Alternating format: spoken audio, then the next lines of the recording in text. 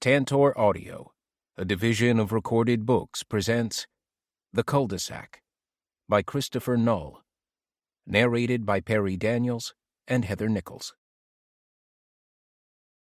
Chapter 1. Klaus. The rain was no help. While one would think that a little water on the ground would soften things up after the long bake of yet another hot and dry California summer, once it hit the earth, the moisture had no impact whatsoever. The rocky terrain had to be dug out, mostly by pickaxe rather than shovel, my tired arms chiseling out boulders as big as my head, one by one, and then tossing them aside into a crude mound. The rain, a wholly unexpected downpour for this time of year, only made the rocks slippery and more difficult than ever to deal with, especially in the dark. A shallow grave wasn't an option. I'd learned that the hard way 2 years ago. Living on the outskirts of town has its advantages, but teeming wildlife is not one of them. Raccoons will eat anything, and coyotes can smell blood for miles.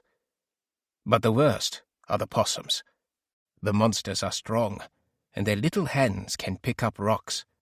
Not the really big ones, but they can easily lift stones as big as a softball. They eat anything, but it's their sheer tenacity that really causes problems. They can undo a full burial mound in the middle of the night, and after a body is exposed to the elements, well, you've got a serious problem. Not just from the raccoons, coyotes, possums, rats, and other Ungeziefer, vermin, but from the flies, wasps, and other bugs swarming around the thing. I wasn't keen to relive the experience from the last time around, when, on a Tuesday morning, I found a carefully dug, though admittedly much too shallow grave, completely unearthed, and the fresh corpse of the housefrau within nearly ripped to shreds. There were bits of red dress scattered for 30-40 meters.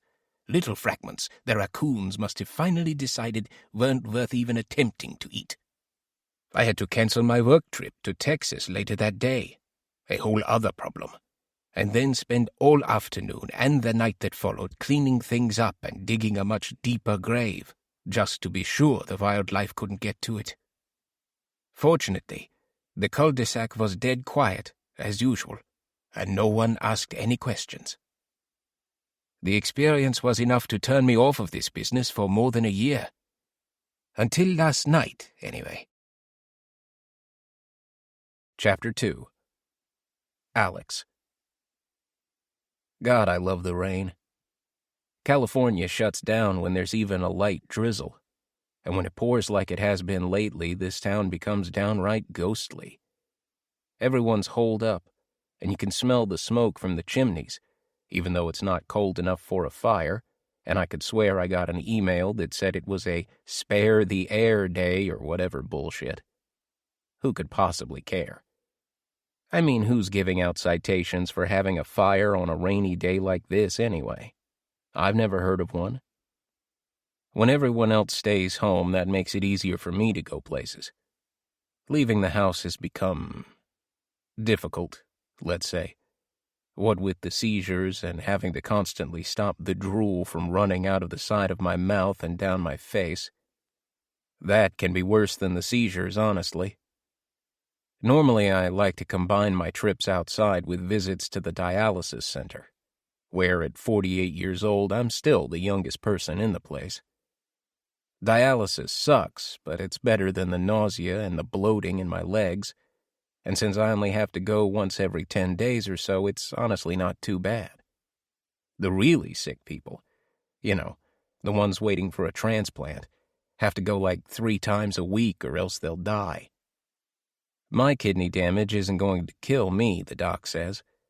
I'm just in it to keep the seizures and the other negative effects at bay. The dialysis doesn't do shit for the drooling, though. For that, I just carry a handkerchief with me and act like I'm a southern gentleman who had a really big lunch, covering my mouth. Anyway, after dialysis, I usually feel great, so it's a good time to go to the market or get an oil change or do whatever errands I have to do that don't involve just buying something on Amazon and waiting for some minimum wage flunky to throw a box at my doorstep. Now that I have the maid service and the gardeners, it's all pretty easy.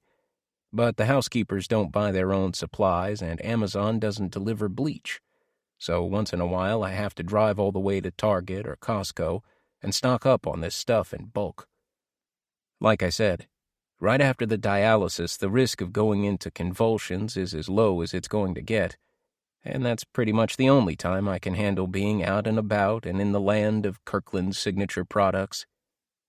But now, with the rain, the stores are pretty much empty, and I need garbage bags, laundry detergent, and Pine Sol, according to the list the cleaning crew left. God, how the maids love their Pine Sol. If it isn't clean, at least it smells like it's clean. I don't like to let them down, and my Spanish sucks, so I'll pick up one of those double jug packs that are connected by the plastic handcuffs at the neck. That'll keep them contento for months.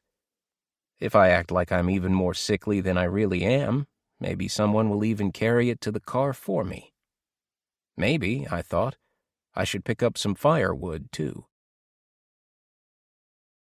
Chapter 3. Peg. My given name Margaret was bad enough. Marge and Maggie and Madge were all even worse, and eventually I asked to be called Peggy. Well, with a name like Peggy, one doesn't exactly fly through the ranks of corporate America. Not in the 80s, when I was trying to make it in advertising, living and working in San Francisco. People think of Peggy as either a child or a grandmother, and I couldn't handle either one. Peg was a bit more professional, and it fit my personality well enough. I can live with it anyway. But I can't help thinking that things would have been different if only my parents had been a little smarter about my name. A little more forward-looking, outside the box, as we used to say. What if I'd been a Michelle, or a Christine, maybe even a Renee or a Jacqueline? Think about being introduced to Miss Jacqueline Stone at a formal dinner. Miss Jacqueline Stone. Why, it's almost romantic, isn't it? Instead, it's just, hello, my name is Peg Stone. Ugh, I don't blame anyone for not wanting to talk to me. The name is just too off-putting to even look at on a name tag, not to mention having to say out loud with your mouth. Jack didn't seem to mind the name. In fact, he got a kick out of it, calling me Peggle, Pegleg, or Peggy Sue, even though my middle name is actually Sharon. I didn't mind. I thought it was cute. We'd met through work. He worked for the client, and I was the agency's manager on the account. We spent years working together on various campaigns and benignly flirting until he finally asked me out, for real, on a dinner date. It was a little strange because we'd already enjoyed many meals together in a professional capacity, and when we went on the date, at least half the conversation was still about work. I was a little surprised that everything worked out as well as it did, and 2 years later, I wasn't Peg Stone. I was Peg Jurgensen. Jack was so tall, and I was so short. I thought we made the cutest couple. By the time I met Jack, I felt like there was more life behind me than ahead, and we both felt that we'd missed the window to have children. Who wanted to be the mom in her 50s on field trips and in small groups at your kid's elementary school? Besides, the various hormones and fertility treatments weren't nearly as mature then as they are today. If Jack and I had managed to have a child, he probably would have come out with an extra finger or something. Adoption didn't fit us either. All the same, we moved to the suburbs to get away from the bustle of the city, which didn't agree with me. And then he died. In the thick of summer, we'd had an argument, and we agreed to take a walk so we could both cool down. It went the other way. The heat did him in, and he never came back home. He left a lot of loose ends with our finances, a new retirement account that hadn't been fully funded, a stupid investment property in escrow, and I ended up quitting work to take care of all of it. All of it made me a little crazy sometimes, but the good news is, work paid out a huge insurance policy, and I used the money to pay off the mortgage and invested the rest in conservative funds that would cover all of my monthly expenses and then some. I quit my job. What was the point of dealing with those turkeys anymore? Normally, as you get older, life speeds up. I found mine, however, slowing down. The abrupt emotional and physical hole left by Jack's departure inexorably growing larger, not smaller. Without the daily distraction of work and a relationship, I filled the time doing little projects around the house, watching television, trying to make the yard look nice, despite some neighbors who refused to play along, figuring out what to cook for dinner, either just one serving or two, with leftovers expected the following day. None of this amounted to very much, and after the initial rush of condolences, life became not just slow, but also very quiet. I lost interest in the things we used to do as a couple, going to movies, dining out at the newest restaurants in the city. When Jack was alive, we saw all the movies, sometimes going twice a week. When Oscar season rolled around, we'd argue about our favorites every night for months. Jack had a keen eye for editing and cinematography, and when the Academy didn't agree with his opinion, he'd throw his hands up in mock disgust. Now I don't really follow the awards anymore. It's just no fun without having a sounding board for my thoughts. Now I just talk mostly to myself. We'd never really found our tribe after we moved out of San Francisco, and our neighbors on the Cul-De-Sac all seemed to keep to themselves, so we didn't have a lot of friends around town either. Check that. We didn't have any friends here. Everyone we knew lived in the city or South Bay, and no one was trekking all the way out to the burbs just to visit the lonely old widow and her cat. I get it. What would we even talk about? That was more than a decade ago. As time went by, it got worse. Neighbors probably thought our house was empty since no cars ever came or went except for my own, which was normally hidden away in the garage. Loneliness begat anxiety, and the two fed on each other. I did my shopping at Sunset Market down the road, saw the occasional movie, and went for a hike in the hills across the street once in a while. But aside from smiling at the cashiers and nodding to other trail walkers, and the occasional chit-chat with the quiet guy next door, I wasn't really interacting with people in a meaningful way. The cat died, and I let my hair turn gray, all the way. I started to get nervous about the prospect of leaving the house, but I still don't, think of myself as a shut-in. I guess I don't usually think of myself at all, really. What I do think about is the past, mostly, though it seems to slip a bit further away every day.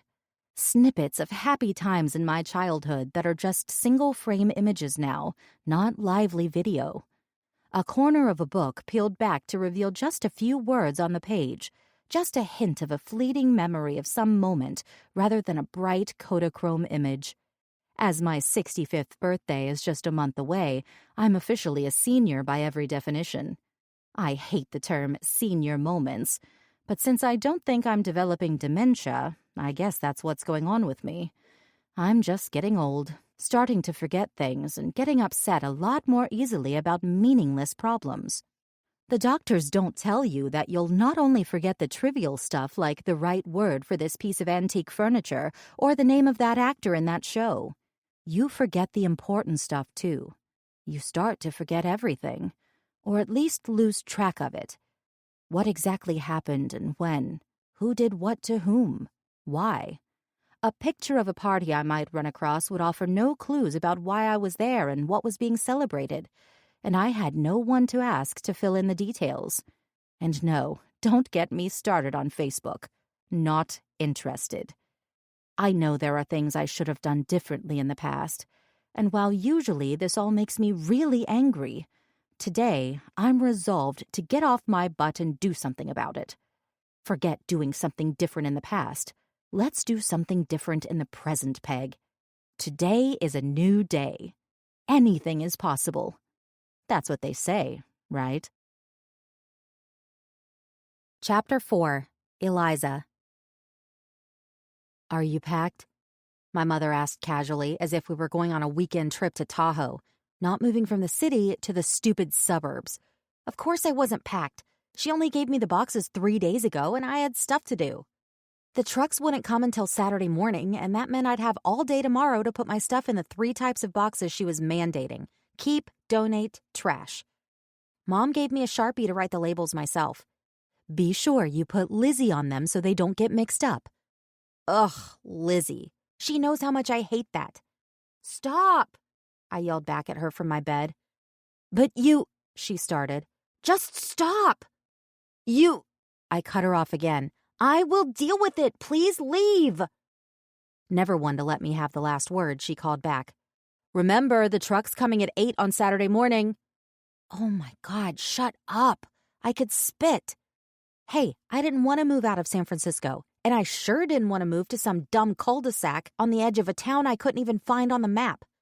It was somewhere up there across the Golden Gate and out of the fog, hidden away in the trees where we could finally have some open space, according to my parents, who bizarrely never seem to step away from their computers and phones unless they have to ride my ass about something I was supposed to do but didn't.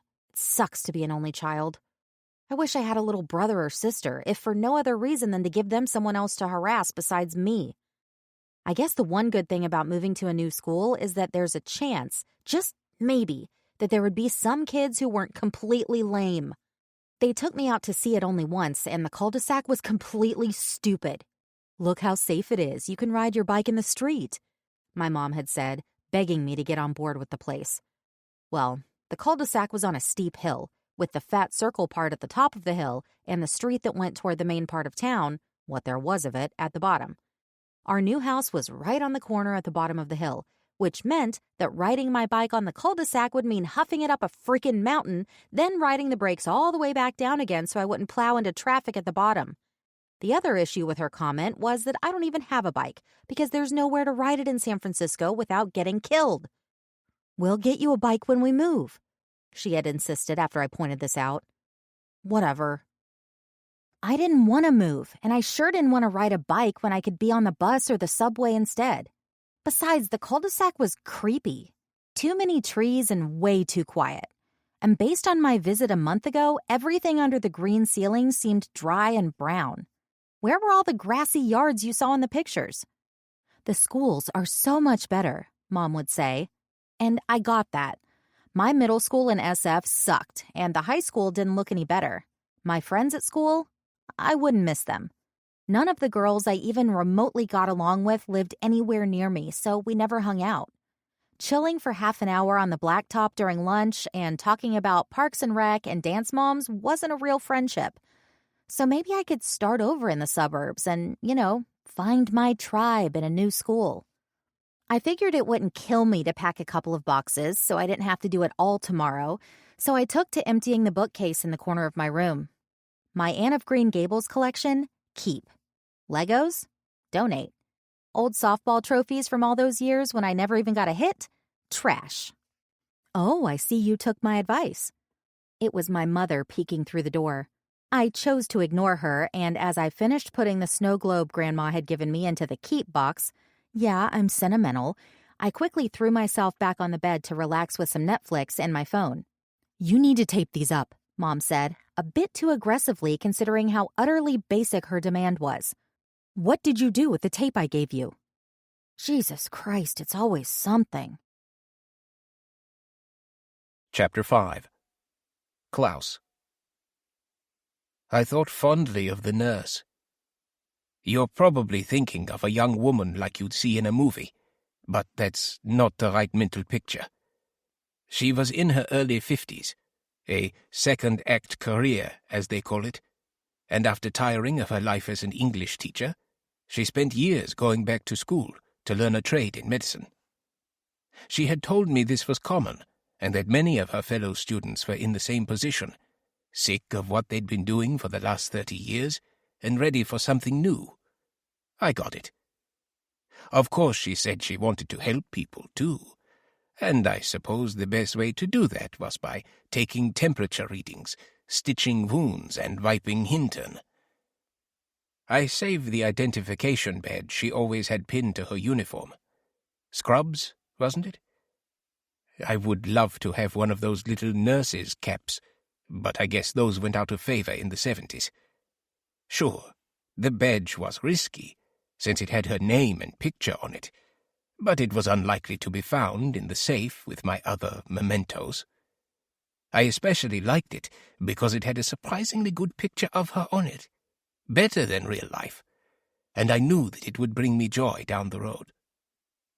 What lingered in the safe? Cash, passport, some documents, and the collection. The turquoise pendant belonged to the winery tasting room worker, the first. She'd poured me some swill and bent my ear in the way that women of a certain age tend to do, going on and on about what had brought her to California from, what was it, Missouri, Michigan, Scheißegal, who cares, buried deep in the woods, never discovered. The small purse belonged to a fellow consultant, here on a job from out of town. She'd recently started a new engagement and found herself alone in San Francisco, due to fly back to New York on the red-eye that very night. People visiting from out of town always felt like good targets, and with her work engagement concluded, she had let her hair down and was ready to blow off some steam. She just picked the wrong bar and talked to the wrong guy. At 42, she was the youngest of them all, and was the first to become a member of the collection out back, behind the house. When she was discovered missing, it made the papers for a few days. Everyone was baffled over what could have happened to her. She just vanished. The waitress was a unique burial at sea, dropped off the back of the boat I'd rented for the week, which I then scrubbed down with Clorox, just in case anyone had seen her come aboard that night. I released her back into the world far offshore, and I nervously watched the news for weeks to make sure nobody washed up on the beach. Nothing ever happened, and as far as I know, no one even filed a report that she was missing. I kept her tiny gold ring, surely an item of some significance that we never got around to discussing. The homeless woman. I wasn't proud of that one. She was early on, 8, 9 years ago. The second in line, anyway. It was a spur-of-the-moment thing. She was standing at a stoplight that never seemed to turn green, waving a sign that read, "Anything helps." I gave her $10 and said I had some cleaning she could do at my house if she wanted to work for another 50. She hopped in the back of the BMW, and that was that. Also buried in the yard, I kept her beat-up belt buckle. Burned the belt. It was disgusting. Widerlich. And the Hausfrau. I called her that, but it wasn't totally accurate. She was newly divorced and living alone, way out in Mendocino, and just hadn't ever gotten a job after the husband left. She was just lying about, living off the alimony, and she struck me as lazy. I didn't feel too bad about her, but we did spend more time together than the others. Those were all over and done with inside of 24 hours. I knew more about her than any of the others in the collection, and I kept her silver necklace as a memento. I buried her in the yard a year ago. Well, twice because of the damn vermin. She was the last one before the nurse. With the nurse's new ID badge, that was 6. 4 interred here, 2 elsewhere. I'm sure that most people think that it is difficult to kill a stranger and get away with it, and that's probably a good thing. If everyone was doing this, it would be utter anarchy out there. You can't just have a world where one person can kill another person at random and for no reason. No one would ever leave their house. Society would collapse. Rules are important. But someone like me, who's just taking one here and one there, nothing crazy, it's no big deal. It's like pulling a single leaf from one of the towering oak trees that overlook the quartet in the backyard. The tree isn't damaged. Another leaf grows in its place the following year, and life moves on. Still, I feel schlecht about all of it. I knew these women had no one of significance in their lives. That's the secret to getting away with it. But still, I also knew it was not right that I should be the one to end it all for them. Knowing what's right and doing what's right, though, those are two different things. 6 was enough. I should stop at 6. I would stop at 6. Chapter 6. Alex. It wasn't garbage day, but there was a massive truck outside making a hell of a racket all the same. What the living hell? I actually yelled out loud, though there was no one and nothing around to hear it unless you counted my grandmother's extremely dated furniture, all of which had been carefully line-itemed in her will and remained exactly where she had left it when she died. I didn't want to get off the couch, as I had already done so 15 minutes prior in order to microwave a frozen burrito, but I shambled over to the window to peek out through the drapes so I could see what was going on. Street cleaning? Someone getting a new refrigerator? No, it was a full-on moving truck. The house next door, which I'm sure hadn't had its for sale sign up for more than a week, must have sold, and already the people were moving in. I knew that couldn't be possible, but then I realized that I couldn't exactly remember when the prior owners had moved away, nor was I able to quite recall their last name, though I knew for certain it started with an S. A horde of laborers spilled from the truck and slowly got to work hauling boxes and furniture from the street to the house. God, they took their time. This was hourly labor at its finest. A lack of education or a history of crime paying them back for a life completely wasted with every step taken. Then again, it's probably a good workout. But if that's true, how come so many of these guys were fat? Neighbors. The Simpsons, Stevensons, the S people, were empty nesters who had sent their last kid off to college years ago. And like all good old couples, they had obviously decided to move away to someplace smaller, warmer, cheaper, and with fewer stairs. I saw some balloons tied to their mailbox at one point a few months back, and a couple of cars out front, but other than that small gathering to which I was not invited, there was no fanfare on the cul-de-sac surrounding their departure. I didn't even notice when they moved out. Must have been a small truck. It probably arrived early in the morning before I got up. What would a new arrival bring? God, how much shit did these people have? And was that kids' furniture? A child on the cul-de-sac? What kind of parents would subject a kid to a street like this? Couldn't they see that if a kid rode his bike down the steep hill, he'd crash into a car at the bottom and die? Besides, there were no other kids on the street for a child to play with. There hadn't been new blood on the cul-de-sac since my grandmother died and I moved in 8 years ago. I was 40 at the time, and probably the youngest person who lived on the street.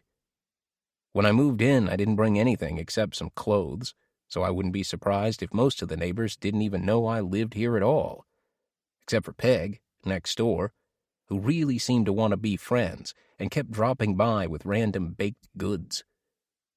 I do remember that once the mustachioed guy, he lives at the end of the road at the top of the hill and farther up the long sloping driveway that finally takes you to his front door, had knocked on the door to give me a piece of mail misdelivered to his house. He peppered me with a bunch of questions for what seemed like hours, but which was probably really under a minute, because I'm sure he could tell I couldn't wait for him to leave. Smarmy and slick, definitely a blue blood type who moved here from New England or something. Worked in real estate, I think. Couldn't recall his name. Maybe I should write these things down. Chapter 7. Eliza. "When are you going to start unpacking?" my mother asked, helpful as ever. There was no answer that would satisfy her, so I told her what I thought would at least shut her up for a day. "Tomorrow?" "Tomorrow I need you to help me unpack the kitchen," she said. "It's fine, I'll do it after," I went back to watching videos on my bare mattress, which was lying directly on the floor next to the yet-to-be-assembled bed frame. Perhaps realizing she had the opportunity to make another obvious comment, Mom asked, "Do you need help putting the frame together?" I paused friends and stared at her for a moment. Did she see a toolkit here? Even a screwdriver? Opportunity to be verbally sarcastic or simply roll my eyes. Which to choose? Both were perhaps too obvious. "Yes," I said after a too long pause, but only after going back to watching the show. "I'll send your dad up with the drill," she said as she turned away. Shit, she had me. I didn't think she'd want to do it right now. Dad was surely busy in their bedroom or the living room or somewhere else, wasn't he? I felt panic, then resignation as she called out from down the hallway. "I'll bring up your sheets." "Mom!" I yelled to try to stop her, but it was too late. She knew to get out of earshot, or at least pretend to, if she wanted to avoid another argument and get her way. I was tired. Weren't they tired also? Why did everything have to happen right now? Well, to be honest, Dad was able to put the bed frame together in like 10 minutes, and Mom even put the sheets on the bed while I hid in the bathroom and finished watching the show. When I came out, they were gone. It was nice to have the bed put together, even if it was surrounded by moving boxes, and I knew I'd have a better night's sleep because of it. There's just something about sleeping low to the ground that feels dangerous and vulnerable. Like, if the mattress was on the ground, the monster that hides under the bed wouldn't have had anywhere to hang out, which means he could creep up onto the mattress with me instead. Anyway, I didn't unpack any boxes that night, nor the next day, nor the day after that. And then school started. Chapter 8. Jean Claire. There's nowhere to hide in the suburbs. It's even worse in school. Everybody knows who everybody is around here. There's only like 200 kids in the class, so there's really no excuse to not know somebody, except for the special ed kids they keep locked up in a whole other part of the school. There's only one middle school here, and there's only one high school. So all this talk of making a fresh start when you move up from one school to the other is pretty much bullshit. It's really all the same people, just in a different building. Because everybody knows everybody, that's how you get a reputation. People know I get reasonably good grades. That's common knowledge. One kid even called me Harvard once, but maybe that was supposed to be a joke. Like, okay, Harvard. I couldn't tell. Harvard was, of course, completely out of the question. I didn't have the grades or the extracurriculars to get in, and Mother would never pay for such a thing anyway. I certainly wasn't interested in taking on any kind of debt, even a student loan. No way. That's the other thing people say about me, that I was always coming up with ways to make money. I babysat, I walked dogs in the summer, I went thrifting and sold the gems on eBay for a profit. Anything, within reason, to make a buck. And every dollar I earned from my side hustles went straight into the bank account I'd gotten my big brother to help me set up before he escaped the suburbs for college. And that account was now growing nicely. On day one of high school, we went through the usual routine of checking out our shitty broke-ass laptop, getting a few textbooks, and doing menial assignments like writing a one-page essay entitled, "What I Want to Get Out of High School." Short answer, out of high school. I filled the rest in with drivel that I assumed the English teacher, Ms. Barbagiani, would want to hear. It didn't take more than 10 minutes. I spent the rest of the time taking stock of the people in the class, all of them familiar faces except for one. There was a new girl in school this year. She was in like 3 of my classes, and she looked like a bitch. Chapter 9. Peg. I only caught a distant glimpse of the young teen clearly walking home from her first day of school while I'd gone out to the curb to fetch the mail. She didn't look thrilled to be trudging along with a laptop in one arm and wearing a backpack that looked almost empty. Shouldn't it have been filled with textbooks on day one? Progress, I suppose. The new family lived at the bottom of the cul-de-sac, so she didn't have much farther to walk, overloaded with books or not. My house, closer to the top of the hill, would have been a tougher slog, and it looked like she needed a break as it was. Her dirty blonde hair was a wreck, frizzed up like a woman who forgot to spray it down before a long day at the beach. She looked sweaty, not glistening, but a bit dirty and ragged. She was wearing a sweater that must have been oppressively hot in the muggy swampiness of the rain's postscript, and she was hunched over just a bit, dragged down by the weight of the backpack and, I'm sure, the daily horror of being a teenager. She disappeared into the house on the corner, which must have been what all the ruckus was about a few days ago. Moving trucks. A child on the cul-de-sac. What a delight. Maybe this was the sign I needed that things were going to start perking up for me. A little youth was all we needed to breathe some fresh life into the cul-de-sac. The girl's parents must have put a lot of time and forethought into choosing just the right place to raise their daughter. A fine high school she could walk to just 1.25 miles away. Virtually no traffic aside from the mail van and the occasional delivery. Quiet and peaceful and safe. I'd never once heard of any real crimes taking place anywhere near us, though kids sometimes sprayed graffiti on the side of the supermarket between here and the school. That was to be expected. As long as this new girl didn't fall in with the wrong crowd or make any trouble on the street, she was going to do great. I was sure of it. God knows everything was different today. I would have had to use a wagon to carry my textbooks home, and of course we didn't have computers back in the 70s. I'm old enough to remember having to do homework on a slide rule, a gizmo this poor girl wouldn't have a clue what to do with. Come to think of it, neither would I anymore. What was she interested in? What kind of classes was she taking? I guess I could look up the school online and see what they offered. Surely it was all courses in building robots and speaking Chinese nowadays, right? I liked that the schools were teaching kids practical information, something they could use to get a job in the real world. What a world away we are from home ec and metal shop.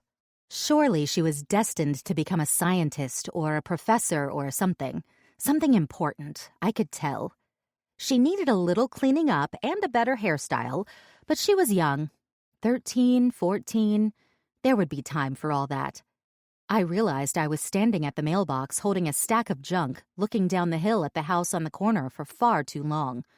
The girl had disappeared minutes ago, and here I was standing around like a loopy-loo, as my mother used to say, lost in my daydreams and oblivious to the world around me.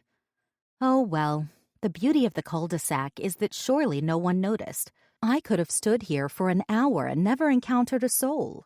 Until now, maybe. A child on the cul-de-sac. How exciting to have new people, young people, on the tiny street. But who was I kidding? Probably this young family would want nothing to do with an old woman like me. I quickly calmed myself through the breathing exercises I'd been taught, and as they said, mindful thinking. There is nothing to be nervous about, Peg. This is good. A little change never killed anyone. It was finally time to get out of the house a bit more. Chapter 10. Alex. You on the list? The voice came from around the partition. I couldn't see him, but I could tell he was an old man.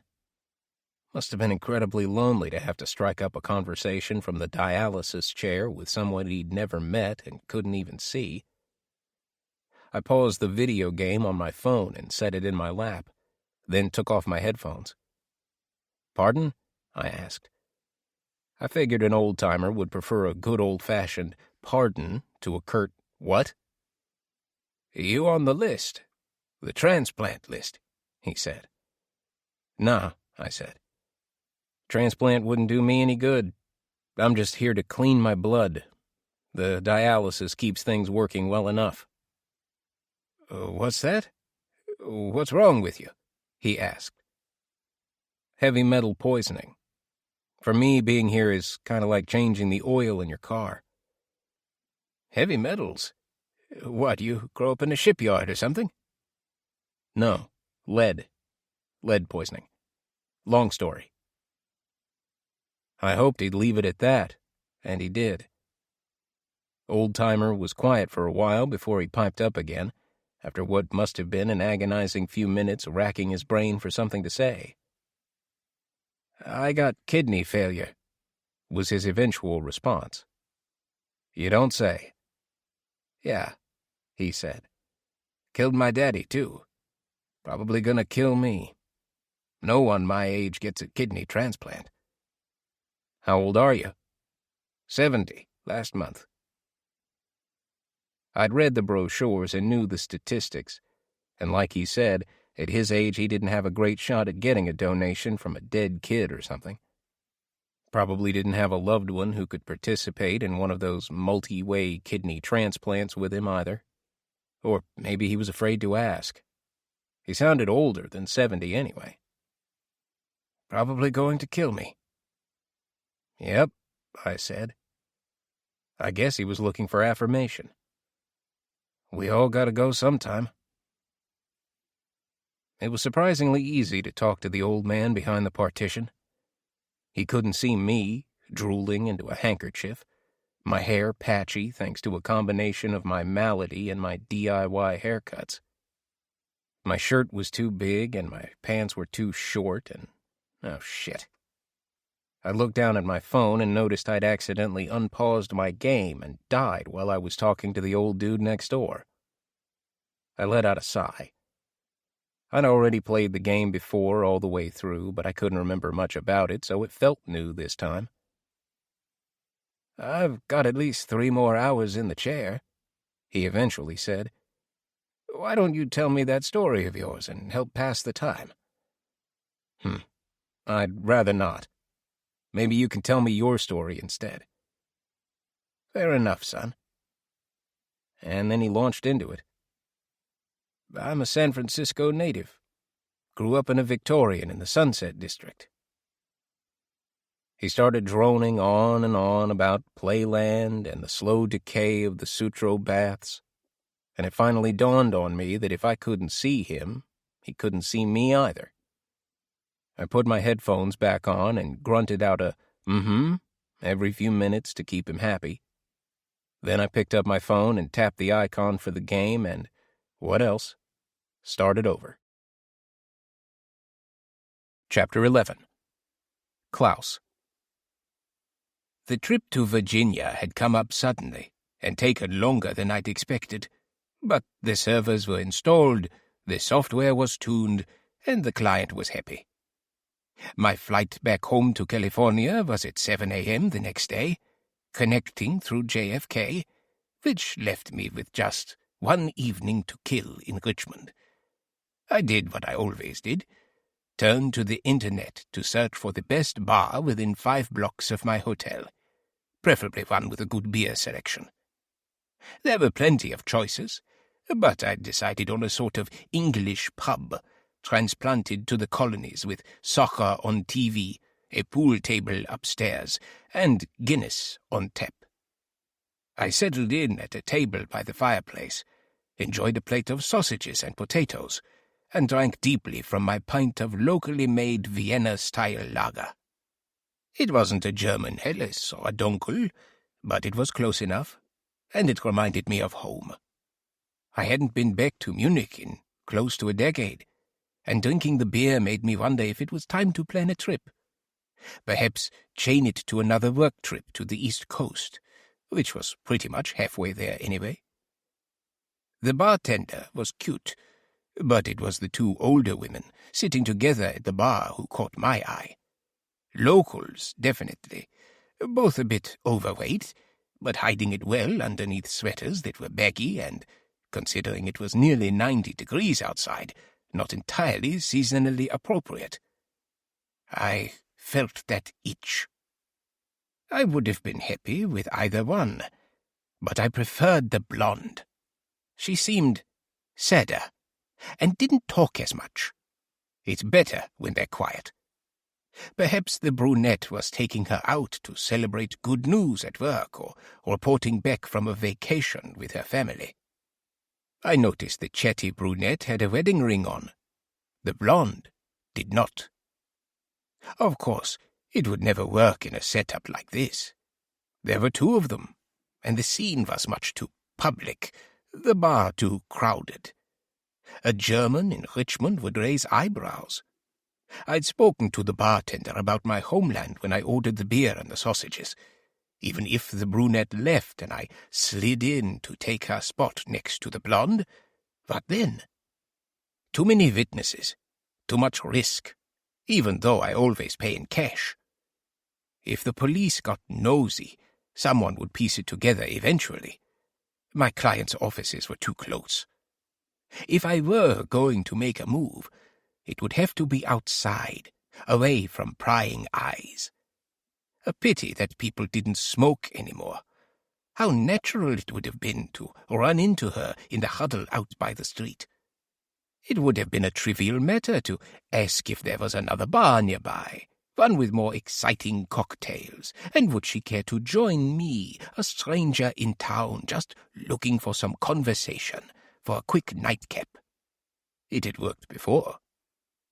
Naturally, I had not attempted to fly here with any of my precious chloroform. Not easy to come by now, even on the dark web. And it wasn't like I could have some delivered to the pub. Cyclopropane and sevoflurane wouldn't be available either, unless I bribed someone to steal it from a hospital for me. If I were to do it, it would have to be the old-fashioned way. Given the limitations of working so far from home, that would probably mean a thick plastic bag over the head, and holding her down for a minute or two until she passed out. There would be struggling, so we'd need to be close to an alley or some kind of dark area where she wouldn't be seen. The bag would muffle the screaming, however. My car would have to be nearby, so I could get her into the trunk, or, less suspiciously, the back seat. I'm reasonably sure that someone had seen me drag the consultant into the car that night in San Francisco. But as I was shoving her into the back seat, the would-be witness probably assumed she was simply drunk, not dead.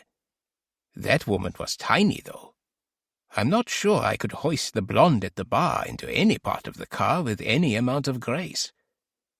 I realized the potatoes on my plate had grown cold as I daydreamed about a plan that was never going to happen.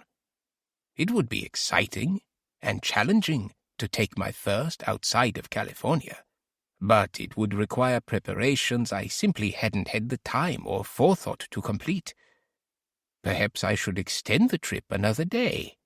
Try to get the job done tomorrow night. An even worse idea. I was being foolish and careless. Besides, I had to remind myself, I'd agreed that I would be done with 6.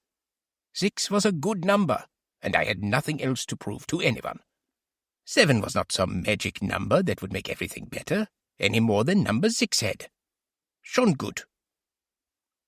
Eventually, the two women left together. There would have been no way to pull it off anyway, so why was I beating myself up? I finished the beer, paid the bill by leaving cash on the table, out of habit, and walked back to my hotel, where I packed and slept restlessly for just a few hours. I was up by 4:30 in the morning to get to the airport, only to find my connecting flight from New York delayed for hours. We landed at SFO, and I fetched my car and drove back home through the city. The sad ride down 19th Avenue, across the Golden Gate and into the suburbs. By then it was well past sundown. The entire day verschwendend, wasted. As I made the final turn, that hard left that took you into the secluded Cul-De-Sac most people would unknowingly drive past, I immediately noticed the squat little house on the corner. The older couple that had lived there had moved out some months ago, and now it looked like every light was on in the place, as if the new residents were afraid of the dark. They didn't have curtains yet, and I slowed the BMW to a crawl to see if I could get a look at who was inside. There was certainly plenty of activity inside. Stacks of boxes, furniture in disarray, and several people in constant motion, carrying useless krimskrams inside. It certainly looked frantic. Hadn't these people organized their belongings beforehand? Or had it all just been packed in random boxes? I counted at least 2 people inside, a man and woman in their 40s, I'd guess, but I was certain that this was more than just a couple moving in. To be sure, it was a family moving into the cul-de-sac, and that would mean some number of children. And that was terrible news, because that would come with activity. Visiting family members, babies being pushed in strollers. birthday parties, and everyone on the lookout for danger to their precious kinder. Chapter 12. Alex. The dope from Amazon had left my package next to the mailbox all the way down the street. The lazy jerk. Most delivery types knew it was tough for me to get around, so they did me a solid and brought packages to the door. It was a few dozen steps for them. Nothing. But it was a massive amount of work for me. Oh well. Probably best to check the mailbox anyway, I thought.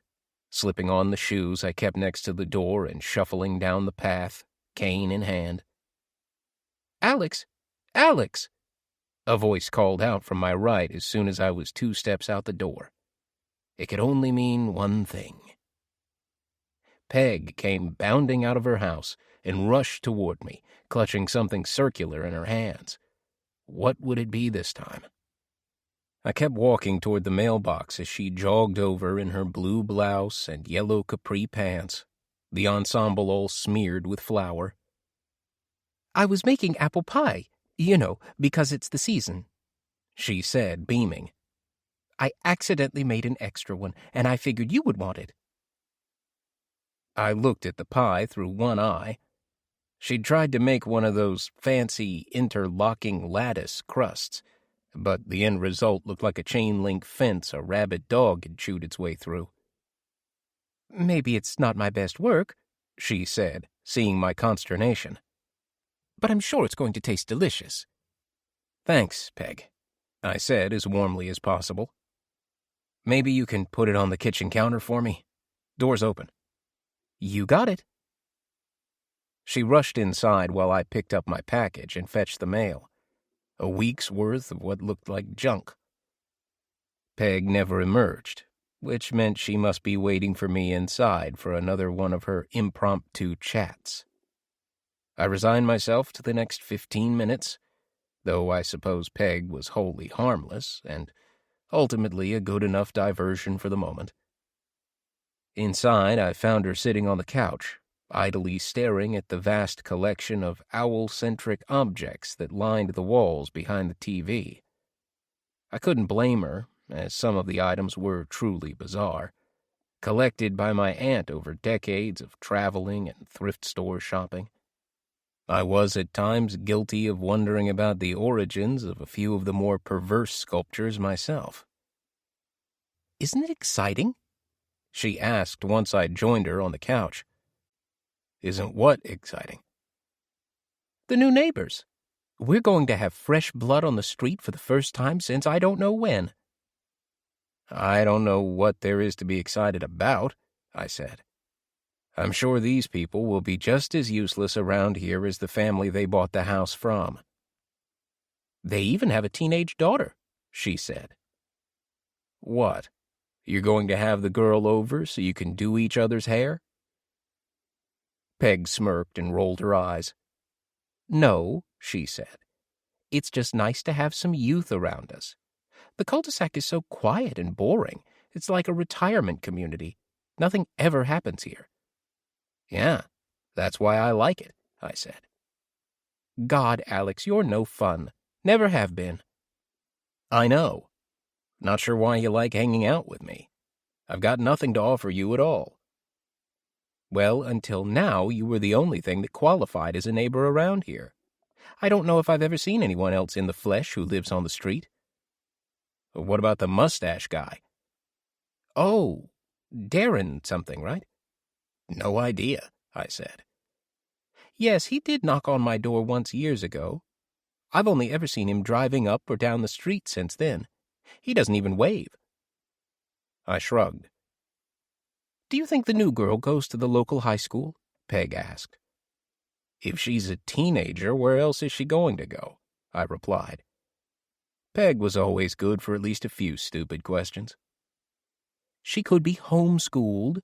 She could go to the private school somewhere. I don't know. I was just wondering. Maybe she's a cheerleader." "A cheerleader? That's your angle?" "Why not? I was a cheerleader," she insisted, frowning a bit. "Okay, whatever. I'm just saying girls now play a lot of real sports too, you know. Of course I know that, Peg said. I'm not an idiot. Peg, no one thinks you're an idiot. Jesus. She could be frustrating at times. She stared at me, smirking for a bit. I'm sure she knew deep down that I kind of thought she was, maybe, a little bit of an idiot. Why do I keep coming over here anyway? She asked. I ask myself that all the time, I said. It's probably because you've got nowhere else to go. Peg shrugged. She knew I wasn't wrong. Chapter 13. Eliza. I could tell Mrs. Barbagianni was going to be one of those teachers. She was already huffing and puffing around the classroom, rolling her eyes and rubbing the bridge of her nose all the time. I'd heard that 2 people had already been suspended, and this was only the 2nd day of the school year. She started class with the announcements. Today, she intoned as loud as her squeaky voice could go, is the start of fundraising for the school year. That means all of you get to go ask your parents, neighbors, and friends to buy holiday wrapping paper and other delightful goodies to support all the wonderful activities we do at school. I picked up on the sarcasm right away. The guy next to me with his face flat on the desk and a hoodie pulled up to cover his head, probably not so much.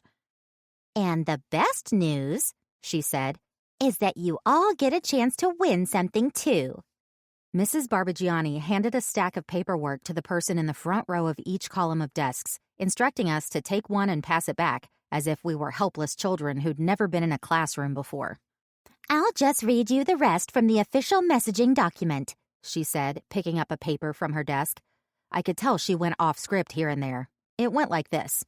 Okay, kids, we have a long-running tradition here, and since you freshmen are all new to the school this year, this will be your first time to be a part of it. Every year, the PTA and the administration work together to raise money to support vital school programs. This year, our goal is to raise $100,000 in order to fund new computers for every classroom. If we reach our goal, each class will receive up to 2 new Macintosh computers, which will be available for class projects, research, after-school use, or additional student needs.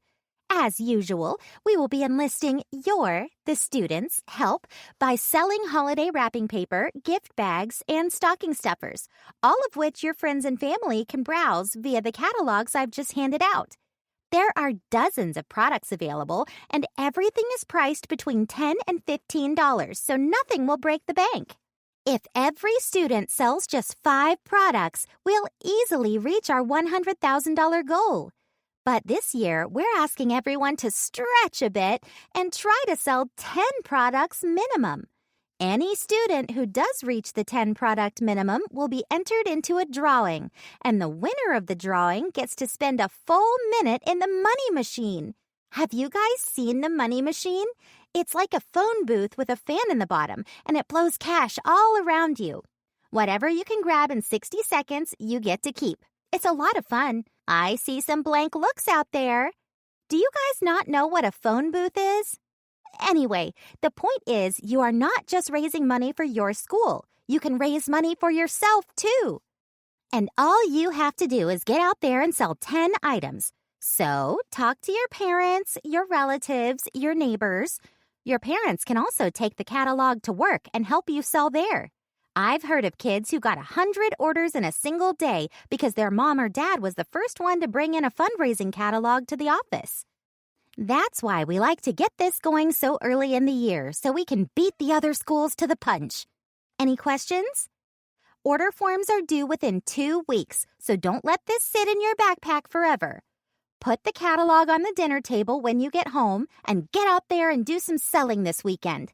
If we all pitch in, we can reach our goal and have those computers in the classrooms before Christmas. A hand went up in the back of the room. A scraggy-looking kid wearing pajama bottoms. Trevor was his name, I think. Yes. You said we're all pitching in, Miss Barbagianni? He asked. That's right. Well, does that mean you're selling wrapping paper too? Mrs. Barbagianni didn't answer, narrowing her eyes at him. Any other questions? She asked. The walk home from school wasn't difficult, but it was on the long side. Over a mile, the last part of it a woodsy, uninhabited stretch of road that I bet got pretty spooky at night. But nearer the school, the road was flat, straight, and crowded with suburban homes on either side. A bit farther along was Sunset Market, situated in a small strip mall where a lot of kids went to grab lunch. Suddenly there was a voice behind me, and it sounded familiar, with a bit of an accent I couldn't immediately place. "You're new, right?" "Huh?" I said, turning. "You're in Barbie G's class with me, English." I recognized her. Jane something.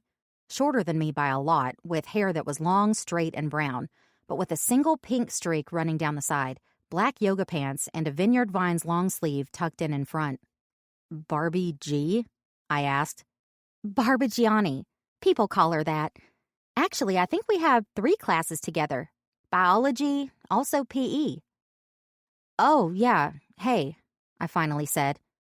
Did you move here recently?"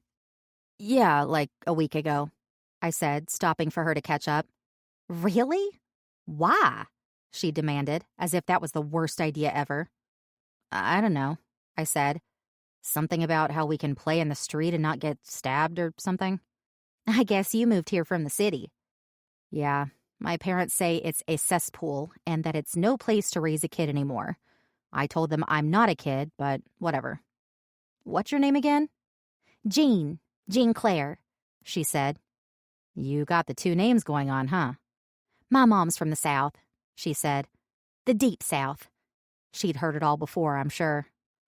"Well, I'm Eliza. 1 name." "Yeah, I know. Where's your house?" I pointed in the direction we were walking.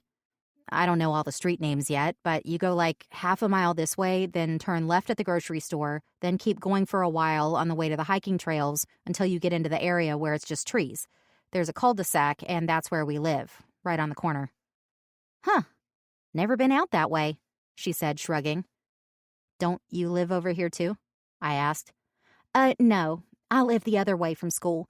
But the grocery store is this way, and a bunch of kids stop by the store for snacks and drinks after school and hang out, so..." She shrugged. "Yeah, I've seen the crowds already." By then we'd started walking again, but at an awfully slow, lazy pace. Growing up in the city, I'd been trained to walk with purpose in order to keep trouble at bay. Eyes straight ahead, no electronics in hand, and no earbuds, so you can maintain awareness of your surroundings. It had worked. I'd never been robbed or attacked or anything, though I spent every day walking to school and more recently had started riding the subway and bus by myself. It scared my mother shitless, though. She couldn't take it anymore, I guess. Jean Claire looked down at my hand, which was clutching the fundraising catalog Mrs. Barbigiani had passed out earlier in the day. "You going to sell wrapping paper?" she asked. "Oh, I don't know." "My brother graduated last year. He always sold it because he wanted to get into the money machine, but he never got picked," she said. I couldn't tell if she was proud of him or if she was making fun of him. "I did hear this one kid got like $300 a couple of years ago, though. Mostly the machine is full of ones, but they have some 20s, 50s, and a single $100 bill in there, too. They make a big show of it when they put it in. They said he got the 100 plus one of the 50s. The secret was that he wore sweats and he shoved all the money down his pants so it couldn't blow out of his hands." I snort-laughed. "Well, that's cool." "Yeah, totally." Jean Claire laughed awkwardly. "I'm definitely going to sell enough to qualify for the money machine, whatever it takes. And, we could sell together if you want." "Like door to door?" I asked. "Yeah, we just have to sell 20 items total, and we make a deal that if either of us gets in the money machine, we split the cash evenly. That's twice the chance that one of us can get in there. It's a lower payout, but a lot more than nothing. Big upside if you ask me." "Sounds like you've thought this through." Jean Claire blushed. I guess she really needed the money or something.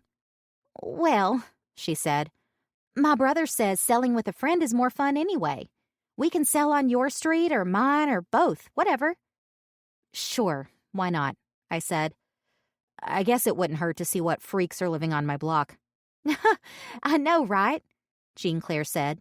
"Bunch of pervs, I bet." We had finally made it to the grocery store, Sunset Market, and Jean Claire stopped as we walked through the parking lot. "You going in for anything?" she asked. "Nah, I'm not hungry." Yeah, me neither. Sometimes there are good sales in the candy aisle, though. Anyway, text me your address. I'll come over tomorrow afternoon and we'll go meet the freaks. I gave her my phone and she punched in her digits. Maybe living out here in the sticks wasn't going to be quite as bad as I thought. Sounds good. I'll send it. See you tomorrow, I guess. Yeah, bye. I turned to walk away and Jean Claire called out, Hey, Eliza. Huh? I said, turning. I'm so happy you're not a bitch. Chapter 14. Lou. Dinner was ready. Frozen lasagna, which Judy mercifully could not fuck up. At least it would be better than the greasy Chinese takeout from last night, and the McDonald's we had the night before. For our first Saturday in the new house, it was a home-cooked meal, or as close to it as we usually ever had. The dining room and kitchen were still stacked with moving boxes. As the three of us sat down, I asked Judy, "How long is it going to take to get this all unpacked?" I said it in my nicest possible voice, but, I mean, what else did she have to do all day? "As long as it takes, Lou," she said. "I'm going as fast as I can, and as you can see, I had to make dinner." She gestured at the foil tray on the table. To protect the wood, she had placed it on top of a decade-old phone book the previous owners had left behind. I smirked at her effort. "Really?" I asked. "Yes, and I even made a salad." She had emptied a bag of salad onto 3 paper plates, then squeezed out the little bag of dressing that came in the kit, globbing roughly a third onto each plate. She hadn't even tried to stir it around a little. I worked on that myself and nodded, saying nothing further about the matter. I was sure Lizzie didn't want to hear it.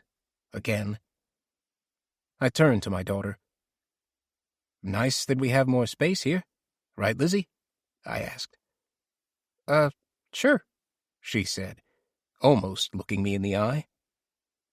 "I mean, we moved here so you would have some room to spread your wings." "My wings," she said. "Great. Well, good news on that front. We have to sell wrapping paper and stuff to people to raise money for school." "Oh, that's great, honey," Judy said, ever the supporter. "What can we buy?" Lizzie gave her a bit of a side-eye before going on. "Whatever you want, I guess. If we sell enough stuff, we get entered into a drawing for a big prize. I'm going to sell with this girl from school tomorrow. Go door to door on our street." "Door to door? Is that safe?" Judy asked. "Is it safe? Isn't that why we moved here? Because it's so safe?" she said. "I mean, that and the whole thing about my wings." I piped in. "I think it's great, Lizzo. You've already made a friend." A moderate grimace, probably at the Lizzo crack. "Sure, I guess," she said. "Selling door to door really builds character," I said, putting on my best smile. "I think you're going to learn a lot about yourself along the way." This was great news. Lizzie had never had the chance to do anything like this back in the city. Maybe this was the first sign that things were going to perk up for her. For all of us. "Well, there are like 7 houses on this street, and one of them is ours, and another one is burned down," she said. "So I don't know how much you think I'm going to learn. Besides, I just want to sell 20 items with Jean Claire so we can go in the money machine." "The money machine? What's that?" Judy asked. "It's supposed to be an old-timey phone booth like the ones on TV, the kind that you stand in. It's full of money, and a fan blows it all around while you're inside. You get to keep what you can grab in a minute." "This is a prize for selling the most?" Judy asked. "They pick someone at random, if you sell enough items." "So we give you money for wrapping paper, and the school gives you some of the money back through this money machine?" I asked, just for clarity. Lizzie shrugged. "I guess." "Sounds about right," I said, trying not to roll my eyes. Somehow Lizzie had nearly finished her plate over the course of this short conversation, one in which she had done half the talking. The quicker she ate, the quicker she could get back to her phone. "I'm glad you're selling with a friend," I said. "Smarter that way. I think you'll learn as much from having to cooperate with someone else as you will from having to interact with strangers.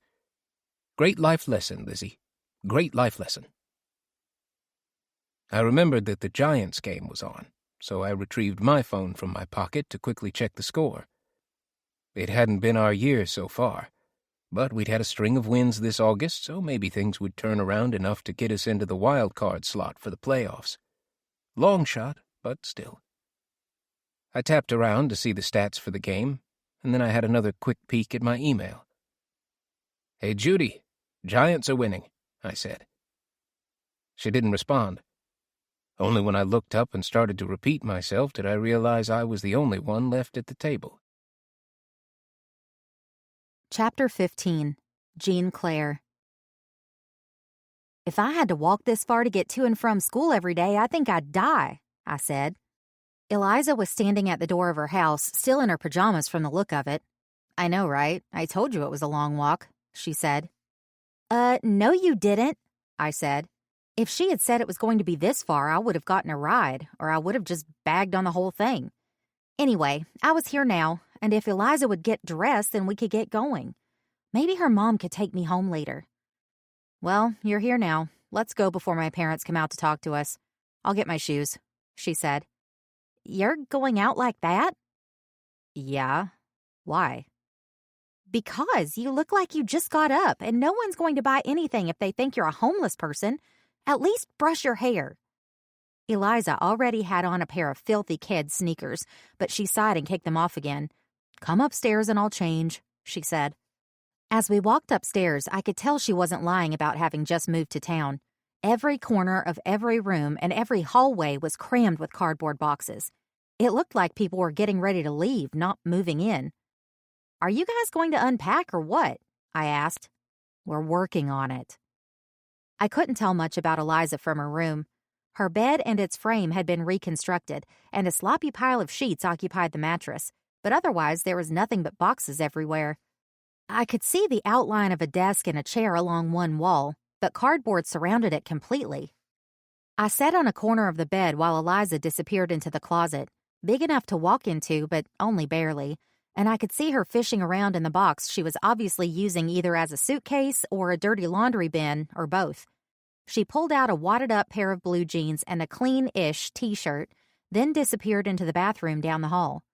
Eliza didn't much seem like the other girls at school, and maybe that was a good thing.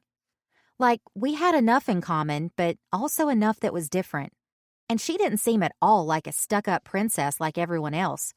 Maybe she would be someone who could really understand what I had to deal with at home, and why I wanted to get out of there. When she reemerged, she was reasonably put together, her hair pulled back into a tight ponytail, her face washed, and her teeth presumably brushed. Good enough for selling overpriced wrapping paper to strangers, I guess. Her outfit smoothed out. Eliza beamed and gathered up her sales sheet, catalog, and a pen.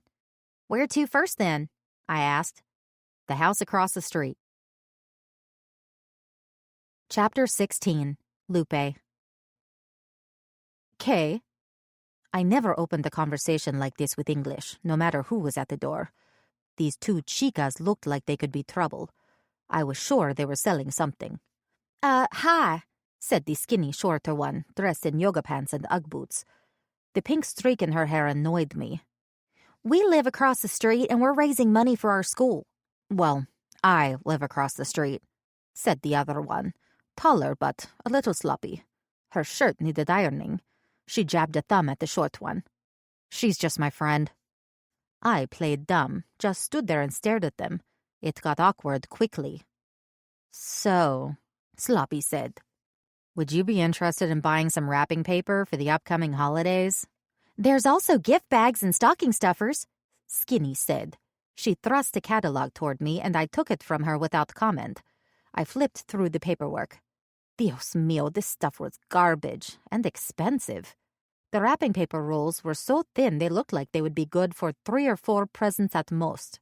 The gift bags weren't shiny, and they weren't even printed with Christmas decor. They were just plain bags colored a dirty red and green, with small handles. The stocking stuffers were junk I couldn't imagine putting in a calceta.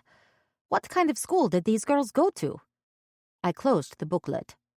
"I no live here, just work here," I finally said, intentionally butchering my English. "Sorry," Sloppy said. "Is your boss home?" I nodded. "He home, but he blind." A voice boomed out from behind me.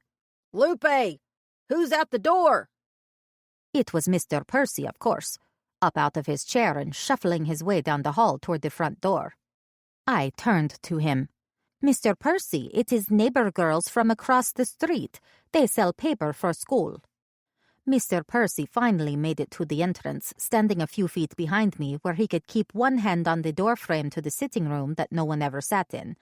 He was out of breath from the exertion, huffing and heaving from walking 20 whole feet, which is what happens when you sit on your trasero all day, listening to the radio while I bring you food. I turned back to the children outside and watched both of their eyes and mouths slowly open. The scene of this old, black, wheezing gordo was not something familiar to those in this neighborhood, or any of the others like it in this upscale county. And few people ever saw Mr. Percy. If he needed something, I would go get it while he just sat in his chair. The only time he ever left the house was for doctor's appointments, and that was an all-day situation every time. "Paper for school?" Mr. Percy asked. "What the hell is paper for school?" "It's Christmas wrapping paper," said Skinny, "to put presents in." "I don't need no wrapping paper, because I don't give no presents to nobody," he said, with more anger than required. I'm pretty sure he would have spit on the ground if only he had been outside. "Oh, well, okay," Skinny said. She turned back to me. "Maybe you would like to buy some wrapping paper yourself then?" Mr. Percy began shuffling back to the living room. I felt bad for the girls and thought about it, but $12 for a roll of paper that would cost $3 at the drugstore? How could I tell them no politely? The easy way, of course. Pretend I didn't understand and that I was broke, the latter of which wasn't untrue. "Oh, sorry, no dinero." I shook my head mournfully as if I might cry at the thought of another Christmas with no gifts. "Lupe!" yelled the old man. "Hungry!" Saved by the bell. I handed the catalog back to Sloppy. "I go now," I said, and slowly closed the door. They hadn't stepped inside, so it wasn't that hard to send them on their way. "Nachos!" Mr. Percy yelled. I watched the girls leave, going back across and up the street to the next house, deeper into the cul-de-sac. Then it was off to the kitchen to fetch the Velveeta, which is how he likes his nachos. Chapter 17. Alex. When the doorbell rang, I was deep into my third hour of online poker, my TV blaring HBO in the background. The more noise, the more activity, the faster it was to muddle through the daily horror of life. I considered not answering it, but I was losing badly, already down $100 on the day. Maybe this was a sign. Divine intervention telling me that I should call it quits for now. I got up and stumbled to the door, slowly and a little dizzy from getting up too fast, but otherwise intact. And after pulling aside the curtain, I saw through the window that it was not divine intervention. Rather, it was two teenage girls, and it was too late to turn around. They had already seen me, and one was waving hello. Sigh. I opened the door wide, in part because I realized I needed to lean against something to stabilize myself for a moment. The blonde one stuck her hand out by way of introduction. "I'm Eliza. I just moved in next door," she said. I considered her hand for a moment, wiped my own on my shirt to get it a bit less sweaty, and gave it a shake. She must have taken a confidence class or something, because her grip felt really strong for such a young girl. "Alex. Lived here for years. Been wondering when I'd see one of you, live and in color." Yep, here I am. She went on. So my school is having a fundraiser, and we're selling wrapping paper. Can you support us? You the sister? I asked the brunette, who bizarrely had a vein of pink running down one side of her hair. No, I'm the friend. We're just selling together. Got it, I said. So what's in it for you? What do you mean? Eliza asked. You get a prize or something if you sell the most cupcakes, right? Sort of, yeah. And it's wrapping paper, not cupcakes, she said. She was getting increasingly flustered by my insolence, but whatever. It's a figure of speech. So what's the prize? I asked. This, I knew, was supposed to be about supporting the school, not bribing the students, but she played ball with me. You get to go in the money machine and grab all the cash you can in a minute. Fair enough. Teach the kids cutthroat capitalism in addition to salesmanship. Why not? She was waving the catalog in my face by this point. I guess I can take a look, but I need to sit down. I became aware of the all-too-familiar feeling of a small ball of spittle growing in the corner of my mouth. Attempting to avoid embarrassment, I snatched the catalog and turned, subtly wiping my face against my shoulder in the process. I walked back to the couch, leaving the kids behind. Clearly, they had been carefully informed not to enter anyone's home that they didn't know. Sure enough, as I flipped the catalog to the back, there it was, in black and white, one of the rules for door-to-door fundraising. It was rule number 2, never enter a stranger's house. Rule number 1 was sell with a parent. I laughed inwardly. I hollered back as I walked. Come in if you want. There was some muttering between the two. Should they come in? Should they wait outside? But I think they just knew I wasn't a threat, so they came in, shutting the door behind them. I plopped back on the couch where I'd been lying and muted the TV. It was a Game of Thrones replay, which was risky because of the boobs situation, but I figured the odds were in my favor that we'd be safe while they were in the house. How long could this possibly take? I perused the catalog and quickly deemed that the stuff inside was a bunch of garbage. Wow, this looks like a bunch of garbage, I said. It's just wrapping paper, Eliza said. How bad can it be? It's so small, I said, and a lot of it is ugly. Well, pick something that's not ugly. Look, she said while pointing at the open page. The one with the snowflakes is pretty. It wasn't bad. But the reality was I had not wrapped a present for anyone in close to a decade. With my shaky hands, I was reasonably sure I wouldn't be able to wrap a present anyway. Scissors? Forget it. On the rare occasion when I needed to send a token present to someone in my extended family, like Josh's wedding 3 years ago, I just emailed an Amazon gift card. No one had ever complained as far as I could remember.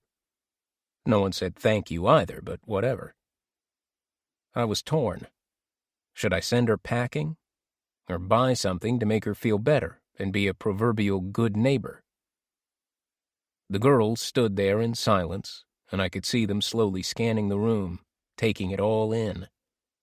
What a sight it must have been to see a lone middle-aged man in a den of floral pink and olive green, gold tassels on the upholstery and drapes, not to mention the many sculptural owls staring out from the built-in shelving that was now partially obscured by a large-screen TV I'd plunked on a card table. I swear I saw one roll her eyes at the other. I thought about kicking them out right there, but, I would have done the same thing as them to get a chance at some free cash. Well, to be honest, at her age, I probably would have thrown away the catalog and said nothing to my parents about it. As a casual anarchist teenager, I didn't sell anything for charity. Although that money machine did sound like a good incentive. What do you think? She asked, interrupting my daydream. Oh, right. I tried to pull it together. Okay, give me the snowflake one and Throw in the little bear in the stocking. I didn't ever get a Christmas tree for obvious reasons, but I didn't mind being a little festive when the temperature dropped down. Change of scenery. The two girls exchanged an excited glance. It was their first sale, I could tell, in part because the order sheet inside the catalog was totally blank. "Great!" she cried, snatching the catalog back and pulling out a pen. "Snowflake paper and bear in stocking keychain. It's not an ornament, but I guess you can use it however you want. The paper's $12, and the bear is $13.50, so that's—" She trailed off. "That would be $25.50, I said after a few seconds of waiting. "For real, you can't do 12 plus 13? "It's 12 plus $13.50, she retorted. I started to argue the obvious, but she blurted out over me, "I'm just not good in math, okay?" "Fine, whatever. Is there tax?" Her eyes popped open wide like a deer caught in the headlights, as she clearly had no idea if tax had to be collected. She flipped the catalog over and began scouring the fine print. "We have an 8.5% tax rate here, so it's another $2.17, I said after working out the math in my head. Both girls looked up from the paper at me. "Anyone able to add that up?" I asked. The friend pulled out her phone and tapped away at the calculator app. Seeing I was right, she asked, "How did you do that?" I shrugged. I've always been good at math, but there are a lot of tricks you can take with problems like that. You kind of just back your way into the answer. I had a book on math secrets and shortcuts when I was a kid, and I guess it's just one of those things that has stuck with me. "I can't even," Eliza said. It's rare to see a teenage child look genuinely impressed, but the girl seemed truly dazzled, her mouth gaping open. "You can even," I said. "So, is there tax or not?" She went back to scrutinizing the paperwork and shrugged. "Looks like not." "Okay.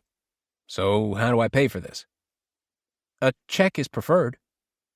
Oh, brother. A check was definitely not preferred by me, and I could tell that today's shakes were going to make writing longhand pretty much impossible. "If you need a check, you're going to have to fill it out. I can sign it," I said. I don't know how." "Well, it isn't that hard. If you get me my checkbook, I'll give you the check for—" "What?" I asked, quizzing her. "For $25.50. "Right. It's on the kitchen counter, right over there," I said, pointing. I pretty much only ever used it for paying the property taxes on the house. I'm sure the mess in the kitchen was something else. The weekly maid service didn't come until tomorrow, and I liked to give them a challenge. But she came back quickly enough. With screwy hair like hers, she didn't have much of a leg to stand on. I could tell she was biting her tongue. The girl was a bit of a punk, but I saw a lot of myself in her. Maybe having her as a neighbor wouldn't be so bad. It's not like she was moving in here with me, after all. I walked Eliza through filling out the check. Explaining how to write out the numbers in words instead of numerals led to another semi-argument and one voided check, but eventually she got it. When she handed me the pen to sign, I leaned over the coffee table. Glass, brass border, to try to write my name down on the signature line. It was slow going, the shaky, jiggling script looking almost cartoonish. I got a rough A out, and the rest was just a scribble. Still, it took at least 10 seconds, and again I could hear the girl's thoughts. What the hell is wrong with this guy? I handed her the checkbook and told her to rip it out, carefully, and she did. "Wow, Mr. It's just Alex," I interrupted. "Okay. Thanks so much for this," Eliza said. "You're right, by the way. You are our first sale," the other one said. "We're supposed to have all the stuff in about 6 weeks, and plenty of time for Christmas. and I'll deliver it directly." Eliza put the check in her pocket and smoothed out the catalog to present to her next victim. "Super. Can't wait," I said. "You can show yourselves out, I assume?" "Yeah," Eliza said. "I guess I'll see you around the neighborhood then." "Sure thing," I said. "Sure thing." Chapter 18. Peg. The moment I'd been waiting for had finally arrived, and my expectations were wholly surpassed. The visitors were every bit as delightful as I had hoped. The new neighbor girl, Eliza, had a certain bohemian quality that reminded me of my youth, and her friend, Jean Claire, was just so charming and spunky. That devilish streak in her hair, she would be capable of mischief. And here they had given me a catalog of goodies to peruse, with Christmas right around the corner. Okay, it was a few corners away, but still coming up. Wonderful wrapping paper, bags, and so many tchotchkes that would look just perfect decorating the house. It was so hard to choose. "Maybe I can call out the items I want, and you can mark them down on the paper for me?" I asked. Sure." Eliza seemed confused but excited. Not as much as me, but still excited. "Do you want some tea first?" I asked. "Do you girls drink tea?" They both demurred. Starbucks junkies, surely. "Okay," I said, flipping back to the beginning of the catalog. "I'll take these wrapping papers." I read off the item number and prices. "The multi-pack of gift bags and, let's see, the squirrel snow globe ornament, the lighted reindeer statuette, and the wreath-shaped napkin rings. And I do like this cute Christmas sweater ornament. Let's get that too." "The ugly Christmas sweater one?" Eliza asked. I checked the fine print and was a little surprised. It looked cute to me. Yes, the ugly sweater. Jean Claire was adding up the prices as we went with the calculator on her iPhone, which was smart. "What's the total?" I asked. "It's $124.50, Jean Claire said. 10 items, right, Eliza?" She confirmed it. "Wonderful. Do you need a check?" I asked. They did. I got my checkbook from my purse. They probably wouldn't appreciate my simple springtime check design, but it was important to me, and wrote the check out as instructed on the back of the catalog. "Wow, this is great, Mrs. Jurgensen," Eliza said, eyeing the name on the check. "I don't think my parents will even buy this much stuff." "Yeah, thanks for supporting the school," Jean Claire said. "Please call me Peg," I said. "Anyway, I don't really need this much wrapping paper, but I do like to help out. It's all so beautiful." "We'll deliver it personally in a few weeks when it comes in," Eliza said. "Peg," she added, perhaps a bit too slowly. "That sounds wonderful," I said. "You know where to find me." Chapter 19. Eliza. "This is a maze," I said as we left Peg's place and continued up the hill, now entering the big bulb turnaround of the cul-de-sac. "We've already sold 12 items and we haven't even talked to our parents." "Getting to 20 is going to be so easy," Jean Claire said. "We'll be done in like 15 minutes. Next door to Peg's was the spooky house that had burned down. Well, maybe not burned down, but burned anyway. The roof was mostly gone, and the upstairs of the house was badly charred and crumbling. The windows downstairs were now boarded up, with numerous official notices stapled all over the front. The whole thing looked like it was sagging in the middle, but maybe that was just an illusion. The grass and weeds were growing tall around the place, making it look very much like the apocalypse had started right here in the middle of suburbia. We stopped to stare. "What do you think happened?" Jean Claire asked. "Dunno," I said. "Probably smoking in bed." "Yeah, probably." The brick house at the very tip of the cul-de-sac was an old-timey looking place and the biggest house on the block. To get there meant climbing up a steep driveway, which was at the end of the already steep road. If you walked here all the way from our house at the bottom of the hill in one go, you'd probably be too exhausted to talk. We trudged up the driveway, panting. The manicured hillside on either side of the narrow drive was very pretty, and a stark contrast to the wild, out-of-control yard surrounding the burnt house. I could definitely see living in a place like this, if you never had to walk anywhere at least. I rang the bell of the brick home, one of those ding-dong, ding-dong, ding-ding-ding-dong bells, and waited. The door eventually opened, just a crack. I could see the face on the other side was a man, probably about my dad's age, with a mustache, which always made me laugh. I started giggling a little, and Jean Claire gave me the side eye. Mustache opened the door all the way, obviously not concerned that we were there to rob him. Yes? He asked. I had my routine down. Hi, I'm Eliza, your new neighbor down the street. We're selling Christmas wrapping paper and other items for our school, and I was hoping you would take a look at the catalog. He shrugged and took it without saying a word. As he flipped through the catalog, I could hear noises coming from upstairs, like a drag, thump, drag, thump. Do you have kids? I asked. Mustache looked up from the catalog and paused. Dogs, he said. Oh, drag, thump. After that, he hurriedly picked out 2 items, both sets of gift bags, no paper, and paid in cash. It wasn't until he filled out the order form that I saw his name, Darren Charles. Okay, work to do, he said, shooing us from the entry hall and out of the house. Great, well, thank you, I said. We'll be delivering the items in a few weeks. He didn't catch the end of that. He'd already shut the door. Chapter 20. Klaus. I saw the whole thing from my occasional observation point in the window-filled turret at the very top of the house. First, I walked across the street from the new house, then diagonally back to her next-door neighbor's house, then to the smaller house, tucked away up the hill and in the trees. They stopped to consider the house that had burned down some years ago, before my time. Then on to the big house on the hill, the one where the strange man with the thick mustache was always coming and going. Darren Charles. I'd met him once, and he was the one I kept my eye on.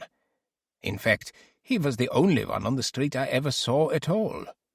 From what I could glimpse of his driveway, he was either going to and coming from work, or going to and from Costco, coming back with boxes and boxes full of food every weekend.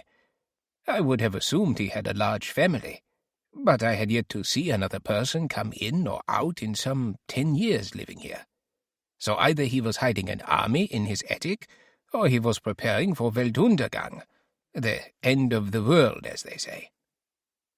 They left the Charles house and continued around the Cul-De-Sac to the inevitable, my house. I knew they would make it here soon enough, and I was preparing myself for the doorbell to ring. It would have been better if one of them had come by herself, but I suppose a naive twosome would be workable, for now.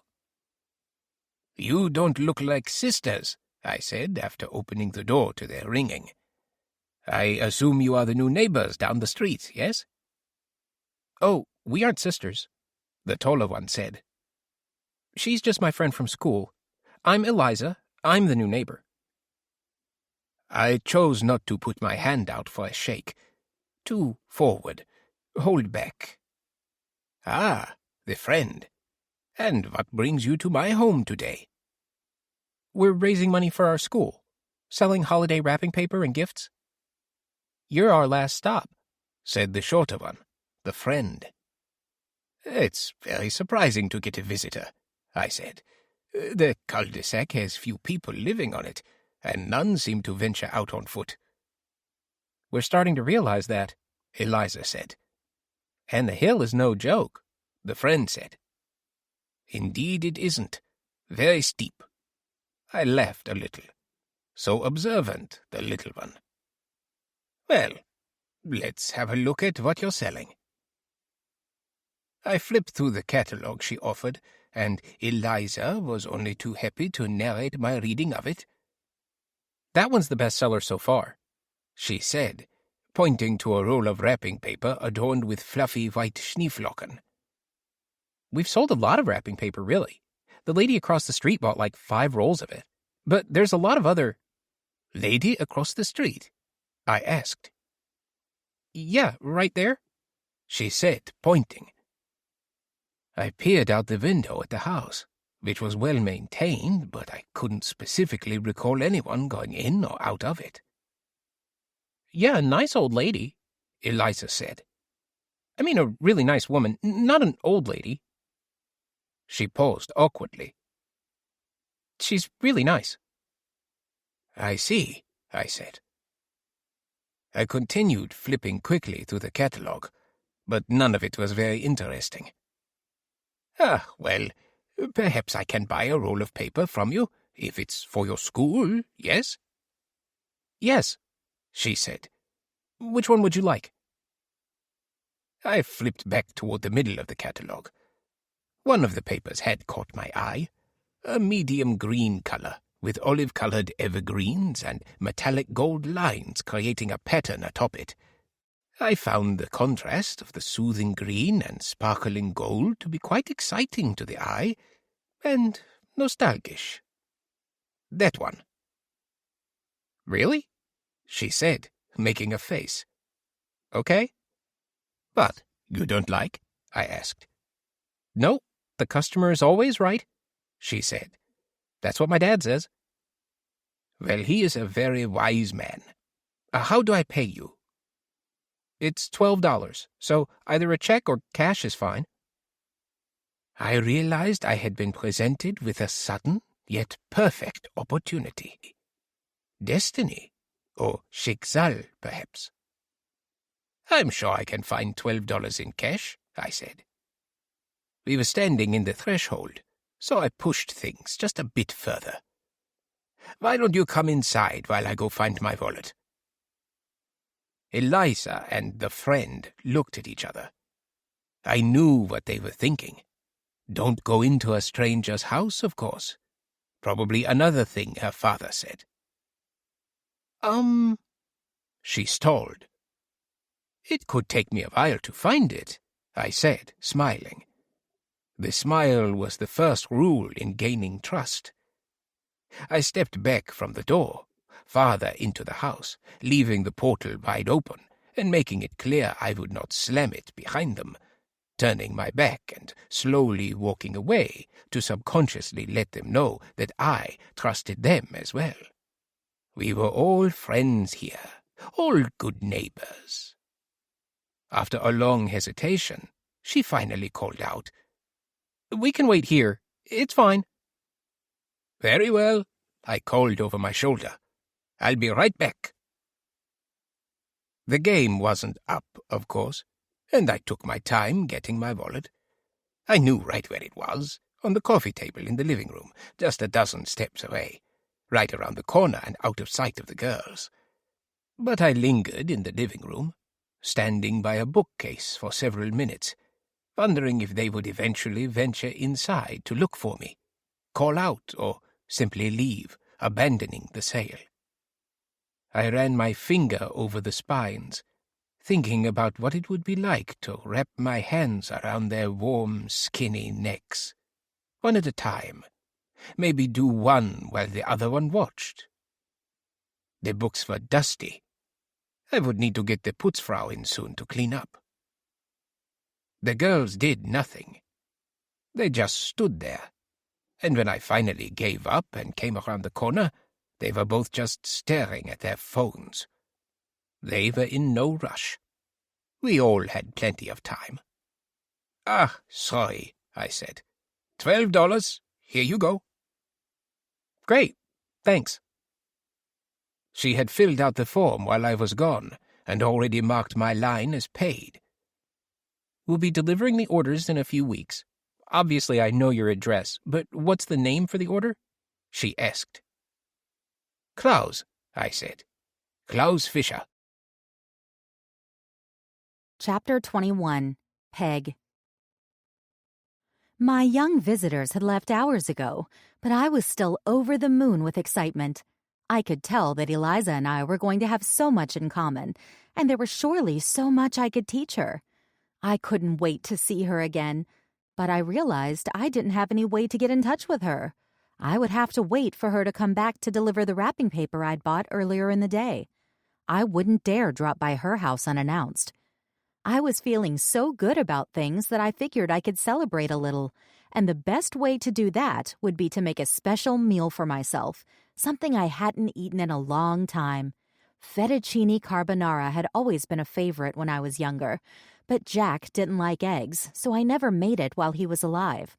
I couldn't really remember quite how it went, so I trotted out my trusty Better Homes and Gardens new cookbook, ring-bound of course, and found the right page. The paper stained and water-damaged, and no longer able to lie flat, even after years of being smushed on the shelf.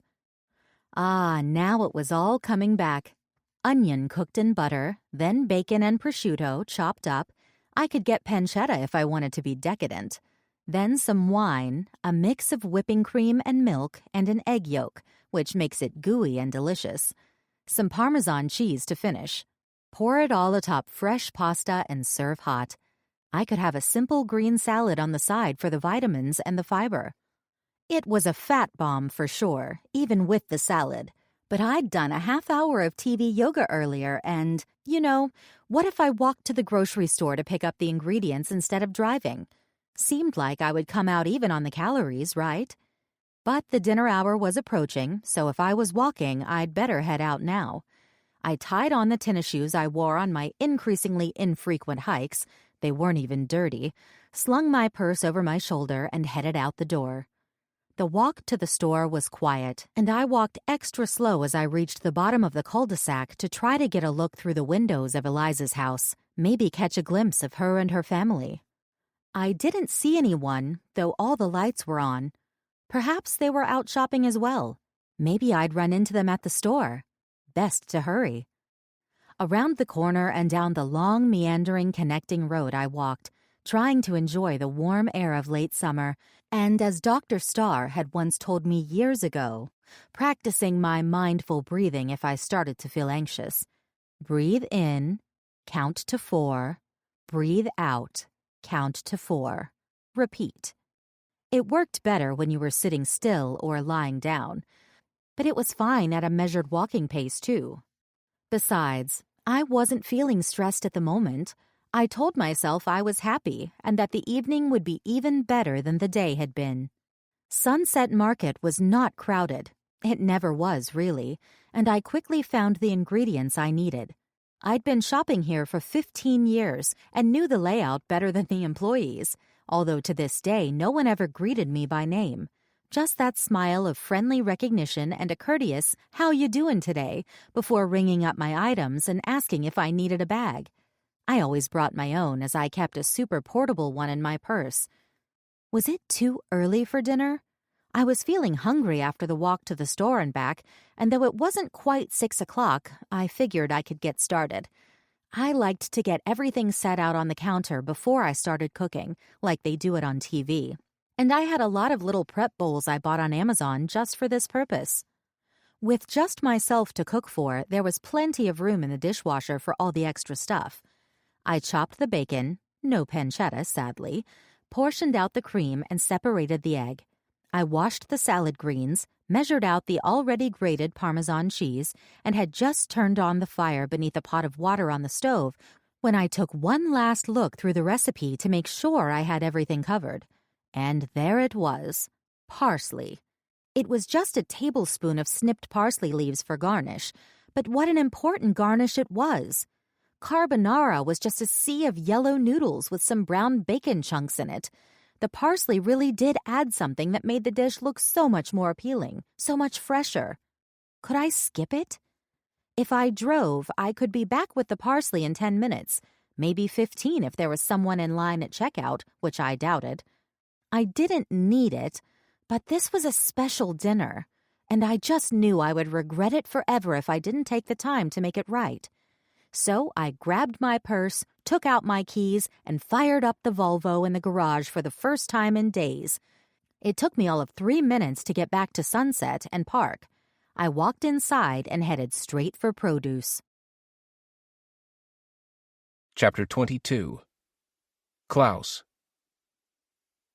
There was something familiar about her. An older but fit woman who was too short to reach some greenery on the top shelf. She was struggling to get the last bunch of parsley, pushed way to the back of the bin, and, as was the norm at Sunset Market, there were no employees around to ask for help. "Can I get that for you?" I asked from behind her, placing my small basket of groceries on the floor. She jumped and quickly withdrew her hand, stepping back and almost crashing into me. "I'm sorry, I didn't mean to startle you, but perhaps you could use a hand?" I said as she turned around. She was quite pretty, but her wide-eyed expression made her look a little wild, verrückt. I had seen her before, I was sure of it. "Oh," she stammered. "No, I'm sorry." She laughed nervously, though I didn't understand what was funny, or what she had to be sorry about. "I didn't see you." "It's fine," I said. "Here." At 1.9 meters tall, it was simple for me to reach the parsley and hand it over to her. "Do you have a bag for it?" "Oh, no. Sorry," she said again. She quickly tore off a cellophane bag and struggled to open it. The parsley dripped water onto the ground while I waited patiently. As she got it open, she said again, "Sorry." "You keep apologizing, but I assure you there is no need," I said, smiling. She giggled a bit. "Oh, sorry," she said. I wasn't sure if it was ironic, but I doubted it. I dropped the parsley into the bag for her. I could see she had no wedding ring, but she was wearing other jewelry, so I assumed that meant she was unmarried. That would be very rare for this area, but not unheard of. "I'm sorry. There, now I said it. But I am sure I know you from somewhere," I said. "Oh, I don't think so. I'm good with faces," she said. "And you don't look familiar." "Well, I assume you live nearby, correct? Perhaps we both go to the same gym." I didn't go to a gym, but I was fishing. "No, I work out at home." "Do you ever go to Dante's, our local dive bar?" "Oh, no." Of course she didn't. Well, it must be something else.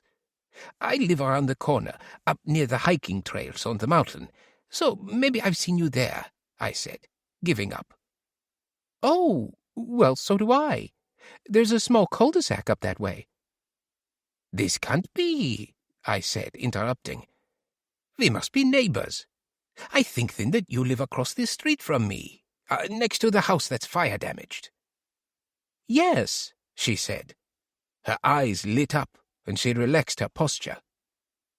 "And you must live in the big house with the turret on top, and with the wide stretch of wooded hillside next to it. Is that your property?" "It is," I said. "I love that house. I can't see it well from my window due to all the trees, but I enjoy looking at it whenever I leave home." "Yes, I'm sure I've seen you coming or going. Is it just you, then?" "Yep, just me, all by my lonesome." "Interesting." I said, "You won't believe this, but I was just talking about you. Or rather, two girls were at my house talking about you to me earlier today." "Eliza and Jean Claire, aren't they charming?" "Very much so," I said. "Isn't it wonderful to have a new neighbor on the street? And I guess you're a new neighbor, too, since we've never met. 2 new neighbors in one day." She looked away, almost dreamily, as she spoke. "Klaus Fischer," I said, extending my hand. "Peg Jurgensen," she replied, shifting the parsley to her left hand to shake mine. Both our hands were a bit wet and cold, which was remarkably unerotic. "How long have you lived on the Cul-De-Sac?" I asked. "Oh, 15 years or so. More, I guess." "Unbelievable. How could we not have met until today? I've lived here for a decade." "Honestly, I don't get out much.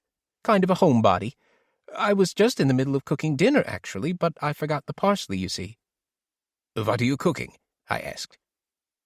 "Fettuccine carbonara, an old favorite." "That requires parsley, does it?" "A little." "I see." I considered Peg Jurgensen during a momentary pause in the conversation. She was a skittish one, and I knew there was a story to be told about why, but this wasn't the time for it. Yet she had not pulled away, and despite her being in the middle of preparing a meal, had not excused herself.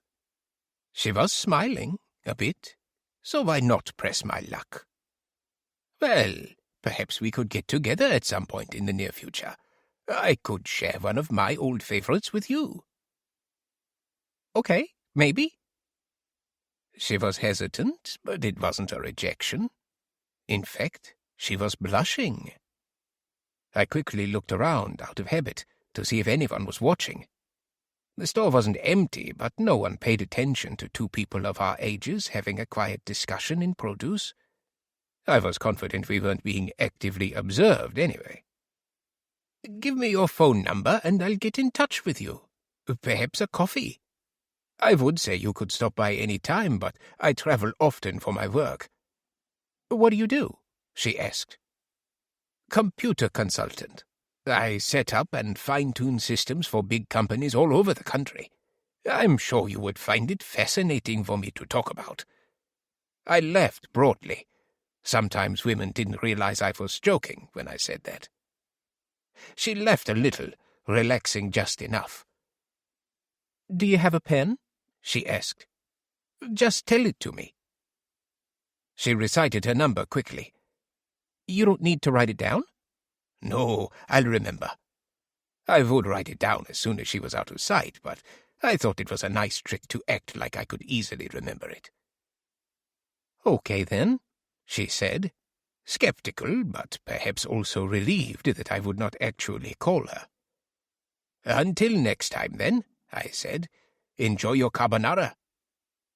I put my arm out to shake hands again, and she accepted it. Both of our hands were finally dry. The encircling of our fingers felt much warmer than I had expected. Chapter 23. Peg. Why did you do that? I asked myself on the drive home. Such a fool! Yes, Klaus seemed nice enough. That German accent was a little strange, but I guessed it was something I could probably get used to, as long as he wasn't going to do something like make me drink schnapps. Heck, maybe he could teach me the language. I may be 64 years old, but I could still learn some new tricks. Swallow your fear, Peg. Embrace the future. But there was a bigger concern. I didn't know how old Klaus was, but his graying hair and the light lines on his face made me guess he was in his early 50s. He was certainly handsome, his swept-back hairdo giving him quite a distinguished look. He had been dressed casually, but not in the slovenly shorts and flip-flops you usually saw draping the pudgy bodies of the older men in the neighborhood. Once the men around here turned 40, it was like their wardrobes miraculously disintegrated, leaving behind nothing in their drawers aside from ratty t-shirts, sweatpants, and San Francisco 49ers merchandise. Peg, you could surely do worse. But did I want to do anything at all? Surely his invitation meant more than a platonic dinner. What would be the point at my age of starting a relationship with someone new? Romance. What would that even be like in 2019? Making out on the sofa? He would expect to have sex at some point, probably soon. Did I need to have protection? Would he want to see paperwork to prove that I don't have any STDs? And what about this dinner anyway? German food, schnitzel or sauerbraten probably. What was sauerbraten anyway? I would have to consult the Better Homes and Gardens new cookbook when I got home. The name alone didn't sound very appetizing. Calm down, Peg. It's just a dinner. It may not even be that. He had been very vague about the invitation. In fact, it hadn't been an invitation at all. Just some mention of, what was it? Sharing some old favorites with me. No date had been set. He had probably forgotten my phone number already. I was pulling into the driveway. I was so distracted, I had almost left the parsley at the grocery store, but remembered to grab the bag at the last second. I parked in the garage, shut the door, and put Klaus out of my mind for a moment. I had dinner to finish, and the water for my pasta was now boiling as I'd left the burner on underneath it. Terribly dangerous, but a time saver now that I was home and could whip everything together. I dropped the hard noodles into the water and slid the chopped bacon in the pan so it could fry up. As I washed my hands in the sink, my gaze drifted to the entry hall. Was Klaus coming home yet? Drying my hands on a towel, I quickly walked over to the window in front of the house, peering out to see if I could catch him entering his driveway. But the street was empty. Chapter 24. Klaus. Now this was unexpected. But was it necessarily a bad thing? Twice in one day a blessing had been presented to me. If I were not to take advantage of this incredible opportunity, it would be like spitting in the face of God.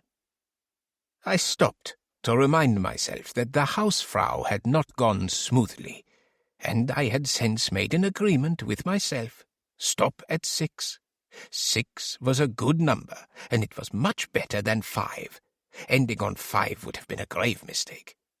Still, I was not in a competition. There was no reason to tempt fate. But this was new information, wasn't it? And it deserved new analysis. The nurse, number 6, had gone smoothly. Perhaps that was the real sign I should be paying attention to. A calling that had been urging me to return to duty. And really, 7 was a very good number. 8 was also a good number. Which was the best number, though? 7 may be lucky, but it sounded rather pedestrian these days because of its reputation. The number 8 was good luck for the Chinese, and of course it was larger. It was best to take things one at a time, of course. Going for 8 wasn't off the table, but there was certainly no rush to get there. First, there was 7 to consider. That said, I did not like to dawdle. The longer you spent with them before you took them meant nothing except a lot of additional risk. Someone could see you. You could leave behind evidence. She could snap a picture of you and send it to a friend when you had your back turned. Too much familiarity was very dangerous. If I was going to do this, I really needed to focus on what was right in front of me, the very real and unexpected prospect of number 7. But perhaps this was madness. Perhaps I should see if a romance might not happen with the Jurgensen woman. It had been years since I'd been in an actual relationship, and Dora was still with us, last I heard. Perhaps Peg was someone who could help me take my mind off my thirst. Maybe she was even a good cook, despite her apparent forgetfulness. She had appeared very lonely at the grocery store. No wedding ring. The secret to success was to take someone with no significant attachments. It would be foolish not to at least, as they say, test the waters, see what the possibilities were, feel her out a bit. I would call in a few days. Who knew what might happen? Chapter 25. Lou. I was late again to dinner, but not by more than a few minutes. Judy wouldn't say anything about that as long as I complimented whatever she had made for dinner. I would need to exclaim after my first bite. Even better than last time. I had to practice in the car. Getting used to the commute would take some time, but I'd get there.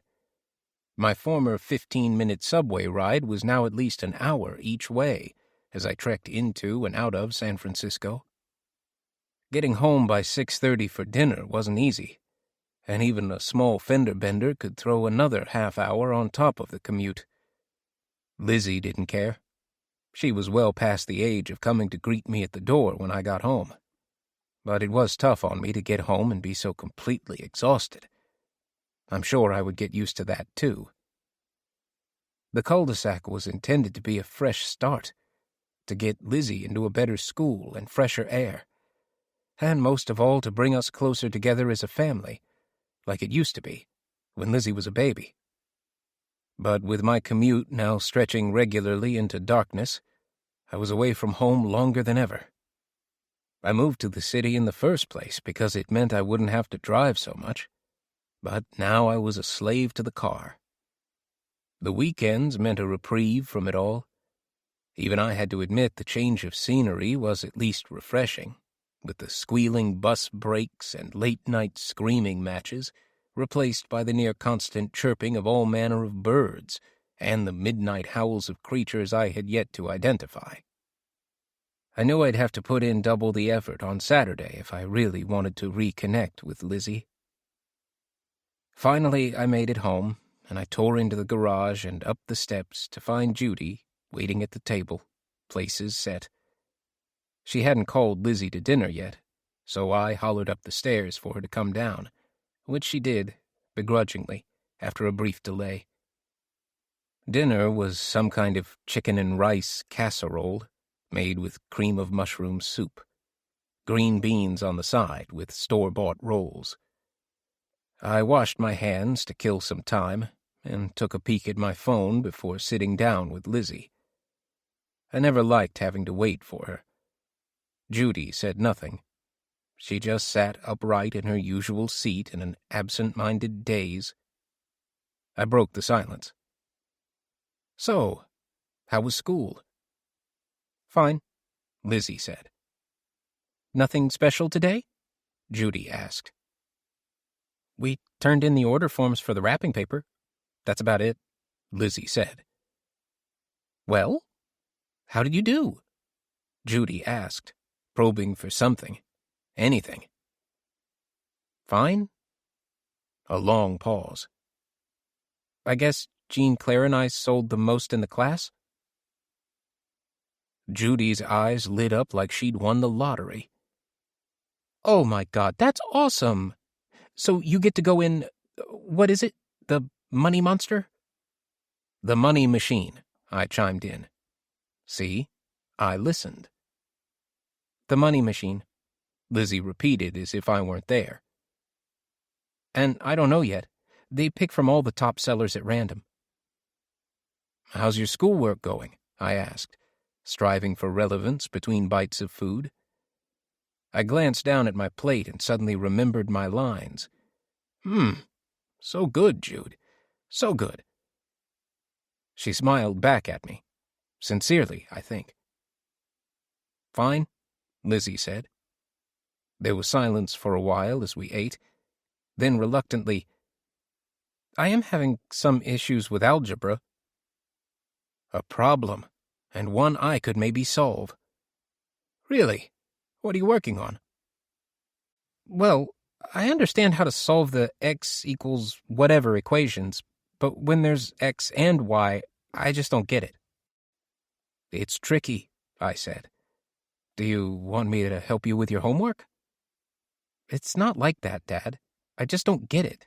My teacher sucks." Judy chimed in, always angling to be of help. "Maybe we could look for a tutor." I braced for the inevitable vitriol, but Lizzie surprised me by not rolling her eyes. She took a bite and turned her attention to Judy's end of the table. "Actually," she said, "I may have an idea about that." Chapter 26. Eliza. "Now, tell me again why you think this man would be interested in tutoring you?" Mom asked as we slowly walked up the hill, deeper into the cul-de-sac. She was struggling with the steepness of the road, even though it was only a few dozen steps from our house. Out of shape. "I don't know," I said.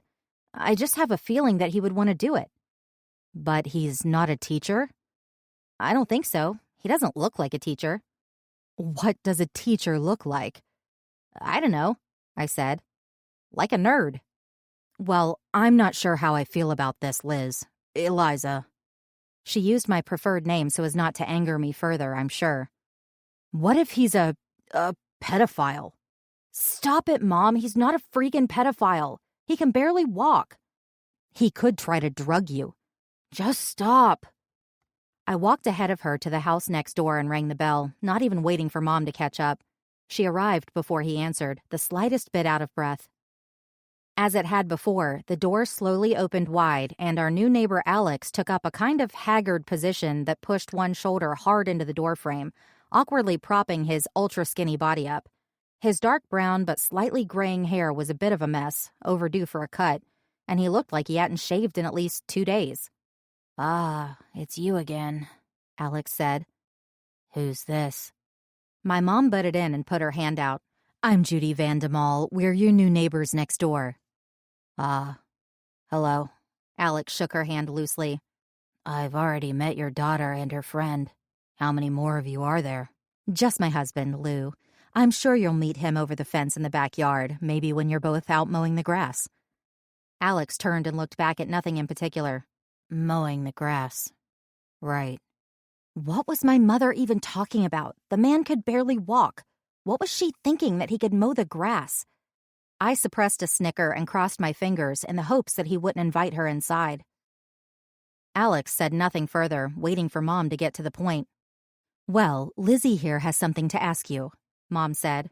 "Okay, go ahead," Alex said. I stood up straight and planted my legs shoulder-width apart, the power stance my dad had taught me to help speak with confidence. "Well, you're so good with math, I was wondering if you would help me with my algebra, like as a tutor." Alex looked terribly, terribly confused, and he said nothing. "Lizzie just needs someone who can help her get a better grounding in the class," Mom said. "I don't have the brain for math, and Lou, well, he doesn't have the patience to be a good teacher." "I see," Alex said. "I'm really not a teacher either, though." "Oh, what do you do?" my mother probed. Alex thought for a second. "I'm retired. Actually, I'm independently wealthy. Well, independently self-sufficient, at least. Basically, I don't do anything at all." "Oh, we would pay you, of course," Mom blurted out. I guess she thought he was fishing. "Well, I don't really need the money." My mom looked past Alex and into the darkened home. The glow of a television was visible in the distance, as was what looked like a pile of unfolded laundry, perhaps washed, perhaps not. "Maybe Lizzie could help you out around the house then." "Mom!" I seethed at her. "Maybe you can go home and I can talk to Alex some more about this myself." I'd brought my math workbook, algebra, structure, and method, so I could show him some of the things I was having trouble with, just in case he said yes. "Is that all right with you?" Mom asked Alex. Sure," he said, still clearly baffled about this abrupt turn of events in his life. "Great, well, I wrote all of our contact information on this paper," she said, handing over a small note card, "in case you ever need to get in touch with us. Or, of course, just drop by any time." She laughed nervously. Mom really wasn't cut out for small talk, I guess.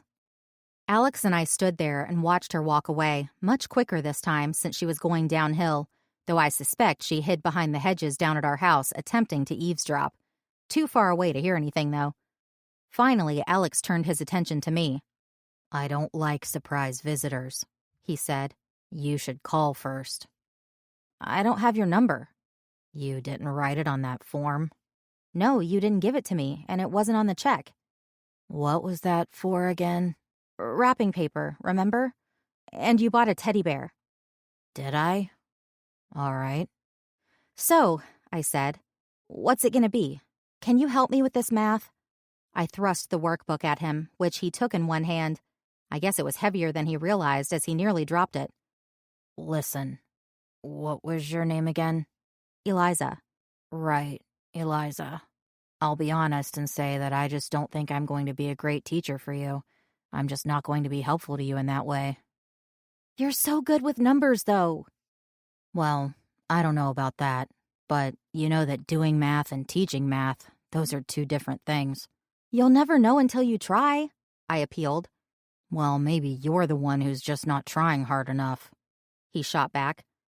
"I don't know why you're being so mean to me," I said. "The lady next door is really nice." "Maybe she should tutor you in math." I just stared at him for a moment, his sickly frame drooping ever so slightly. "What's wrong with you, anyway?" Alex paused. That's a long story, and I don't know you well enough to tell it. But I have memory loss and trouble with spatial awareness, which makes me dizzy. I have an overproduction of saliva, and sometimes I have seizures, which I promise you don't want to see. How did that happen? That's part of the long story. I stood quietly, waiting for him to break the silence. Alex hefted the algebra book up to his chest and flipped through it for a surprising length of time. Well, he finally said, all of this does look pretty simple. If you can't do this stuff, you're not going to make it through the rest of high school. He closed the book and handed it back, then finally said, I guess I could teach you some tricks to make it easier. Great. How about this weekend? Fine. Saturday at 2, he said. Bring pencils and paper. And the workbook. Okay, thanks. What do I tell my mom about paying you? If we don't pay you something, she'll think you're a pedo. Alex laughed, like a real laugh, not a fake laugh like Mom had. He thought for a second. Tell her to pay whatever she wants. Okay, see you Saturday, I said. I thought I heard Mom scurrying away from the hedge back up the driveway to our house, but I wasn't sure. Alex called out as I walked away. Cash only. No goddamn checks. Chapter 27. Klaus. Well, how was your dinner? I asked. I was surprised that she had answered. These days it is all too simple to merely let a call go to voicemail, never to be returned. No one ever answers the phone, so I'd already prepared myself to leave a message. Oh, Klaus, I wasn't expecting you. Peg sounded genuinely surprised. I realized she didn't have my information in her handset, so only my phone number came up. Yet she had answered it anyway, blind, hoping perhaps that a phone call meant good news. How did you know it was me? I asked, laughing. Peg laughed as well. Your accent is very distinctive, she said. I don't think I could forget it. Well, I'll take that as a compliment. You should. So, the dinner? Oh, it was good, but richer than I remembered it. I don't know that I can handle that much egg and cheese in my diet anymore. I still have leftovers. Everything is fine in moderation, am I correct? Correct, she said. Words to live by. There was more chit-chat, but I barely remember it. What I had eaten, whether I had any family, what Sauerbraten was. She said that she was a widow with no children. I had to explain again what I did for a living and why I was often away from home. It sounded like Peg's life was very empty, but that perhaps she was working to change that. Do you travel? I asked. Not really. I tried going on a cruise a few years ago, but got sick the first night. I spent most of the trip in my room watching TV. Sounds like bad luck. Maybe so. I guess I'm just cursed. She laughed, but maybe she wasn't wrong. Well, you certainly deserve to see more than what you can spy from your window or in the aisles of the Sunset Market. I'm not opposed to it, she said. I just wouldn't know where to go. Not by myself, anyway. True. Traveling alone can be complicated, and sometimes lonely, but it can be very rewarding. But I do agree. I always prefer to travel with a companion. Unless it's for work. It is easier and faster to get things done by myself than to have to discuss the situation with a colleague.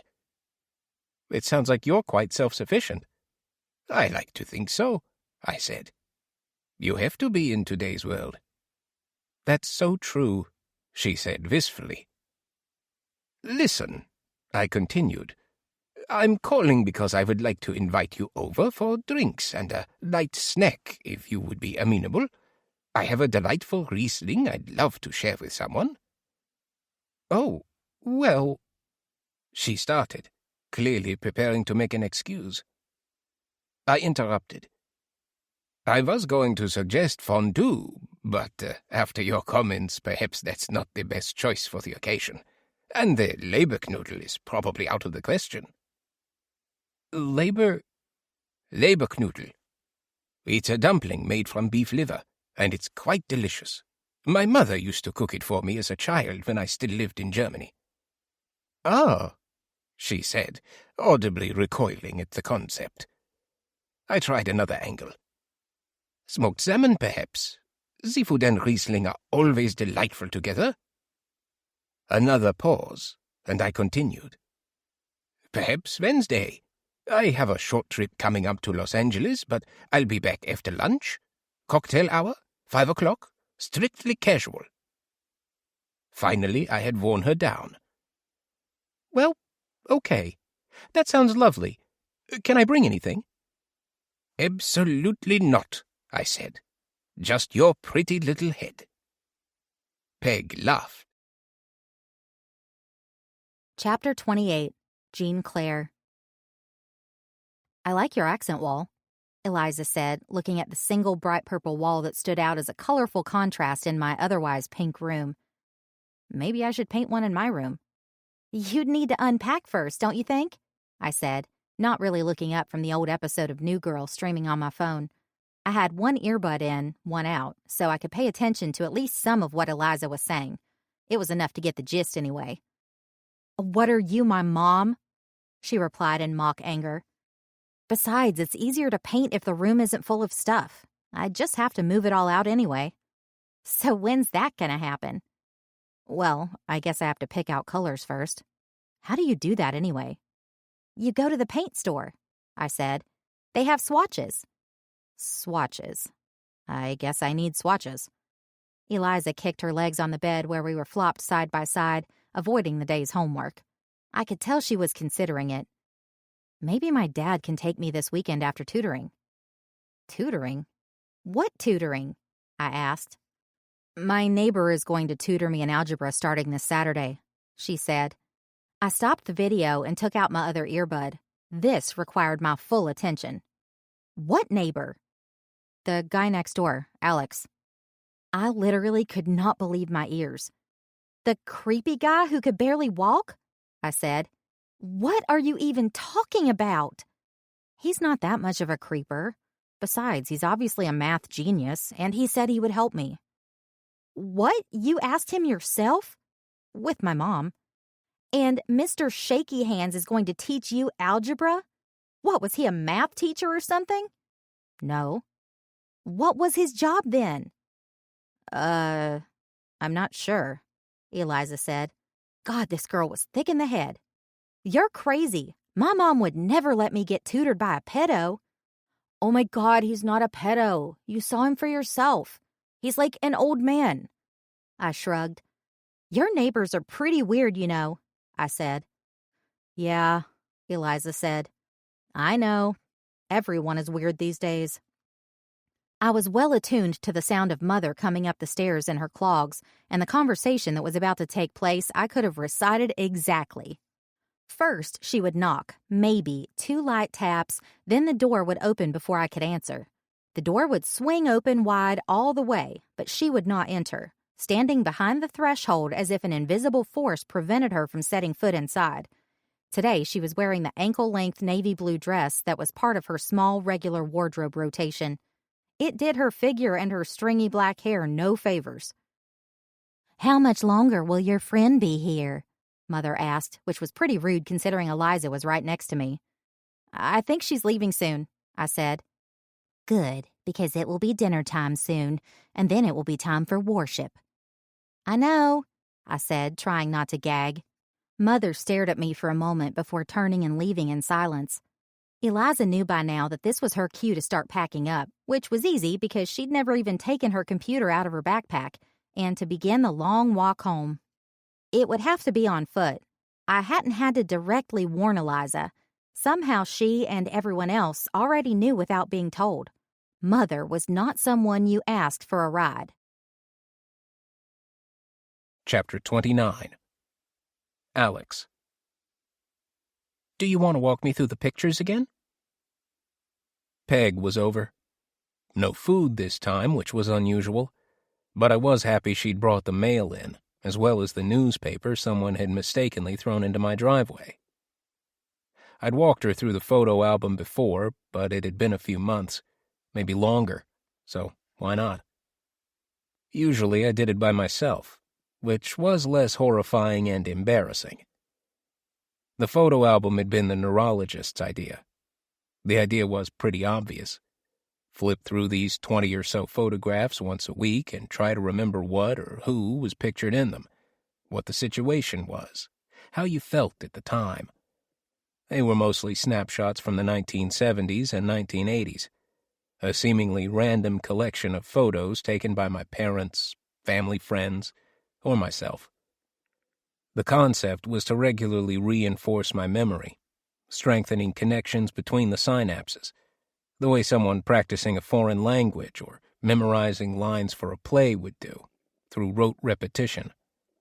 Over time, the thought was that I would be able to pick out exactly who was who, and why they'd been important to me at some point in the past, and my brain would sort of reprogram itself.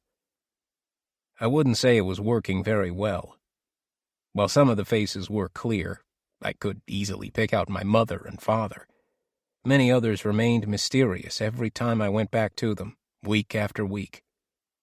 Flipping over the plastic transparencies, each containing just one picture, would reveal the back of the photo, where a caption, sometimes short, sometimes lengthy, would outline the particular goings-on in the snapshot. They were like the world's most pathetic flashcards, the text all written in longhand by my mother in the months while I was recuperating in the hospital, and then the psych ward after my incident. May she rest in peace. Why did I bother with the photos? I'd always told myself it was simply for the brain exercise, to help with day-to-day life, but deep down I knew I wanted to keep my more distant, happier memories alive. I was happy that most of my past had slowly faded away, but there were some things I knew I shouldn't let go. The photos were a greatest hits collection of those high-point moments, or at least my mother's interpretation of them. I didn't really know any better, so I was happy to defer to her wisdom on the matter, and I had to take her word for it that the scenes in the photographs had played out in reality the way she had described them in text. On the first photo, there was me, opening a gift that contained one of those super soaker squirt guns. My 11th birthday, according to the writing on the back. Friends and neighbors surrounded me, and Mom had listed all their names on the reverse, noting they were clockwise from top left. This photo was one of the busiest in the collection, but my attention was always drawn to my younger self, scrawny but shirtless in the center of the frame, obviously taking a break from time spent in a swimming pool. My eyes were closed in the picture, but my mouth was wide open in an authentic, amazing smile. I'm sure I took that squirt gun straight into the pool after the present opening was done and had a blast with it, though I can't remember it at all. Me and a neighbor girl, about the same time as the first photo, caught mid-dance, each with one foot in the air. Everyone seemed happy, though this was something I think we were required to learn for school. Her name began with an M. I flipped the page. Missy. Partial credit.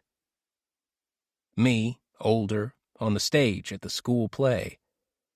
A more recent shot of my cousin Josh and his parents, my aunt and uncle, Bert, standing in a field that looked like a rice paddy, or some fetid Texas swamp. I'd been told that Josh and I were very close in our youth, though we couldn't be more different today, at least from what I've seen online. A picture of my mom and dad in the early 70s at an Emerson, Lake and Palmer concert. Two guys throwing a football, early 80s. Second cousins. Me under the Christmas tree, very young, with a new bike, a bow still on the handlebars. The bike had a black plastic disc zip-tied to the front, and while I don't remember anything else about it, I could always remember the number emblazoned on its front. 32. My dad watching a television program with someone of importance on the screen. He was smoking a cigarette, On the reverse, Dad with Gerald Ford, 1974. A picture of a house taken from the street. Obviously the place where I grew up, though I couldn't remember anything about those years. A photo of me with, inexplicably, two of the Dallas Cowboys cheerleaders, my head coming up to their boobs. The back only reads, "Trip to Dallas." Various shots of my friends in the 1980s, always laughing. Probably pictures that I took all in one go with a disposable camera. Our clothes are all too big and everyone has acne.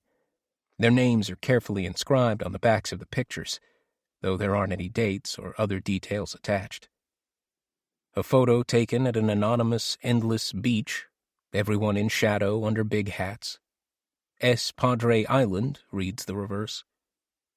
Me in a Buck Rogers t-shirt, sadly looking out a window slicked with rain. The whole family at Disneyland, or Disney World, which was which. I recognized the mouse ears. Mom is the only one smiling. It looks incredibly hot. Pictures of my grandparents, one shot of each couple. Carefully identified by their full names, not Gramps or whatever, along with their dates of birth and death and the addresses of their respective cemeteries, in case I wanted to go visit. A photo of my high school graduation, wearing a black cap and gown. Looks like a huge bummer. Me in an Ohio State sweatshirt, much too big, moving into what is clearly my freshman dorm room. I look miserable. I can remember the feeling more than the mechanics of the day. For some reason, this photo also reminds me of my time after college, living in Chicago in the late 1990s and 2000s. An awful lot of drinking. A picture of a baby. Me, as an infant.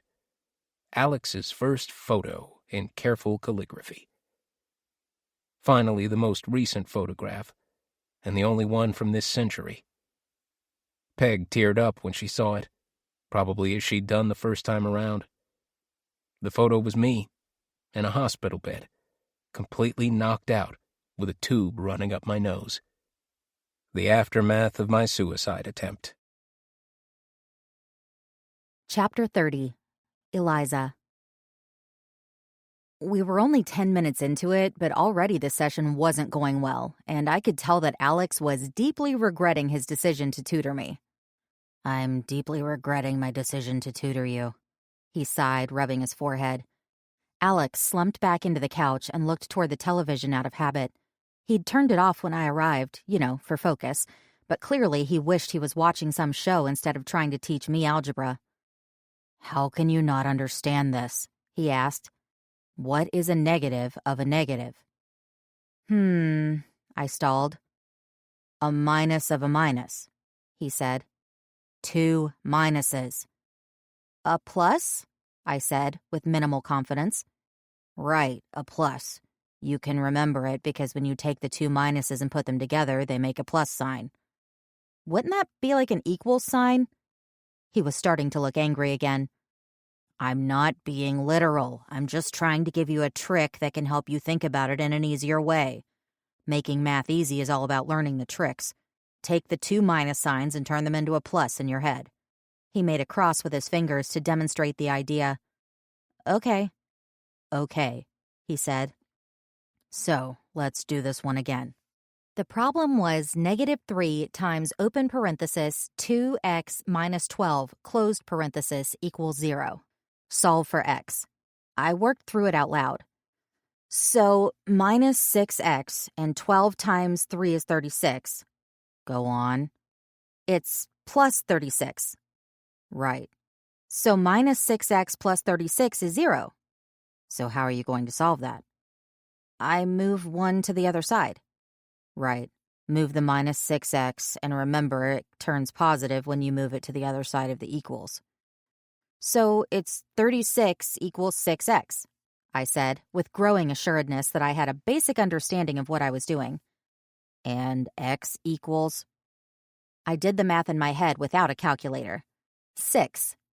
Alex smiled and sort of jumped up a little. 6. You got it. He wiped his mouth with a paper napkin he'd fished out of his pocket, then put it away. He slumped back in the chair, looking exhausted. Okay, he said. I think that's about enough for today. I looked at the clock on my phone. What? I've only been here 15 minutes. It's supposed to be an hour. We never talked about that, he said. I've only done one problem. Look at all this homework I have to do by Monday. It was a full handout of problems like the one we just finished, with lots of parentheses, minus signs, and X's that would need to be solved for. My mom will freak out if I come home and I show her we only did one problem. Maybe you can work on a few by yourself. I'm just gonna close my eyes for a minute or two. I worked on a handful of problems in silence, then nudged Alex out of his fake nap. Look at these. He held the paper in one hand until it began to shake too much, then put it down in his lap and leaned over a bit to read it. Well, you got one right. Which one? You tell me, he said. Do them again until you figure it out. It went like this for a while. He would sometimes give me tips, sometimes not, and mostly he just looked upset. My brain hurts, I said as we got toward the end of the hour. My brain hurts too, Alex said. Everything hurts. I need a real nap now. Maybe I'll get better over the week, I said. He was a bad teacher, but he was better than Ms. Bell, who seemed to understand less about math than I did. After an hour of practice, I was at least getting a handle on the 2 negatives makes a positive situation. The last 3 problems I tried I'd gotten correct without needing his help, and the homework sheet was almost completely filled out. Maybe, he muttered. If I have problems during the week, I'll just text you, I said. Please don't, he replied dryly. Can I call then? He sighed again. He was always sighing. If you have to. I took out the $30 in cash that Mom had given me and put it on the table, packed up my stuff into my backpack, and stood up to leave. I'm sure it'll be easier next time, I said. See you next Saturday. I think he was crying a little, but I'm not sure. Chapter 31. Peg. I'm so glad you came. Klaus told me this twice during our, what was it, a date or a meeting? A meet-up? I don't know the lingo. I didn't take what he said as coming from a place of desperation. He seemed genuinely happy and also a bit surprised that I had come to his home. I guess I was surprised, too. Upon arrival, Klaus gave me a tour of the house. It was quite tidy and modestly decorated, but one feature of the decor was impossible to believe. Every room was crammed with books. Yes, they were all arranged neatly on shelves, but there were so many of them. Even the hallways were tastefully lined with books.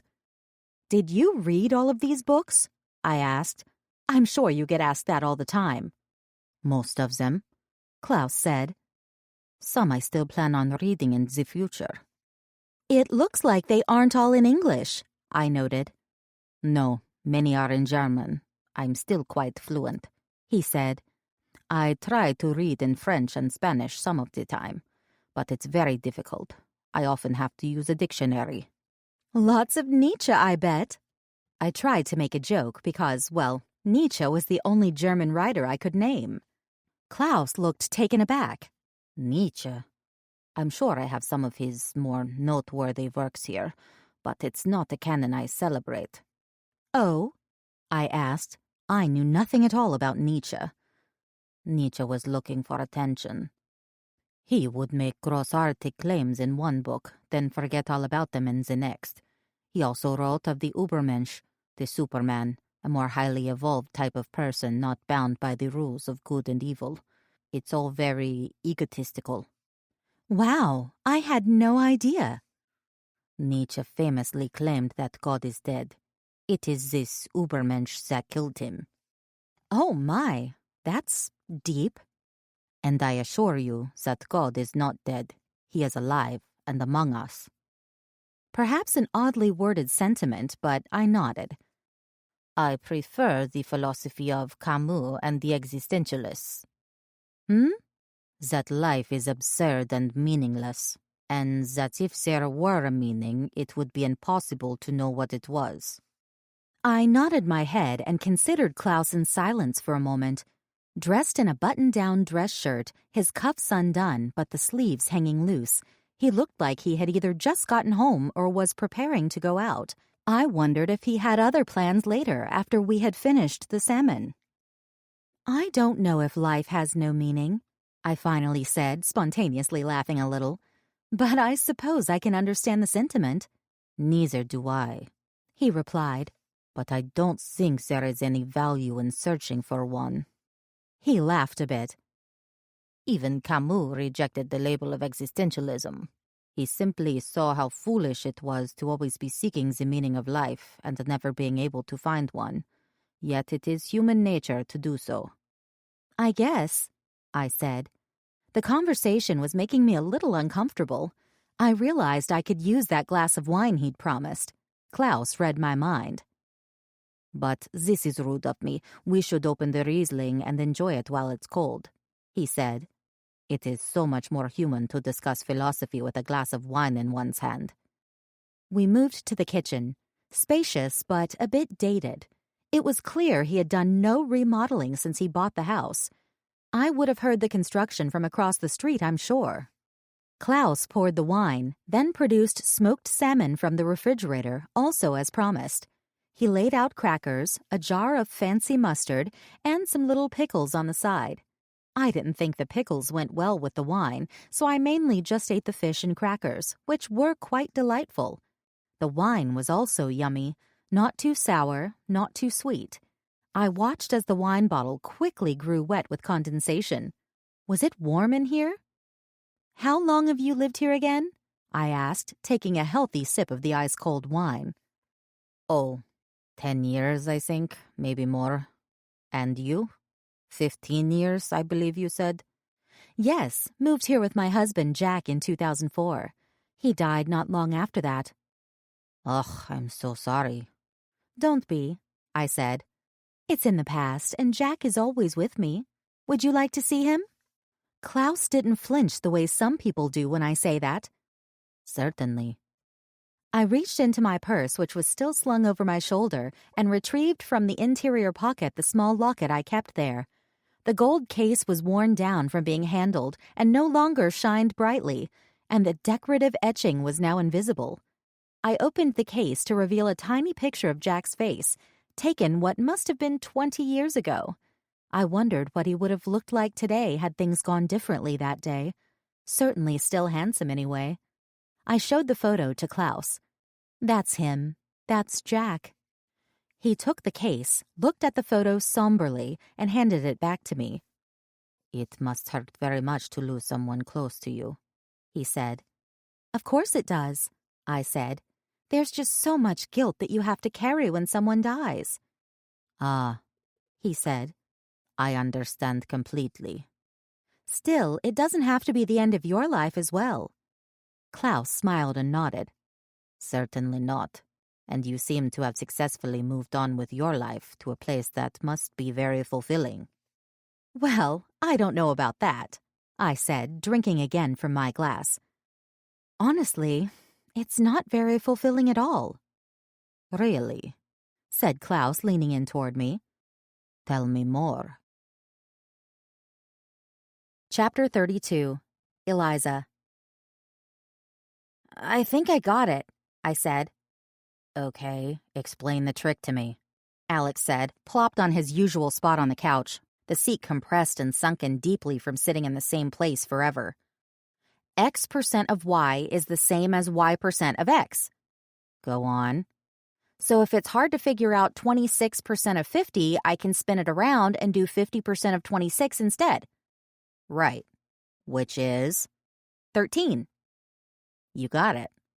Alex was almost smiling. Almost, but not quite. "I just can't believe it's true. I mean, how is it possible that 26 per—" "Don't worry about it," Alex snapped. "You don't need to know why it works, just that it does work. What's 8% of 25? I thought about it for a couple of seconds. 2. "Right. Now let's work on the practice problems."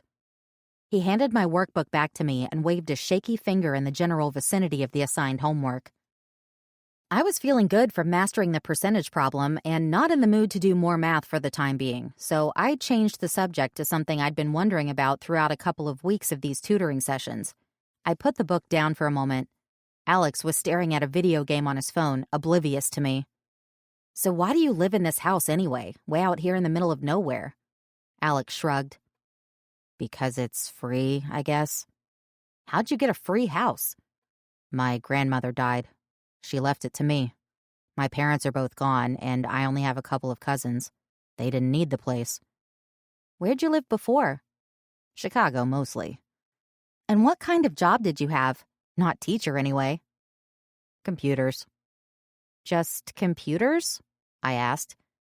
"Data analysis. You wouldn't understand," he said. As if on cue, he withdrew a small napkin. It looked like an old fast food napkin from his pocket and dabbed at the corner of his mouth where things were getting a bit moist. "Maybe I want to do data analysis when I graduate." Alex smirked, then put the napkin back in his pocket. "I don't think you'd like it." "What do you really want to do?" "I don't know," I said.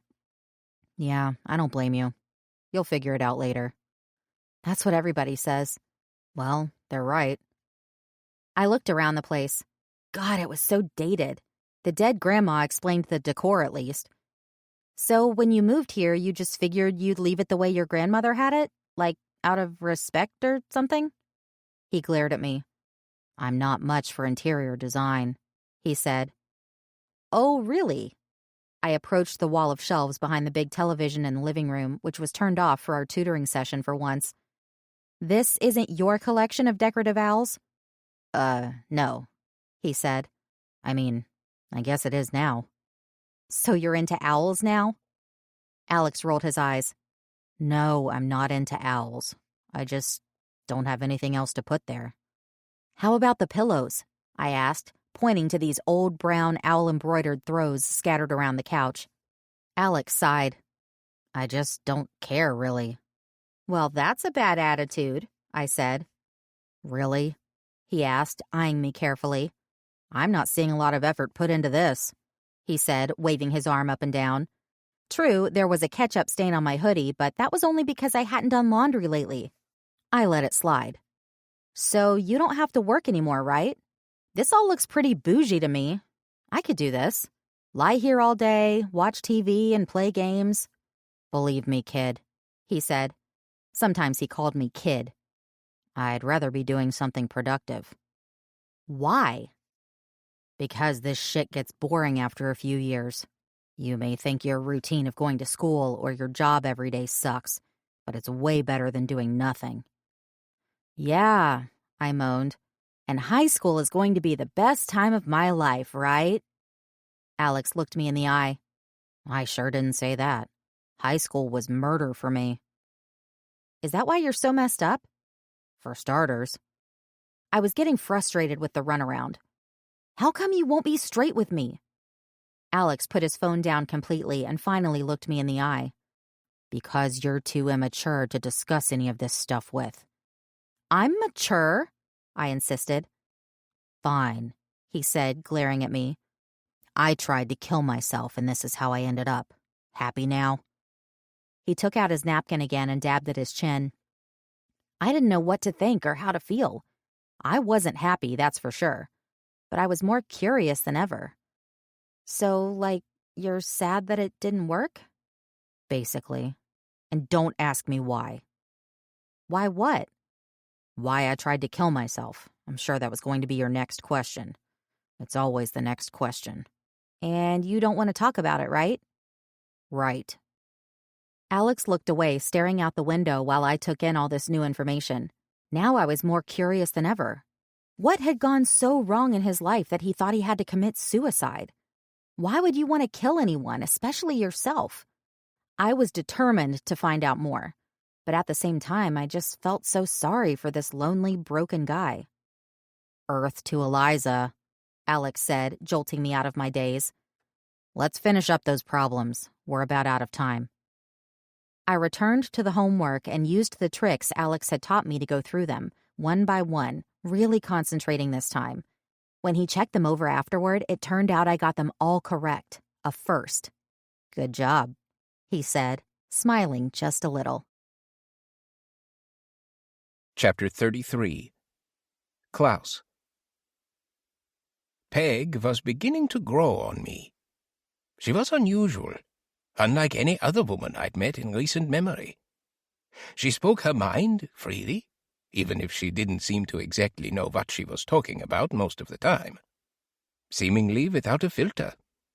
She laughed, and she laughed a lot, even if what was being said was not funny. That was refreshing, even if she was faking it. It was an unseasonably chilly day in late September, and it marked Peg's 4th visit to the house over the course of a few weeks. We had never done anything or gone anywhere except meet here, Peg scurrying across the street to ring the bell, and she seemed fine with that arrangement, to prefer it, even. Originally, our dates had taken place in the late afternoon. Now they were stretching well into the evening. Tonight I had prepared a dinner of steaks with mustard sauce, broccolini, and spätzle, a personal favorite I always made from scratch. I served it with a Barolo wine, which I could tell that Peg didn't really like. "It's a bit heavy for me," she said. That wasn't an uncommon opinion. Most women I'd met didn't like red wine at all, much less a monstrous Riesling of a wine like Barolo. "Should I open something else?" I asked. "No," she said. "I'll be fine with this." She sipped at the wine gently, which didn't do anything for my agenda, unfortunately. The more they drink, the more careless they became. It wasn't rocket science. I had thought by this point that Peg would be over and done with, buried next to the others on the wooded hillside, nothing more than a fond memory, just like all of them. But here she was, living and breathing and eating my steak and not drinking my wine. I refilled my glass. Why was I dragging this out? I enjoyed her company, but wouldn't I enjoy taking her much more? The longer I waited, the more risk I introduced. Surely her DNA, her fingerprints, and God knows what else was all over the house by now. A thorough cleaning was probably in order. I made a point to ask myself if I should reconsider. Perhaps Peg was indeed better for me alive. I now had a dinner companion on regular occasions, someone to share a glass of wine with. Perhaps the tentative hand-holding sessions in the kitchen would lead to something more in the near future. Maybe even a trip to the bedroom. What would I find beneath the skirt and blouse? Peg was cautious, but I was in no hurry. If I did make the choice to take her, she would be gone forever. And then I would be back to drinking wine alone and speaking to no one, with nothing but another trinket to remember her by. But perhaps this was all foolish. The logical brain says I should have taken her the first night, when she had picked at the salmon. It would have been a simple matter to offer that we wander through the backyard, pick mushrooms or something, then strike when her back was turned, and I could have completed the burial before nightfall. Now it was dark, and soon the wildfires would be starting. They had been burning in Sonoma and the neighboring counties north of here every fall, and once they started, no one would want to be lingering outside any more. And nothing sounded worse than trying to bury a body while wearing a face mask. At least she was short. The grave didn't have to be so big, especially if I buried her on her side with her knees drawn up against her chest. I'd discovered this trick a few years back, and it was a real time and space saver. It slowly dawned on me during my dreamy Tagtraum that Peg was speaking. She had said quite a bit, actually, and I knew that it would be incredibly rude to ask her to repeat herself. I fell back on an old trick that had gotten me out of similar trouble in the past, and said, quite slowly, "I don't know." It is a response that can be used for almost any situation when you haven't been paying attention, and I was confident it would work with this one too. "You don't know why you decided to live in this out-of-the-way cul-de-sac?" she asked. Not really, I said, recovering. I needed a place with room for all my books. It's just that this is so far from the city, so far from anything. Why does a young man choose to live in a place that's so remote, especially when you could live anywhere? I thought for a moment before answering. I suppose I've always been drawn to things that are off the beaten path, things that are quiet, things that are lonely. For me, the Cul-De-Sac is, quite literally, the end of the line. But you have so much energy. Don't you get bored living here? Never, Peg. How do they say it? I make my own fun. Well, I'm having fun, she said. As am I. And I was having fun, just a different sort. The taking should wait. We'd come this far, so there was no harm in waiting further. I would impose no specific deadline on myself and raised my glass in a toast. To us, I said. Peg smiled and then clinked glasses with me. I took a sip of the wine, as was the custom when a toast had been made, but she put her glass back down on the counter. A definite breach of etiquette. Chapter 34. Eliza. Okay, Barbie G said from the front of the class on an otherwise sleepy Monday morning. Today's the big day. We have all your holiday sales orders ready to deliver, she said. So, at the end of the period, grab the bag with your name on it and get these treasures dropped off to the folks who bought them. A collection of paper grocery bags, many with wrapping paper tubes sticking out the top, were lined up to the side of her desk. Each had a name scrawled on the front in Sharpie. I could easily see the one marked Eliza/Jean Claire, as it was the biggest. However, I do have some bad news, Barbie G continued. It's the money machine. Apparently the fan is broken, so we won't be able to have the drawing of top sellers today, and we'll have to reschedule the big event for later in the year. A chorus of groans and boos lit up immediately, and so fiercely that you would have thought she was kicking a puppy. Jean Claire made a face and slumped back in her seat, disappointed. Even if she didn't get picked to go in the money machine, I think she would have been excited just to see all that money flying around. "Barbie G, that sucks," yelled Trevor from behind his hoodie. Trevor, I've told you before, it's Mrs. Barbagianni in this class, and you didn't sell any items, Barbie G said. It wasn't going to be you anyway. Yeah, but now we don't get to get out of class for the assembly. We'll still have the assembly, it just won't be today. Still, he said, sniffing. Sucks. Well, have some patience. I'm sure they'll get it fixed soon. At the end of the day, Jean Claire and I split up our orders. She would deliver the stuff we'd sold near her house. I would deliver the stuff to the residents of the cul-de-sac. I trudged home with the rolls of paper and other stuff awkwardly poking out of the paper sack I'd been given, planning to deliver the items as quickly as possible that afternoon. I didn't wait after getting home, dropping my backpack inside the front door and trying to make myself a bit more presentable by pulling my hair back into a ponytail and smoothing out my shirt. I marched out on foot, heading up the street. I skipped Alex's house since I was going there soon enough for tutoring, and I knew he'd yell at me for making him get off the couch for something so unimportant. Peg's house was next, and since the bulk of the stuff in the bag was hers, it was the logical place to start, as my dad would say. I rang the bell, but no one was home, which seemed strange for a Monday afternoon. Out shopping, probably. I didn't want to leave the items on the doorstep and figured I'd try her again later. I continued up and around the end of the cul-de-sac, past the burned house, and onto the massive mansion at the end of the block. I was huffing and puffing after climbing up the steep driveway. I rang the bell. Again, no answer.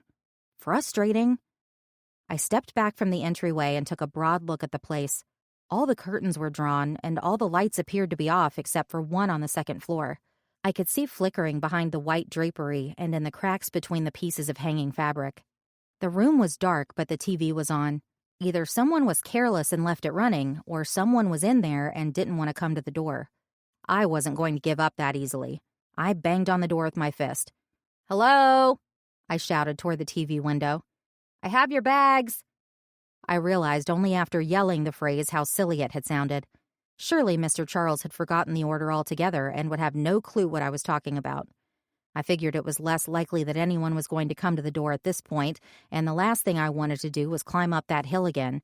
So I just dropped the bags on the porch, tore off a piece of the paper bag, and wrote, "Thanks, Eliza," on it with the pen in my back pocket.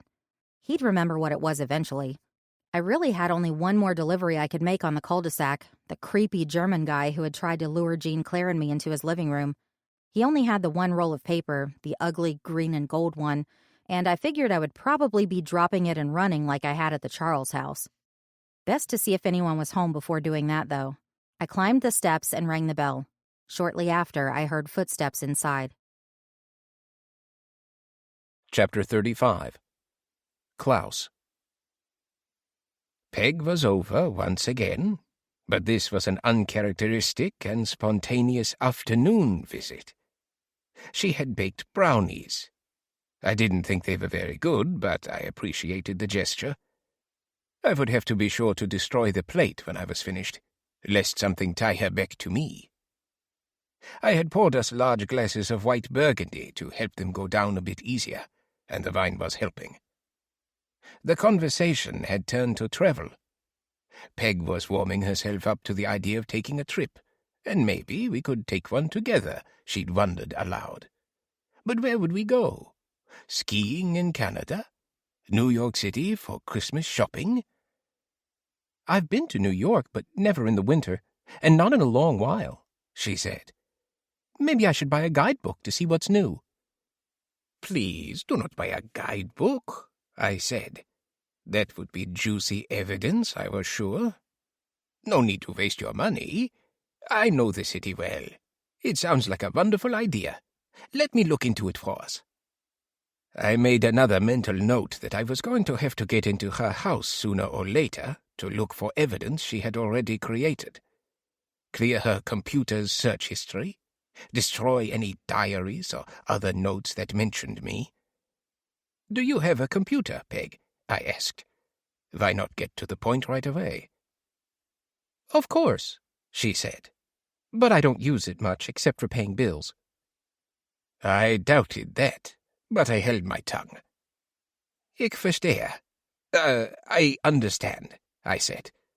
"I'll plan an itinerary for us." Peg seemed pleased, and I was about to take another small nibble off the brownie when the doorbell rang. I was startled by the abrupt chime, spilling some wine onto my sleeve and almost dropping the confection. No one ringing the bell at this hour would have any legitimate reason to call on me. I had no delivery scheduled, so it was either a solicitor, which was almost unheard of this far away from anything else, or some kind of utility worker asking if they could shut off the water for an hour to do work on the line. Neither would be welcome right now. No witnesses. "Aren't you going to answer the door?" Peg asked. I'd been standing there, still, lost in my thoughts for much too long, and now I faced a dilemma. Answer the door and risk exposing my relationship, or ignore the door and look suspicious in front of Peg. "Of course," I said. I put the dry, crumbling brownie down on the napkin I was using as a plate and strode with purpose to the door. I wanted to make sure Peg wouldn't follow, and since there were 2 rooms between our usual spot in the kitchen and the entry hall, I was confident she wouldn't be seen from outside the house. On my way to the door, I casually bumped up the volume on the stereo system in the living room, which would serve to drown out any incidental chatter or other noise from the kitchen. Nonetheless, I cracked the door only a few inches out of an abundance of caution. It was the neighbor girl again. She looked sweaty. "Hey, I'm glad you're home," she said. "I have the wrapping paper you ordered?" "Was ist das?" I asked, out of habit. "Wrapping paper. You bought it a few weeks ago? I was here for the fundraiser, remember?" "Ah, of course. Yes." I could see the nosy girl trying to peek into the house. Obviously she heard the music and her curiosity was piqued. Perhaps I had turned it up too high. The girl handed the paper over, a long tube of green and gold. Yes, I remembered the pattern. Suddenly I heard from behind me, "Who is it, Klaus?" It was Peg, calling from the living room, having clearly left the kitchen against my expectations and completely against the plan. I don't think the girl heard her. After all, I barely heard her. But she certainly heard something and kept trying to see past me. I couldn't risk Peg coming around the corner, which could be happening any second. "Danke!" I almost yelled at her, then quickly shut the door. I wouldn't say it was a slamming of the door, but it was definitely abrupt, and it almost caught the girl in the nose. She stood there for quite some time, but fortunately the glass surrounding the front door was frosted, so there was no way for her to see inside. And there was Peg, hands on her hips. "Well, I was starting to miss you," she said. She walked forward, took my left hand in her right, and gave me a small kiss on the cheek. "Ha! Me too," I smiled. "What's this?" she asked, noticing the wrapping paper. "Ah, the girl from down the street. She was making her deliveries." Peg's eyes lit up. "Oh, how fun! That must mean she has my order as well. Maybe I can catch her before she gets too far." Peg motioned toward the door, but I was in the way, and we were still holding hands. I gripped tighter. "Oh, no, she didn't have anything else with her," I lied. "I'm sure she'll be by your house soon." I smiled broadly to distract her. "Besides," I said, "I'm hungry for another brownie." I rushed her back to the kitchen, never letting go of the hand. My God, it was so warm. Just the slightest bit damp because she was sweating a little. Nervous, as usual. I set the roll of paper down on the kitchen counter and brought her close to me, using my free hand to stroke her neck.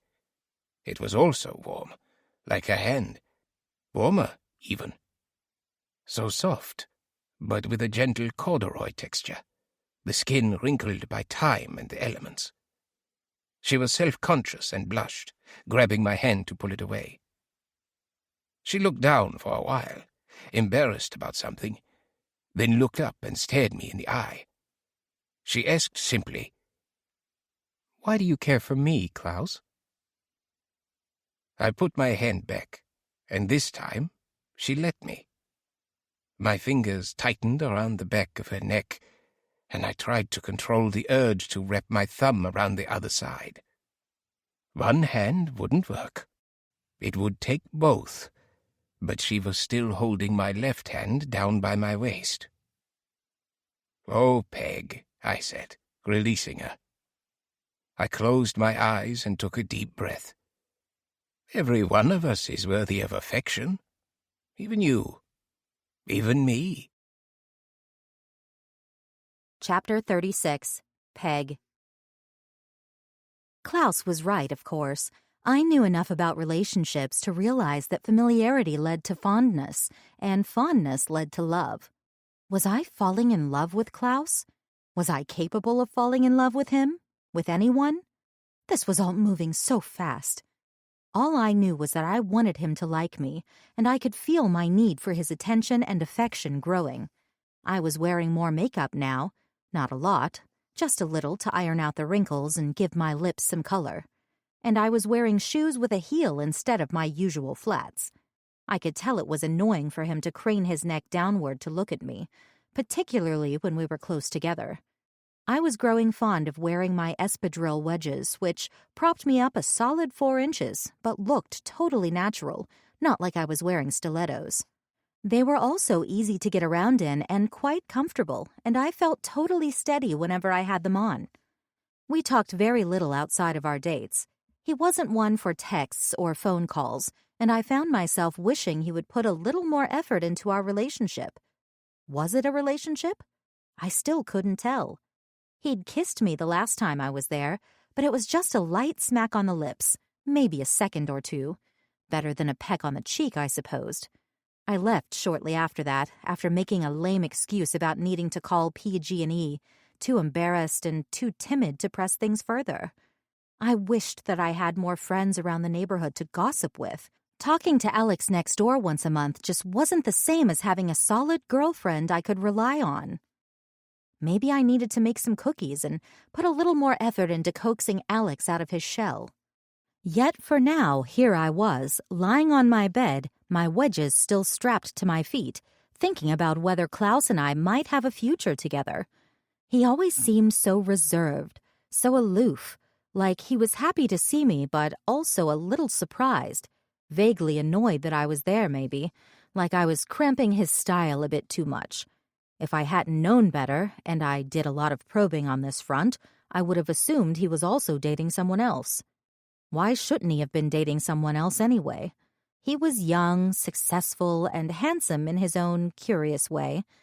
What on earth did he see in me? Was he genuinely interested, bored, or was he just taking pity on little old Peggle? Every time I came home after an afternoon or an evening at Klaus's, I was more confused than before as to why he'd thought to invite me there. He barely seemed to enjoy my company at all. Hopefully he wasn't a serial killer or something, right? Chapter 37. Alex. "What the hell is this?" I asked Eliza, who was standing at my door, on schedule for our tutoring session. She jabbed a roll of snowflake-clad wrapping paper into my stomach. "Wrapping paper? You ordered it." She had a big bag of stuff in her free hand, filled with additional rolls of paper and God knows what else. I grabbed the roll with my left hand. "Here," she said, tossing something else that she'd been holding into the air. I couldn't quite see what it was, but it flew in my general direction. "You bought this, too." Somehow I managed to catch the thing in my arms. It was a tiny stuffed animal, a polar bear, dangling from a small keychain. "I bought this? I bought all this stuff?"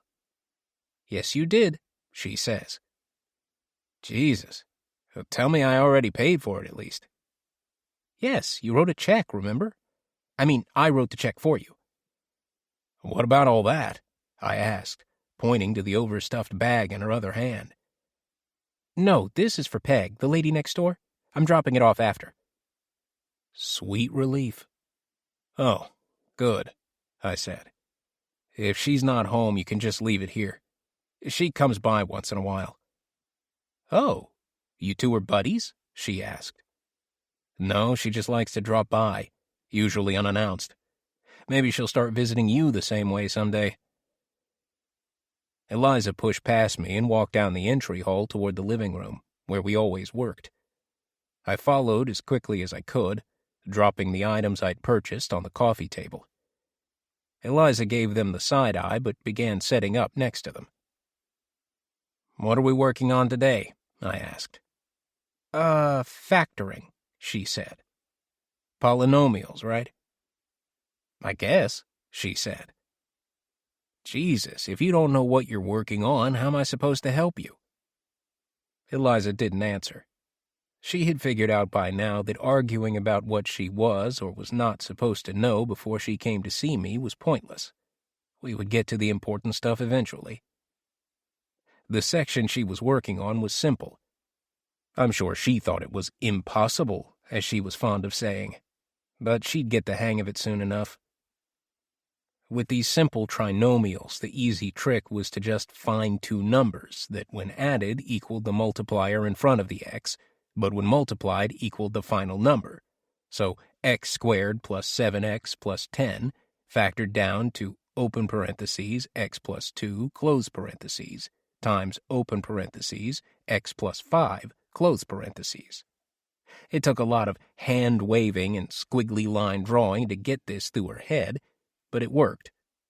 When it came time to do the homework assignment, she got nearly all of them correct. The bar for this work wasn't exactly at NASA level. God help me, I knew that the following week they'd be working on problems where one of the numbers was negative, and that would be a whole other world of hell. But for now, I was confident that she would ace the pop quiz that would probably be given on Monday, if she didn't forget everything in the next 2 days.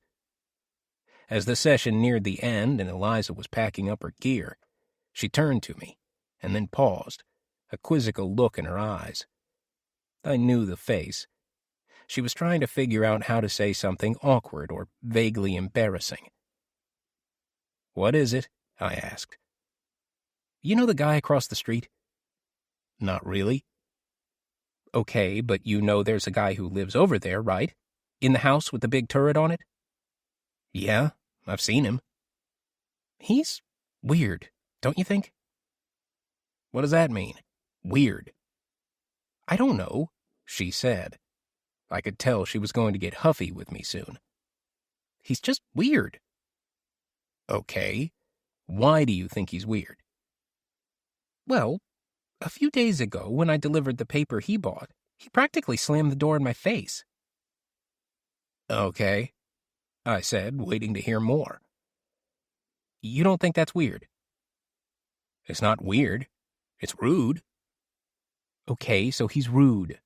But he's also weird. I think there was someone in there with him, and he didn't want me to see them." "Well, maybe he did. I wouldn't want you in my business either."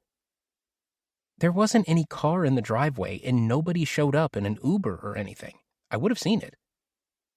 "Maybe he had an overnight guest," I said.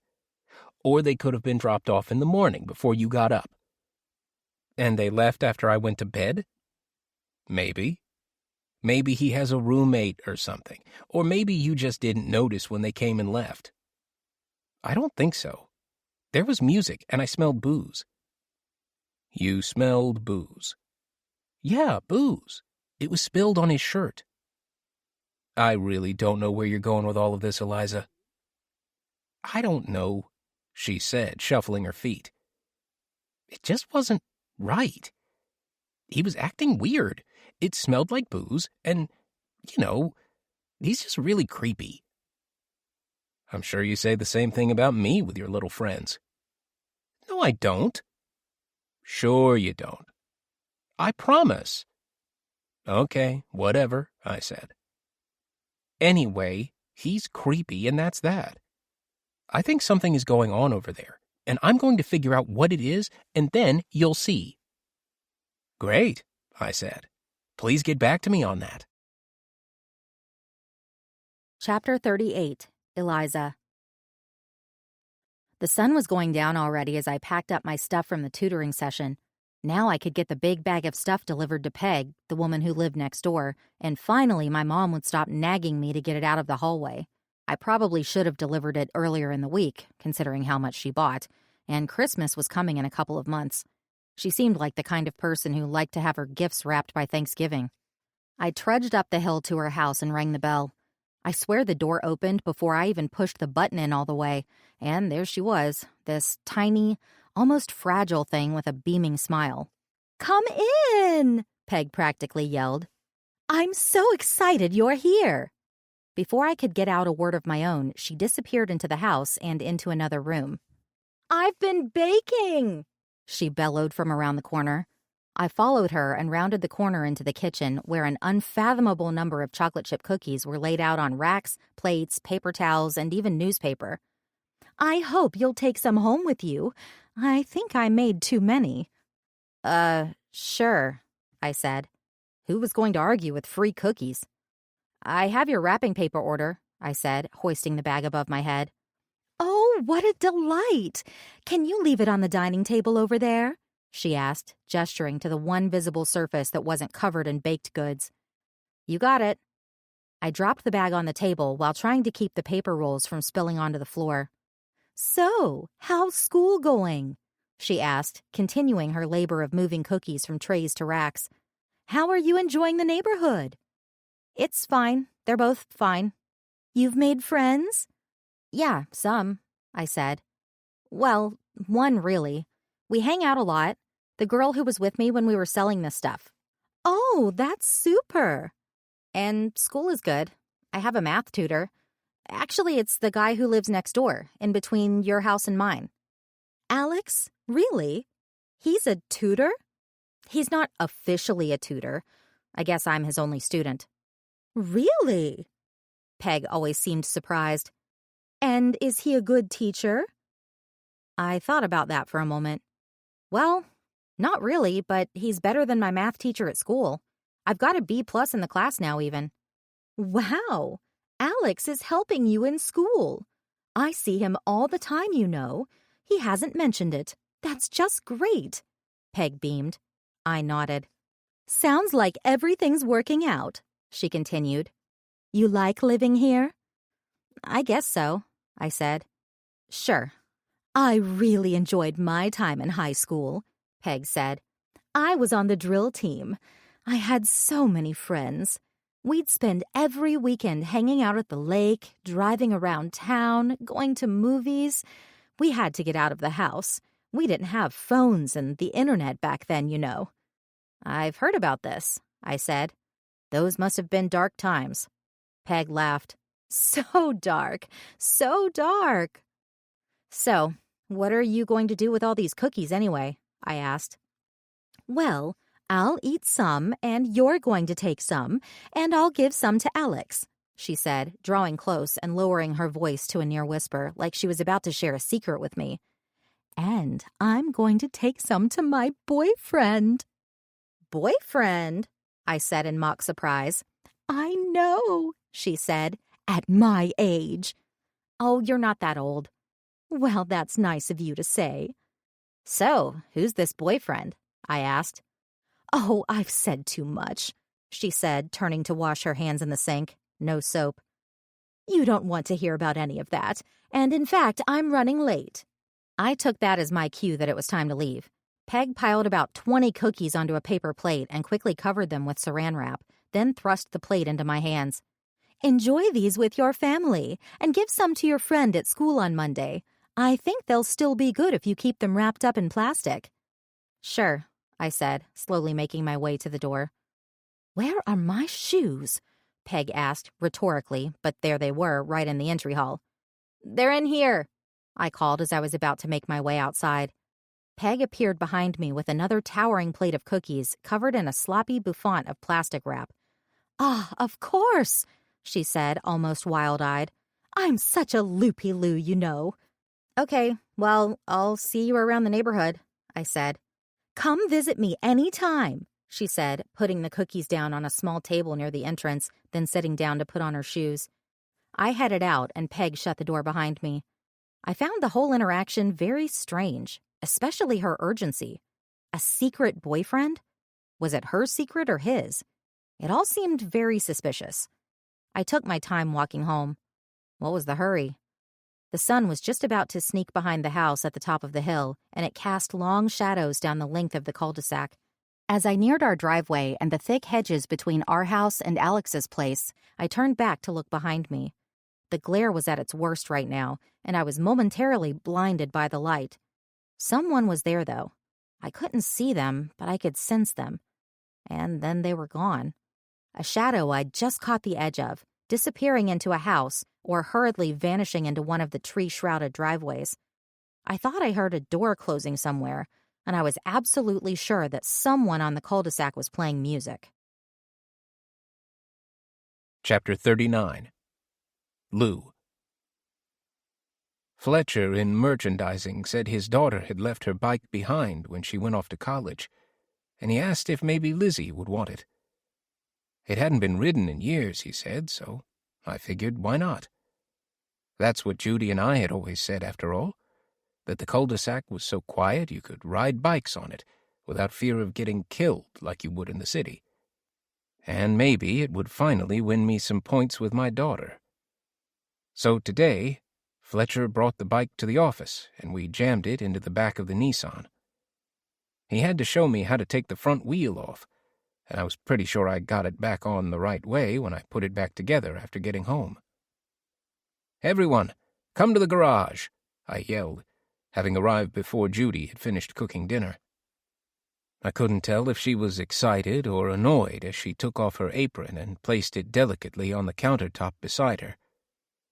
She was cooking something involving chicken and had a lot of bowls sitting around, way more than I would have thought you would need to make dinner for 3 people. But I put it out of my mind. I was on a mission. "Lizzie, are you coming?"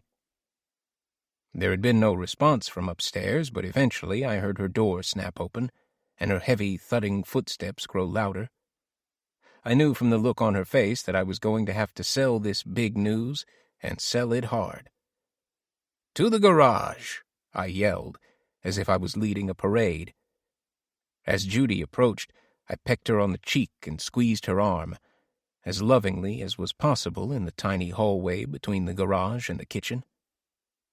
As we all pushed through into the garage, I called out, "There it is!" "There what is?" It was the first thing Lizzie had said since I arrived home. "The bike! Your new bike!"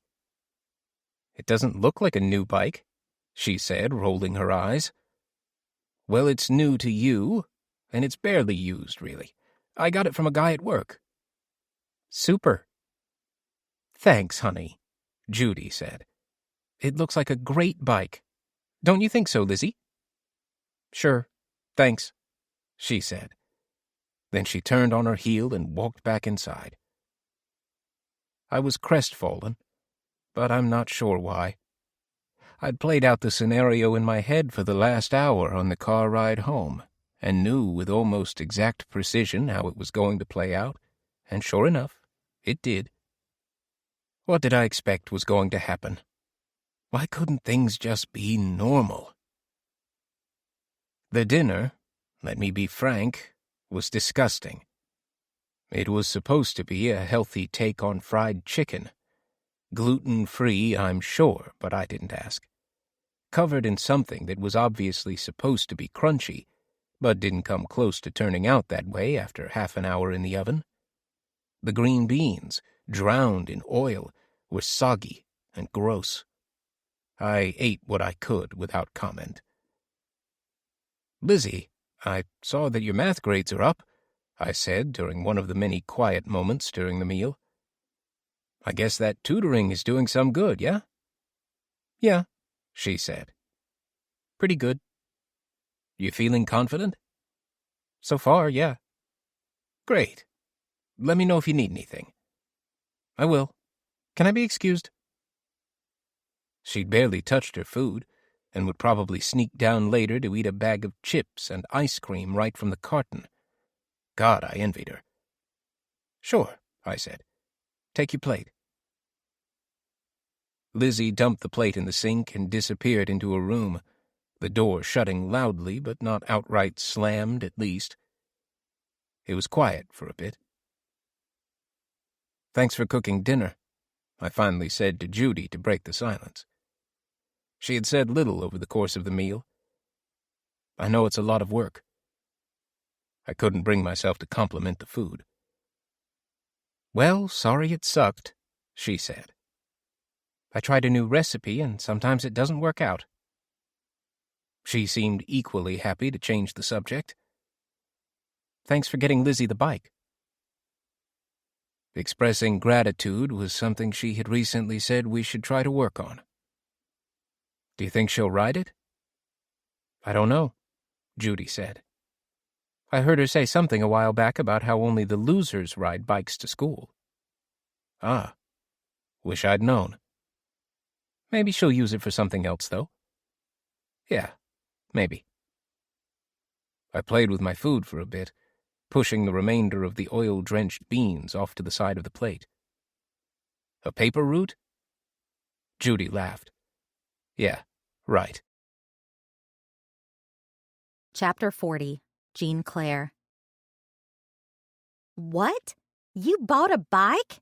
I asked Eliza, who was sweating/pedaling her way up my driveway. It had been weeks since we'd had a proper hangout after school. It was just too much work to walk all the way to each other's houses, and Mother never gave me a ride anywhere. "Teach me your way, O Lord," she would constantly say. "I will walk in your truth." I didn't know what that was supposed to mean, but she said it any time I asked her to drive me somewhere, even if I was late for school. But Eliza now had a bicycle, which was at least a partial solution to our transportation problem. "No, I stole it," she said as she hit the brakes, sliding to a slightly awkward stop. Her eyes rolled back in her head. "My dad got it for me, obviously to try to buy some family points. It's used, though." "Well, it's a pretty nice bike," I said. Not that I knew anything about bikes, but it wasn't rusty or anything. Someone had taken pretty good care of it, at least, and it even seemed to be the right size for Eliza. I guess. It's better than walking, she said. She climbed down from the bike and without a thought just let it fall over in the driveway, right where she was standing. We went inside and walked upstairs directly to my room. Mother was in the kitchen muttering some prayer I did not want to get caught up in. So, what about Halloween? Eliza asked. Are we going to do a group costume or what? This was a complicated question. Mother was against Halloween as she felt it to be a crass celebration of paganism. But she knew there was no way to eradicate it completely as long as I attended public school, which she was also against, but also too poor to send me to private. However, costumes were completely banned. I had dodged the subject with Eliza for weeks, but now Halloween was just a few days away, and I'd have to face the issue directly. How about cheerleaders? I asked. It was a costume I could get away with pretty easily by just wearing a sweater over the top and removing it once I got to school. It'd also be a cheap one to pull off if I could catch a ride to the Goodwill. Ugh, gross, Eliza grimaced. Lifeguards? Eliza stared at me like I was an idiot. What about hippies, like from the 70s? She suggested. Too complicated, too hard to hide. What if we go as teachers? I said. Like, wear that striped blouse Barbie G always has on and some nasty slacks. I seriously doubt anyone would get that. They would just think we're nerds. We are nerds, Eliza, I deadpanned. I was joking, but only sort of. Eliza didn't respond either way. Superheroes? She asked. Ugh, no, way too expensive. We weren't getting very far here. We went back and forth for longer than I care to think about, but finally we settled on a decent compromise. Daphne and Velma from Scooby-Doo. Of course, I would have to be Velma because of my height, but I figured I could dig up an orange sweater and some fake glasses without too much trouble. Mother wouldn't think anything of it. After a discussion about where we would meet before school, Sunset Market, of course, the conversation moved to other topics, which was a blessing.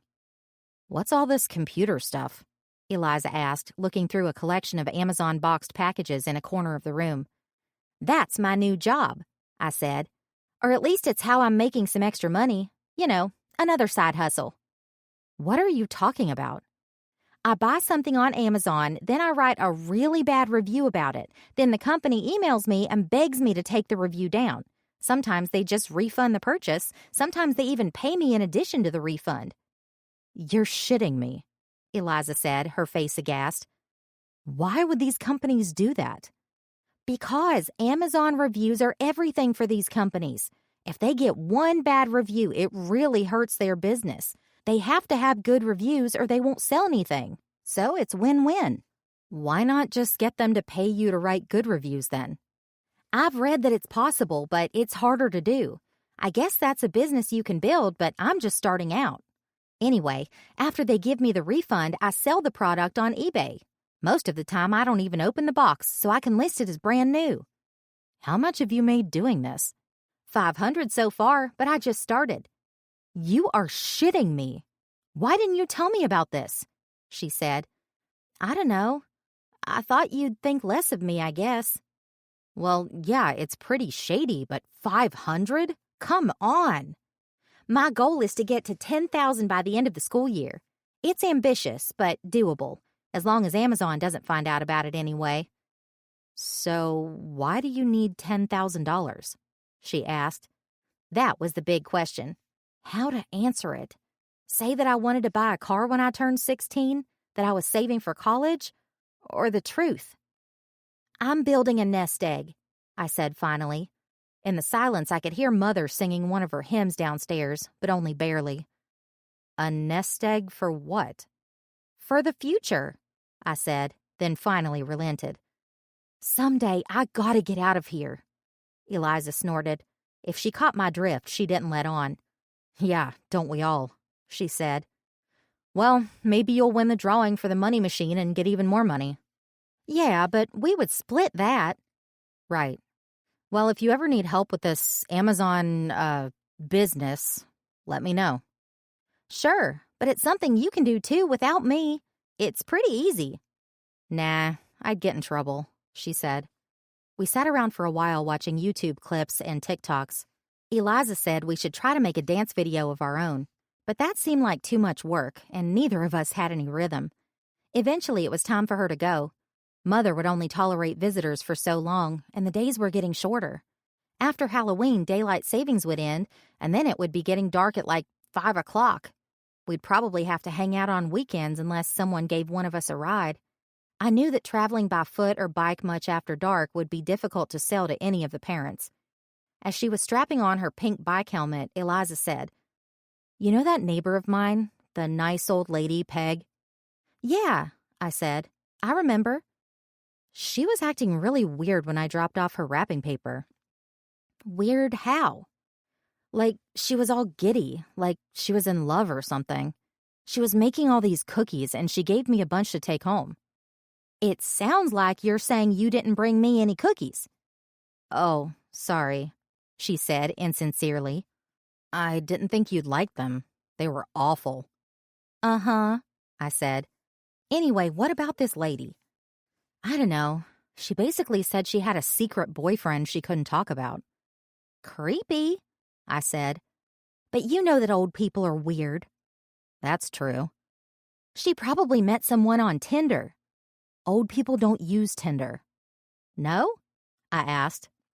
"Oh, God, what if she's getting catfished?" "Oh, man, that would be the worst," I said. "You know all the perverts out there trying to take advantage of older women. Do you think she has any money?" "I don't know. But anyone who owns a house around here has to have some kind of money. Maybe I'll keep an eye on her, see if anyone strange pays a visit to the Cul-De-Sac." "Sounds like a plan," I said. "But next time, bring me some freaking cookies." Chapter 41. Lupe. "Lupe!" Mr. Percy hollered. "What's for dinner?" Nothing was for dinner because I'd asked Mr. Percy what he wanted for dinner right after lunch, and he didn't say anything. He just fell asleep in his recliner, and I left him there so I could have a moment of quiet. He slept for hours, and then I forgot all about it. Now it was getting dark out. "Oh, Mr. Percy!" I said, rushing into the living room where he was still half lying on the couch, half sliding onto the floor. "We're out of food. What do you want?" When I first started working for Mr. Percy a year ago, I'd used my broken English trick with him, pretending to understand little of what he said. It had worked beautifully well with former clients to get me out of doing the jobs I didn't want to do. They would get frustrated and just shake out the rug themselves. With Mr. Percy, it didn't get me anywhere. When he wanted something, he just repeated himself over and over, each time in a louder voice. It drove me insane. Eventually, I relented and gave up on it and started using my normal speaking voice with him. He didn't even notice the change. "Lupe, don't be a fool. If I don't tell you what I want, it's your job to figure something out." "I need to run to the store then. How about a salad?" It was worth a try. "A salad? How about ribs?" "Mr. Percy, there's no time to make ribs. It's getting late."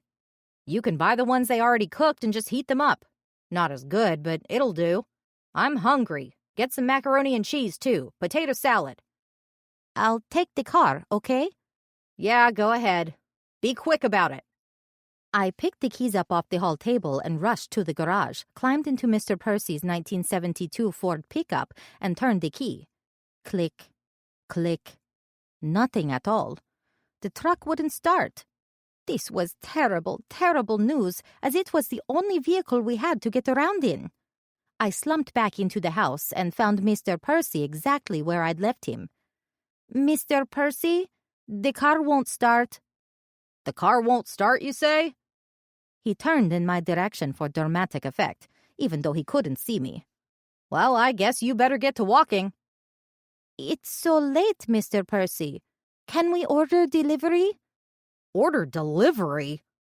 He was so aghast I thought he would fall the rest of the way off the couch. "I guess you want me to take the fee out of your paycheck?"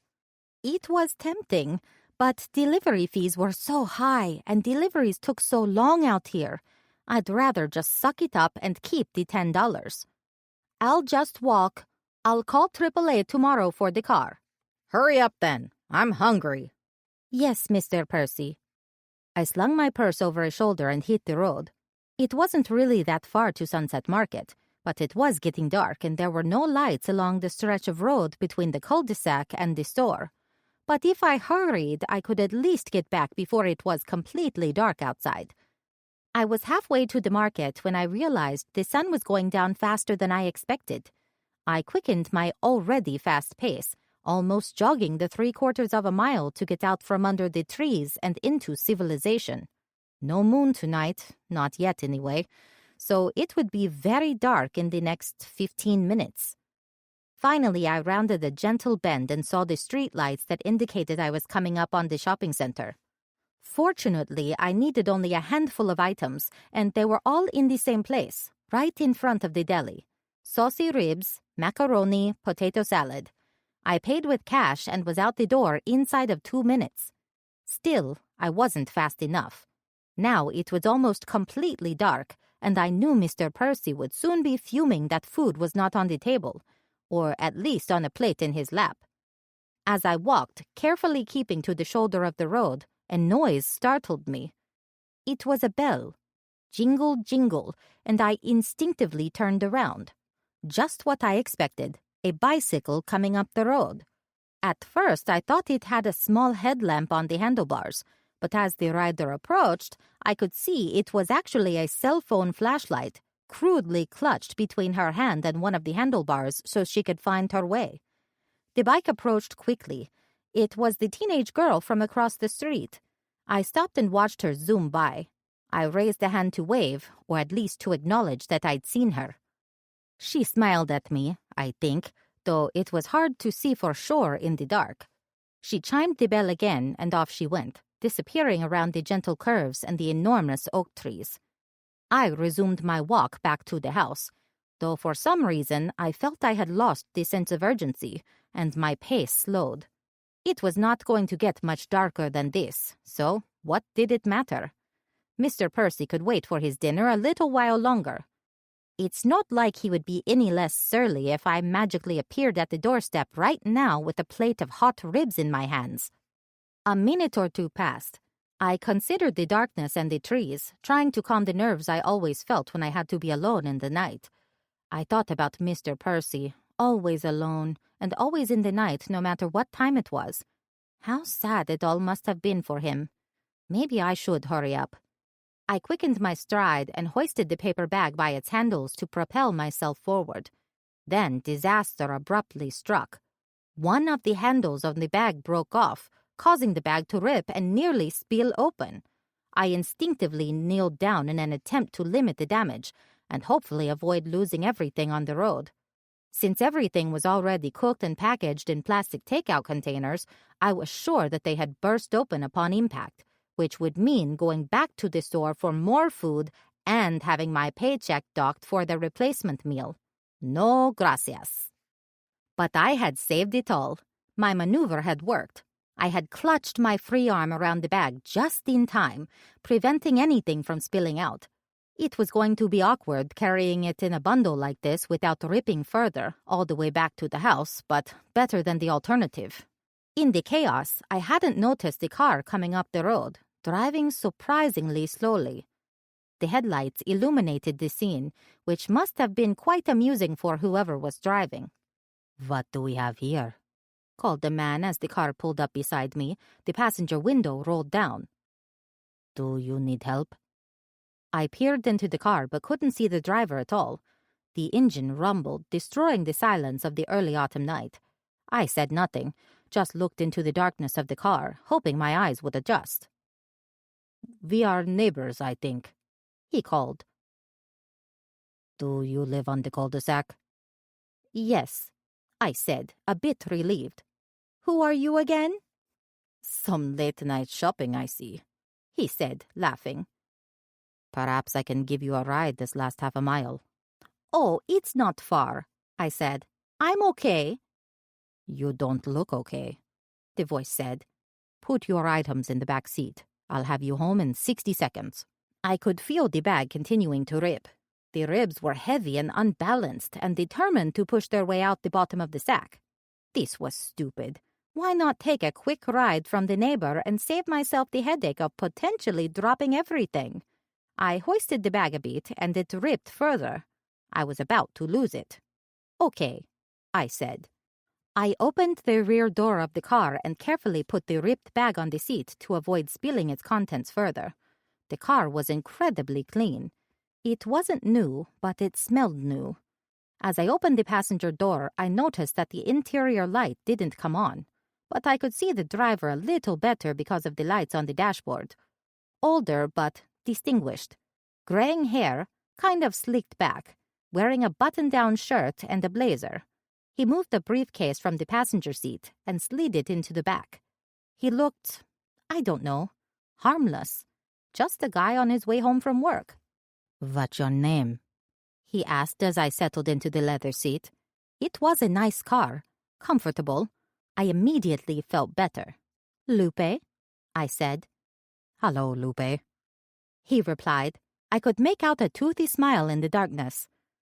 "I'm Klaus." Chapter 42. Peg. Halloween was never much of an event on the Cul-De-Sac. There were no children on the street, and new girl Eliza was probably too old. And even if there were kids around, their parents would have driven them to greener pastures for trick-or-treating. I don't remember the last time I saw a single Halloween decoration on the block. Not a string of orange lights. Not a single cardboard ghost.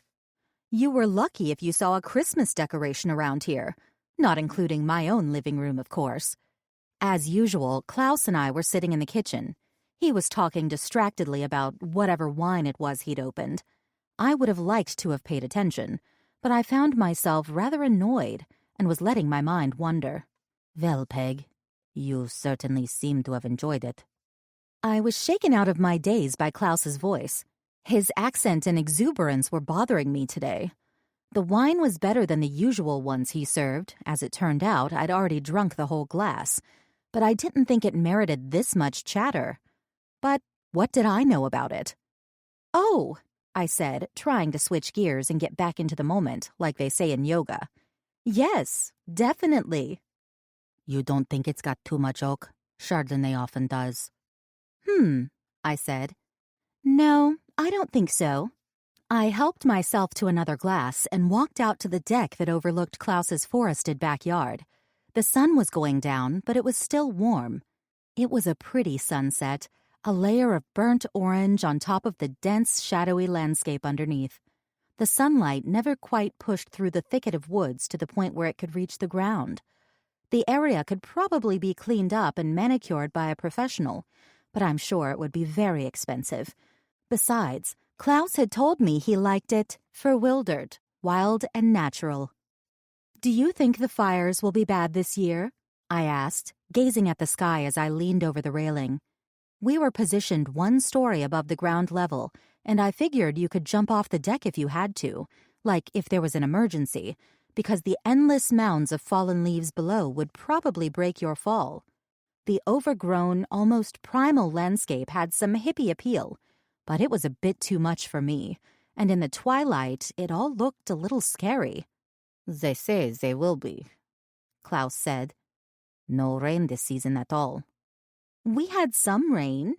When was it? August?" "But that was over 3 months ago, and 1 or 2 days of rain really don't matter, I think." I took another sip from my glass. "They say that PG&E may shut off the power on purpose this season. Have you read that?" "I have heard about that." "What does that have to do with the fires?" I asked. "I don't understand."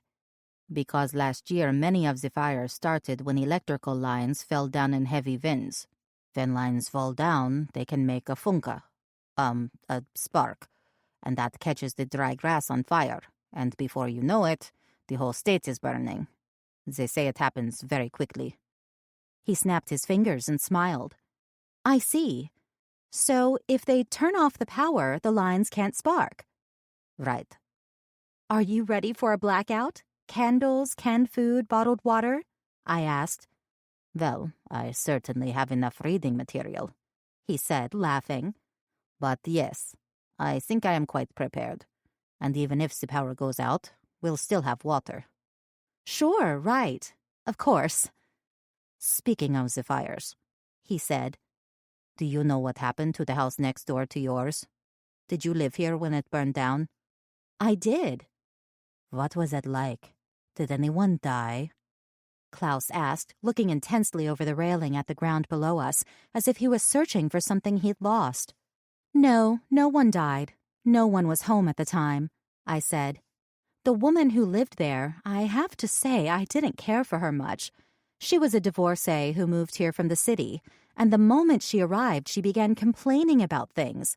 My hedges were too tall. My trees were dropping leaves in her yard. Our shared fence wasn't nice enough, and could we split the cost of redoing it? Well, one day I told her I don't mind the fence at all. In fact, I rather like the fence as it is, I said. And you know what, Klaus? That fence is still standing today. It didn't even get damaged when her house burned down. How did the fire start? They say it was oily rags that just burst into flame. She had been redoing her floors, and that kind of thing is always a danger. Something like that. It was basically the truth. Of course. Anyway, they put out the fire pretty quickly, but as you can see, the house is not inhabitable anymore, and I think someone needs to come tear it down. There was a lot of finger-pointing about blame, and the insurance company wouldn't pay her out. I think the whole thing is still in court. Meanwhile, we're the ones who have to suffer with this eyesore. It is a truly ugly thing, Klaus said. Maybe we should finish the job together. Yes, burn it to the ground, I said, half-jokingly. He turned back to me and smiled, saying nothing, swirling and sipping from his glass. I considered the man standing before me, idly swirling his wine. Klaus, why are we always over here? You never come to my house. He looked at me, his face blank. We can go to your house, of course. Should I bring the wine? That's not what I mean, I said. You have never even dropped by my house, never asked to visit, never been inside. Are you not curious about where I live? What my home looks like? Of course I am curious. We can go right now. Somehow, I didn't really believe he'd go through with it. Klaus, I don't want to drag you to my house right now, I said, growing frustrated. I want you to want to come to my house. Of course, mein Liebling. I understand. He sipped at his wine again. I do want to go to your house. Why wouldn't I? An old familiar feeling rose up in me, and I found myself oddly annoyed. Klaus, what is this? What is what? He looked back at me. We were face to face. What are we doing? We're drinking wine on Halloween, he said, waiting for the children who will never come. I mean, what are we doing with each other? What is our future? Klaus considered this for a moment. I don't really know, he finally said. I will be honest with you, Peg. I greatly enjoy our time together, but I haven't given our long-term future together significant thought. Have you? It's something I think about all the time. Oh, I see. Well, I'm a cautious person, as you know, just taking things slowly as this relationship evolves. Is this disagreeable to you? No, I guess not. I'm sure things will become altogether clear to both of us very soon, and I appreciate your patience. You are patient, aren't you? Klaus, you know I am not patient, I said. He laughed. Yes, but you can be patient when you have to. When I have to. Just a bit more time, he said. I think everything will work out for all of us just fine. What is it that people say? Everything happens for a reason. Chapter 43. Eliza. Okay, truth. Trick-or-treating was way better in the suburbs than the city. More houses were open for business, and people were less stingy with the goods. It was so bad in San Francisco that when I was younger, my parents would have to drive me 2 miles away so we could go door to door. Here, it felt like just about everywhere was doling out the treats. Except for our cul-de-sac, I guess. It was just as dead here as it was on any other night. I knew this was probably the last year I was going to be able to pull off trick-or-treating, but I think Jean Claire and I got away with it because, due to her height, people probably thought that I was her big sister escorting her around town. People were pretty happy to give her a few pieces of candy, but when I held out my pillowcase, I sensed some hesitation more than once. They always gave out the candy in the end, though. Better not to potentially anger a vengeful teenager and risk having your house egged or something. It was dusk, and I was riding home from Jean Claire's neighborhood on my bike, my bag of candy tied to the handlebars as securely as I could rig it. But when I hit the turn that led to the cul-de-sac, the bag began to come loose. And even though it was just a few dozen yards to my driveway, I figured it was best to pull over before everything went spilling into the street in the near dark. I didn't want to lose all that hard-earned candy, and I couldn't bear a lecture the next day from my dad about what was all this garbage in front of our house and who would pick it up. That's when I saw him, the old man who lived in the house across the street, sitting in a rocking chair on the front porch. I'd only ever seen him once before, when Jean Claire and I had tried to sell him the holiday merch and he'd shooed us away.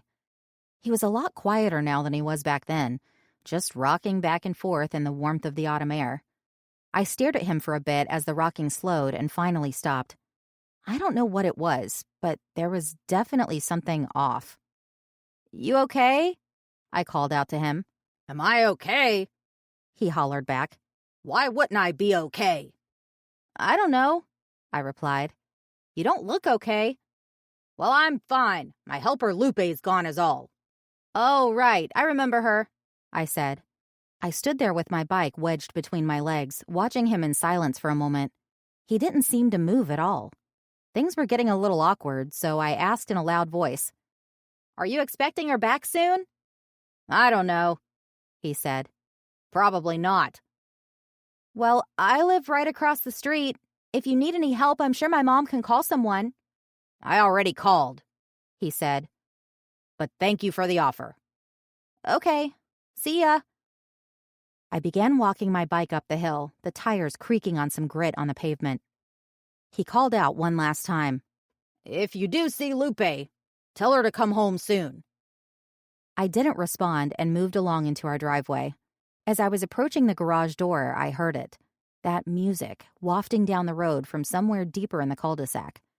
I'd heard it before. It was old people music, like from the 80s. It wasn't unusual in this town or on the street, but something compelled me to drop my bike against the garage, leave my candy behind, and take a walk to check it out.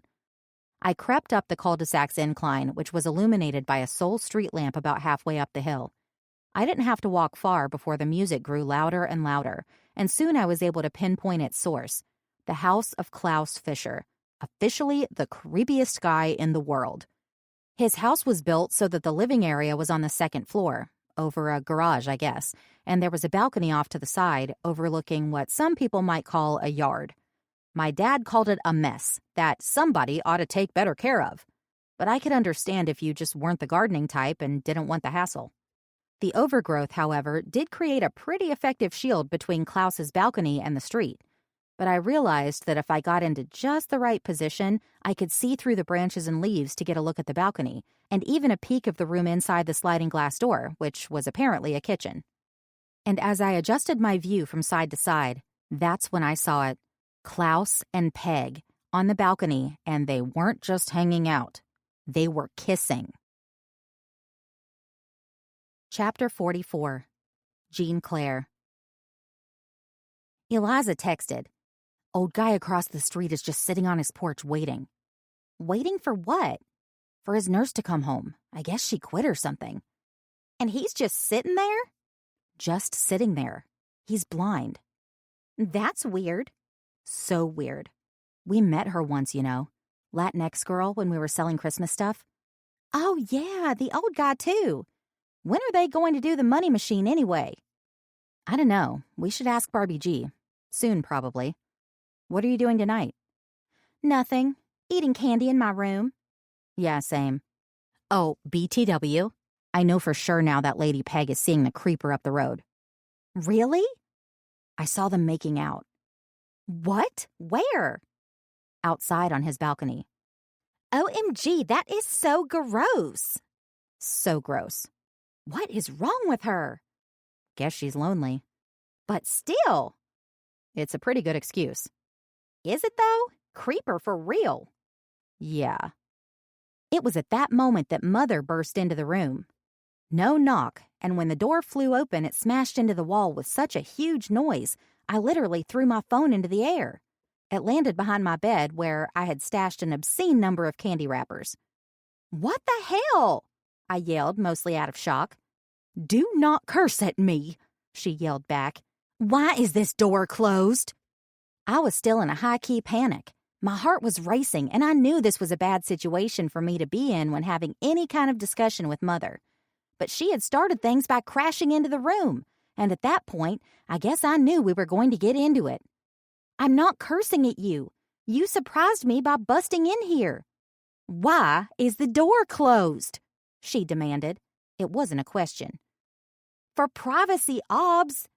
In my house, you have to earn privacy, and you have not earned it. Finally, she appeared to see my yet-to-be-eaten Halloween candy stash, which I was strictly not supposed to have in my room.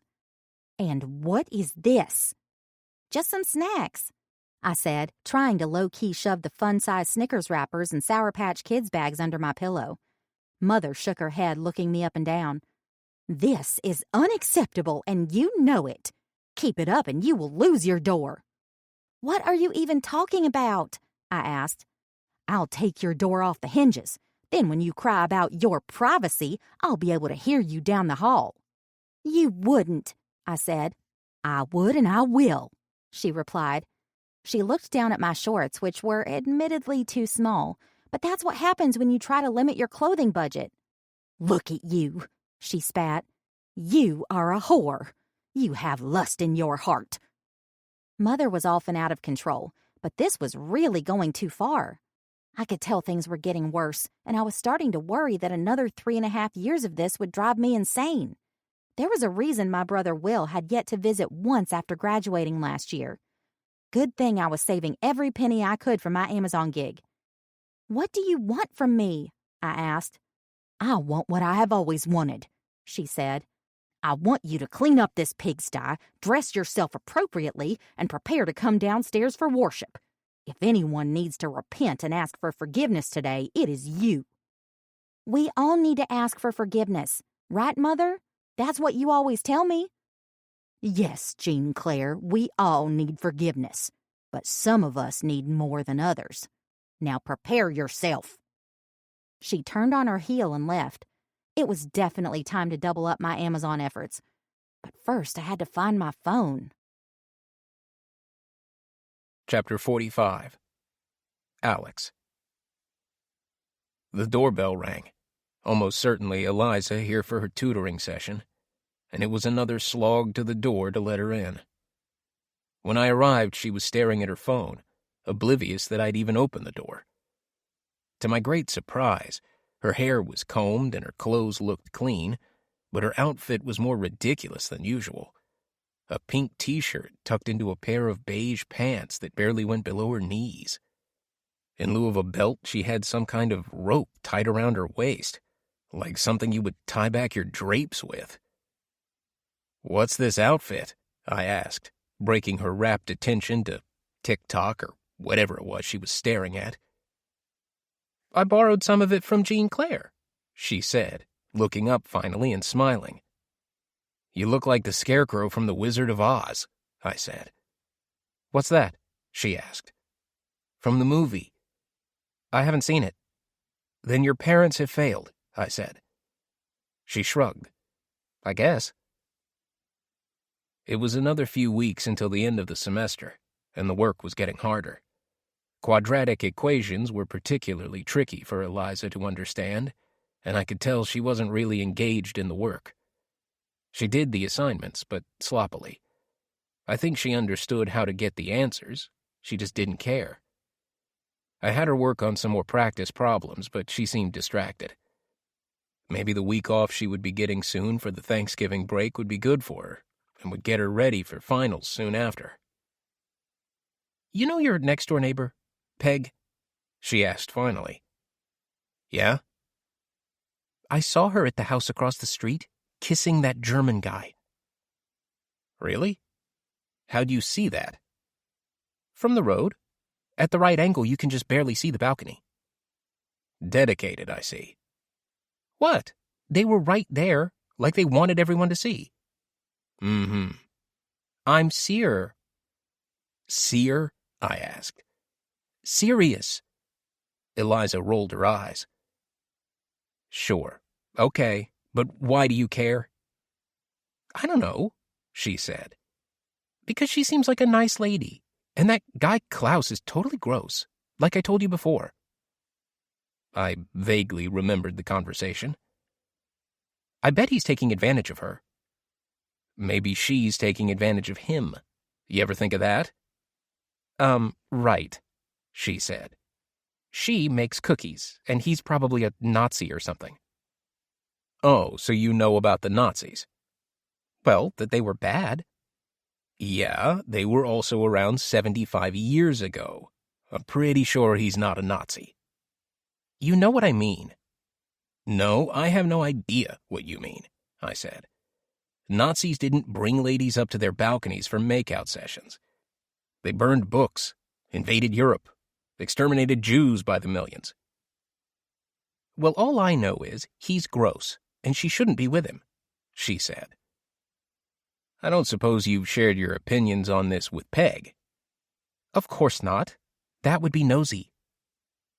Well, this is all very interesting, I said. It was indeed very interesting, and I was a little annoyed, though not surprised that Peg had not mentioned her little dalliance during one of her visits. Surely I could be trusted with her secret more than anyone else she knew. But I let it go for the moment. I'm sure you'll keep an eye on things and make certain I'm informed when they decide to get married. She made a face. Ew, that is so gross. That's romance, Eliza. She shook her head, disgusted. Listen, I changed the subject. Do you think it would be weird if I gave you a key to get in here? It's not easy for me to get to the door sometimes, and, it would just be easier if you could let yourself in. Also, I guess it's good for a neighbor to have a key in case something happens. Emergencies and all. I don't know why I felt embarrassed by the discussion. I guess because somewhere in my repressed subconscious it felt wrong for a grown man to be giving a teenager a key to his house. Anyway, I produced the key from my pocket and placed it between us on the coffee table. I guess, she said. I don't even have a key to my house, though. What are you talking about? I just haven't needed one since we moved here. My mom is always home, and the door's almost never locked. And I can go in through the keypad on the garage if it's a crazy emergency. Maybe you could get like a smart lock or something and give me the code. Can you just take the key? I asked, frustrated. Look, you could put it on that polar bear keychain I bought from you so you don't lose it. I pointed to the little white bear, which was still sitting untouched on the coffee table right where I'd left it weeks ago. She shrugged, grabbed the bear, and clipped the key onto its keyring, something I would not have been able to do. She then dropped it into her cesspool of a backpack, which I was sure meant it would never be seen again. You can use that next weekend when you come over for tutoring, I said. Okay, she replied, and turned her attention back to the last couple of problems on today's worksheet. Try not to lose the key, okay? I said again, but she wasn't paying attention. Chapter 46. Klaus. I sniffed at the smoke in the air. Just a few days prior, the first fires of autumn had erupted, about 50 miles away, and the local news reported on the hour about how large the fire had grown. The sky was starting to show a little haze, but not much. The smoke wasn't bad enough to require a mask yet, but you could smell it if the wind was blowing the right way. It would only get worse, though. Soon enough, everyone would be encouraged to stay indoors for weeks on end due to the worsening air quality, and the sky would be a sick shade of orange. For now, I could still work, though the ground was harder than ever, and the digging was absolutely schwierig. It had to be done at night, because the Cul-De-Sac now had too many eyes.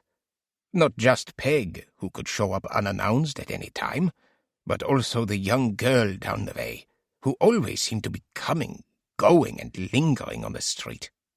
I didn't believe she knew about my relationship with Peg. We were both very discreet, and the secluded nature of my home made it impossible to see inside. Digging the grave in advance was both a risk and an asset. It was a risk because, of course, it could be discovered, and it would be difficult to explain. I had already planned to say I was putting in an irrigation system, should anyone question me, and had purchased much of the equipment that would back that up. On the other hand, the grave was an asset, because of course I would not have to do the work after she was taken. I was still wrecked with indecision on that front. When to do it, or if I should do it at all. Lately I had been leaning against, but, well, you never know when the winds will change. It was better to be prepared, just in case.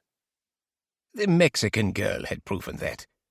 My primary memories of the night afterward were sadly limited to the hard work of digging in the dark, as that had been an impromptu event. It really ruined the experience, and created a rushed unpleasantness around the whole thing.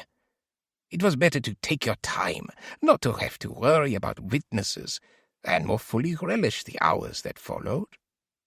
With the Mexican girl, the night was marked by nothing more than a small crucifix pendant as a souvenir, resting in my pocket at the moment, her remains a decaying memory under a pile of dirt a few feet to my left. The recent time change meant that it was very dark, but my eyes had adjusted to the moonlight, and, let's be offenherzig and honest, this was not work that required very much attention to detail. Dig as deep as you could, cover the body with quicklime and dirt, and if possible, put a dead animal on top in order to throw off any cadaver dogs that might come sniffing around. That wasn't a real risk unless you were a suspect, of course. There wasn't anything to connect me to any of these women, and even with the Mexican girl it was unlikely that anyone would bother knocking on my door, asking if I knew anything about her disappearance.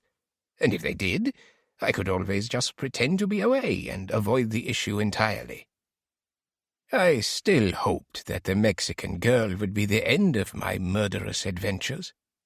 The thrill when she climbed into the car had been electrifying, but she had barely even struggled when I put my hands around her neck and pushed my thumbs into her windpipe.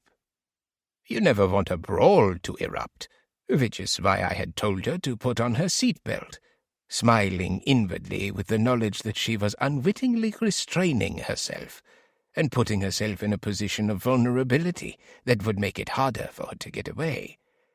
No, you don't want a fight, but you do want some kind of challenge to get the blood pumping a little. Father had said the same about his work during the war.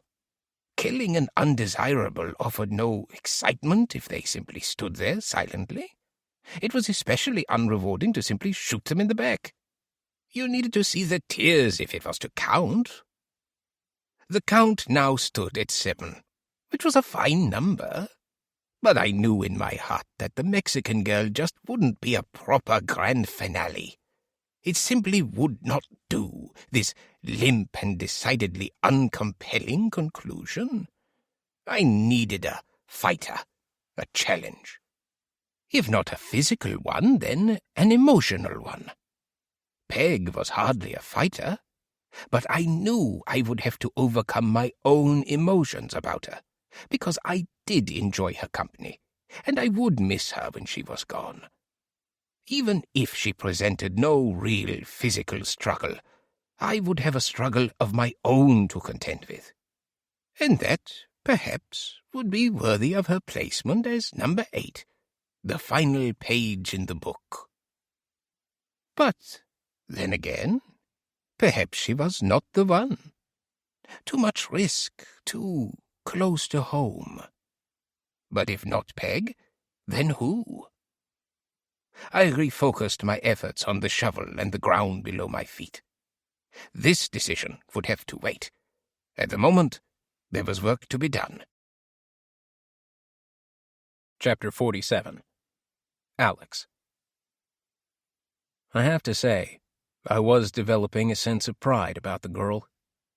No longer did she struggle to multiply 6 by 7. No longer did I have to explain how parentheses worked in an equation. She did most of the work without having to involve me at all, and she even appeared to be washing her hair regularly. I pretty much just pocketed the cash and looked at my phone, answering occasional questions when she had them. She would ace the final, I was sure of it. And that was for the best, because something was feeling off for me. I was having more and more trouble concentrating on the subject matter, and I found myself staring out the window, almost like I was looking at my body from outside the house. "Explain to me how logarithms work again," she said. "Alex? Hello?" I was aware of a sheet of paper being waved in front of my face. Things were fuzzy. I tried to wave off the intrusion, but nothing seemed to be working right. My arm wasn't responding, and this metallic taste suddenly hit my tongue. "You okay?" Eliza's voice sounded hollow and distant. Something was very wrong, and as a sense of panic and doom began to set in, the world disappearing from the outside in, I quickly became aware what was happening, as this wasn't the first time. "I'm having a seizure," I yelled at her. Or at least I tried to. All that came out was a pathetic "blah," and then I toppled over, my head fortunately hitting the couch instead of the floor or the coffee table, and everything went black. Chapter 48. Eliza. Alex crumpled more than he toppled. After yelling, louder than anything I'd heard come out of him before, he began to shake and moan and make all kinds of disgusting sounds. The couch we were both sitting on started rocking back and forth, and while the drooling was always a problem, this was crazy. He wasn't just dribbling a little, he was high-key projectile spitting. The 4 hours of babysitting training I took 2 years ago hadn't prepared me for this. You were supposed to make sure he didn't bite off his tongue, right? That's what they said on TV. But how? Should I hold his mouth open or something? I thought for a second about trying to somehow wedge my math workbook between his teeth, but he was flailing around so much that I'd probably just make matters worse. I couldn't get help from my parents as they were out on some kind of couples-only day trip, so I figured the next best thing would be to get another responsible adult involved.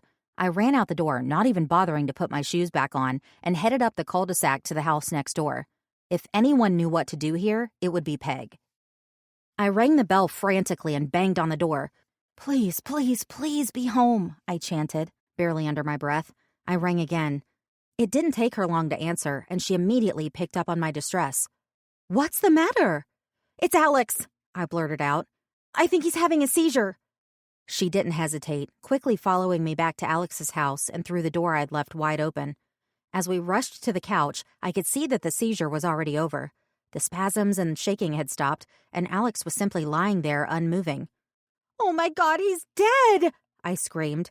Peg was right behind me, whipping around the couch and dropping to her knees on the floor. She said nothing, putting her fingers to his neck, feeling for a pulse. "He's not dead," she said. "His pulse is actually pretty strong. Call 911. I fumbled for my phone and unlocked it. "No." It was Alex. His voice was feeble, but it was at least a voice. I froze before hitting the green call button. "Don't call." "You need to go to the hospital," Peg said. "I know," Alex said, still lying in a sort of cashew shape. "But no ambulance. Can you drive me?" Peg looked at me. Could we? Should we? "Please," Alex moaned. Peg pet Alex's head as if he were a child or a puppy maybe. "I'll pull my car up." I sat with Alex while Peg retrieved her car, which fortunately was a 4-door. She got the car as close to the front door as possible and opened the back so he could lie down inside. She left the car running as she hustled back into Alex's house. Alex said nothing throughout, breathing gently and calmly. "Now what?" she asked, looking at me again. "Do you think we can carry him?" "I don't know what else we can do," I said. I turned to Alex, saying, "We're going to have to prop you up. unless you want us to drag you out of here." He didn't say anything either way, so I maneuvered my body to his side. Peg got behind the couch, and together we pushed and pulled to get him into a basically upright position. Peg then came around the front, and we each got on one side of him, hoisting him up by his shoulders and each putting an arm around his torso. He was nothing but bones underneath his hoodie, and he was so light that moving him around was no trouble at all. Maneuvering around the coffee table was the hardest part, but it was otherwise pretty easy to get him down the entry hall, out the door, and into the car. He seemed a little more together by this point, and he was able to help us out by wriggling himself into the back seat, where he remained curled in a fetal position. I ran back inside and looked around. What would we need at the hospital? His wallet, his phone, his shoes, his cane. I collected them all and ran back outside. Peg was in the driver's seat, buckled up and ready to go. She drove to the hospital, the only one in town, fast but under control. Mom would have been swerving all over the place and probably would have had to pull over, broken down in tears. But Peg had an intensity that scared me almost as much as what was going on with Alex in the back seat.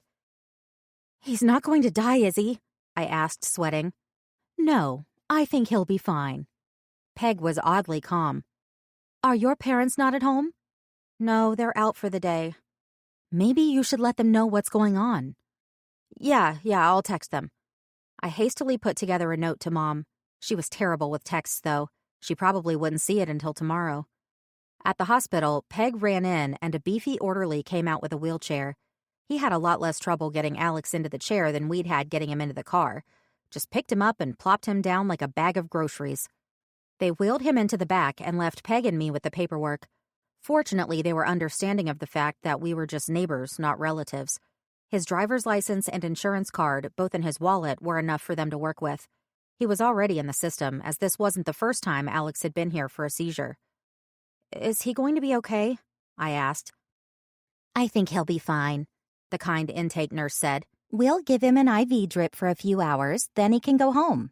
There's medication for his condition, but I don't think he takes it." "Why not?" I asked. She shrugged. "Some people just don't want to do what's best for them, no matter how hard you try to explain it." "That sounds crazy," I said. "Happens all the time," she said, smiling through resigned eyes. "But maybe you and I can work together to make sure he does." We waited in the lobby for close to an hour. Peg and I didn't discuss staying. It just seemed like the right thing to do. Finally, a doctor appeared and told us mostly stuff we already knew. Alex had had a seizure. He was going to be fine. He really needed to take his medication. It'd be a few hours, but there was no need for him to stay overnight. After his IV was done, he could get a ride home on the local MedRide bus, which would take him straight to his door. "No, we can wait for him," Peg said. "Or at least I can wait for him." She turned to me. "I can run you home if you need to go, or want to go." I had more homework to do, but it wasn't much. For some reason, being at home alone now sounded a little scary. "I'll stick around, I guess," I said. While we waited, Peg and I flipped through old magazines, checked our phones, made small talk. I wanted so badly to ask her about Klaus, but I couldn't muster the courage. She didn't hint about it, and I never spied her texting anyone. Maybe it wasn't serious at all. I mean, if they were boyfriend and girlfriend, she would have told him about this big adventure immediately, right? "You did the right thing in coming to get help, Eliza," Peg said at one point. "You have a good head on your shoulders. I don't know what I would have done when I was your age." "Nah, you're the one who's so calm and collected," I said. Peg looked me in the eye and smiled. "I guess we're just a good combination to have around when there's a crisis." "Teamwork, right?" I asked. Peg nodded. "Does it always take this long for him to come to the door?" Mom asked me, standing outside Alex's house. One day after the trip to the hospital, the smell of smoke in the air was worse, and Mom was starting to cough a bit here and there. But it still wasn't overwhelming, and they said we could still do outdoor activities within reason. No one had canceled PE or anything. Barbie G said that it was only a matter of time, though, and that soon enough we'd need to stay indoors or wear masks to protect our lungs until the fires cleared up or the wind shifted. Mom said she'd ordered survival masks on Amazon. "Yeah, usually," I said. "I can hold the soup if it's too heavy, though I don't know why you didn't just heat it up at his house." "That would be rude, Lizzie. You can't just show up with cold soup." I rolled my eyes. "You can show up with soup from a can, though?" "It's not from a can," she protested. It's Whole Foods turkey and wild rice, freshly prepared. I shook my head and said nothing. Finally, the door opened. "When are you going to remember that I gave you a key?" Alex asked, propped up by his cane. "Oh, gosh," I said. "I'm sorry." Alex dabbed at his lips with a tissue. "I see you brought your mom, and Mom has a pot." "Soup," she announced. "Lizzie told us about everything that happened yesterday, so I figured we should check on the patient. Plus, a thank you for all the help you've given Lizzie with math." "Well, come on in then," Alex said. He leaned on his cane heavily as he shuffled back into the house. I realized Mom had never been inside the house or even seen Alex take more than a couple of steps. What was she going to think of the place, of him, now that she was getting the full Alex experience? "Are you hungry? Do you have a bowl?" Mom asked as we slowly made our way to the kitchen. I breathed a sigh of relief that it was generally clean, as was the adjacent living room. The housekeepers must have just been here. "Maybe I'll have some later," he replied. "I don't really like people watching me eat." "Understood. I'll just leave it here on the stove. Lizzie can bring the pot home next weekend." Alex didn't take long before moving into the adjacent living room area, plopping himself into his well-worn couch divot. I sat in my usual spot without being prompted. Mom shuffled around the coffee table to sit in a chair adjacent. The TV was on, and Alex reached for a remote to shut it off. "How are you feeling?" Mom asked, her face lined with worry. "Fine," he said. "These things leave you tired, but I get over them quickly enough." "The doctor said you weren't taking your medication," I said. "Yeah, it makes me nauseous and gives me a headache," Alex said. "Okay, but still," Mom said. "Those episodes can't be good for you." "Probably not." "How often does this happen?" she asked. "Depends," Alex said. "A lot more if I have stress in my life, but lately not very often. A couple of times a year." "Maybe you need one of those life alert necklaces so you can push a button for the paramedics to come if something happens. My mother had one and it really gave me peace of mind," she said. Alex didn't look up. "Yeah," he said. "I'll think about that. I hate ambulances, though, worse than a seizure." A moment of awkward silence before Mom changed the subject. "Well, Lou and I are really impressed with all the work you've done with Lizzie," she said. "I didn't think she would ever do well in math, but it looks like she could even get an A this year." "If I do well on the final," I said. "Oh, you'll do fine," Alex said, looking at me. "I think you have this stuff down." He dabbed again at his mouth and pulled himself up in his seat a bit. "By the way, I'm happy you and your mom came over, Eliza. I did want to say thank you for what you did yesterday." It was an exceedingly rare moment of vulnerability from the man. "Oh, I didn't do anything, really," I said. "Sure you did. Getting Peg to drive me to the ER was pretty genius. You're good at thinking on your feet." "Well, I tried," I said. "You succeeded," Alex said. "And if I can ever return the favor, I will." Chapter 49. Alex. It had been no more than an hour since Eliza and her mother left when I heard the doorbell ring. I had been on the verge of falling asleep on the couch, or perhaps I was already asleep and hadn't realized it. Sometimes I found it difficult to know the difference. Given they rang only once and waited patiently for me to come to the door, I was not at all surprised to discover Peg standing in the threshold. She was carrying a steel pot with a lid on it, propped atop a colorful hot pad. "I brought you soup," she said. "How are you feeling?" "Soup? Well, come on in," I said. "Maybe you can put it in the kitchen next to the other pot." Peg looked taken aback. "You made soup?" "No, the girl next door brought it, with her mom." "Oh, my God, Eliza is so sweet. She really helped out with your incident yesterday, you know." Peg hurried into the kitchen to drop the soup off, calling out, "This one's chicken noodle. I hope you like it." "Sounds wonderful," I said. It was possible I'd take a sip from one of them, but not likely. "Should I get you a bowl now?" she asked. "Oh, I'm not very hungry. I'll have some later," I said. I took my seat back on the couch, finding myself more tired than usual. Peg returned quickly from around the corner and stood to my side. "So?" she asked. "So what?" "Well, you didn't answer me. How are you feeling?" "Oh, I'm fine. Not great, but not awful. Still tired." "Yeah, that kind of thing must take a lot out of you." "Everything takes a lot out of me." "I feel so bad for you sometimes. Isn't there anything they can do for your condition? They said there was medication." Yes, I'm taking it." I sighed. I rubbed my eyes in frustration, wishing for anything to make this conversation go away. So I changed the subject. "By the way, Peg, Eliza told me she knows all about you and your little friend across the street." Peg's eyes nearly jumped out of her head, and her mouth popped open a bit. "What?" she stammered. "Your boyfriend, the German guy. I don't remember his name." "Boyfriend? What? She..." Peg was grasping at straws. "Hey, it's okay with me. I don't know why it needs to be a secret. I'm glad you found someone you can relate to that's not me." Peg blushed, then looked away. "Eliza doesn't like him, though," I said. "Well, she doesn't know him like I do," Peg said, her attitude turning on a dime. She could do that. "There it is," I said, smiling. "Fine," she relented. "We've been dating for a few weeks now. It's very casual, though." "Sure it is."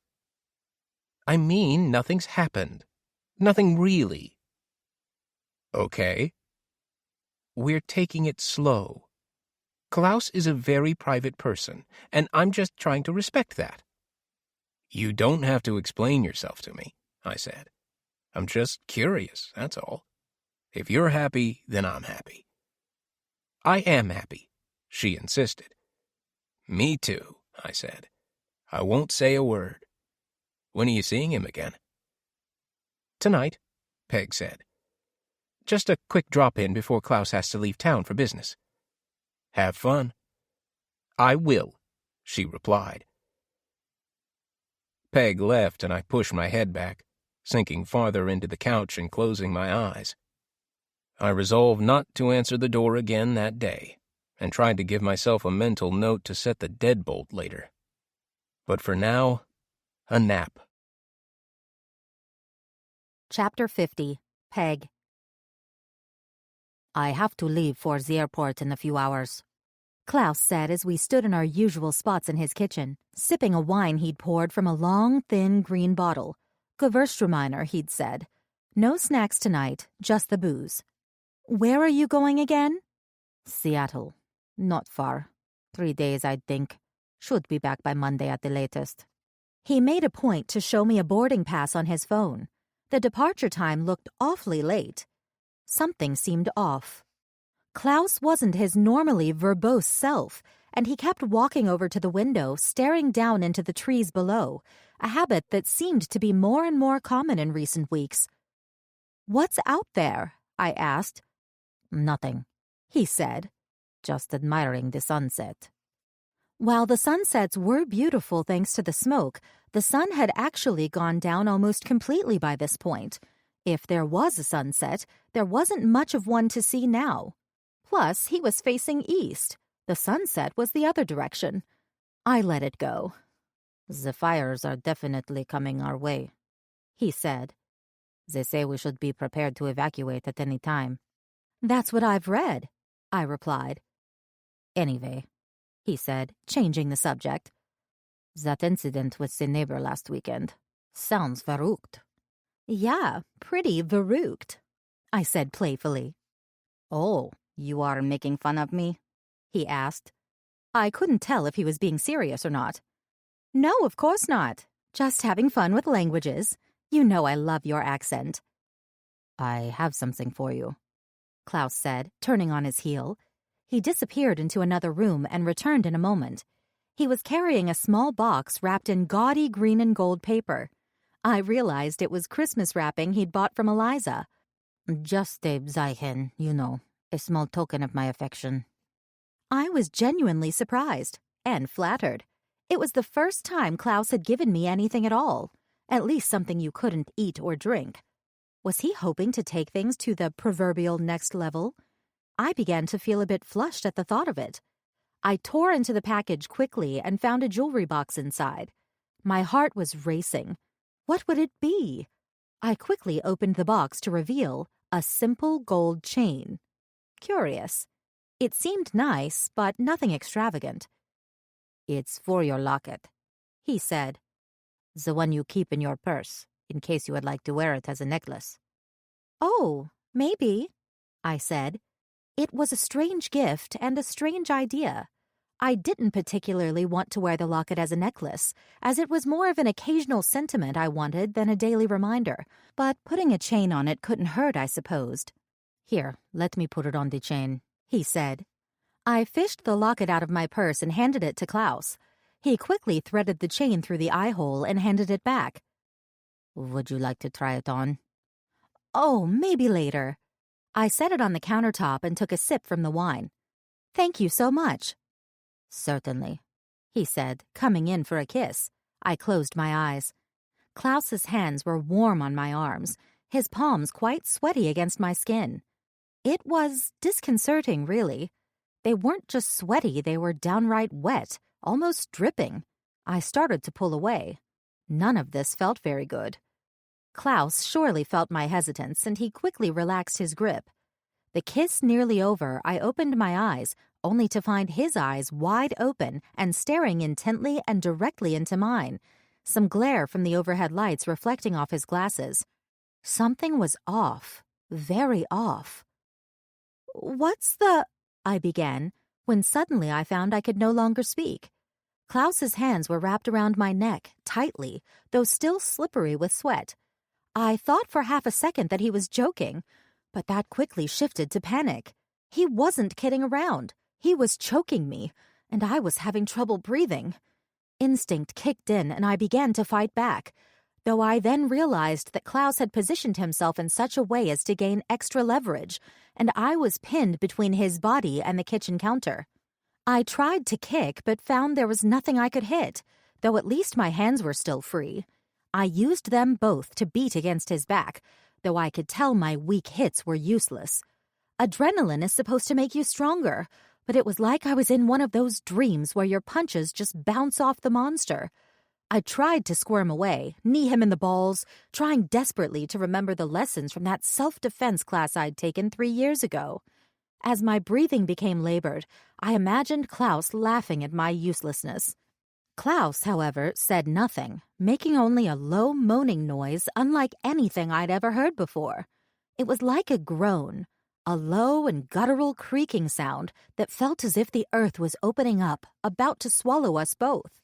I was able to gasp little snatches of air, his sweaty hands working against him to prevent a perfect chokehold on my throat. But it wasn't enough help. He didn't move, never shook me from side to side, never hit me or kicked me. He just maintained the chokehold, steadily squeezing as hard as he could, standing in one place. I was fading. My eyesight was getting blurry, and when I tried to scream, I found I couldn't make a sound. The pain from Klaus's hands wrapped around my neck was unbearable. My attacks hadn't done any good to start with. Now they were having even less of an impact as my energy faded to almost nothing. This was it. I was going to die, choked to death by a man who I'd thought was my boyfriend. Why? And then, in an instant, everything went black. At first I thought I had died, that my neck perhaps had snapped and I'd gone blind. But I could still feel the rest of my body, and in fact Klaus abruptly relaxed his grip. Clearly he was just as surprised as I was by what had happened. The power had been shut off, a preventative measure against the fires knocking down electrical lines, just as Klaus had said would happen a few weeks prior. I gasped for air, and Klaus made a fresh grab for my neck. The influx of oxygen and a final rush of adrenaline gave me some much-needed energy. My arms reached backward, my right hand brushing against something cold and smooth, the bottle of Gewürztraminer wine we'd been drinking, now about half empty. I grabbed it by the neck and swung it around as quickly and purposefully as I could. It was now pitch black, no streetlights, no time display on the oven, nothing at all to see by, not even any moonlight. But I knew where Klaus's head had to be, and I aimed the base of the bottle the best I could. It connected and felt like a direct hit, and I knew it had to be his head. It was hard but not rigid like if I'd hit the cabinet or the wall, and it moved after the impact. I felt the reverberation run up my arm. The bottle didn't shatter like glass always does in the movies. It just landed with a dull but loud thump, the remainder of the wine sloshing out from the upturned bottle all over the both of us and onto the floor. Klaus's grip relaxed again, and he screamed. He let loose with some German obscenities, and I brought the bottle around again. His voice helped me aim this time, and I felt that I got another solid hit, impacting somewhere on the side of the head with another thunk. Clearly angry but disoriented in the dark, he released my neck entirely in order to try to grab for the bottle, which he wrested from my hand.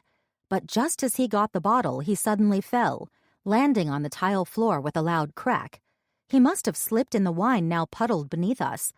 The bottle fell to the floor too, but it still didn't break. Klaus was now moaning in a different way, in pain. The fall perhaps had hurt him more than the bottle strikes, or maybe it was the combination of them that had done some collective damage. He wasn't getting up. Should I run? Should I call 911? I reached for my purse instinctively and fished out my cell phone to use as a flashlight. I backed away and fired up the flashlight with a few taps, aiming it in Klaus's direction. He was still writhing on the ground, lying on his back in a puddle of wine, his hands holding his head. My guess was the crack I'd heard had been the back of his head smacking against the tile. Maybe he had a concussion. There wasn't any blood that I could see. "What's wrong with you?" I screamed at him, still trying to catch my breath. I was dripping wet from the wine, and my hands were shaking badly, giving the cell phone light a sort of strobe effect. The words just came out of my mouth unbidden. "You're a monster!" Klaus kept moaning, and it looked like he was about to try to get up. "Call 911 now. Tell the cops what happened as you run back to your house." But what if he got up and came after me? Wait in my house in the total darkness and hope the inevitable knock on the door was the police instead of Klaus coming to finish me off? Surely the cops were going to be overloaded with calls in the aftermath of the blackout. How long would it even take them to get to the Cul-De-Sac, which was about as far from downtown and the police station as you could get? Maybe they wouldn't even believe my story. I walked back to Klaus's position, aiming the phone's flashlight down at him from directly overhead. "I hate you," I said, still winded. My neck was sore. "You're a terrible human being." I raised my foot and placed it directly on his neck. I can't explain why I did it, but it sure felt good. My foot was small and it fit perfectly under his chin. Klaus was beginning to get his wits back, and he brought his hands down from his head, wrapping them around my shoe. His grip was weak, barely there. "Please, don't," he groaned pathetically. I pressed down, shifting my weight to one foot like we did in yoga with the Warrior 3 pose. I calmed myself the best I could, tried to control my breathing. Inhale the future, exhale the past. I pushed harder, lifting my left leg off the floor entirely, placing one hand on the countertop for balance. Klaus stopped making any noise. I could feel the cartilage in his neck crushing under my foot, even through the leather of my shoe. It felt like when acorns on the sidewalk pop when you step on them. I no longer really needed the light, so I put the phone down, the flashlight illuminating the ceiling instead of the floor. But the slight reflection made things visible enough. Klaus was no longer struggling, and his hands finally went limp, his grip eventually failing completely. At last, I stepped off of his neck and picked up my phone again. I aimed it back at Klaus to assess the situation, and it didn't look good. His neck had all but collapsed, flattened by at least an inch. His eyes were closed, but his tongue was lolling out of his mouth like a dog's. I didn't bother to take a pulse. He was dead all right. Chapter 51. Jean Claire. That we even had school today was a surprise, considering the wildfires nearby and the power going out last night. But this morning, everything was up and running like normal. I mean, they'll cancel school for pretty much any reason at all.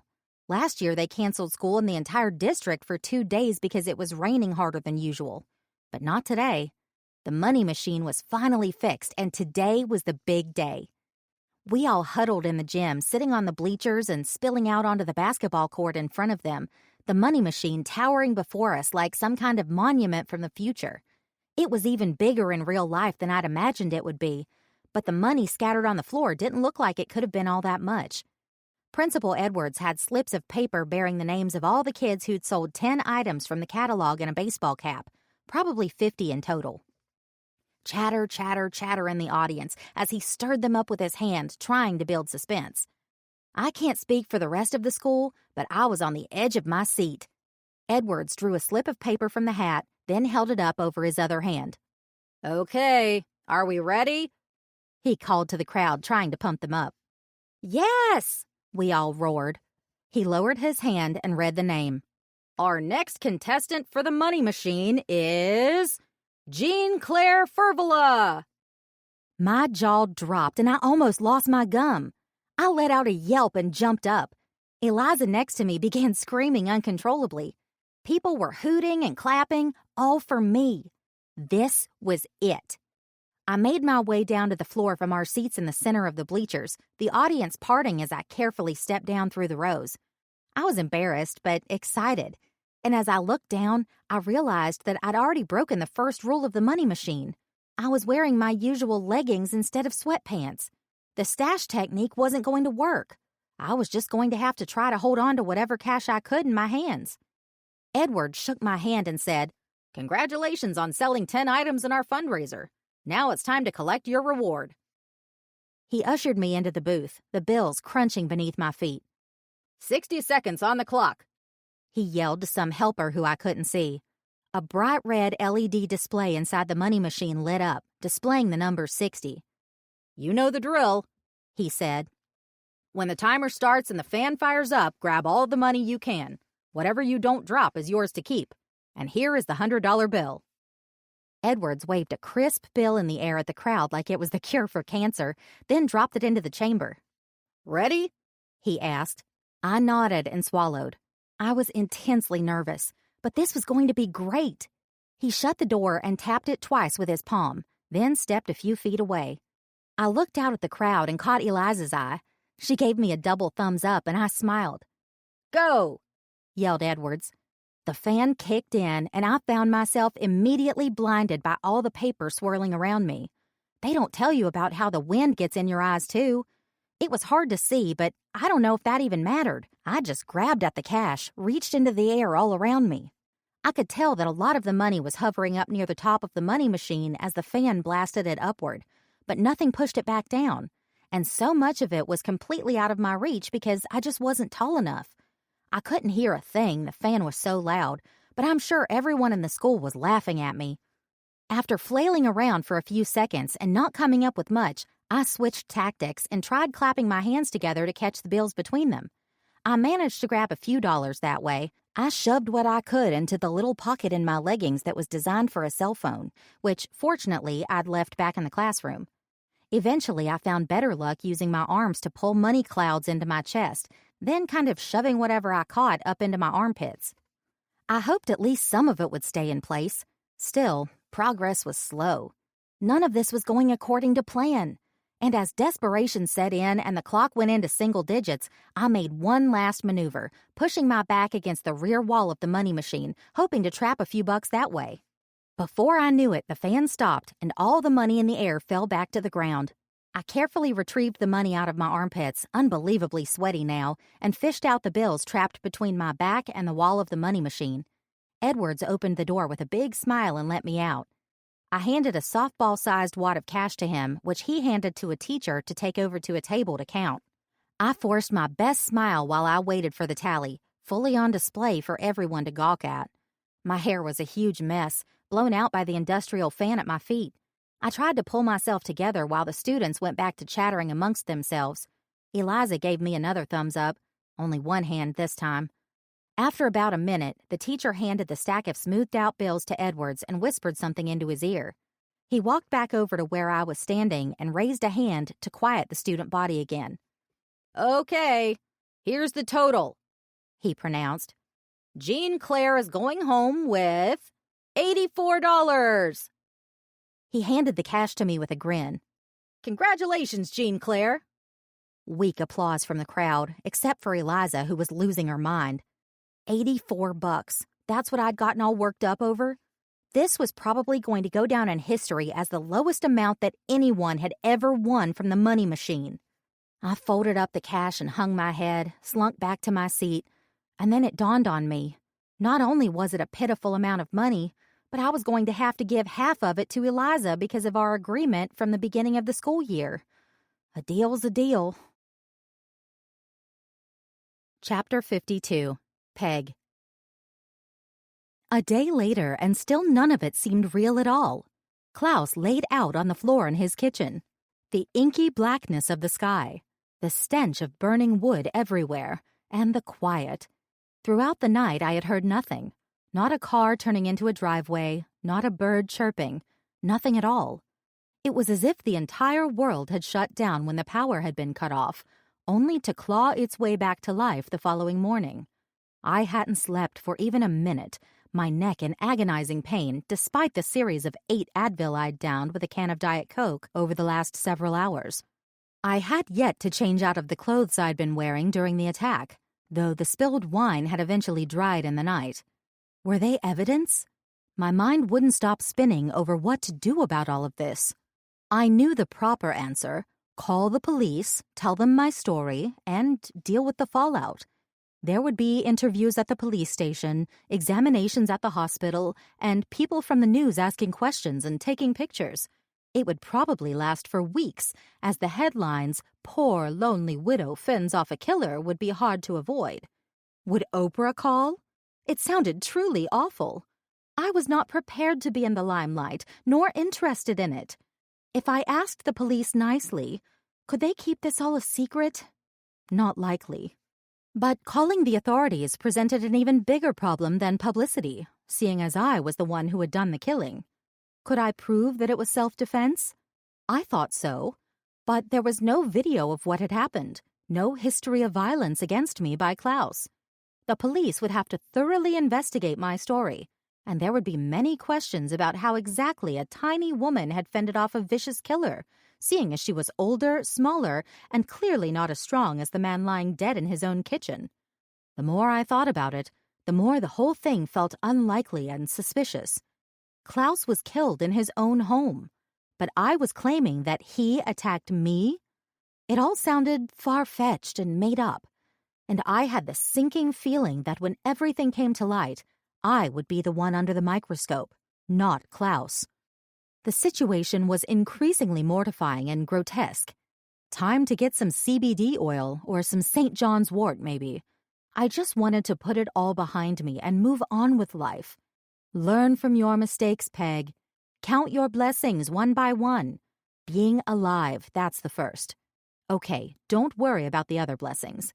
Breathe in, breathe out. I meditated for a while to try to find some peace, but it never came. I guess that was the point when I started to wonder what I should do about the body. Chapter 53. Alex. A doorbell ring at this hour of the morning usually meant an overeager Amazon driver or a random UPS or FedEx delivery. But by now most drivers knew not to wait for a signature from me. Once they saw a guy with a cane, they took pity and signed for any packages, even though they weren't technically supposed to. Besides, would they really want to come back the following day? The ringing was insistent. Twice, then a third time. Now I was getting annoyed. I made my way to the door and cracked it open to reveal Peg. "Hello?" I asked, clearly confused. She'd just been by yesterday, and the multiple rings were unlike her. "Are you here for your soup pot already?" "Can I come in?" she asked. I took a good look at her and, damn, She looked like hell. Big dark circles under her eyes, and no makeup to try to hide them. Her clothes wrinkled and mussed, a lengthy scarf wrapped several times around her neck. Peg wasn't a woman who was normally what I would consider put together, but this was a little sloppy even by my piss-poor standards. It was pretty clear something was very wrong. Sure. I swung the door open the rest of the way. 2 visits, 2 days in a row. Unprecedented. She ignored my quip. I have a problem, and I need to talk to you about it. Oh, great. Hopefully it wasn't going to be about the grass in my backyard or my TV being too loud. I shrugged and turned to head back to the couch. Mind if we sit? I didn't wait for a response. She hurried inside, shut the door behind her, and followed me to the usual seating area. Should I offer her a drink or something? Maybe that would ease the pain of whatever complaint she was about to deliver. Would you like anything to drink? You can feel free to help yourself in the kitchen. There's tea. No, I'm fine, she said. I'd said as much myself yesterday when nothing was fine at all, and her tone made me very much doubt her condition also.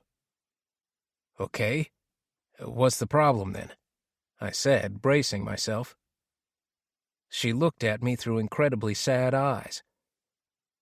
I don't know how to say this, but I thought you might understand. Understand what? Klaus is dead. Klaus is dead, I repeated somberly. The boyfriend? Yes. She looked like she was about to burst into tears. Oh, damn. I'm sorry to hear that. Was he sick? I don't think I'm making myself clear, she said. Klaus is dead, and I killed him. None of this made any sense, like she was either playing an elaborate joke or had gone completely insane. But if she was truly nuts, the last thing I wanted to do was set her off. Better to play along. You killed him. How? Why? What are you talking about? Because he tried to kill me. It was self-defense. What? Do you have a gun or something? No. When I was at his house last night, I hit him with a bottle and he fell down. Then I crushed his neck until he was dead, with my foot. My eyes popped open. That was a very specific claim, and a very disturbing one. What did the police say? I asked. I haven't called the police. What? I recoiled. You need to call them now. You should have called them yesterday. I can't. I don't want to get involved with the authorities and have my life turned into a circus. I was sure you would understand. I don't like cops, but this isn't the kind of thing you can fuck around with. They're going to come knocking at some point, and they're going to have a lot more questions later than they are if you call them yourself now. There's not really anything tying me to him. Just some phone calls. Can't we just throw his phone away and wipe up the fingerprints? I don't think it works like that, Peg. Phone records aren't just on the phone. The phone company has them. And now they can find DNA from, 20 years ago on anything. If there's a dead body over there, and it sounds like you're telling me there's a dead body over there, eventually they're going to want to talk to you. What if there isn't a dead body over there? What do you mean? I asked. What if we got rid of it? You keep saying we. We are not going to do anything of the sort. I can't do this myself, Alex. And if we do this, it helps the both of us. You don't want a bunch of reporters and police officers camping out on the Cul-De-Sac, do you? No, I said hesitantly. And Klaus had it coming. I didn't do anything wrong. I was just protecting myself. She was becoming downright manic. So you said. Yes, and it's true. Look, I said, I don't really want to get involved. But what is it you want me to do exactly? Just come over to the house and take a look and help me clean up a little. Give me some advice on what I'm forgetting. If you don't touch anything, there's no DNA for them to find, right? I had to admit that morbid curiosity was getting the better of me. I didn't really believe there was a dead guy across the street. Maybe they had a fight and she slapped him and he left in a huff. But the whole thing about crushing his neck, this little person? It all seemed really unlikely, practically impossible. Maybe she'd had a full-scale mental breakdown and imagined it. And yet, she was awfully insistent. Well? She asked. I don't have anyone else, and I don't know what else to do. I realized I'd been silent for far too long, just staring at her wild eyes. This all seems surreal, Peg, I finally said. It can't possibly be true. Well, she replied, does this look surreal? With that, she unwrapped the scarf around her neck, revealing a grisly collection of black and blue bruises, punctuated throughout with bright red broken capillaries. The more I stared, the more I could make out individual finger imprints. But that was perhaps my imagination. Jesus. He did that? She nodded. And you just need me to take a look, I asked. Yes, she said. Remember, you owe me a favor. This much was true. I suppose there wasn't much harm in looking at the scene to see how much of what she was saying was legit, and hopefully convince her to call the cops if by chance any of it was true. It's not like I had anything better to do. I'd need to steel myself for this escapade, though. Okay, I said. Give me my pills. Chapter 54. Peg.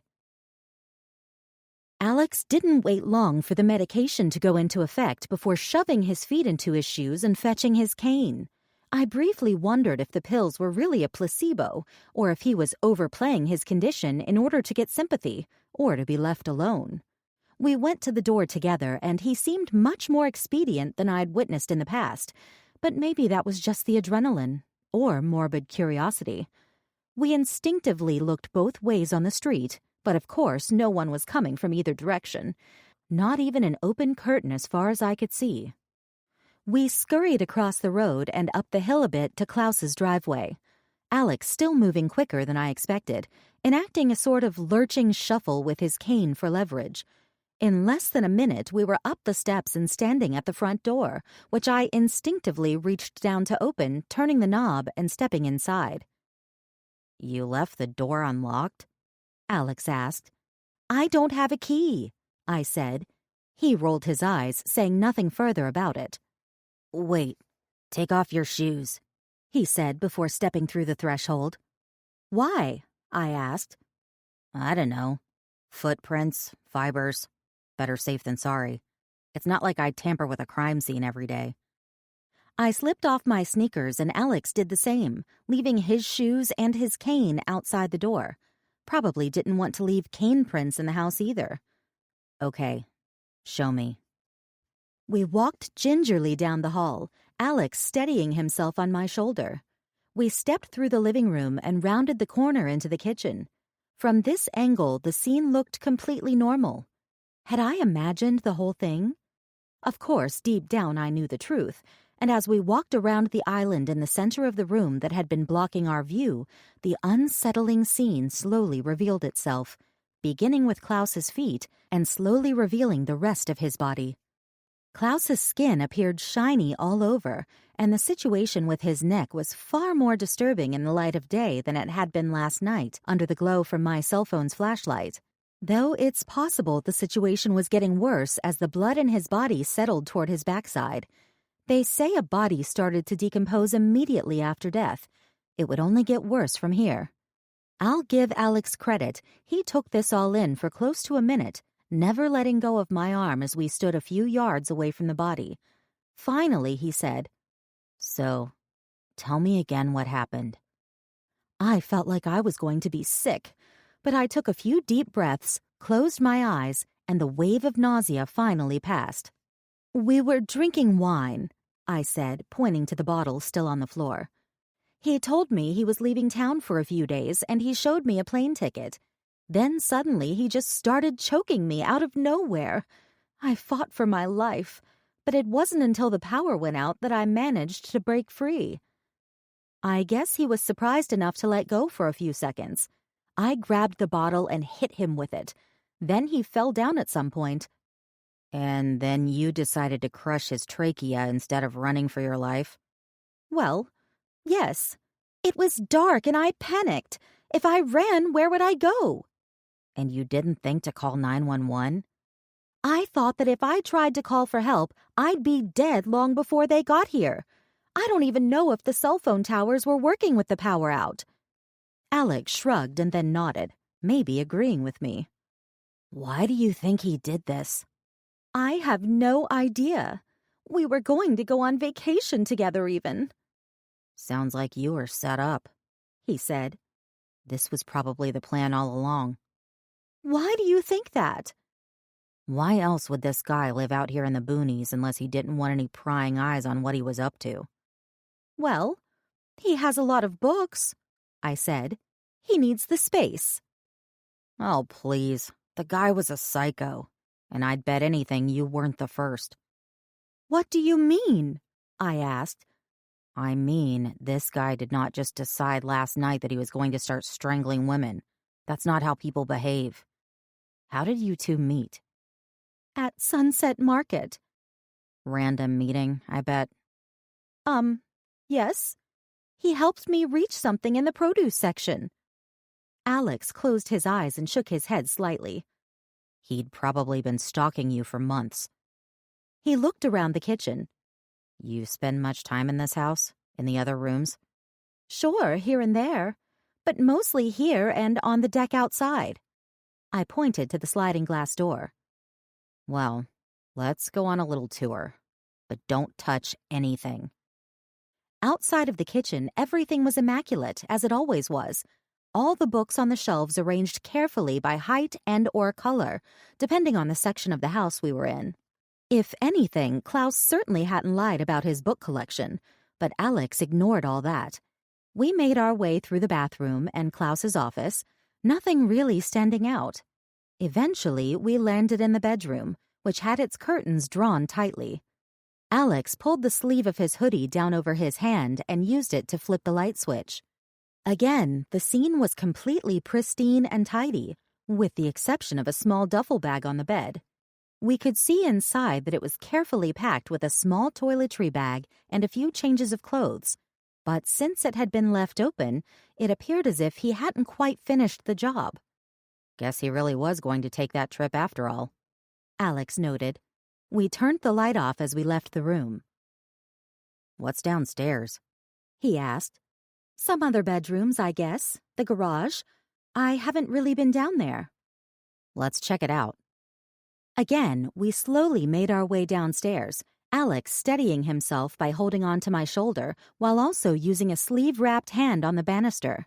The spare rooms downstairs looked like they'd never been used except to hold more books and the occasional piece of furniture. Finally, we entered the garage and turned on the lights, a battery of fluorescents flicking on overhead. Klaus's BMW was parked right where you'd expect it, but Alex's attention was immediately drawn to the side of the garage near a plastic work sink. It was clear that Klaus had recently spent some time here. Against the wall leaned a pickaxe and a shovel, both quite dirty with fresh brown earth, next to a pair of very muddy work boots and some equally dirty leather gloves. A long piece of new irrigation tubing, held in a coil with zip ties, was propped up against the wall, and a 25-pound bag reading "Fast-Acting Lime" was lying on the floor next to the equipment. You know what this is? Alex asked. Isn't it to help dead bodies decompose? I asked, a chill running up the back of my neck. No, that's a common misconception, though. It's really to help cover up the smell that comes from a rotting body in a shallow grave. You know what this all means?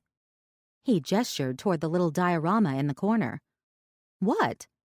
There's a grave dug somewhere that he meant for you. I swallowed and said nothing. It's probably on the property, too. This doesn't seem like the kind of guy who's going to drive around in his super clean car and get mud all over it. It didn't take us long to find the grave, although Alex said we'd probably have to burn the shoes we'd put back on after tramping around in Klaus's backyard. While we clomped through the overgrown trees, Alex used a fallen branch in lieu of his cane. Instinctively, I knew right where to look. Klaus was always staring down from the deck into the wooded area below, even though there was nothing to see. The empty grave wasn't visible until you got within a few feet of it. From even a small distance, it just looked like another little hill, some upturned earth piled next to a small depression in the ground hiding behind it. It was only about 4 feet long, and it wasn't very deep. Maybe 3 or 4 feet at most. That's why he needs the lime, Alex said. Grave's not deep enough. You would have started to stink after a while. I didn't appreciate the gallows humor, but said nothing. The real question, Alex continued, is how many more graves are out here? He looked me in the eye. You know, full ones. Chapter 55. Alex.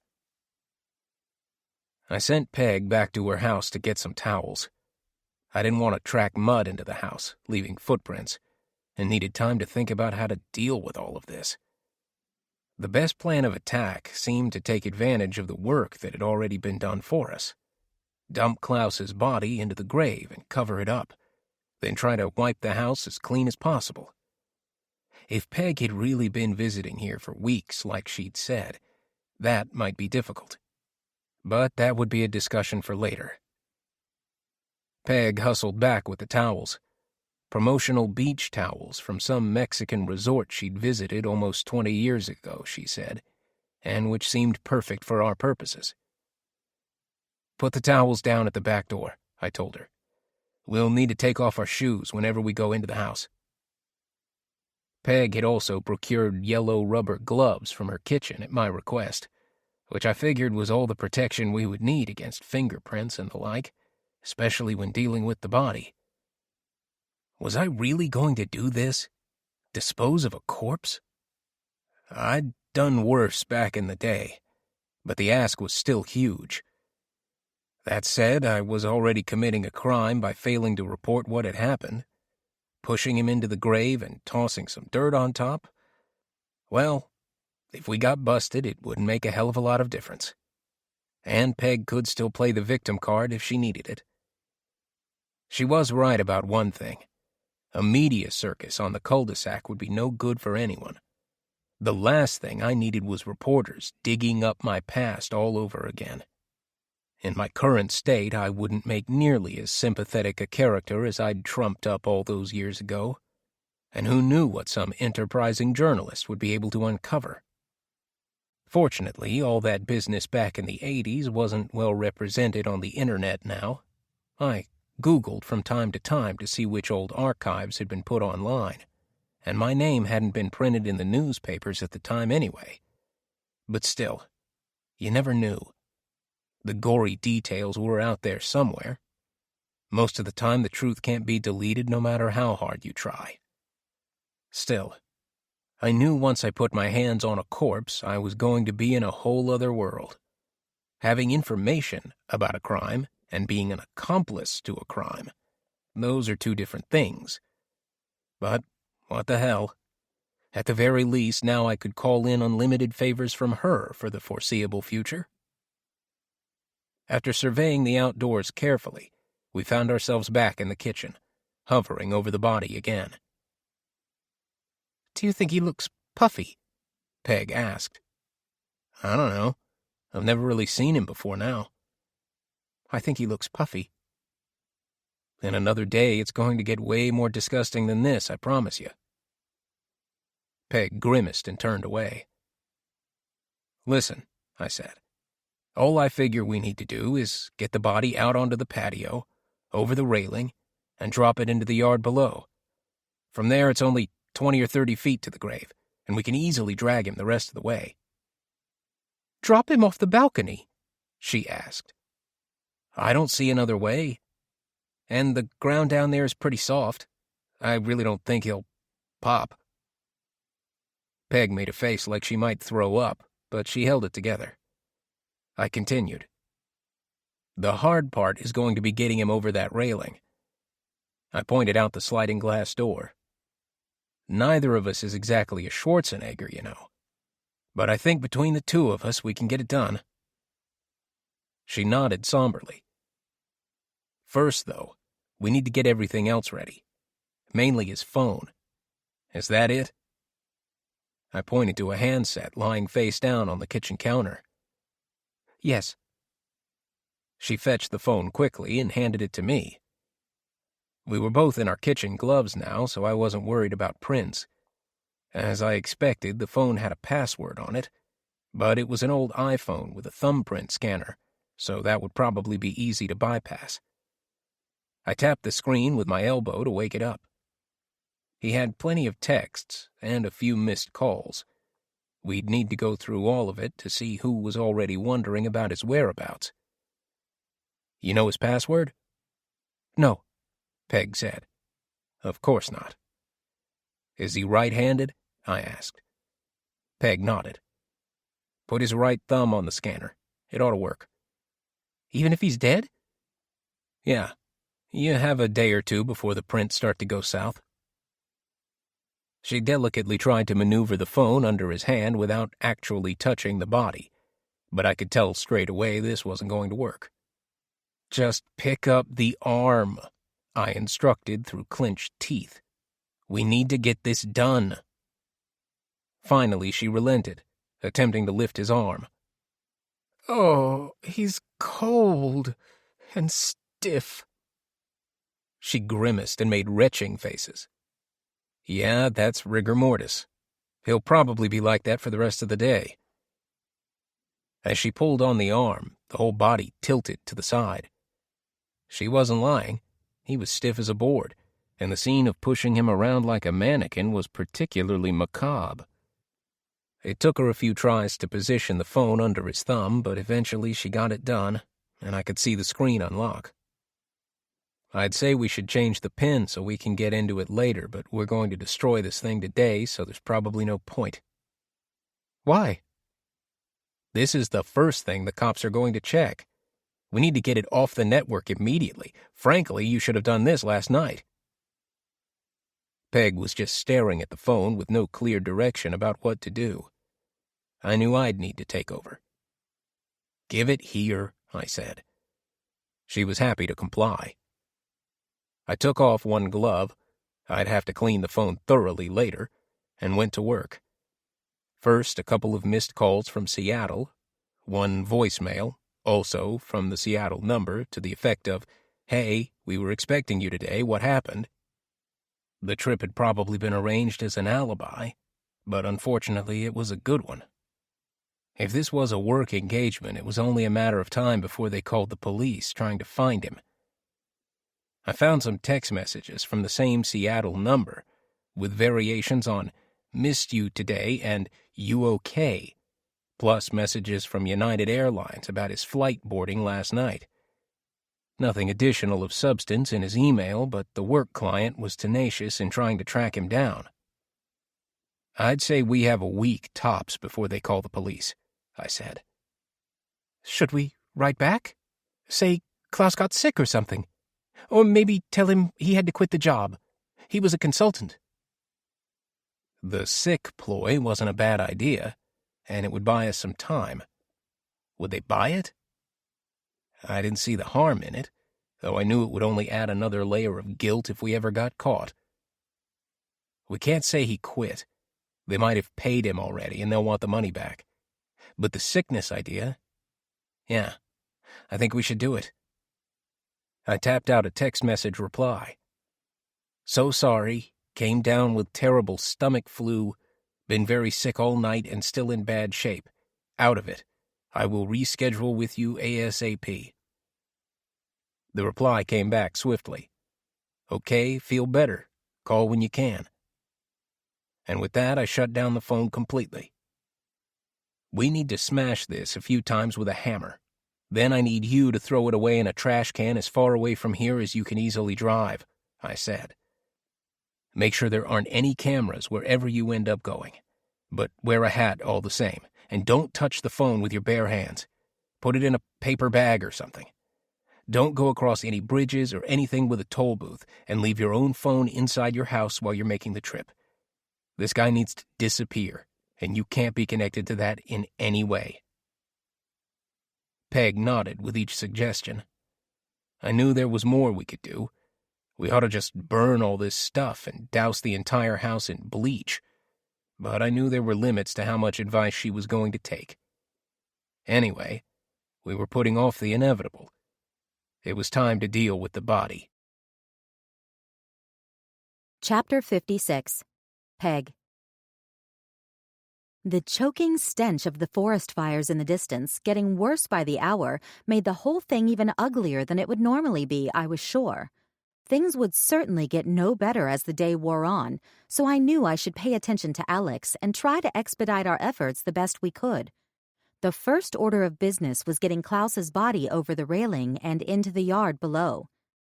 "I think we can use this rigor mortis to our advantage," Alex said. "We probably can't lift the body, even working together, but I'm betting we can prop him up. Really, we only have to lift about half of his body weight if we leave his feet on the ground. Because he's so stiff, we should be able to maneuver him to where he's leaning against the railing. Then we just push." "It's worth a try," I said. The first step was dragging him outside. I thought we'd just drag him by his arms, but they were down by his sides and they weren't budging. So instead, we went with the legs.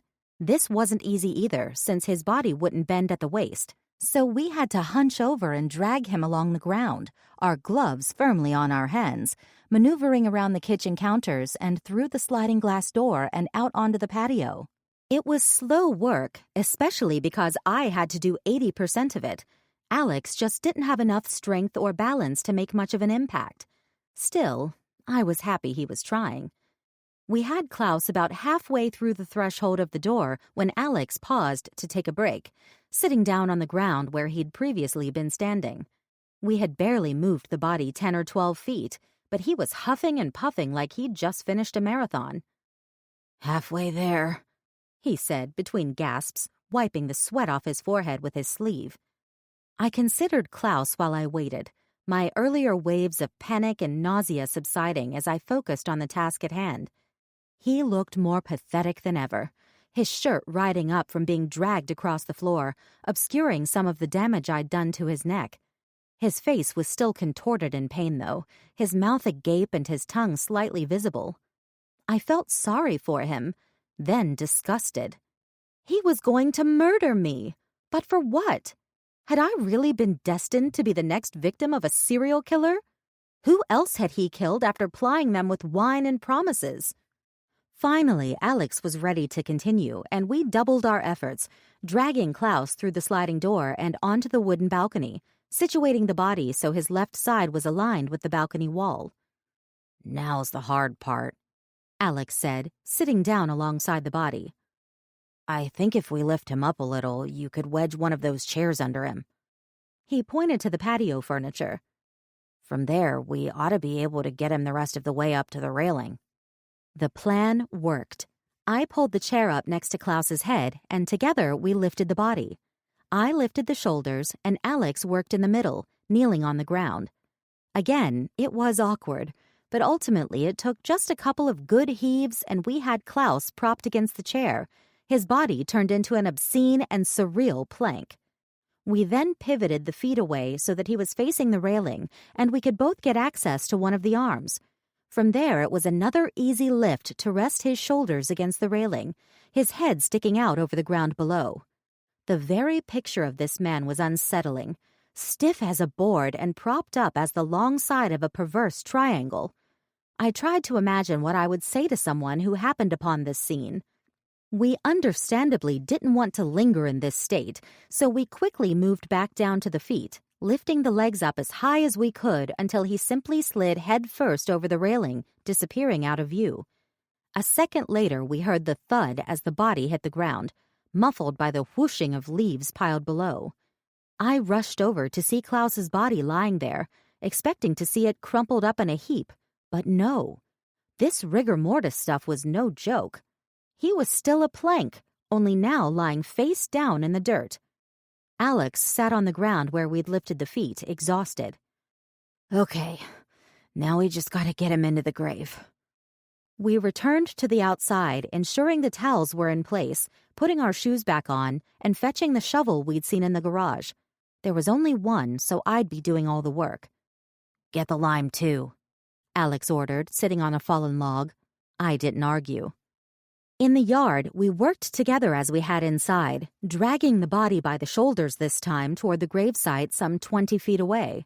The dried-up leaves on the ground actually made it easier to slide him along, providing some kind of natural lubrication, and Alex had to rest only one time before we finally had Klaus in place. The next problem was soon evident. "The grave's not big enough," I said. "Yeah, I see that," Alex replied. Why was the hole so small? Not even big enough for me to fit in lying down. "We'll just have to make it a little bigger," he said. "I mean, unless you want to cut the body in half." I retched a little and didn't reply. I just got to work digging out a small channel on one end where I figured we could wedge his legs. I spent about a half hour digging out a narrow trough a few feet deep, very little to show for my labors, my arms all but giving out along the way and my hands completely raw beneath the kitchen gloves, which were now dark brown from dirt. It wasn't hard to push the body in from that point. Alex was well rested by then. "Let's get rid of his duffel bag, too. Bury it with him. Easier than trying to throw it away in some dumpster somewhere." Klaus's keys and wallet should go into the grave as well, he said. I carefully returned inside, retrieved the bag, and came back out, throwing it all into the hole in the ground with the lifeless body. I then dumped all the lime from the bag we'd taken from the garage, covering everything with a fine white powder. I tossed the empty bag into the grave as well. "Now we just cover him up," Alex said, coughing from the smoke in the air. My hands were so tired they could barely grip the shovel, but this part was much easier work than digging the hole. The body disappeared underground quickly. I didn't even think to say goodbye. Alex instructed me to arrange leaves on top to make it look as undisturbed as possible, and we both pushed the underbrush back into place as best we could to cover up the drag tracks we'd made. I was really quite amazed at how effective the whole thing was. Even if you looked closely, there was barely any hint of the previous night's unpleasantness. "Now we just clean up inside and then we're out of here," Alex said. Our shoes came off again, and I gave each of us a fresh pair of rubber gloves for the next stage of work, stowing all our dirties in a plastic garbage bag. I also cleaned up the shovel, carefully wiping it down, then tossed it deeper into the underbrush on the other side of the property, where it promptly vanished beneath the leaves. "Tonight, all of this stuff, the towels, the clothes, your shoes from last night, either needs to be washed with bleach or burned," he said. "I'll do the same." I nodded. Inside, we spent the better part of an hour wiping everything down, starting of course in the kitchen, where Klaus had died and where I had spent the bulk of my time in the house. While we worked, or rather while I worked and Alex watched, sitting on a clean towel draped over one of the kitchen chairs, he reminded me yet again about how the plan was supposed to work. "I think it'll be a while before anyone calls the police, but eventually someone, probably these Seattle people, is going to wonder what's up. Eventually the cops will come out to the house, and soon enough they'll get inside to see if he's here.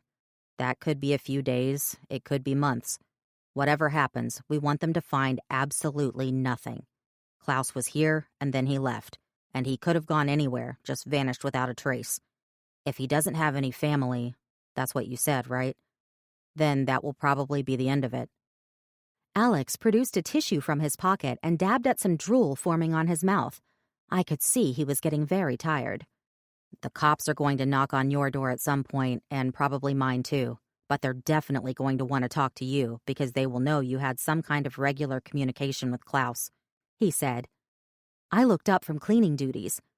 "But we're going to get rid of the phone," I said.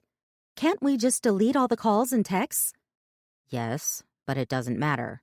All of those call records are available through the phone company. You can't delete them. They're there forever. You're just going to have to explain to them that you were only casual acquaintances and that he told you he was going to Seattle and that's the last you heard from him. I didn't like the idea of having to talk to the police at all. Can't I just hide like you said, not answer the door? Did he call you yesterday, before the murder? Yes, I said. Then you're the last person who saw him alive. The police will know that. I shuddered.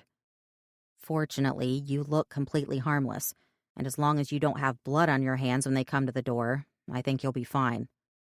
You think? That's the best I can do, he said, pointing toward the sink. You missed a spot. The faucet handles. I scrubbed and scrubbed, then did the same in the bathroom, and at Alex's behest, wiped down every doorknob I could possibly have touched, both inside and out. Places I hadn't been, like inside Klaus's car. We were careful to leave untouched and as is. If there was DNA or something that could possibly point to other people involved with his disappearance, Alex felt we should leave that all behind to give the police something to investigate. Made sense. Aren't they going to be suspicious about how clean the kitchen is? I asked. Probably. But he's a neat freak, you said, and we don't really have a choice. You can't have been in here lately. He just called you to say goodbye and said that he'd be back in a few days, and that's all you know. If they ask you anything else, like how he was getting to the airport, you don't know. I nodded, then kept spraying 409 and wiping things down with a rag. The house was looking clean, cleaner than my house anyway, and Alex continued with his lecture. You need to make sure you don't do anything stupid from this point on, Peg. Don't call and leave messages for him. Don't come back to the house for any reason. Once we leave, we are locking the door behind us and never coming back. We're going to walk through the backyard one last time to do a thorough check to make sure you didn't do something stupid like forget your purse or your car keys. Then we're gone forever. Whatever you do, don't go on the internet and search for his name or do something like Google how to get rid of a body. You didn't do that already, right? It's like the phone records. That kind of thing is tracked, and they will use it against you. He pointed in my direction. Hey, what's that there on the counter? I followed his finger. Oh, that's my locket. I almost forgot it. Alex's eyes rolled back in his head. Are you kidding me? Jesus Christ. What else are you forgetting? I pocketed the locket and looked around. Nothing, I think. My eyes landed on the wine bottle, the murder weapon. I picked it up and held it in Alex's direction. I cleaned it carefully, but what do I do with this now? Alex frowned.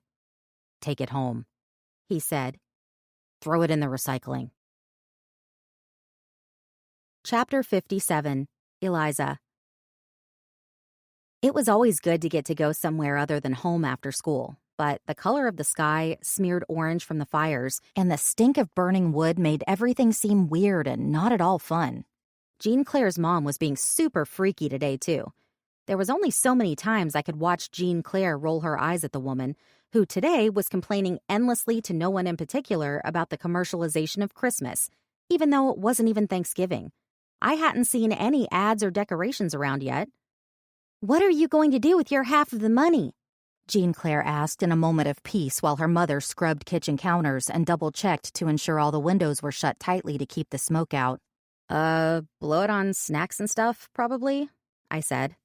"Maybe they'll cancel school tomorrow," she said, changing the subject and gazing at the amber sky out the window. Maybe. Jean Claire didn't seem eager to chat much, so I finally started putting my stuff back in my backpack. "I should probably go home," I said. I bet my mom was worried. "Yeah, probably." Jean Claire never changed her gaze. I knew the ride home well, about 15 minutes if I took it easy, which I did because the smoke made it hard to breathe if I pedaled too fast. My bike knew the way, autopilot, and before I knew it, I was making the final turn onto the cul-de-sac.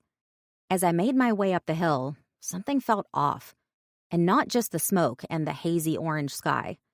I soon realized there was quite a bit of noise coming from the wooded yard next to Klaus's house. It was shuffling in the leaves. An animal, maybe? Curious, I stopped pedaling and walked my bike slowly toward the sound, then began to hear people talking. I was sure I recognized the voices, but had trouble believing my ears. I dumped my bike next to my house and walked the rest of the way on foot.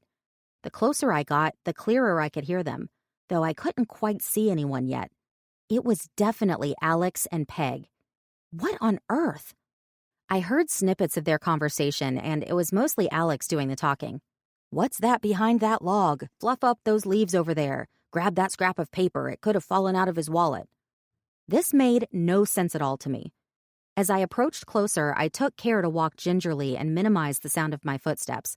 I had to know what was going on here, and I knew that meant seeing it with my own 2 eyes. I crept nearer, peering among the trees, until finally the scene came into view. There was Alex, leaning against a tree, all but ordering Peg around the yard, pointing at something with a long stick. "Look over there," he said. "Make sure we didn't forget anything next to the house." Near the wall were several large trash bags and a mountain of dirty towels. It was then I noticed that they were both extremely dirty, like covered in actual dirt, which is something I wouldn't have thought possible of either of them. I watched the scene intently for several minutes before I finally decided it was time to reveal myself. Once Peg had returned from Alex's bidding and was standing close to him, I took a few steps forward. "What are you two up to?" I called out. They both stopped dead in their tracks, completely frozen. Neither of them said anything. None of us moved. I felt like we were all frozen in time, or, thanks to the sky, maybe transported to some other planet where time moved at 1/10 the normal speed. This was getting weirder by the second. Finally, I took another step toward them. As I began to move, Peg jumped a little, almost falling down. Alex moved too and began rubbing his forehead, but continued to lean against the tree. He looked exhausted and numb. The closer I got, the dirtier they appeared. Absolutely filthy. Neither said a thing, just staring at me in silence. "What's happening here?" I asked both of them. "Why are you both in Klaus's yard covered in dirt?" This is making me really uncomfortable. Alex looked dead on his feet and ready to collapse, but he finally spoke. "I dunno, Peg," he said, making eye contact with her. "Do you want to tell her what we've been working on all day, or should I?" Chapter 58. Alex. Peg hurried us all into her house, locking the door behind us and making sure the curtains were drawn tightly. She rushed into a back room with all the towels, to a laundry room, I guess, and reappeared with fresh ones. She said nothing as she laid them out on the couch, one for me, one for her. Eliza just stood nearby, saying nothing, her mouth slightly agape. "Are you going to tell me what's up?" she asked at last, after Peg and I had both taken a seat. I desperately wanted to lie down, but that would be inappropriate, in large part because I would probably fall asleep on the spot. Peg, on the other hand, was a bundle of energy and showed no signs of slowing down, even though she clearly hadn't slept last night and had just completed hours of manual labor. "Does anyone want some tea?" she asked. "Water?" "No," Eliza said, "and I'm getting a little freaked out." I shook my head. "Just get on with it," I said. "Okay," Peg said, looking down at her dirt-stained hands, then pressing them into the towel underneath. She finally looked up at Eliza. "You know, Eliza, sometimes, when a man and a woman really like each other—" "Oh, my God," I interrupted. "You're not going there, are you?" I couldn't believe what I was hearing. "What?" Peg said. "I was starting at the beginning. No?" "No. Let's jump ahead a little," I said. "Okay. Peg's voice trailed off as if she had no idea what to say next. I guess because that was true. She was pretty far out of her depth here. I took over. "Eliza, you know that Peg has been seeing that guy across the street, right?" "Right," Eliza said, turning to Peg. "Yeah, I saw you together once." Peg looked a bit bug-eyed but said nothing. "Well," I continued, "that guy Klaus is a real asshole, it turns out." "Yeah, I could tell," Eliza said. Peg looked mortified. "In fact," I said, "he's such a huge asshole that he tried to strangle Peg to death last night." "What?" she said in abject disbelief. It wasn't even a question. Her eyes looked ready to pop out of their sockets. "It's true," Peg said. "See?" She untied the scarf still wrapped around her neck, only now it was stained brown with dirt, showing off bruising that looked even worse than it had this morning. Eliza recoiled. Peg should probably take pictures of the injuries, just in case things went badly later and she had to prove what happened. First things first, though. Peg continued. "So then there was, well, kind of like an accident, and Klaus died." Eliza's expression didn't change. "It wasn't an accident," I said. "You were defending yourself. That's what you told me." "Right, but, well, I didn't mean for him to die." I didn't want to get into it. Looking at the body with its crushed windpipe, she had surely known what she was doing. "So are the police coming?" Eliza asked, naturally. "Well," Peg stammered, "no." Eliza looked perplexed. "You know, if we called the police, then that means a huge investigation, a lot of questions, and then reporters would come." Peg looked at Eliza through sad eyes. "It would just be so disruptive. And really, what would the point be?" I guess." "You don't want the Cul-De-Sac to turn into a destination for weirdos who want to see the house where the guy got killed, do you?" she asked. "Yeah, it'd be all over TikTok," I said, jumping in. "Your house, too." "See, even Alex thinks it's a good idea." I bit my tongue. This was all a very bad idea, but I had been hopeful we would get away with it until Eliza caught us on the street. "What is a good idea?" Eliza asked. "Well," Peg stammered again, "we buried the body in his yard, in the grave Klaus had already dug for me." "You're kidding," she said, now in a state of some sort of shock. "I am not kidding. We even think he might have done this before, so really I'm doing the world a favor." "If you say so," Eliza said. "I do say so." "Okay. Well, that's all pretty crazy, but I guess I understand." "Good."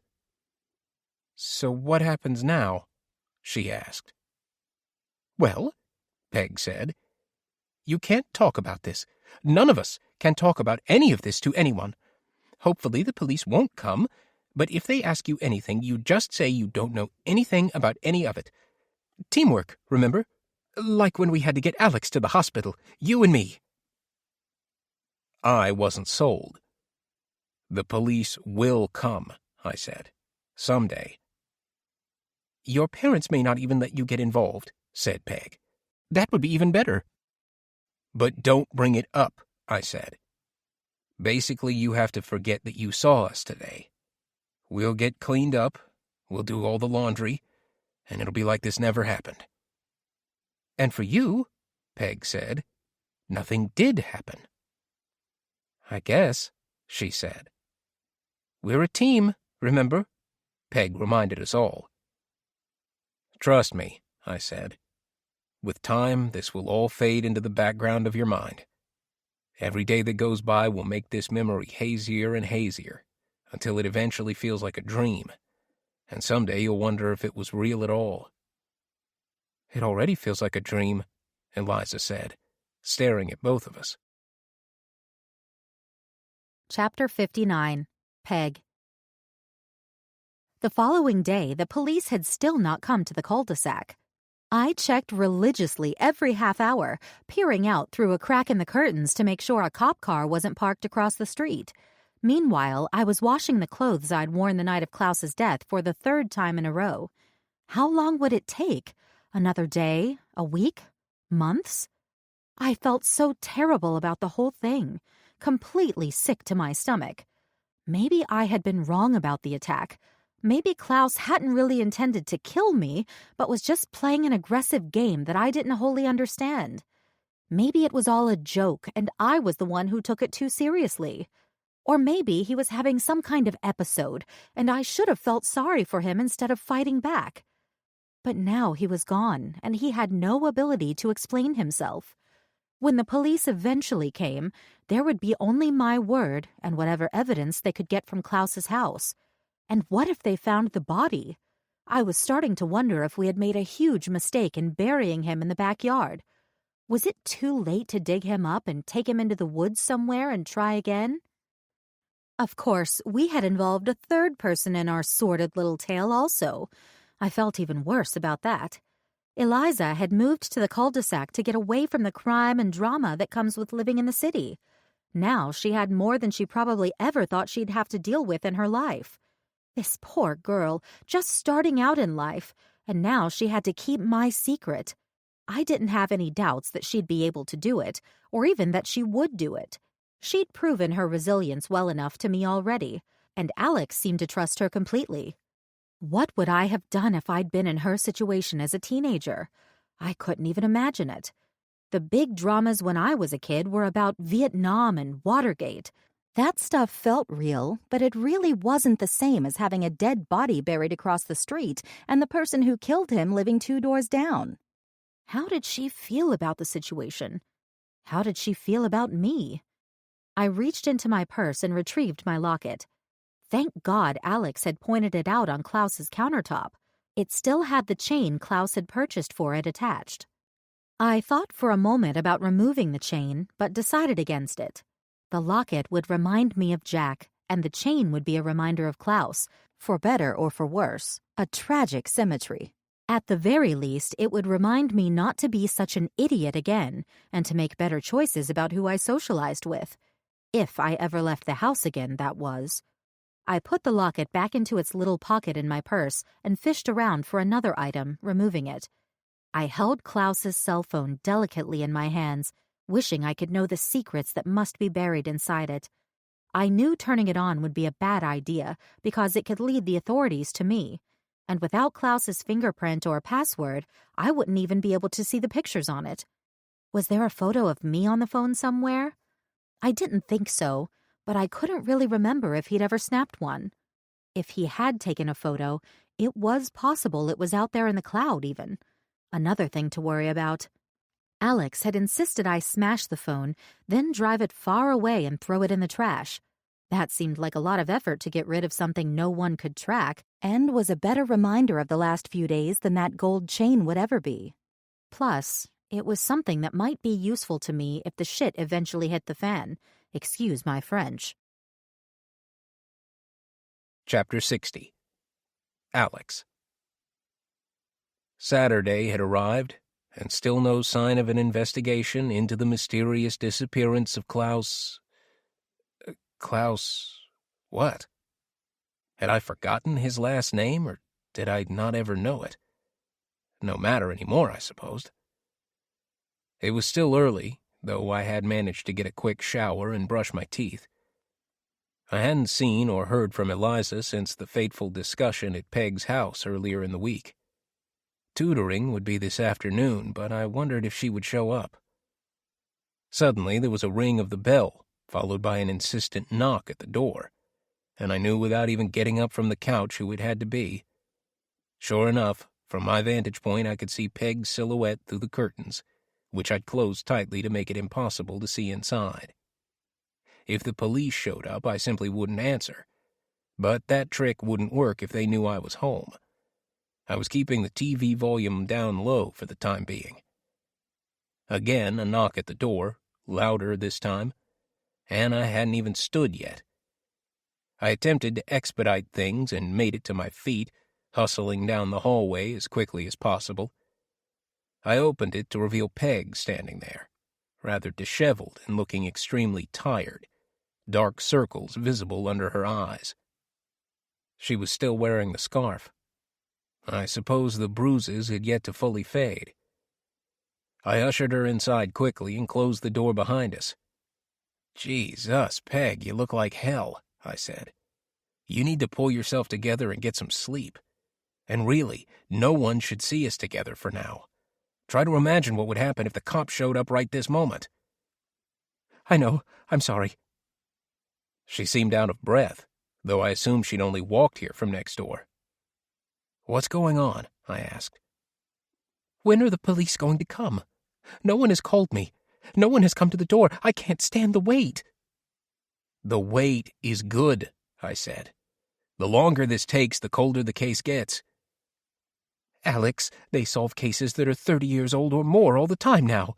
Haven't you ever seen cold case files?" "No." "Well, you should." "This isn't a cold case, really.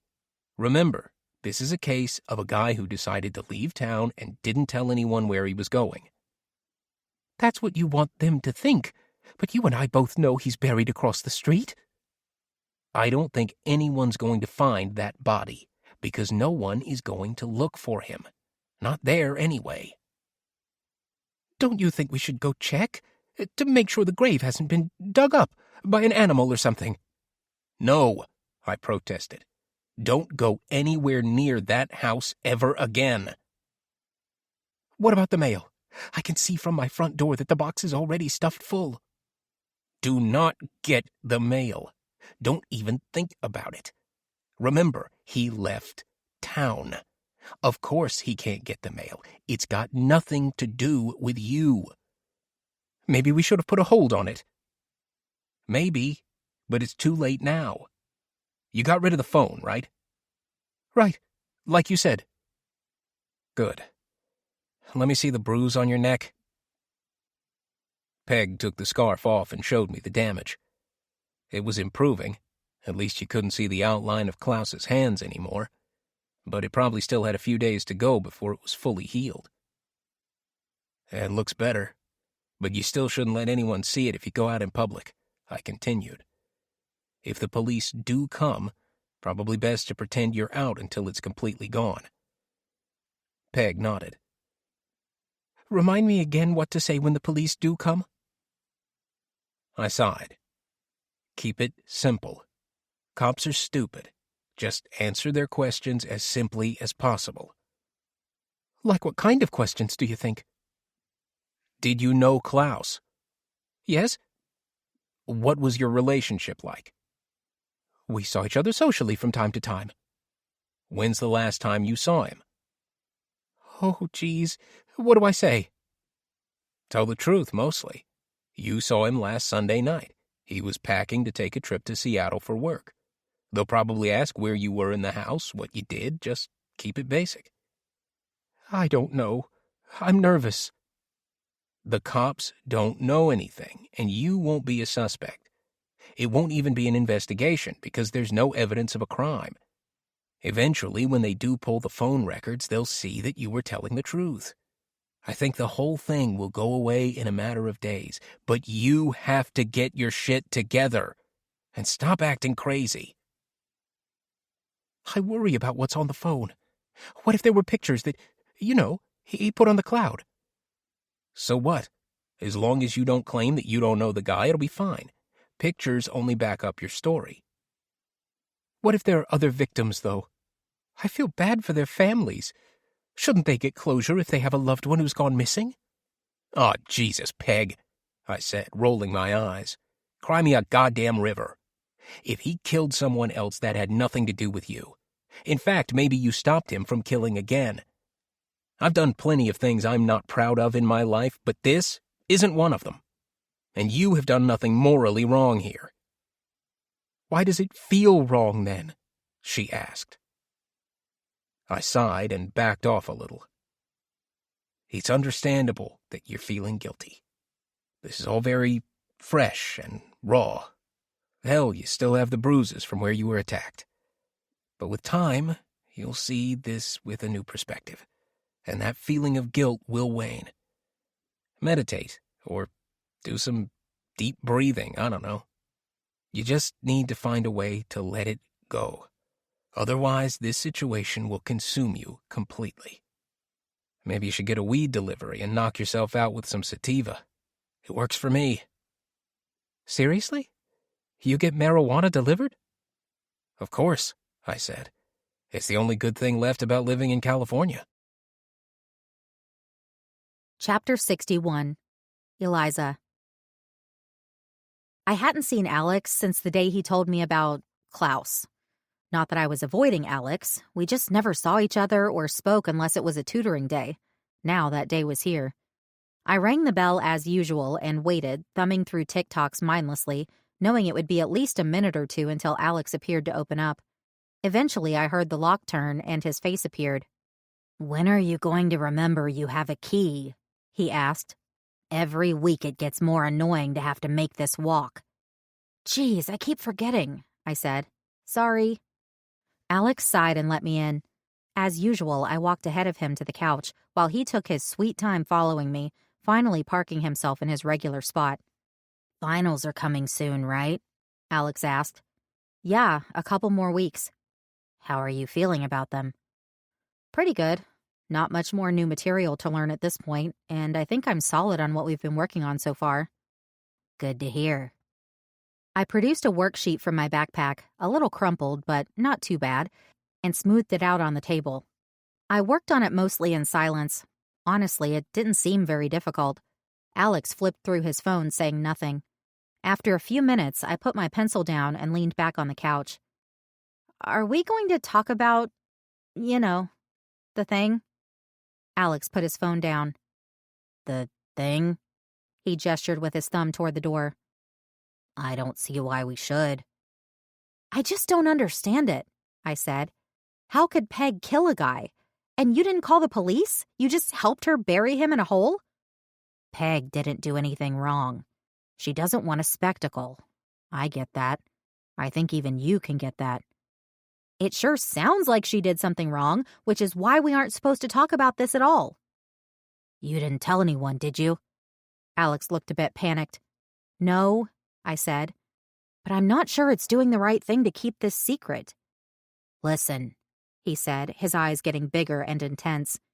"You have to keep this secret. This could be the most important secret you ever keep, because now if the police get involved, Peg could get in trouble. Not for defending herself, but, like you said, for not calling the cops. I could get in trouble because I helped her out a little. And you could even get in trouble, so could your parents. It would be a disaster." Now I really don't feel good about it. And I can respect and understand that. This is just one of those things that isn't going to give you happy feelings when you think about it. And guess what? There are going to be plenty of those moments throughout your life. In fact, the older you get, the more you're going to have. I'm sorry this has to be your first taste of adulting, but honestly, it could be a lot worse. I don't see how. You'll just have to trust me, I guess. I took a breath and shuffled my papers, thinking. I don't think I could talk to my parents about any of this anyway, I finally said. I am pretty sure they have zero experience with the ins and outs of burying a dead body. Well, you never know, Alex replied. Everybody's got secrets. Everybody. Chapter 62. Eisenstein. Our workspace isn't anything like you see in the movies. Fresh carpet, cubicles, each desk with family pictures and tchotchkes. It looks more like a corporate office than a police station. It was nice to have my husband and kids on my screensaver. I was sure most units wouldn't allow it. The call was patched through to my desk on account of I was the only one in the office. Most of the time it was empty like this, since we have just 45 cops of various ranks on the street, 6 in leadership, and then the admin folks. Budget cuts out here in the sticks are just as bad as in the city. No one wants to pay for anything, but if a minority knocks on the door, they want you there to deal with it toot sweet. The other 3 detectives were all out working cases, domestic abuse, a burglary, and an urgent graffiti issue, while my caseload was pretty light at the moment. Chief always liked to keep one of us at the station in case of emergency, which made sense to me. The phone rang again, and the little red light kept flashing insistently. I picked it up. "Detective Eisenstein," I said, my usual greeting. "Oh, hello," said the voice on the other end. "The person who answered said you could help me." "I can sure try. Who am I talking to?" "Jonathan Wan. I'm a vice president at Aluxus." "Aluxus?" "It's a tech company." He spelled it out. I wrote everything down. What's your address? He gave me the corporate location based in Seattle. So, how can I help you? Well, Jonathan Wan said, we work with a consultant from time to time, and he's based in your town. His name is Klaus Fischer. He spelled that too, carefully noting the C in Fischer. He does computer configuration work for us and was supposed to be up here a week ago, but he never showed up. Okay, and you're concerned about him? Well, yeah. He sent a text that said he wasn't feeling well, and that's the last I heard from him. Emails, texts, and calls have all gone unanswered. We went through the history of his relationship with Mr. Fischer. This would have been his third trip to the Aluxus BARF offices, and he had been professional and on time as expected the other 2 trips. Always communicative with Juan and his team. Didn't seem like the kind of guy to just disappear. I'm worried that he's sicker than he let on in his text. So you'd like us to check on him? Yeah, if it's not a problem. It's not a problem. But normally it's family that initiates this kind of request. I don't suppose you have any information about Mr. Fisher's family, do you? A long pause. No, I don't think so. And you're not even his employer, it sounds like. He's a consultant, you said. Independent? That's right. I understand, I said. It's not a problem. I can definitely send someone to his place to have a look at least. But I will say that this kind of behavior isn't wildly unusual. People quit their jobs and go on sudden vacations all the time, leaving unfinished business behind. And a lot of times they lie to their bosses that they're sick so they don't get yelled at about quitting. I know you're not technically his boss, but you get the idea. Sure, said Juan. None of that sounds like Klaus, though. He was always very dedicated to his work, extremely focused. Understood. We'll send a car out to his house and have a look-see. Do you have his address? Juan rattled off the address for Mr. Fischer and confirmed that the number on my caller ID display was the correct one for a callback. I told him I'd report back with any results of our welfare check. Juan thanked me and hung up. I'd had calls like this before, and every time it was someone who had simply decided to leave town, either with a side piece or because of a foreclosure. Fisher's address was in a respectable, yet remote area. I had never driven out there, and I even double-checked to ensure it was part of our jurisdiction. Given his occupation, I didn't immediately suspect a foreclosure. Anyway, some computer work was in order before we wasted anyone's time by sending them to investigate in person. A quick call to the hospital found no one under his name. Same with U.S. Customs. Klaus Fischer had not left the country in the last 2 weeks. I tried calling Fisher's phone number, which Juan had given me, and it went straight to voicemail. The mailbox wasn't full, which was a good sign. I'd need a warrant to obtain the phone's ping records, though, which would reveal a lot more about where he was and had been. Hopefully, we wouldn't need it. With nothing turning up in the various databases, I figured we should go have that look-see. When my trainee Simmons got back from his call, a security alarm had gone off at someone's house in the middle of the day, surely another false alarm. I'd have him drive us out to the Fisher residence, and we'd knock on some doors and look through some windows. You know, the glamorous side of police work. Young Simmons, bright and eager but less street smart than I'd have liked, drove us out to a part of town I didn't even know existed. After taking a left off the main road that would take you to Sunset Market and onto the high school, we wound our way through a wooded area, devoid of houses, until we finally reached this small cul-de-sac. It gave off a creepy vibe, with all its homes quiet and looking completely devoid of life. If not for a bicycle dumped in one yard and a few parked cars in driveways, I could have easily been convinced this street had been abandoned. Hell, one of the houses was partially burned down, and the damage didn't look fresh. Fisher residence is up there on the left, I said, pointing from the passenger seat of the cruiser. It was one of the biggest and most ominous houses on the block, a rambling monstrosity painted brown, featuring a Gothic turret that jutted out from the roof. Roger, he said, slowly taking us up the incline of the cul-de-sac before turning hard into the angled driveway. The mailbox was stuffed full, and there was a box from Amazon on his front porch. If Fisher was home, he was probably rotting away inside, a thought that made me inwardly grimace. After a dozen years on the force, I'd dealt with 30 or 40 corpses in various stages of decay over that time, and soon enough Simmons would encounter his first. You get used to seeing them, I had told him once, but you never get used to the smell.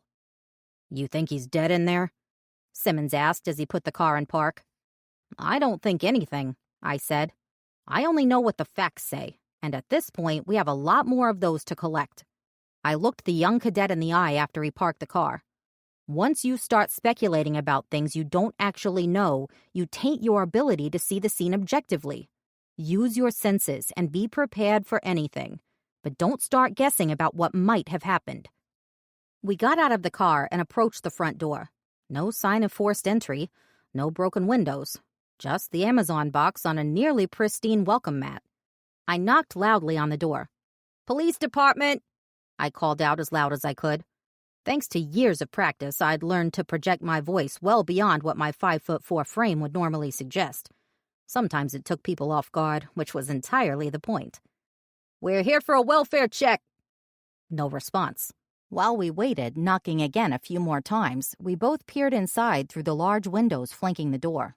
There wasn't much to see in the entry hall, but the side table and hall tree looked unmolested, with a couple of coats hanging on the ladder. A small bowl of what was either pebbles or candy was visible on the table. I had Simmons check the door. Locked. "Let's walk the property," I said. The house was built into a hill with what looked like dozens of oak trees surrounding it, covering the area in deep shadow. While the surface level of leaves, a foot thick in some places, was dry as tinder, I could tell everything was damp underneath, as all that moisture remained trapped there with nowhere to go. Most of the house was on the second or third floor. Aside from the entry, the only other window we had access to was in the back door, which led to the garage. The window was rather dirty, but by shining a flashlight, we could see a sedan parked inside. This seemed like the kind of house that would have more than one car, but maybe that was speculating too much. I recorded my observations in my notepad, as did Simmons. "Don't just use your eyes," I explained to Simmons. "Listen carefully and use your nose. Is someone hurt and screaming for help inside? Do you smell anything funky, like a decomposing body?" I put my finger to my lips, and we both spent a minute listening. I heard nothing. The smell of the underbrush was present, but it was overpowered by the smoke still hanging in the air. The situation had gotten better in the last few days, thanks to the wind shifting, but it was still nasty, and some folks had taken to wearing face masks to protect their lungs. We continued walking and made it all the way around the house. Nothing looked amiss to me. Either he wasn't here, or he was dead in the bathtub or some other area we couldn't see. I walked us over to the mailbox. We went through the stack of mail piece by piece, which mostly turned out to be catalogs and junk, with a couple of bills in the mix. No postcards from Morocco or checks from foreign banks. I put the mail under the Amazon box on the front porch and wedged my business card into the door jamb. "What now?" Simmons asked. "We don't have enough to break in at this point," I said. "Right now, we assume he left town and didn't tell anyone, unless we have reason to suspect otherwise. This happens all the time. In fact, it's the most common resolution for these kinds of welfare checks, at least in my experience. Our next stop is to canvass the neighbors to see if they know anything." And sure enough, they didn't know anything. Most of the houses were dark and seemingly empty, with almost no one answering the door at our knock. A fellow who did come to the door at the top of the cul-de-sac introduced himself as one Darren Charles. He was extremely nervous and pointedly did not invite us in, but he claimed to have only a passing familiarity with Mr. Fischer and couldn't even accurately describe him.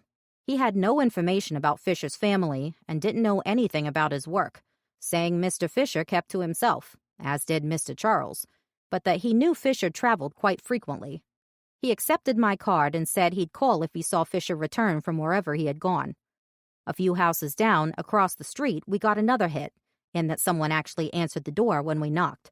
It was a middle-aged woman named Eliza van Damal, a harmless homebody type typical of the area.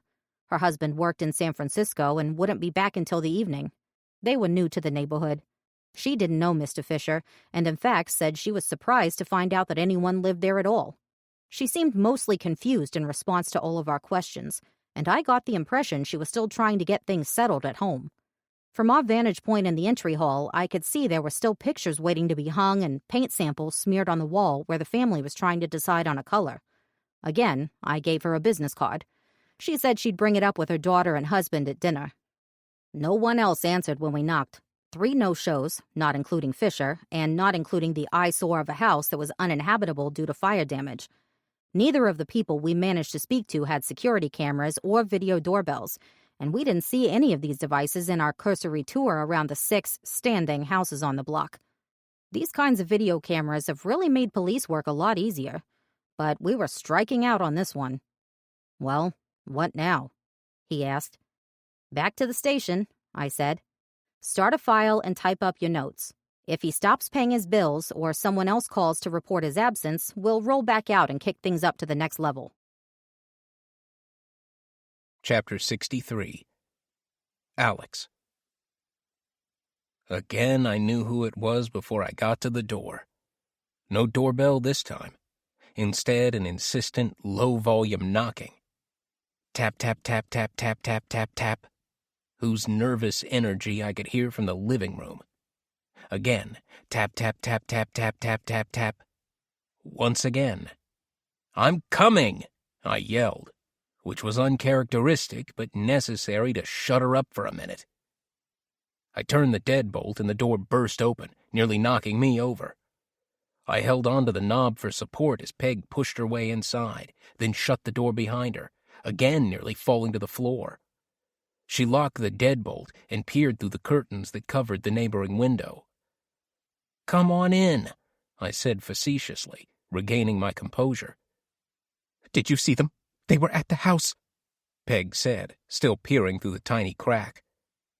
"Then they came to my house and rang the bell. Did they come here?" She surely knew the answers to her questions already, but I responded all the same. I didn't see them, but I heard them at the door. I peeked out the bedroom window and saw the police car, so I just laid low.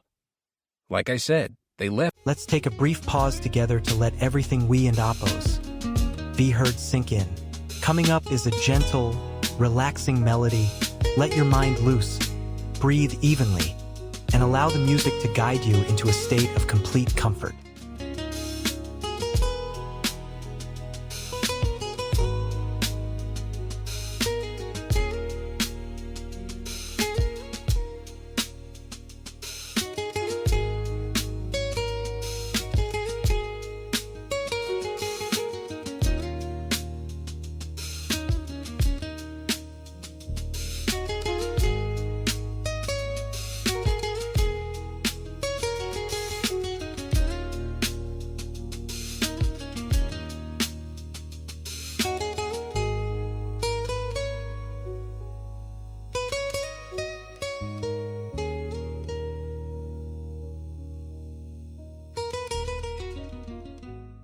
Eventually. It sounds like you did the same. "Yes, I did the same," she said through clenched teeth, finally turning my way. "I'm not ready to talk to them. I just don't think I can handle it. Here, they left these in our doors." She produced 2 business cards for Rachel Eisenstein, detective, and handed me one. I looked it over and put it in a pocket. "I saw them," she continued. "There were 2 of them, walking around Klaus's yard. It was like they went right to it. To, the spot." "Were they searching the yard or just walking around the outside of the house?" I asked. "I don't know. Maybe both. They were looking for something. They took the mail, too." I finally noticed Peg was done with the scarf now. Her neck showed no signs of the bruising anymore, which was a good omen. Yes, sounds like they were looking for him, but they're not looking for a dead body buried in the yard. They surely just want to see if he was in the house, and for now they must assume he's not, otherwise they would have broken down the door. They didn't, right? "Not that I could see from my house. Should I go look?" "God, no. Don't go over there. We're never going back over there, remember?" "Right, but just to see." "No," I said firmly. "You need to stay in your house, do your shopping, and keep living your life as normally as you can. You did good." It was difficult to comfort her, but I was trying my best. If they had found anything, the Cul-De-Sac would be swarming with police right now. They wouldn't have stuck a business card on your door and called it a day, right? "Right." Try to relax. "Easy for you to say. she said. "I'm the one on the hook for this." "Well, we're both guilty, Peg," I told her. "Classic prisoner's dilemma." "What?" I did my best not to sound condescending, probably failing. Two prisoners are both accused of a crime. The police question them separately and try to get them to turn on the other prisoner. The one who turns goes free while the other one goes to jail. If they both talk, they both go to jail. If neither talk, they get a slap on the wrist. Peg's eyes widened. The woman really could turn on a dime in an alarming way. "It sounds like you're saying you're going to talk to the police so you can go free." I sighed. "No, you're not getting my point. I'm saying that neither of us talk, and we all live happily ever after." "I don't think that's what you're saying at all." "I promise you it is. Maybe I'm just not being clear." I really was doing my best to pull her back from the ledge. "It also sounds like you're saying it's best if I talk to the cops." Now it was my eyes that were widening. "That is definitely not what I'm saying. We stay quiet and this whole thing goes away." Peg raised a finger at me. "Don't make me regret bringing you into this, Alex." "What?" I asked, incredulous. "I'm the one who regrets ever getting involved with you on this." "Because I will teach you about regret," she snapped. Jesus. Time for another approach. Everybody just needs to chill. We just keep to ourselves for a while, and everything will be fine. This will eventually all blow over." Peg considered me, and after another tense moment left without a word. I breathed a sigh of relief and returned to the couch, exhausted from the exchange, but happy that I did not remind Peg of the eventuality that Rachel Eisenstein and partner would return, and that when they did, they would be a lot more persistent about meeting with the woman across the street. Chapter 64. Lou. Lizzie was quiet at dinner as usual. Judy, on the other hand, wouldn't shut up. I don't blame her, of course. It was a big day. "Did you hear, Lizzie? The police were here today," Judy said. Lizzie gulped and almost choked on her mashed potatoes, which she didn't like, but Judy made anyway and told her she only had to take one bite. "No. What happened?" Lizzie asked, not looking up. "I told your dad earlier, but apparently the man in the large house across the street is missing. No one knows where he is." "Uh-huh," Lizzie said, chewing. "I don't know why they would think I would know anything about it, of course," Judy said. "See, I miss all the excitement when I'm at work, Lizzie," I said. I turned to Judy, saying, "What kinds of questions did they ask?"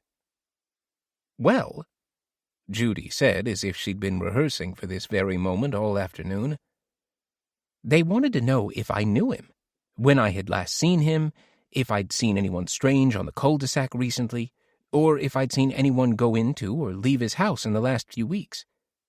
I'm afraid I wasn't of much help, I told them, because I don't know the man. I haven't seen any strange cars on the street lately, except for Amazon delivery drivers, and we can't even see his front door from our house, so there's really no way I could have seen anyone coming or going." Judy looked disappointed with herself. "What did they say about the guy? Fischer, right? Do they have any leads?" I asked. "Not really. They said he didn't show up for work, and someone called to check on him. They went by his house before they came here, but nothing seemed unusual." "He probably got sick of his job," I said. "Skipped town. A man could dream." "Yeah, maybe," Judy said. "Kind of a weird thing to do if you have a big house like that, though, right?" "Maybe he cracked," I said. "Had to drop everything and get away from it." Suddenly, I felt like I could understand what might have happened to this guy. "That's definitely a possibility," said Judy. "Maybe we'll find out the truth someday." "I hope so," I said, turning to our daughter. Lizzie, what do you think?"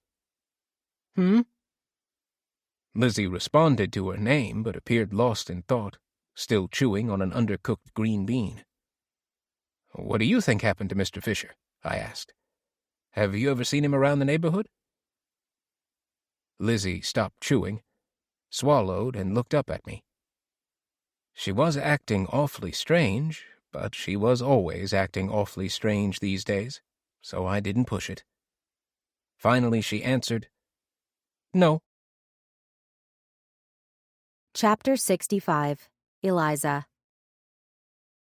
I waited until I absolutely knew it was safe. My parents were early-to-bed types, especially now, and you could usually count on them both being fast asleep within 45 minutes of them closing their bedroom door, max. I gave it an hour and 15, then crept down the hall, literally crawling, to see if there was any sound whatsoever coming from their room. Light snoring. My dad for sure. No light coming out from under the door.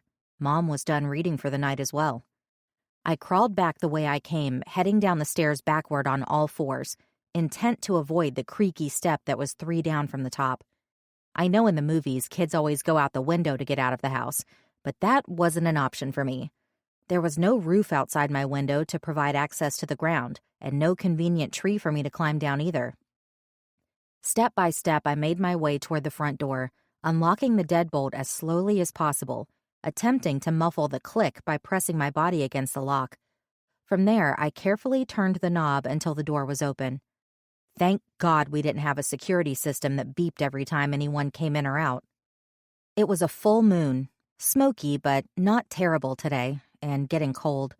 We'd had indoor PE for the last week because the air was considered too unhealthy for us to breathe outside, which pretty much meant dodgeball in the gym every day.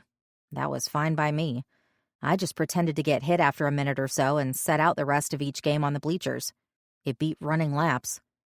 I stayed to the shadows the best I could as I made my way up the slope of the cul-de-sac. There really wasn't anyone around to see me. I was sure Alex was asleep. Peg was probably the same. The old man was blind, and the place at the top of the street didn't have a clear view of the road. It didn't take long to make it to the tree line just inside the boundary of Klaus's property. From there, the idea of staying out of the moonlight became redundant. There was no light at all under the canopy of Klaus's densely forested yard, to the point where I wished I'd brought my phone so I could see better. My eyes adjusted, but still, I didn't know what I was looking for. A big, human-sized mound of dirt like in the movies? A skeletal arm sticking up out of the ground? I paced the highly sloped yard, trudging through the thick layer of leaves, looking for some sign that Alex and Peg weren't lying to me about what happened. The cops came to the house. Klaus was gone. Was the story possibly true? That little old Peg had actually killed this guy after he attacked her? I still didn't know what to think or how to feel. Back and forth I wandered, looking for a sign. But there was no sign. Only dead tree branches and leaves, and plenty of them. Was I leaving footprints?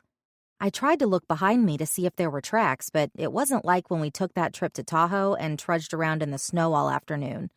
Here, the mounds of underbrush opened up beneath me for each footstep, then closed in again after I took each step. The Fisher guy was buried out here somewhere for real? Where? Could I be standing right on top of him? It just didn't seem possible.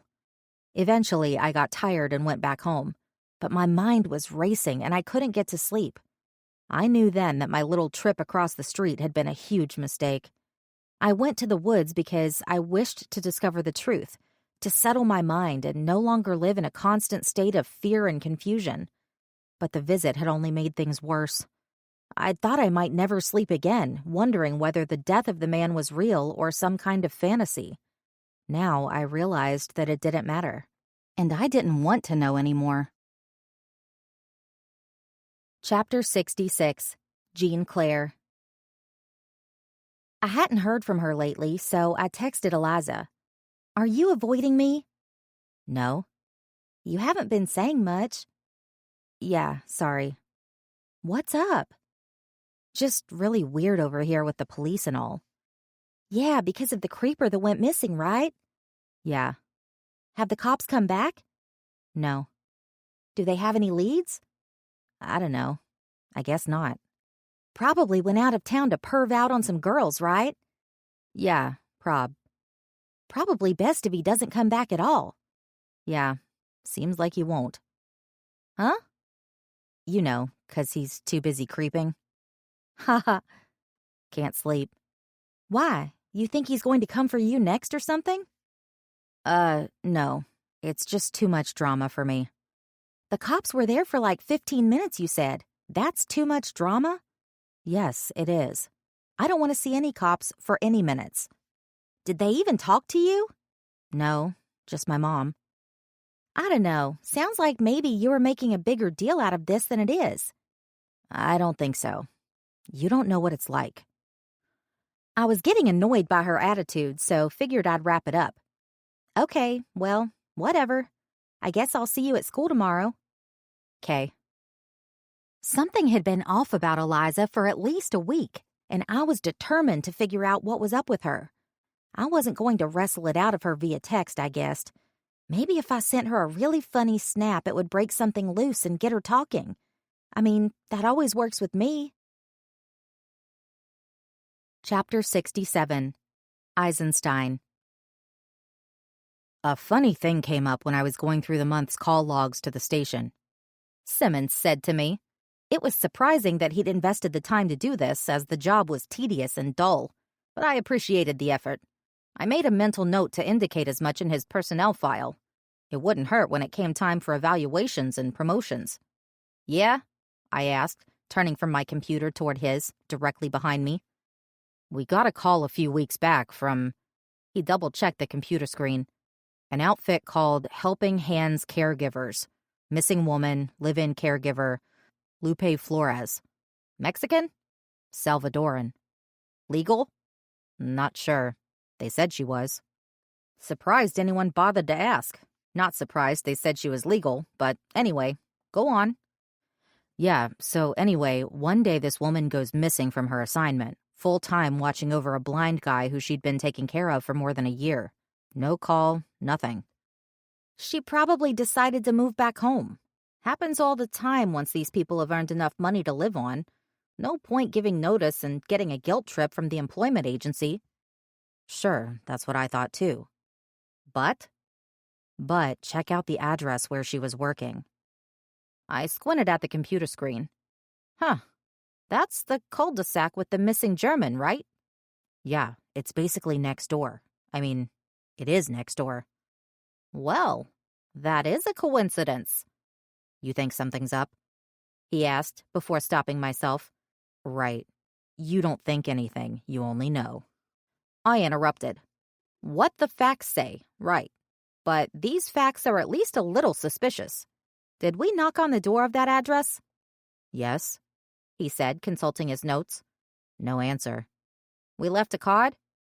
Yes, but the agency says the guy she was taking care of is blind. Guess that's one reason why he never called, I said. Suppose we should roll out there again and talk to the guy. Maybe take a peek inside his house while we're in the neighborhood. It was a quick drive to the cul-de-sac, me riding shotgun as usual and noting to Simmons his failure to come to a complete stop at every single sign we passed. The kid was always in a hurry. Simmons bit his tongue at my criticisms, but kept rolling through the signs the whole way. My memory of the house next to Fisher's was fuzzy. The huge tree-covered yard put at least 75 feet between the two places, almost all woods. From the front steps of the blind man's house, you couldn't even see Fisher's place. I didn't know if that was suspicious or not suspicious, but I had Simmons snap pictures and make note of that fact. I could hear music coming from inside. I knocked loudly. Police department! Mr. Goodwin, can we have a word? More knocking and waiting. Finally, some sounds of shuffling inside, and eventually the door creaked open. Percy Goodwin was a heavy-set man, early 70s, and on the short side at about 5'5", black, carrying a cane and wearing dark sunglasses. Inside, the house was minimalistic, which I guessed was how blind people have to keep things, and the radio was on, playing a classic jazz station. What's this? He asked. We're here about your helper, Lupe, I said. I'm Detective Eisenstein, and I'm here with Officer Simmons. The girl wants to come back? He asked. No, but we wanted to ask you a bit more about her departure. I avoided using the word disappearance. So she's still gone, he said. Right. Okay. I called the agency when she left. They said they'd send a new girl. So far, nobody. I don't like making do by myself, but I done it before. Meals on Wheels is shit, but I'll take it. Mr. Goodwin, mind if we come in? I guess. He turned and walked slowly back toward the living room, and we followed. Mind if I turn the radio off? I asked, not waiting for an answer before reaching for the remote next to a worn, almost threadbare recliner. A TV tray with the remains of Goodwin's lunch sat to the side of the chair, into which the man plopped with a grunt. Can you tell us more about the day Miss Flores left? Miss Flores? You mean Lupe? Yes, Lupe. Well, we were going to eat dinner, but she hadn't made anything, so I sent her to the store. She ain't never come back. That's Sunset Market? I suppose. I don't know where else she would walk to. She didn't drive? Sometimes. Truck's broken, though. She don't have her own car. I see, I said. And what time did she leave for the store? Well, I can't rightly tell you on account of I don't wear a watch, but it was about dinner time. Of course. And this was October 28th? Don't remember, and don't much keep track of the calendar anyway. Something like that, though. It's a long time to go without a helper, you know. That agency is shit. We can call them for you if you'd like, Simmons said, chiming in for the first time. Sure, Goodwin said. Maybe you can get them off their damn asses. Our interview continued down the usual road. No boyfriend, no local family, though she called home periodically. Goodwin didn't speak Spanish, so he didn't understand what she was saying when she was on the phone. He didn't know Klaus Fischer, didn't know anything about Klaus Fischer, and didn't think Lupe knew him either. Though how could he know for sure, he remarked. A quick search of Lupe's room revealed the trappings of a 20-something without much in the way of assets. Clothes, a small TV, simple bed that had been made. There was an empty suitcase in the closet, and it didn't look like she had planned to leave. No purse, ID, or phone, however. Make a note to see if Sunset Market has video footage of the night she allegedly went shopping there, I said to Simmons. Maybe we'll get lucky. Otherwise, I'm not seeing much to go on at the moment. I shut the door behind us as we left the room. Goodwin was still sitting in his recliner, fiddling with the remote, but with the radio still off. Do you mind leaving that room as it is? I asked. For now, he said. But if I get a new girl, she's got to live in there. Of course, just for now. Okay, he said. But you'll call them. We'll call them, I replied. We thanked Goodwin again for his time and walked out to the street to compare notes. You don't think he had anything to do with it, do you?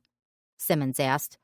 We left the car in front of the Goodwin home and walked up the incline of the cul-de-sac toward Fisher's house. It wasn't far, but the hill was steeper than it seemed. I was huffing a little by the time we made it to Fisher's. The blind guy? I asked, a little surprised. No, but we'll check him out. Sure is quiet out here, Simmons said. All you could hear was the occasional bird chirp and the rustle of a light breeze. It was getting colder, and while there was still a hint of smoke smell, the air was clearing up, as it usually did when the holidays were getting close. At Fisher's house, the mailbox was once again full. It had been 11 days since our last visit, and clearly no one had been home since. I gathered the mail and went through it, approaching the door just as we had previously. Again, mostly junk. Nothing that looked personal in the slightest. The driveway was now littered with fallen leaves from the nearby trees, and as we reached the house, I could see spider webs had formed inside in the corners of the windows. I rang the bell and knocked loudly. Police! We're looking for Klaus Fischer! Can you please come to the door? 3 times in total. No response. We'll need to break the lock, I said to Simmons. Grab the crowbar. From the car? Yeah. Why didn't we drive up here if you thought we were going to need the crowbar? I shrugged. You can drive it up when you come back. He saluted sarcastically and trudged down the driveway, jogging down the hill to the patrol car. After a few minutes, he was back, parked at the top of the driveway. He fetched the crowbar from the trunk. See, that wasn't so hard, I said. Simmons said nothing and handed me the bar. You ever done one of these? I gestured toward the door. Only at the academy. Okay, then watch and learn. I wedged the end of the bar into the door jamb near the lock as deeply as I could, then planted my feet, setting a wide, solid stance. Using my arms and the weight of my body, I pushed forward hard. The jamb splintered with a loud crack as the bar forced the deadbolt through the wood. Like that, we were inside. "Police department!" I called out. "Mr. Fisher, are you in the home? We're entering to perform a welfare check. If you're present, please identify yourself immediately." No response, as I expected. I said to Simmons, "Let's have a look around." The good news, no immediate smell that would indicate a corpse, thank God. I put on my nitrile gloves and gestured for Simmons to do the same. Inside, Simmons took photos based on my direction. As usual, I started out by seeking out the master bedroom, which is where trouble can most often be found in a situation like this, either there or in the master bathroom. It wasn't hard to find, just a jog to the right down a hallway and through a set of double doors. Nothing out of the ordinary here. The closet door was open, but that wasn't unusual. Dresser drawers were closed, and when we peeked inside, looked full of clothes or close to it. Plenty of clothes hanging undisturbed in the closet. If a suitcase was missing, I couldn't tell. A combination safe drew a small amount of my attention, but again, that was not an unusual thing to discover in a residence. The bathroom was clean, not sparkling, but clearly kept up, though dust had settled on various surfaces. It was immediately clear that no one had been in the home for several weeks. Same story in the additional bedrooms. Most looked unused, and the office. The computer was turned off. "What's with all the books?" Simmons asked as we walked down the hallways, which gave the place the appearance of a library. I shrugged. "Guess the man's a reader."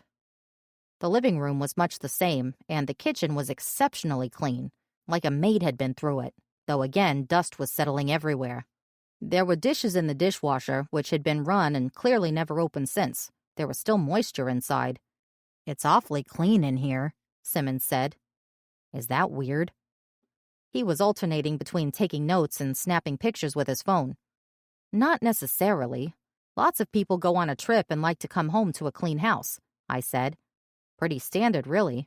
Who wants to return to a pile of nasty dishes in the sink?" He nodded and kept documenting the scene. "Still," I said, "it's very strange that two people would vanish from the same street at the same time. Something's off here." "You think they ran off together?" "I don't think anything yet, Simmons.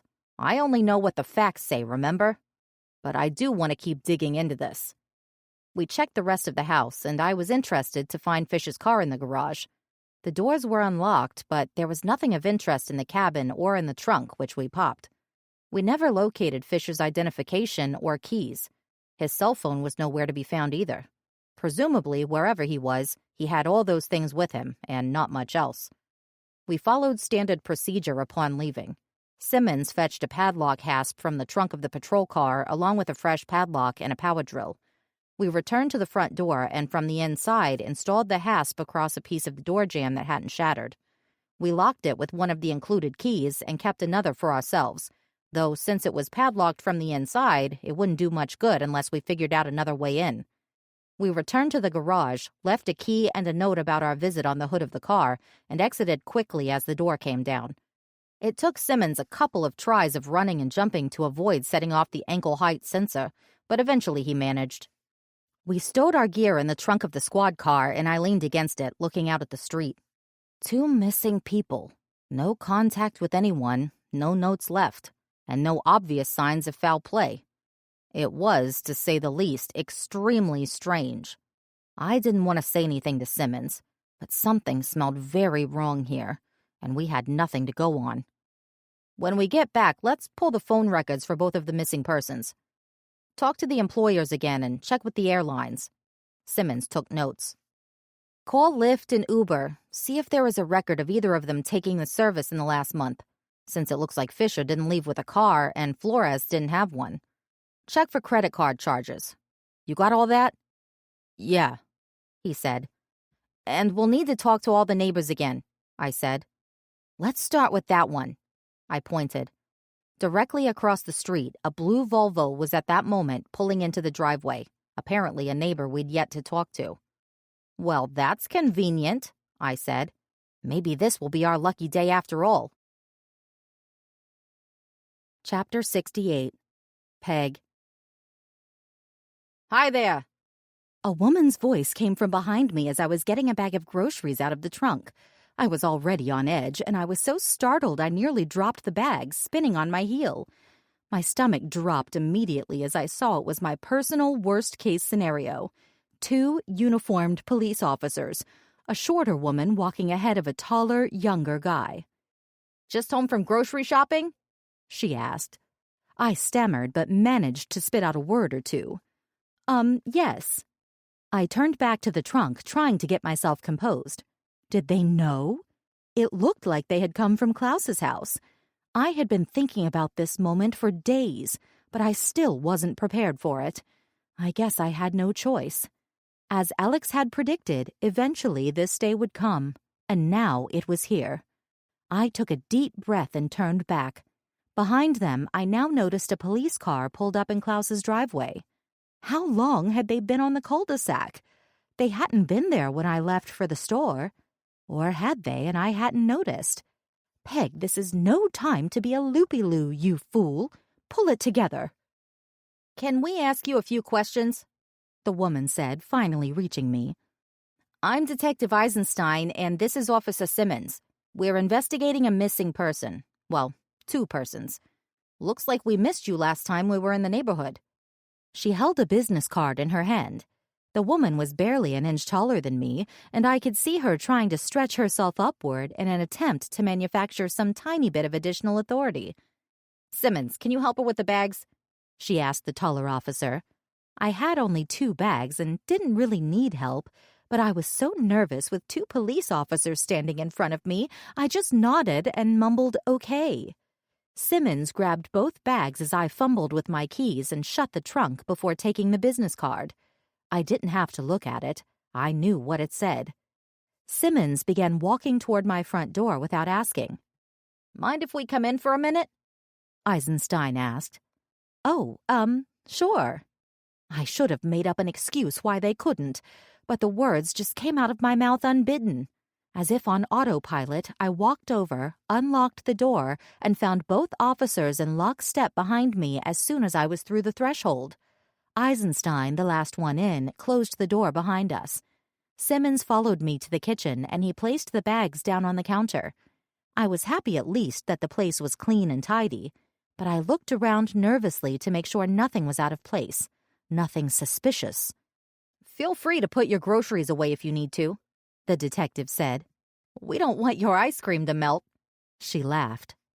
"I don't have any ice cream," I said. "Oh, I don't mean—" she started. "Sorry, just joking." I guess I missed it. "Anyway," she continued, "whatever you need to do with your groceries, please go ahead." Simmons was looking around intently, scrutinizing everything in the house. I could tell I was under a microscope. Did they already know everything and were just toying with me? "It's fine," I said.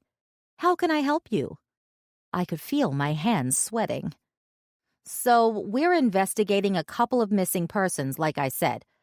Klaus Fischer and a Lupe Flores. They both lived across the street from you, next door to one another," Eisenstein said. Lupe Flores? Who was that? What was I missing? I could feel my neck start to sweat. "Did you know them?" she asked. No. I mean, yes," I stammered. "I don't know any Lupe, but I knew Klaus. Casually, of course."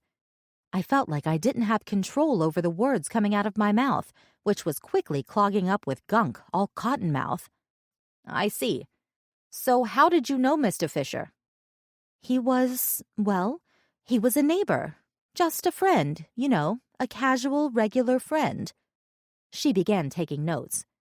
"When you say a casual, regular friend, what do you mean by that? Did you see each other socially?" Yes. I mean, sometimes." "Sometimes? How often is sometimes?" "Like maybe once a week sometimes," I said. Maybe? Yes, about that. Okay. And was this a romantic relationship? No. We were just friendly. Got it. So, do you know Mr. Fisher's current whereabouts? No. When was the last time you saw Mr. Fisher? Oh, gosh. I think a few weeks ago. And what were the circumstances of that meeting? He invited me for wine at his house. Do you think you could determine the day you went to the home? I'd have to look it up, but I suppose I could. Great. Did Mr. Fisher travel frequently? Yes, I know he traveled for work. And what kind of work did he do? Computers, something? Were you aware of him traveling on or around the date of November 18? I don't think so. Maybe he said something about work. I don't remember. Are you aware of any relationship between Mr. Fisher and Lupe Flores? Again with this Lupe Flores. Who were they talking about? No, I said. I've never heard of her. She was a caregiver for a Mr. Percy Goodwin, who lives on the corner of the Cul-De-Sac across the street from you. She disappeared around the same time as Mr. Fisher. Wow, that's really strange, I said. No, I don't know anything about her, or them, her and him. God, shut up, Peggle. Have you heard from Mr. Fisher since November 18? No, I don't think so. No, or you don't think so? Do you want to check your phone messages, maybe? No, I definitely have not heard from him. So you have no knowledge of a trip or if he's coming back at some time? Not that I can remember. Eisenstein seemed to relax a bit. It's just so strange, Ms. I'm sorry, I didn't get your name. Peg Jurgensen. Is that with an E? Simmons interjected, who I realized was furiously scribbling notes the entire time. 2 E's. So, maybe you can help me figure this out, Eisenstein continued. It's so strange that these two went missing at the same time. What do you think happened to them? Gosh, I really don't have a clue. You've lived in this house how long? 15 years. Are you working? No, I'm retired.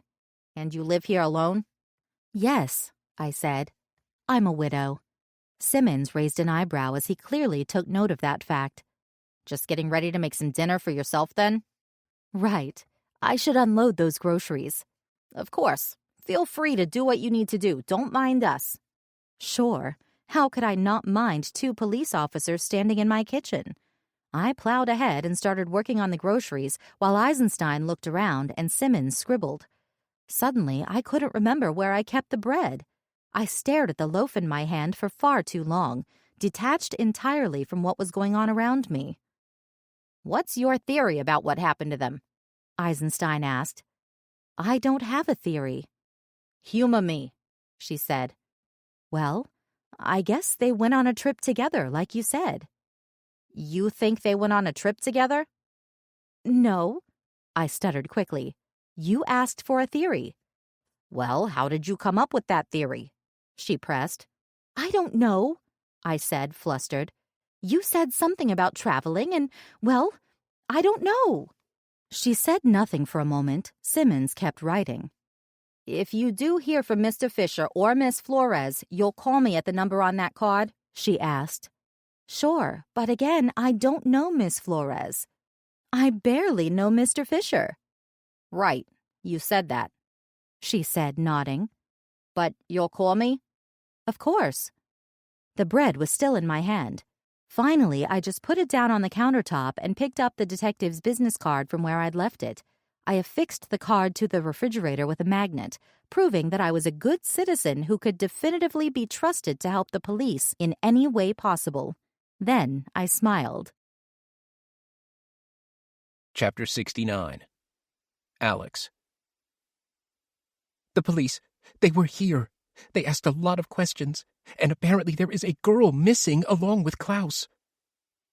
It was Peg, yet again, sweaty and frantic and running her mouth off before I'd even gotten her inside. "Can you hold that thought, Peg?" I said, trying to calm her down. "Come in, close the door, and take a breath." She stepped in and hurriedly closed the door behind her. The panic was so immense I thought she might hyperventilate. "We can't have these conversations on the front steps. You understand?" I said. Maybe I was mansplaining, but she deserved it. At the same time, I wanted to be careful with my language. The last thing I needed was to set her off like last time. Peg just stared at me with wide eyes. "You heard what I said, though, right?" "I heard you. You spoke to the cops?" "Yes. They ambushed me on the street when I was coming home from the store. For all I know, they were waiting for me like, a stakeout." "Okay, calm down. It sounds like it went fine. You're not under arrest, are you?" "No." "Well, let's sit down and you can tell me everything they said. I can't do this in the entry hall again. And I want to hear about this missing girl." I hustled back to the living room as quickly as I could. Peg pushed past me brusquely and sat down in Eliza's usual tutoring spot. I ignored the fact that this meant she was now in my way and kind of shimmied between her legs and the coffee table before sitting back down where I usually did. Peg then walked me through a lengthy narrative, barely seeming to take a breath along the way. There were 2 police officers, one of whom was the same cop who'd left the business card before, with questions about Klaus, someone named Lupe, and Peg's relationship with both of them. Like her, I was surprised to discover there was a live-in caretaker for the old blind guy on the corner, who I'd seen once or twice sitting alone on his front steps. I was immediately concerned about the news that she had vanished. "You didn't kill her too, did you?" I asked during one of the few breaks in her monologue. Peg didn't find that funny at all, sneering at me and plowing ahead with the story. From the way she was telling it, the police seemed to be working with an idea that Klaus and Lupe ran away together, which felt like something we could also work with. Older man, younger woman, different cultures, forbidden love. Why, it was almost romantic. But lovers, even forbidden lovers, usually don't leave without a trace. Not like this. There was no sign of Klaus, and it sounded like no sign of Lupe either. So surely the police would have to suspect that something was amiss. I certainly did. I told Peg as much, but kept my worst fears to myself. Sure, the situation is suspicious, but it's not out of the realm of possibility. And maybe she'll turn up at some point. There's not much we can do about it either way, though. I still feel like we're pretty well in the clear here. "We're sure as hell not in the clear, mister," she said. Tensions were rising again, and I could see panic in Peg's eyes start to bubble up.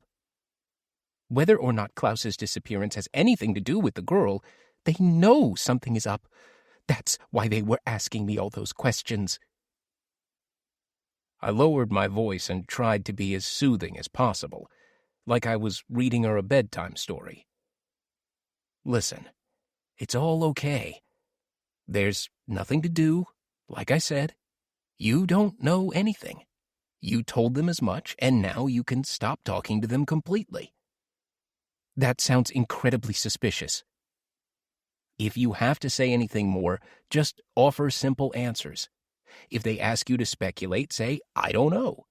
This isn't rocket science, Peg. The cops are stupid. They only know what you tell them." "It sounds like they know everything. It's only a matter of time before they figure it all out and start digging in his yard." "And how are they going to do that?" "They'll find a fingerprint or something. I don't know." "You told them you'd been in the house, right?" "Yes." "So of course there will be a fingerprint." "But what if I'm the only fingerprint?" "Listen, no one looks at old ladies, sorry, and thinks they killed the guy across the street, and then just went on with their lives like nothing happened." "Sure, but—" I interrupted. "No buts. You didn't do anything, you don't know anything, and that's all you have to say. How many times do I have to tell you this? I can't believe you answered any questions at all, much less suggested some idea that he ran off with this Lupe." Peg looked like she was either going to scream or cry. In the end, she swallowed whatever emotion she had. "Maybe I need a lawyer," she said. "You absolutely do not need a lawyer. If you want them to start investigating you in earnest, then get a lawyer. Remember, right now, they still don't even have a crime. They're still investigating a disappearance, and hopefully that's where it will end." "You know it's only a matter of time before this escalates, Alex. Eventually, they're going to stop picking up his mail. The mortgage is going to stop being paid. The utilities will get cut off. He will be totally vanished or presumed dead." "Well, let's hope for the first option. This kind of thing is not unheard of." "I can see them doing that, except for the damn Latina disappearing. It's incredibly suspicious. I mean, what are the odds?" "Jesus, Peg," I said. "I'm not that good with numbers." Chapter 70. Eliza. Eliza! Huh? I said, startled by hearing my name. I hadn't been paying attention, miles away again as I thought about the creeper rotting in the ground across the street. What should I do about it? Should I tell the police? My parents? Barbie G? Eliza, are you with us? Ms. Barbigiani asked. Shit, I was doing it again. Yeah, I guess. Do you have any thoughts about why Jack covers himself in charcoal and clay? Oh, right, Lord of the Flies. I was 1.5 chapters behind. Well, I stalled for time to think a bit. Class participation was 20% of our grade. I mean, to mask himself? Okay, Ms. Barbigiani said. Why does he mask himself? I hadn't gotten to this part of the book yet, so I was just winging it. I mean, he wants to hide. He wants to hide because of the things he's done. Well, the teacher said, he hasn't really done anything. Not yet. Sorry, spoiler everyone. He wants to hunt the pig, and this is his method of camouflage. Right, the pig. But maybe you're suggesting this is foreshadowing the darkness of Jack's character? Yes, I said firmly. Foreshadowing. That people hide behind masks when they feel they have some reason to hide? Agreed. Any thoughts on the symbolism of the fire signal going out while Jack and the other boys are hunting for the pig? I stalled again. I mean, they were distracted. Yes, go on. The fire went out, so they couldn't cook the pig. I was grasping at straws. No, the signal fire was for their rescue. She turned to the class. I'm not sure Eliza has thoroughly read this chapter and may need to go over it again tonight. Does anyone else want to discuss the symbolism of the charcoal mask and the signal fire being extinguished? I didn't pay attention to what anyone said after that, slumping back into my seat, relieved in my assurance that I would not be called on again that day. People were talking at school. The missing German guy and the Latinx had made the local news, with police asking anyone with leads to come forward. That kind of thing wouldn't normally make the rounds on campus, but someone had figured out they lived across the street from me, and there were suddenly a lot of questions from people I barely knew. Maybe he kidnapped her. Maybe she kidnapped him. Maybe Eliza is hiding them in her basement. We didn't have a basement, but whatever. Some of the comments were really out there. Maybe he had his eyes on you next. What do you think? Those kinds of guys usually like young girls.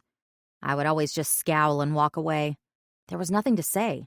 Better watch your back, Eliza. What if he's hiding in the woods? Jean Claire was avoiding me or ignoring me, I couldn't tell which. Usually it bothered me, but I was too distracted and exhausted to care at the moment. I was ready for the news cycle to change, the story to go away, to move back to the city, anything, really, to get this over with so I could forget about all of it. Meanwhile, Barbie G was going on and on about a dead pig and someone with broken glasses. I would have to try to catch up on the reading tonight, but was praying for the Christmas break to get here so I wouldn't have to think about anything at all for a couple of weeks. I don't know exactly what made me go to Peg's house after school. Alex had been clear that we needed to act normally and try to put everything behind us. But I just couldn't help myself. The anxiety was eating away at me, and I just didn't have anyone to talk to about it, because Alex wouldn't hear it. Peg answered the door quickly after I rang the bell. To put it simply, she was a wreck. Sweats on top and bottom and hair that might have been 2 days out from a wash. "Hey, partner," I said. "Can I come in?" Peg forced a smile and opened the door all the way. She looked around furtively before ushering me in and quickly closing it, then turning the deadbolt. I remembered the last time I'd been in her house, standing in almost the exact same spot when she'd been baking cookies and had left plates of them all over the house. She'd been nothing but smiles and happiness then. Now the house was dark and gloomy with all the curtains drawn shut. Instead of cookies, there were several weeks of newspapers scattered about, each opened to the local news section. "How have you been?" I asked. "Eliza," she said with a tragic look on her face, "you know we're not supposed to see each other right now." "Yeah, I know, but," I stammered, trying to think of what to say exactly. "You know, we're a team and all. I thought we could help each other out again." Peg softened. "Oh, nothing would make me happier, Eliza. I just don't know if I'm in a state to help anyone right now." "I've been having a hard time at school, at home, pretty much everywhere," I said. Whether she wanted to hear it or not, I wanted to get it out. "All I can think about is the man buried across the street." "A bad man," Peg said. "Still a man." I know, she said, forcing a grim smile. "I think about it all the time, too." "I can't imagine what it must be like for you, especially with the police coming around all the time." "It eats away at me from the inside," Peg said. "But I'm just hoping for a day when this all blows over and everything can get back to normal." "It doesn't seem like it's going to blow over." "It has to," she said. "Everything does eventually. People get bored and they move on." "Do the police get bored?" "Alex seems to think so, that they'll just assume he disappeared or died in an accident." I nodded. "Maybe. That would really be nice." "The problem is we'll never know. It's not like the police will come by and tell us, 'Hey, never mind, we closed the case.'" I laughed nervously. "I just wish I knew how to stop thinking about it, even for a little while," I said. Peg took my hand and drew me closer, then put her arms around me, pulling me into a sad but tight hug. I didn't fight it. "Me too," Peg said. "Me too." Chapter 71. Eisenstein. Looking at cellular subscriber ping records was never a fun part of the job. But with Fisher's case, it took us all of a minute to see that his activity ceased completely on November 18.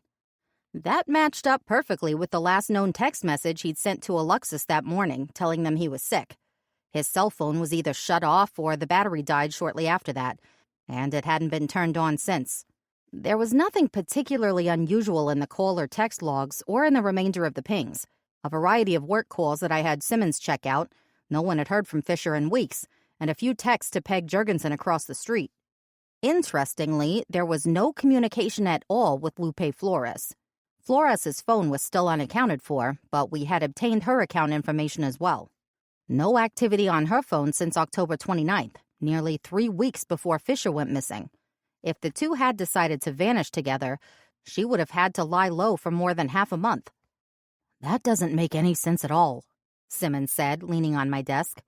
"Do you think it's possible she hid out in Fisher's house for all that time, only for him to disappear them both weeks later?" "It doesn't seem likely," I said. "Not a theory I'd give much credence to, that's for sure." The video from Sunset Market was in, too. She'd paid the bill in cash, but we were almost certain it was Lupe Flores buying a bag of groceries on October 29, just like Percy Goodwin had suggested she was doing, and walking out the front door alone. "You don't just go buy dinner and then run away from home without eating it," I said. "Flores disappeared sometime between leaving the grocery store and getting home. Fisher's last known whereabouts place him in his house," Simmons summed up. "They disappeared within a mile of each other, but weeks apart." "Either these have nothing at all to do with each other or everything to do with each other," I said, leaning back in my chair. "But right now, none of this makes any sense at all." I looked at Simmons directly. "So, what do we need to do next?" He replied, "Get more evidence." "Yes," I said. "It's time to head back to Fisher's house." The return trip to Fisher's house was quite a bit more involved than our first 2 visits, as we had to arrange for 2 specialists to come along. A fingerprint technician, who was early, whose job was to process a variety of rooms of the house and the inside of Fisher's car, and a locksmith, who was late, whose job was to cut open the safe in Fisher's bedroom with a circular carbide saw. I had also tapped a photographer to capture everything we saw. This wasn't a crime scene, not yet anyway, but it certainly had the potential to become one. Cars, both official and civilian, lined the street outside. I warned Simmons that this would be more complicated than the usual calls he'd been on, and that he needed to follow the protocol carefully. We are working on an operating theory that these are 2 missing persons who likely had some connection we don't yet know, right? I asked. Right. So we're looking for evidence of that connection, or for evidence that contradicts that theory in some way.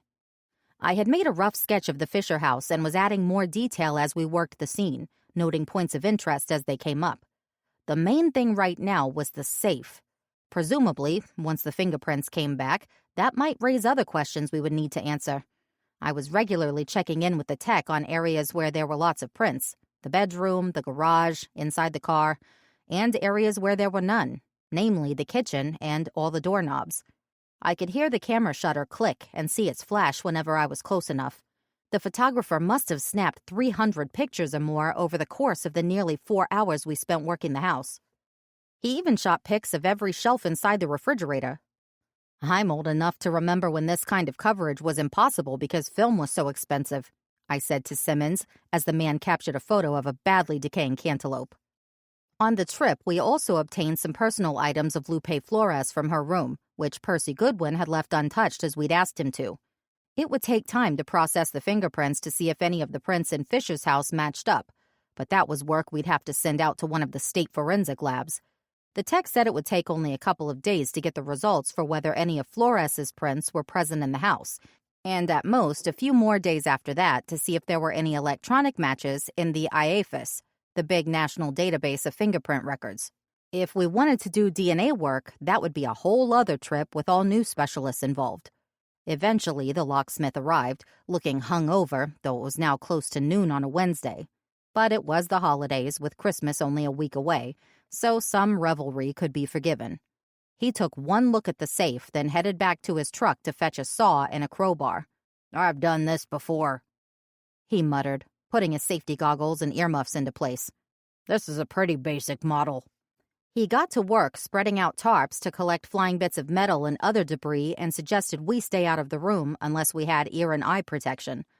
I set my phone in the corner of the room, aiming it at the scene to record video of the process and preserve the chain of evidence. Then we did as instructed, waiting down the hall while the saw fired up and dug into the metal safe, carving a channel through the steel. The locksmith was right. It didn't take long, and soon we heard a loud thump as some portion of the safe crashed to the ground. An acrid smoke wafted through the doorway, and we approached cautiously. The locksmith emerged from the bedroom before we got there, his earmuffs around his neck. "I took a peek inside after I got the hole cut," he said to the both of us, removing his goggles. "I think you're gonna want to see this." Chapter 72. Peg. The cars had been lined up halfway down the cul-de-sac, and more kept coming as the afternoon went on. How could they possibly need this many people to look through Klaus's dumb bookcases? Why didn't they just take what they wanted and leave? Couldn't they tow his car to, the police lot and check it out there? It was all so excessive, and I knew that the police presence would invite outside interest I definitely did not want. This wasn't my fault, right? If I had known about the missing girl down the street, we would have come up with another plan. Now, the odds that her disappearance was a coincidence that had nothing to do with Klaus were growing smaller and smaller with each new car that arrived on the block.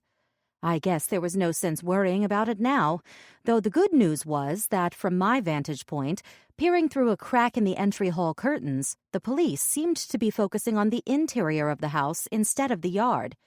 That meant there were still a few options, at least for now. I decided to write them all down, though I knew I would have to burn the paper on the stove later. They came to me in no particular order. Option 1. Dig him up. It seemed likely that the body was going to be discovered at some point, so why not move it?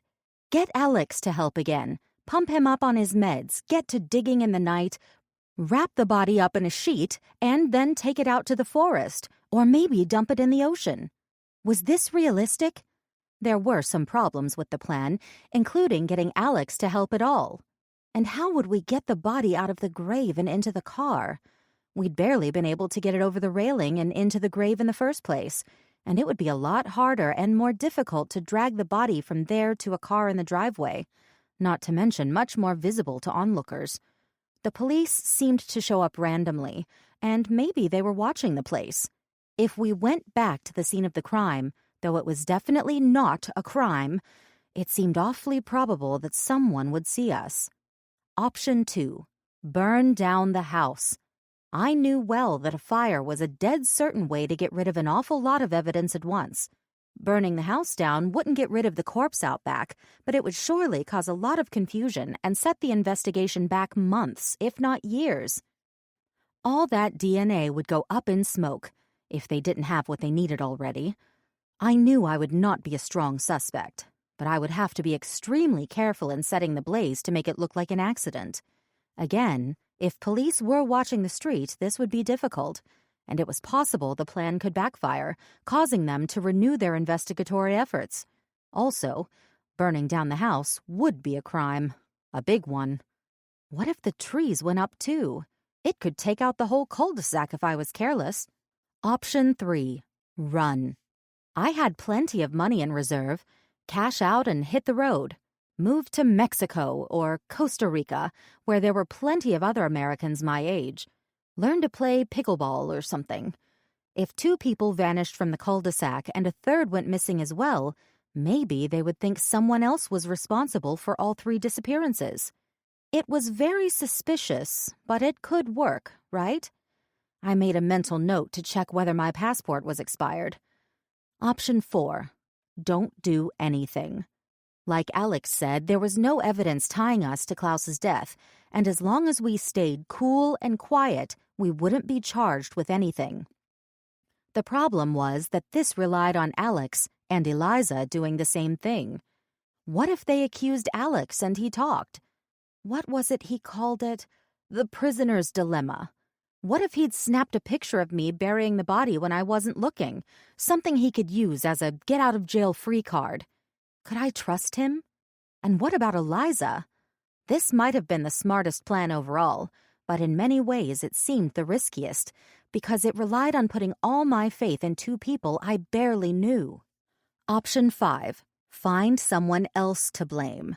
Perhaps the best idea yet. If they found Klaus's body, who could we pin the murder on? Another neighbor? A stranger? Suicide? Okay, probably not suicide, but still, like they used to say at work, there are no bad ideas, right? Great concept, but I needed someone else to blame and some kind of evidence to use to point to them. Maybe I could take a piece of someone's clothing and bury it near Klaus's body. They could trace the clothing to the new suspect through DNA, maybe. Oh, what about the neighbor at the end of the cul-de-sac? The guy with the mustache. He even looked the part. Maybe I could just take some of his mail and scatter it around Klaus's yard. Would that be enough to do the trick? I needed to think this one over some more. Option 6. Speaking of blame, what if the cops thought Alex actually did it? Would that even be conceivable? Just thinking out loud here. Option 7. Confess. If they were going to pin this on me down the road, maybe it was better to come forward before things got too out of control. To be honest, I hated this idea, but I knew I had to at least include it on the list. Those were all the ideas I could come up with. A solid 7. Some better than others, but proof enough that I did have options that didn't involve being arrested. Still, I thought as I held the paper over the gas flame of my kitchen stove and watched it ignite, the exercise was frustrating. Why hadn't anyone heard about the Latina girl before all of this? Gossip just wasn't what it used to be, and that upset me more than anything. I dropped the last bit of burning paper into the sink and doused it with water, flushing the remnants down the disposal.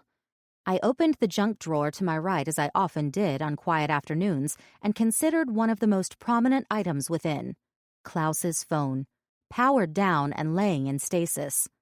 A simple reminder? An insurance policy? A foolish keepsake? I didn't know which of these it represented yet, but I still thought that maybe the phone would be the key to getting out of all of this at some point. I was so mad at myself that it had all come to this, and to hell with Alex and his stupid plan. Even without knowing about the missing girl, I knew we should have come up with a better story to begin with. Chapter 73. Jean Claire. Eliza was still being moody. I was happy she'd finally come over. It felt like the first time in months, but it wasn't the same as before. We weren't even hanging out in my room because Mother was upset that I did not go with her to the prayer circle the previous weekend. I told her I had cramps, but I'm sure she knew it was a lie. She didn't push it then, but she said I would need to stay close by for the rest of the week so she could pray for my recovery. In other words, I was grounded from doing anything in my room except sleep. At least she hadn't taken the door off the hinges. We were sitting in the formal living room just inside the front door, a room that no one ever used, particularly including the upright piano which had come with the house. There was discussion of me taking lessons, but when Mother found out how much they cost, she dropped it. Thank God. Eliza sat on the floral patterned couch. I sat in an armchair, same pattern, across from her. No one said anything. We just looked at our phones, not even giggling at the day's TikToks and snaps. I could hear the audio droning from the TV room around the corner, where Mother was watching the local news. What a waste of time. "Do you want to stay for dinner?" I asked Eliza, despite knowing that getting permission to have a guest at the table would be a massive hurdle. She looked up from her phone. "I don't know," she said. "What are you having?" "Meatloaf?" Eliza grimaced. "Yeah, I know," I said. "Don't blame you." "Probably better than whatever my mom is cooking, though," she said. I mindlessly swiped through a few more clips. "Do you know what you're getting for Christmas?" I asked. I asked for AirPods. I think they'll go for it. Probably a bunch of ratchet clothes also, as usual. Sucks. What about you? "Well, we don't really celebrate Christmas." I had assumed she had noticed the lack of a tree or any Christmas decor by now, but Eliza could be a little dense at times. "Oh, really? Your mom is so religious." "Yeah, well, Mother says it's a pagan holiday and it's blasphemous. We are supposed to fast and pray that day. Pray for all the gluttonous sinners who waste their hours at the shopping malls. That's what she says anyway." "Sir? Who goes to shopping malls anymore?" "I don't know. Sinners, I guess." There was a lull in the conversation, and we returned to our phones for a bit. Eliza had a look in her eye that was hard to describe, but it was like she was intensely uncomfortable, like she ate too much and had bad gas or something. Something was bothering her, and it clearly had been for weeks. I decided to ask her straight out, but as I opened my mouth, Mother walked around the corner, staring me straight in the eye. "Jean Claire, I need you to come see this right now," she said. She turned on her heel and marched away. I knew from her tone it was time to follow, quickly, and I beckoned to startled Eliza to come along. God knows what she was going to show me, but if Eliza was there, at least I'd have a witness to whatever insanity was waiting for me. We marched into the TV room and saw the television on, playing a commercial. "Yeah?" I asked. "Just wait," Mother said, pointing to the television set. "They said it's coming up next." After the commercial ended, the local news came back to life. It was a story about what was going on in our little town. A woman in a blue dress seated at a desk with a fake picture of San Francisco behind her. "New information in the bizarre case of 2 missing persons from the same Bay Area community. Here's Jessica Raska with the story." Cut to, presumably, Jessica Raska. "Last week, we brought you the story of Klaus Fischer, a Bay Area man who mysteriously disappeared only days apart from his next-door neighbor, Lupe Flores. Police were inundated with tips, and now they say they have new leads in the case. We're here with Detective Rachel Eisenstein, who is the lead investigator in both disappearances. Detective, can you give us an update on the case?" Pull back to reveal Rachel Eisenstein, indicated as such with a subtitle, being interviewed by Raska. Yes, Jessica. We have been investigating both disappearances and have strong leads that we're now pursuing. Raska. Do you suspect foul play? And are these disappearances connected? Eisenstein. There is evidence now that the cases are connected, and yes, we do have reason to suspect this is more than a simple case of two people running off together. Crummy pictures of Klaus Fischer and Lupe Flores, taken from who knows where and both labeled with their names, pop into the top right of the screen. Raska. What's the next step in the case? Eisenstein. We have several persons of interest we're looking to interview in connection with the disappearances. I think we'll have more to share with the public in the next few days. Raska. Is there a criminal on the loose? Does the community have reason to worry? Eisenstein. We're definitely not advising anyone to panic, but we are suggesting residents stay off the streets at night for the time being and to ensure their doors are kept locked. Raska. Thank you, Detective, and we look forward to hearing more as you continue your investigation. Back to you, Diane. The news went on to another story. Mother turned around in her chair to look at us. You see this, children? She asked, sober as I've ever seen her. There is sin in our world, sin in our community, sin all around us, surrounding us, and people are vanishing because of it. I'm not sure Mother knew that Eliza actually lived on the very block where Klaus and Lupe lived, and that I had actually met both of them, but I'm sure that didn't matter to her. The sin, it was everywhere in her mind. She went on. Pray that you have no sin in your hearts, children. Pray for forgiveness, lest we are all taken like these two. Eliza audibly swallowed. And we should all pray for the man and woman who have gone missing. As the book of Job tells us, the eyes of the wicked shall fail, and all refuge shall vanish from them, and their hope shall be the breathing out of life. Whatever that was supposed to mean. Chapter 74. Eisenstein. So you've never met Klaus Fischer? I asked Mr. and Mrs. van Damal, who was sitting in front of me at their dining table. I'd given Simmons the night off and was handling this one alone. No, Judy van Damal said. No, Louis van Damal said. And you've never met Lupe Flores? They both answered no. And what about Peg Jurgensen? Not personally, no, Judy said. Our daughter has met her, said the dad, who looked like he couldn't wait for this interview to be over. In fact, I think she's met all three of them, at least in passing. I see. And is she home? No, she's at a friend's house, Judy said. We could call her, but I think she'll be home soon, definitely before dinner. Understood. We can talk to her later, or another time. Is there anything else you can tell us about what's happening? Louis asked. I thought the two ran away together. That was our initial theory, I said. And while I can't really comment on too many details, we are now treating this with more severity. More severity? He asked. What does that mean? We're working under the presumption that at least one of the missing parties is deceased. Judy van Damal fell back in her seat on the couch, looking stunned. What does Peg Jurgensen have to do with any of this? Asked her husband. Again, I'm not free to comment at length, but there's substantial evidence of her being in the Fischer home shortly before his untimely disappearance, and she has stated as much. In fact, we believe she may have been the last person to see him alive, and now we have found other items in the home that indicate, as they say, foul play. Wow, I really don't know what to do with any of that information, he said. And you think Peg had something to do with it? It's possible, I said, probably saying too much. It's a theory I keep going back to, if for no other reason than Miss Jurgensen just doesn't seem truthful to me. But you've never met her, you said. Right, he replied.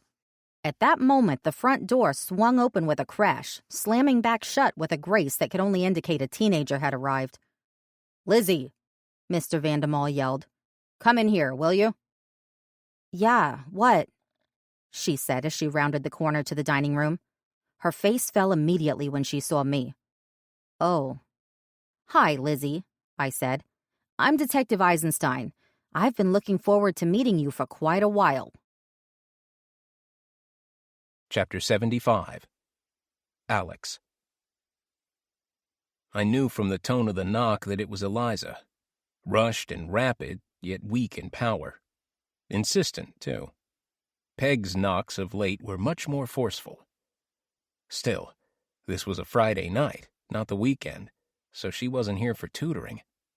Plus, school was officially out for 2 weeks for the Christmas break anyway. I guessed I should answer it. I shambled to the door. The knocking was getting to be a nuisance. Finally, I swung it open. "How was the test?" I asked. Finals had been earlier today, or yesterday, I couldn't remember. "Fine, whatever," she said, pushing past me into the house. "I need to talk to you." "Oh boy," I said, closing the door. "You still have the key, right? Do you need me to show you how it works?" By now she had made her way to our usual spot in the living room and was fiddling with the TV remote to turn it off. "Can you shut up about the key for 1 minute?" she asked, annoyed. This was going to be fun. I started making my way back to the living room. "Okay, lay it on me. What's up?" "What's up?" she asked. "You know what's up. It's this situation with Peg and the police and the neighbor and the whole thing." "Okay." "The cops. They came to my house.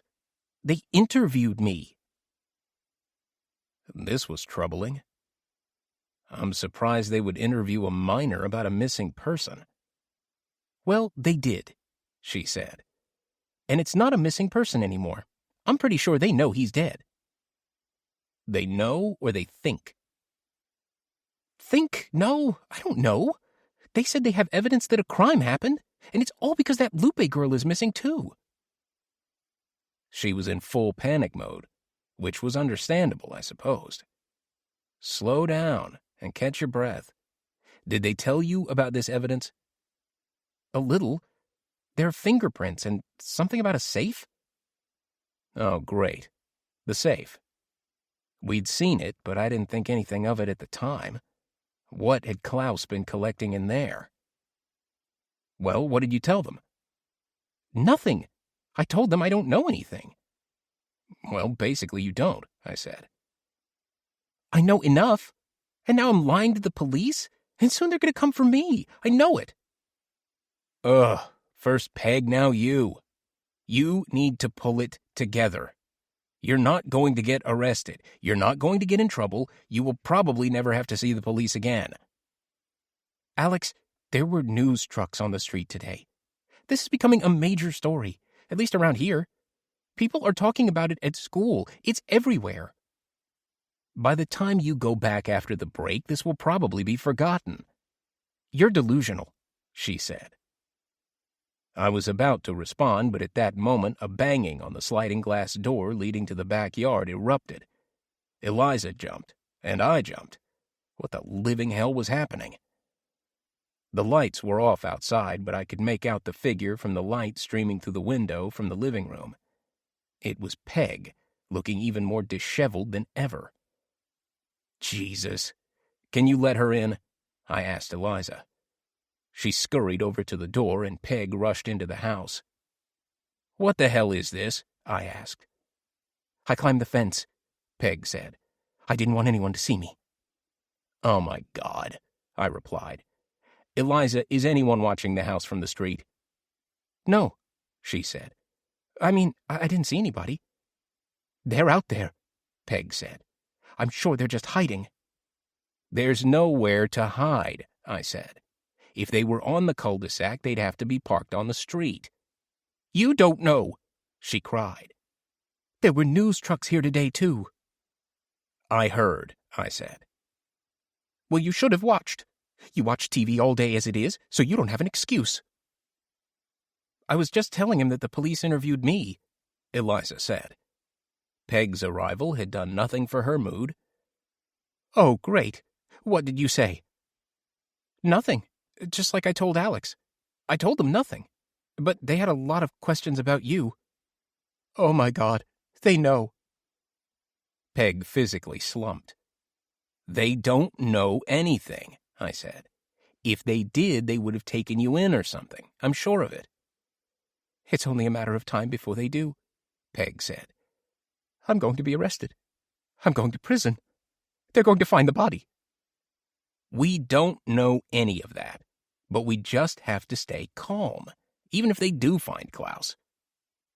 This is exactly what I wanted to avoid, Peg said.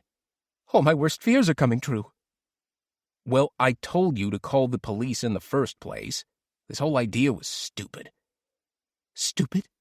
You're stupid. Maybe if you had helped me to get rid of the evidence better, we wouldn't be in this mess. Eliza's eyes were bulging out of her head. This isn't my fault, Peg. Well, I beg to differ. And I bet they're getting their information from you, too. I was taken aback. What? I haven't even spoken to the cops once. I told you I never answer the door when they come around. Yeah, well, eventually, even you have to leave the house. They'll get you one of these days. And if they do, I'll stick to the story, just like we all need to do, which I've said since the beginning. Your story is dumb. There's a dead body, and they're going to know he didn't commit suicide and bury himself in the yard. This was going badly. I had to get things back under control and fast. Listen, this is a tense situation. I get it. Yes, maybe they'll find the body. No, that doesn't mean they will arrest you or have any idea who put him there. Police want to intimidate you because they know you will slip up and make a mistake or do something dumb like confess. When people commit a crime, the cops count on them to get nervous and start talking. They wait for you to change your story. If it wasn't for criminals screwing themselves over, most crimes would never be solved. Wait, Peg said. Do you think I committed a crime? Because I was just defending myself, and now you're talking about a crime. I didn't do anything wrong. No, I don't think you did anything wrong, except that you're spiraling and doing crazy things like climbing over my fence in the dark. She squared up and looked me in the eye. I'm not crazy, Alex, she said. I'm protecting myself. Chapter 76. Lou. I'm worried about Lizzie, Judy said to me as we prepared for bed on Christmas Eve. For once, so am I said. I thought things were going so well with school and friends, and now she is just so distant. Maybe it's a phase. Maybe it has something to do with all this police activity. You think? I don't know why a few questions would bother her so much. It doesn't have anything to do with her. I don't know, Judy said. I think there's gossip. About Lizzie? I don't know. She doesn't tell me. But even I've heard the whispering around town about how the Cul-De-Sac is cursed. Cursed? You know, bad luck. You make your own luck, Judy. Well, try telling that to a 14-year-old Lou. She'll be 15 soon, you know, I said. She'll want a car. Of course she will, Judy replied. I miss the days when she would open her presents on Christmas and be ecstatic about getting a Barbie or a rainbow loom. What did we get her this year? An iTunes gift card. That's it? She asked for AirPods, but I didn't order them in time. This is the next best thing. Christ, we should have at least wrapped up some socks or something. Have you seen how ratty hers are? I asked.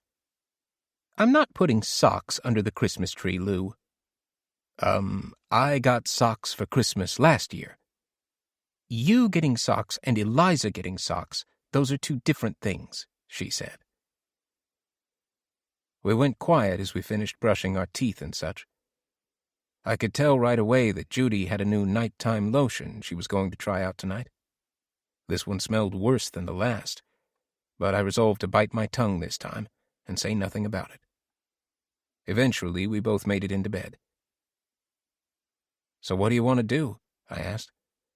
About Lizzie, I mean. I don't think there's anything to do, Judy said. except wait for this all to blow over and hope for the best. Maybe if we can get through the Christmas break, things will get back to normal."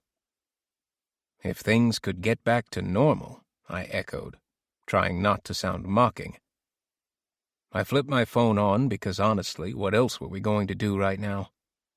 What a dream that would be. Chapter 77. Eliza. The iTunes card was fine. I could pay for Apple Music for the rest of the year and maybe buy a few new apps. Whatever.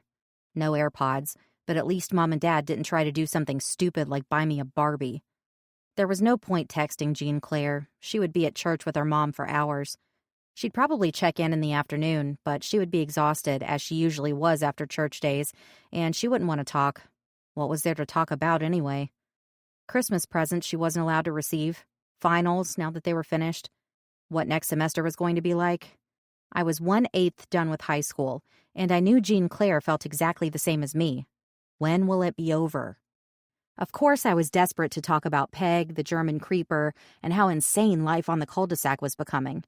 I knew she could tell something was wrong, but didn't say anything, and I was glad she didn't. I couldn't tell her the truth. Could I? With all the police activity, it seemed like it was only a matter of time before it all came out. Would Peg get in trouble? Would Alex? What about me? Was I an accomplice now? I don't know why I thought Christmas would be any different. All I could do was lie in bed and wait for the police to knock on the door again, telling me they had more questions to ask, and this time, maybe I was going to need a lawyer. Maybe I should tell my parents. They would understand, wouldn't they? I mean, they're my parents, so they don't really have a choice. They would know that I didn't do anything wrong, except try to be a good friend to our neighbors. Wouldn't they? Were they going to find the body in the woods behind Klaus's house? Why hadn't they found it already? Surely it was only a matter of time, no matter what Alex tried to say. It just seemed inevitable, which made me even more depressed. There was no solution. Spill my guts to Jean Claire, tell my parents, talk to Alex again, talk to Peg again. What was the point? No matter who I talked to, it would end with disbelief, anger, scolding, or a trip to the police station. Nothing at all to do. I tried to put it all out of my mind, as I had been, just like Alex had been saying. It never worked, but I figured I should keep trying. I went back to scrolling TikToks and wondering if maybe I should finish unpacking. A job Mom said a day ago I absolutely positively, no buts about it, had to finish before New Year's. Chapter 78. Eisenstein. It took days to arrange for the cadaver dogs from San Francisco, along with their handlers, but I was hoping it would be worth it.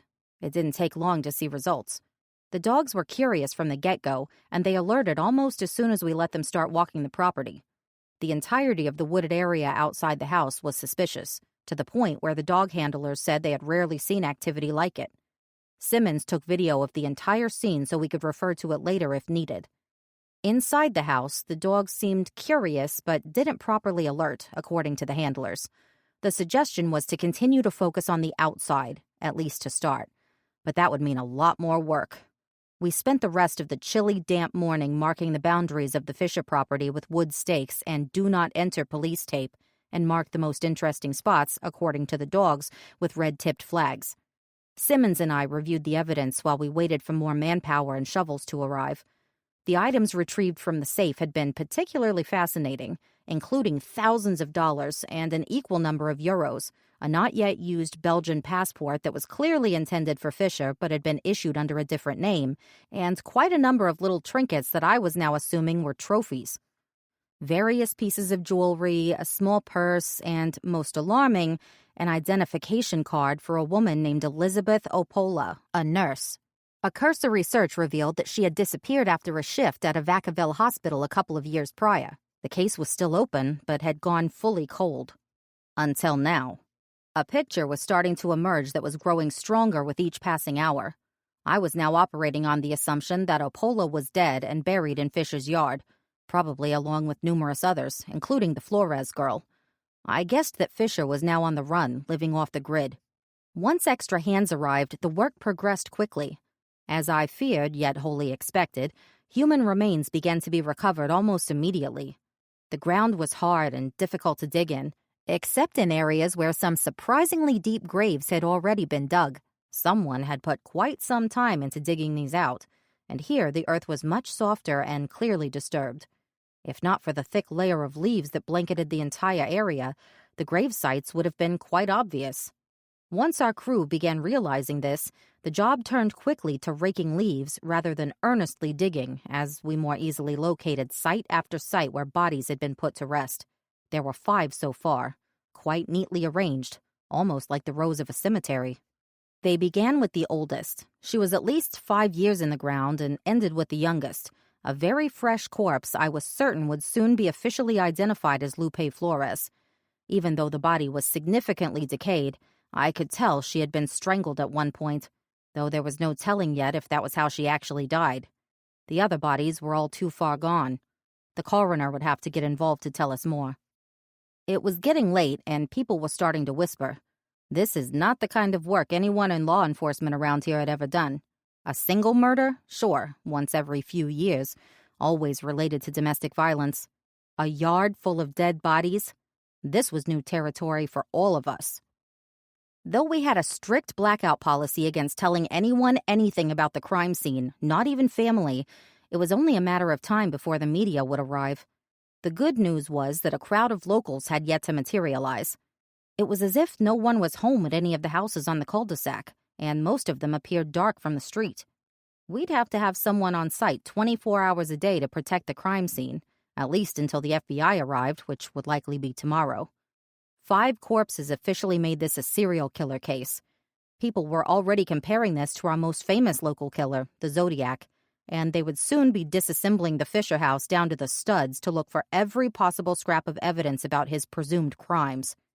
Simmons' phone battery had died long ago, and the videos had come to an end. That was for the best.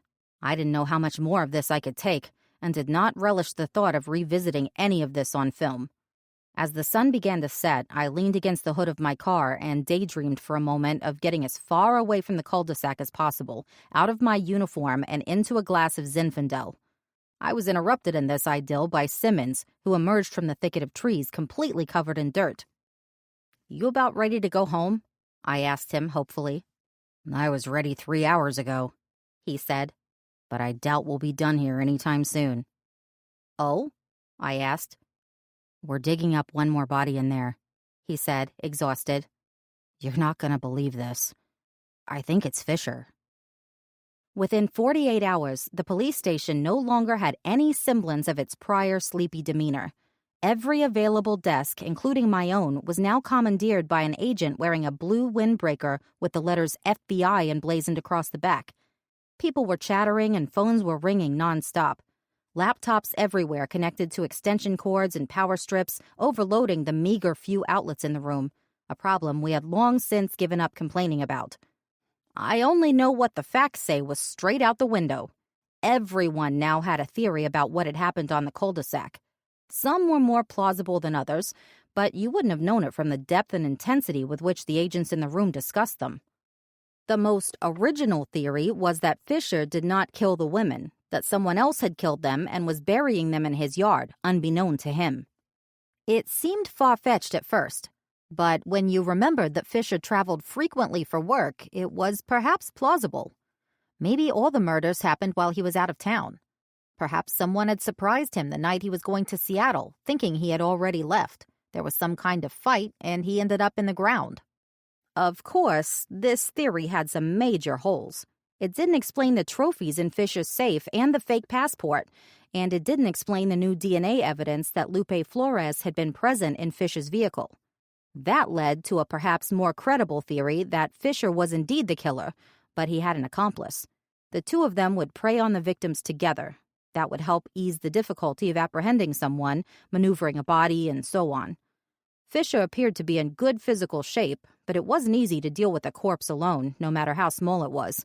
They're heavy and awkward and unbalanced. Having a helper would explain a lot. The problem with that theory was that 90% of serial killers, and Fischer was tentatively being labeled such, were solo operators. From what the few people who knew him had told me, Fischer seemed to be gregarious and outgoing. Unlike pop culture would suggest, That also fit the profile of a lone serial predator. He must have been able to abduct and murder these victims because he had the ability to woo or charm them in some way. But Fischer was dead and buried in his own yard. This clearly wasn't a suicide, though some ambitious new graduate of Quantico tried to suggest such a theory with a straight face. Someone must have done the deed. Who? Perhaps the most exciting, tongue-waggingest theory to emerge revolved around Peg Jurgensen. Jurgensen and Fischer had some sort of relationship, that was clear. Could they have been some kind of murderous duo? A sick sex thing where they recruited a willing participant, then killed her? Jurgensen didn't seem like the type, but who really knew what went on behind closed doors? But it was the strongest possibility we had so far, and the feds were doing a massive amount of research into Jurgensen's background to see what dirt they could dig up on her in advance of a formal interview, which would probably happen soon. Of course, we locals didn't get to do much more than listen in on all the hubbub from the feds.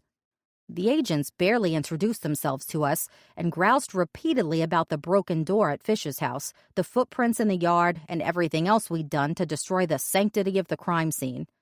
Our job now was to maintain a 24-hour patrol on the Cul-De-Sac, log who came in, who went out, and ensure no one tampered with anything near the Fisher residence. You know, the kind of meaningful work that represented the real reason I became a police officer to begin with. Chapter 79. Lou. "Is this something we can live with?" I said to Judy, peering out the window set in the front door. A swirl of red and blue lights danced in the cold dark, but it was all eerily silent. I could make out shadowy figures plodding up and down the steep hill of the cul-de-sac, to and from the cars that lined every available parking spot on the street, and one in our driveway, after Judy had told a young FBI agent in a rented Yaris that he could leave it there for a few hours. That had been at dawn. Thankfully, tomorrow was a work day, so I could get out of here for a little while. She asked, distracted, looking at her phone, surely reading more news and social media commentary on the Fisher case. I turned around. I said, "How long do you think we can do this? How long can this go on?" "I don't know, Lou," she said. "Here it says these investigations can take months." "Jesus Christ," I said, looking back toward the road. The news crews weren't allowed on the cul-de-sac, so the reporters had taken up residence at the end of the road and along the long woodsy street leading toward Sunset Market.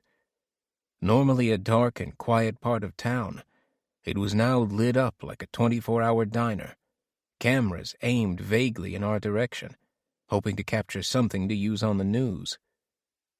Truck after truck, each armed with a telescoping tower and tipped with a satellite dish, occupied every inch of roadway, leaving only a narrow path that one car could fit through at a time, with cops having to direct traffic. There was a constant, unbearable drone of helicopters overhead, surely news media, trying in vain to get a peek at the scene of the crime, all but impossible thanks to the thick foliage across the street. A pair of cops, or FBI, I couldn't tell, trotted down the cul-de-sac toward the police barricade at the intersection. Some reporter was trying to talk his way onto the cul-de-sac again from the looks of it. They had yet to let anyone through, and it was hard to get through ourselves. We had to show our IDs every time we came home, and since I still had our old address on mine, I'd been forced to explain that fact twice today. Maybe eventually they would recognize me. "I don't know if I have months in me," I said. "Well, what else can we do?" she asked. "We can't exactly move again." "I don't know, Judy. Maybe take a long vacation. Get out of town for a while. Wait for this to blow over. Maybe Lizzie could do school remotely for the second half of the year." "You're going to work with her on her classes while we ride around the country in a motorhome?" she asked. "People do it all the time." "And your work is going to give you time off?" "I don't know. Sure. They'll understand." I don't guess you have a plan on how we're going to earn money while we're on the road, do you?" I lost it. "Jesus, Judy, I haven't gotten that far. Maybe you can work with me for once." I expected her to quickly back down, but she uncharacteristically rose up to fight back. "No, Lou. That's always been your problem. You want to dream about foolish things while I have to deal with the reality that's right in front of us. Your plan is unrealistic, and you know it. Your little midlife crisis about being an absentee father isn't going to be solved with a ridiculous idea like this." That one stung. "Maybe if you worked with me, we could figure out a more realistic solution. All you want to do is shoot me down." "All I want to do is live in the real world, Lou. The solution is to keep our heads down and focus on what matters, getting past all this with our family and our new life here intact." I turned back to the window and idly watched the swirl of red and blue lights in the street. "Well, our new life sucks." "Yeah," she grumbled. "Tell me about it." Chapter 80. Peg.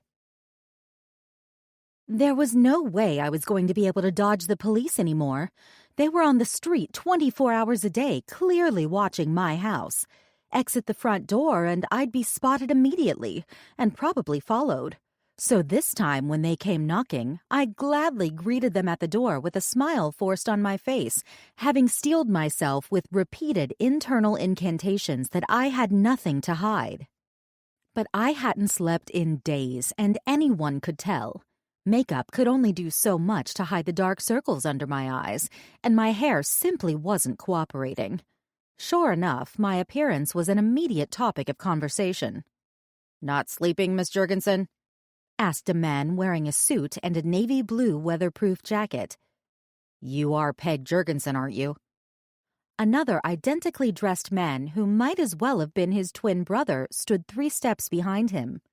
"No, how can I sleep?" I asked. "What with all of the commotion out here?" I gestured to the street. "Yeah, we're sorry about that. I'm Special Agent Davis, and this is Special Agent Harlow.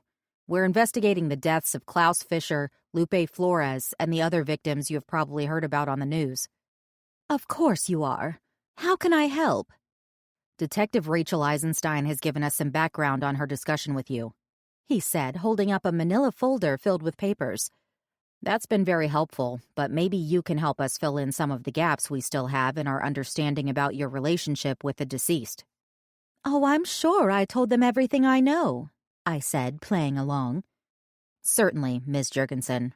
Peg. Can I call you Peg? It's just that we've had a lot of movement in these missing persons cases in the last few days, so I think a fresh look at the facts might help us out." "Sure, okay," I said. "Sure is cold out here. Mind if we come inside?" He stepped through the doorway before I could answer, and before I knew it, both agents were in the house. I could now see the huge yellow FBI insignia emblazoned on the backs of their jackets. "I guess they don't want anyone to be confused about where you work," I said, indicating the yellow text.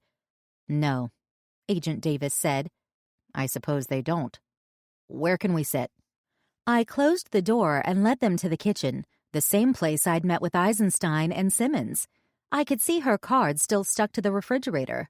Would the FBI agents think that was a good or a bad thing? We sat around the table and both men retrieved notepads from their pockets. The one called Agent Harlow started an audio recorder and placed it between us. "So, as you probably know, we have uncovered a number of bodies buried right across the street from your house." "Mm-hmm," I nodded. "A number of women, including Lupe Flores, as well as Klaus Fischer." "Right, I have heard that." "So," he said, sizing me up, "I guess my first question is, how can all of this happen across the street from you without you ever noticing it?" "Yeah, I understand. I guess it's because the trees are so thick there. You really can't see anything happening more than a couple of feet in." "But surely you would have noticed people coming or going, right?" "No, I really like to keep to myself. I don't much pay attention to what's going on outside." He pressed on. "But you knew the deceased intimately, and in fact you were a regular visitor at his home, correct?" "Right. Well, Not regular, sometimes, I hedged. An occasional visitor. And possibly on the night he died? I swallowed. This was getting uncomfortable. I don't really know anything about that. No? No. There was an awkward silence as no one spoke. I knew this was a stupid police tactic to get me to talk, and I had to fight hard to prevent it from working. Finally, Agent Davis broke the silence.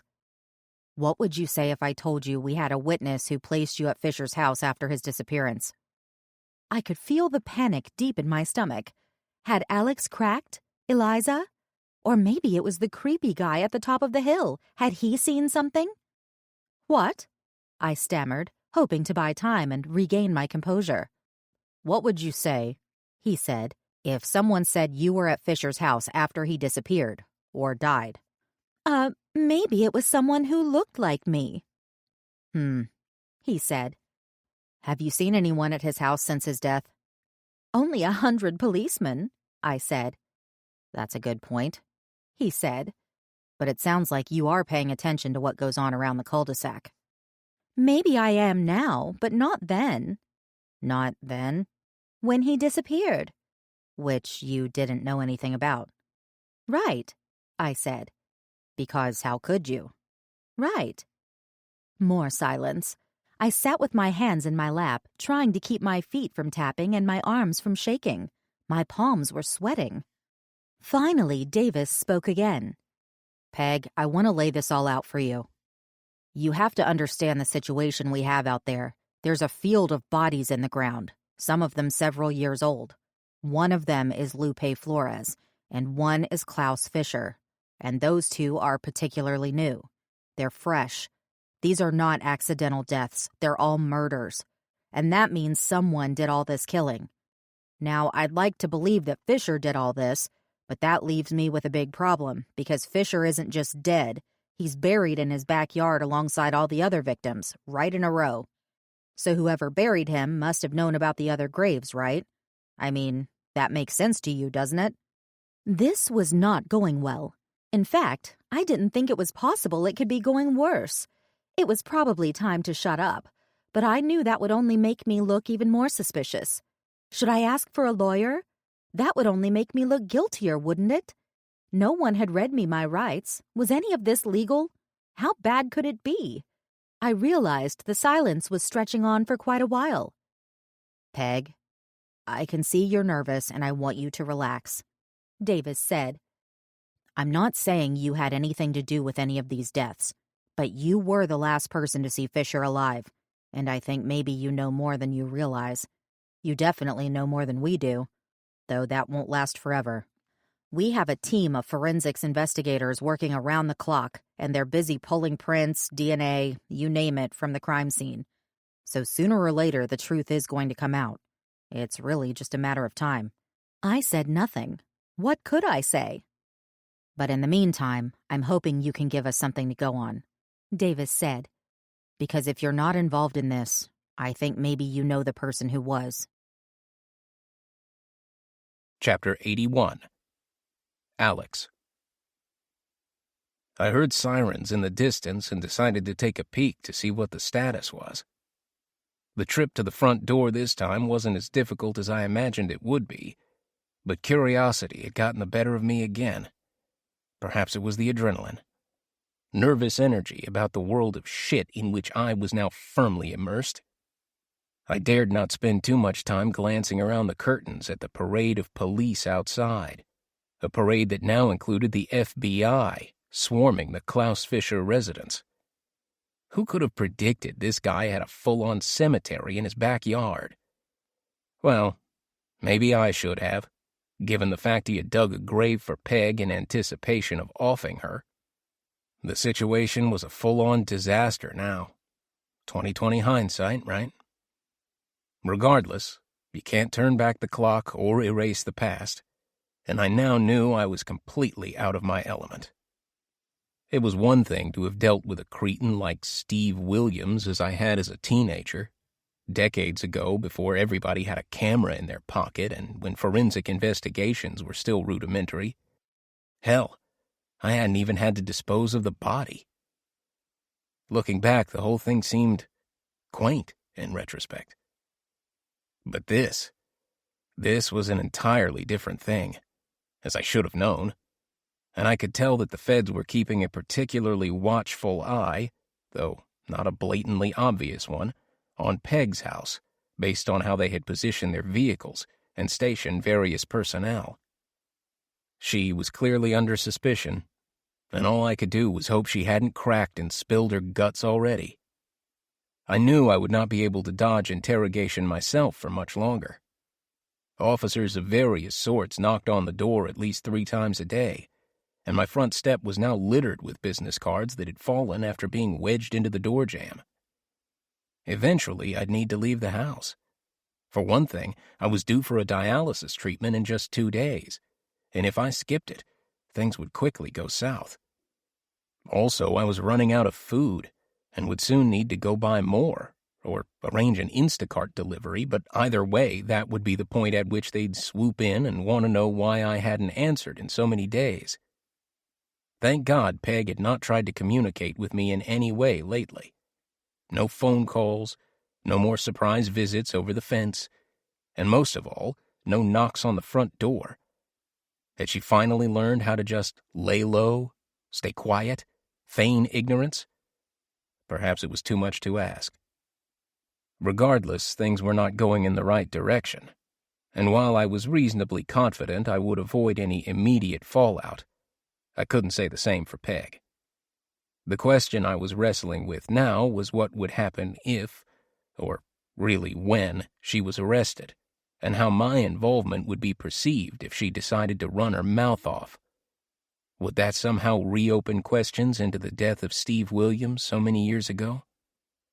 I had mastered overplaying the cripple card pretty well by this point, and was reasonably certain that I would not be prosecuted, even if everything we had done came to light.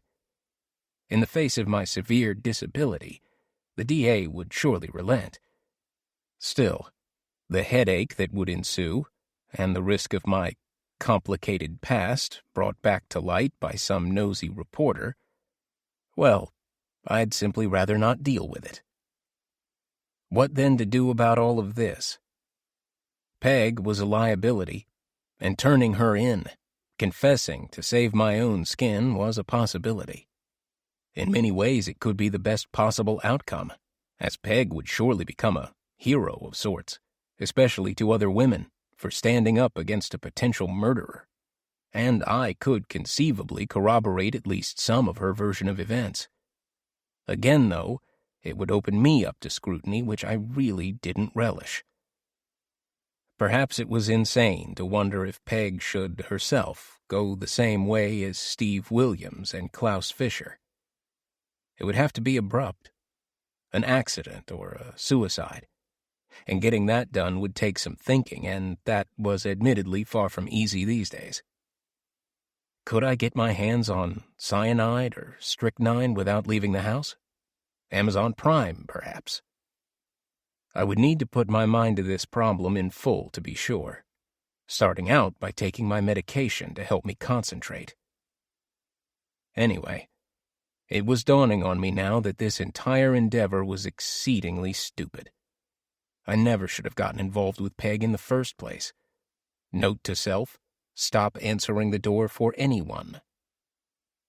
It was at that point in my thoughts that a huge ambulance, lights and sirens and the whole works, rolled past my house, up the cul-de-sac, and on to the end of the street. Chapter 82. Jean Claire. Mother had rallied Eliza and me around the television again. When she wasn't praying, she was watching the news. That was really it now. On the screen, I saw a reporter standing in front of the barricade that stopped cars from driving up the cul-de-sac where Eliza lived. I could see her house in the background, while blue and red lights swirled off camera.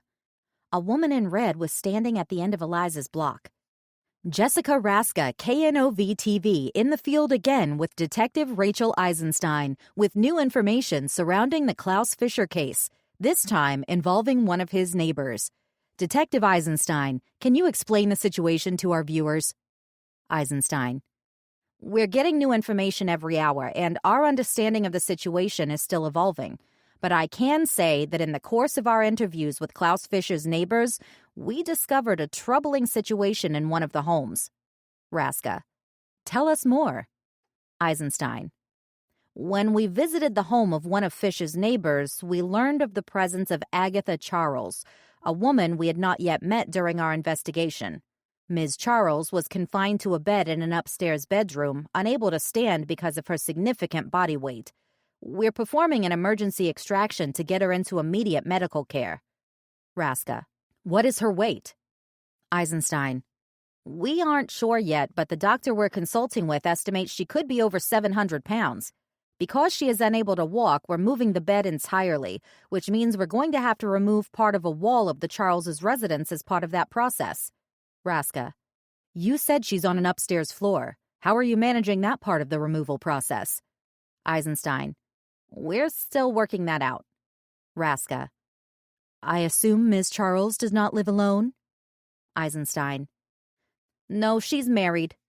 And we currently have her husband at the station for questioning.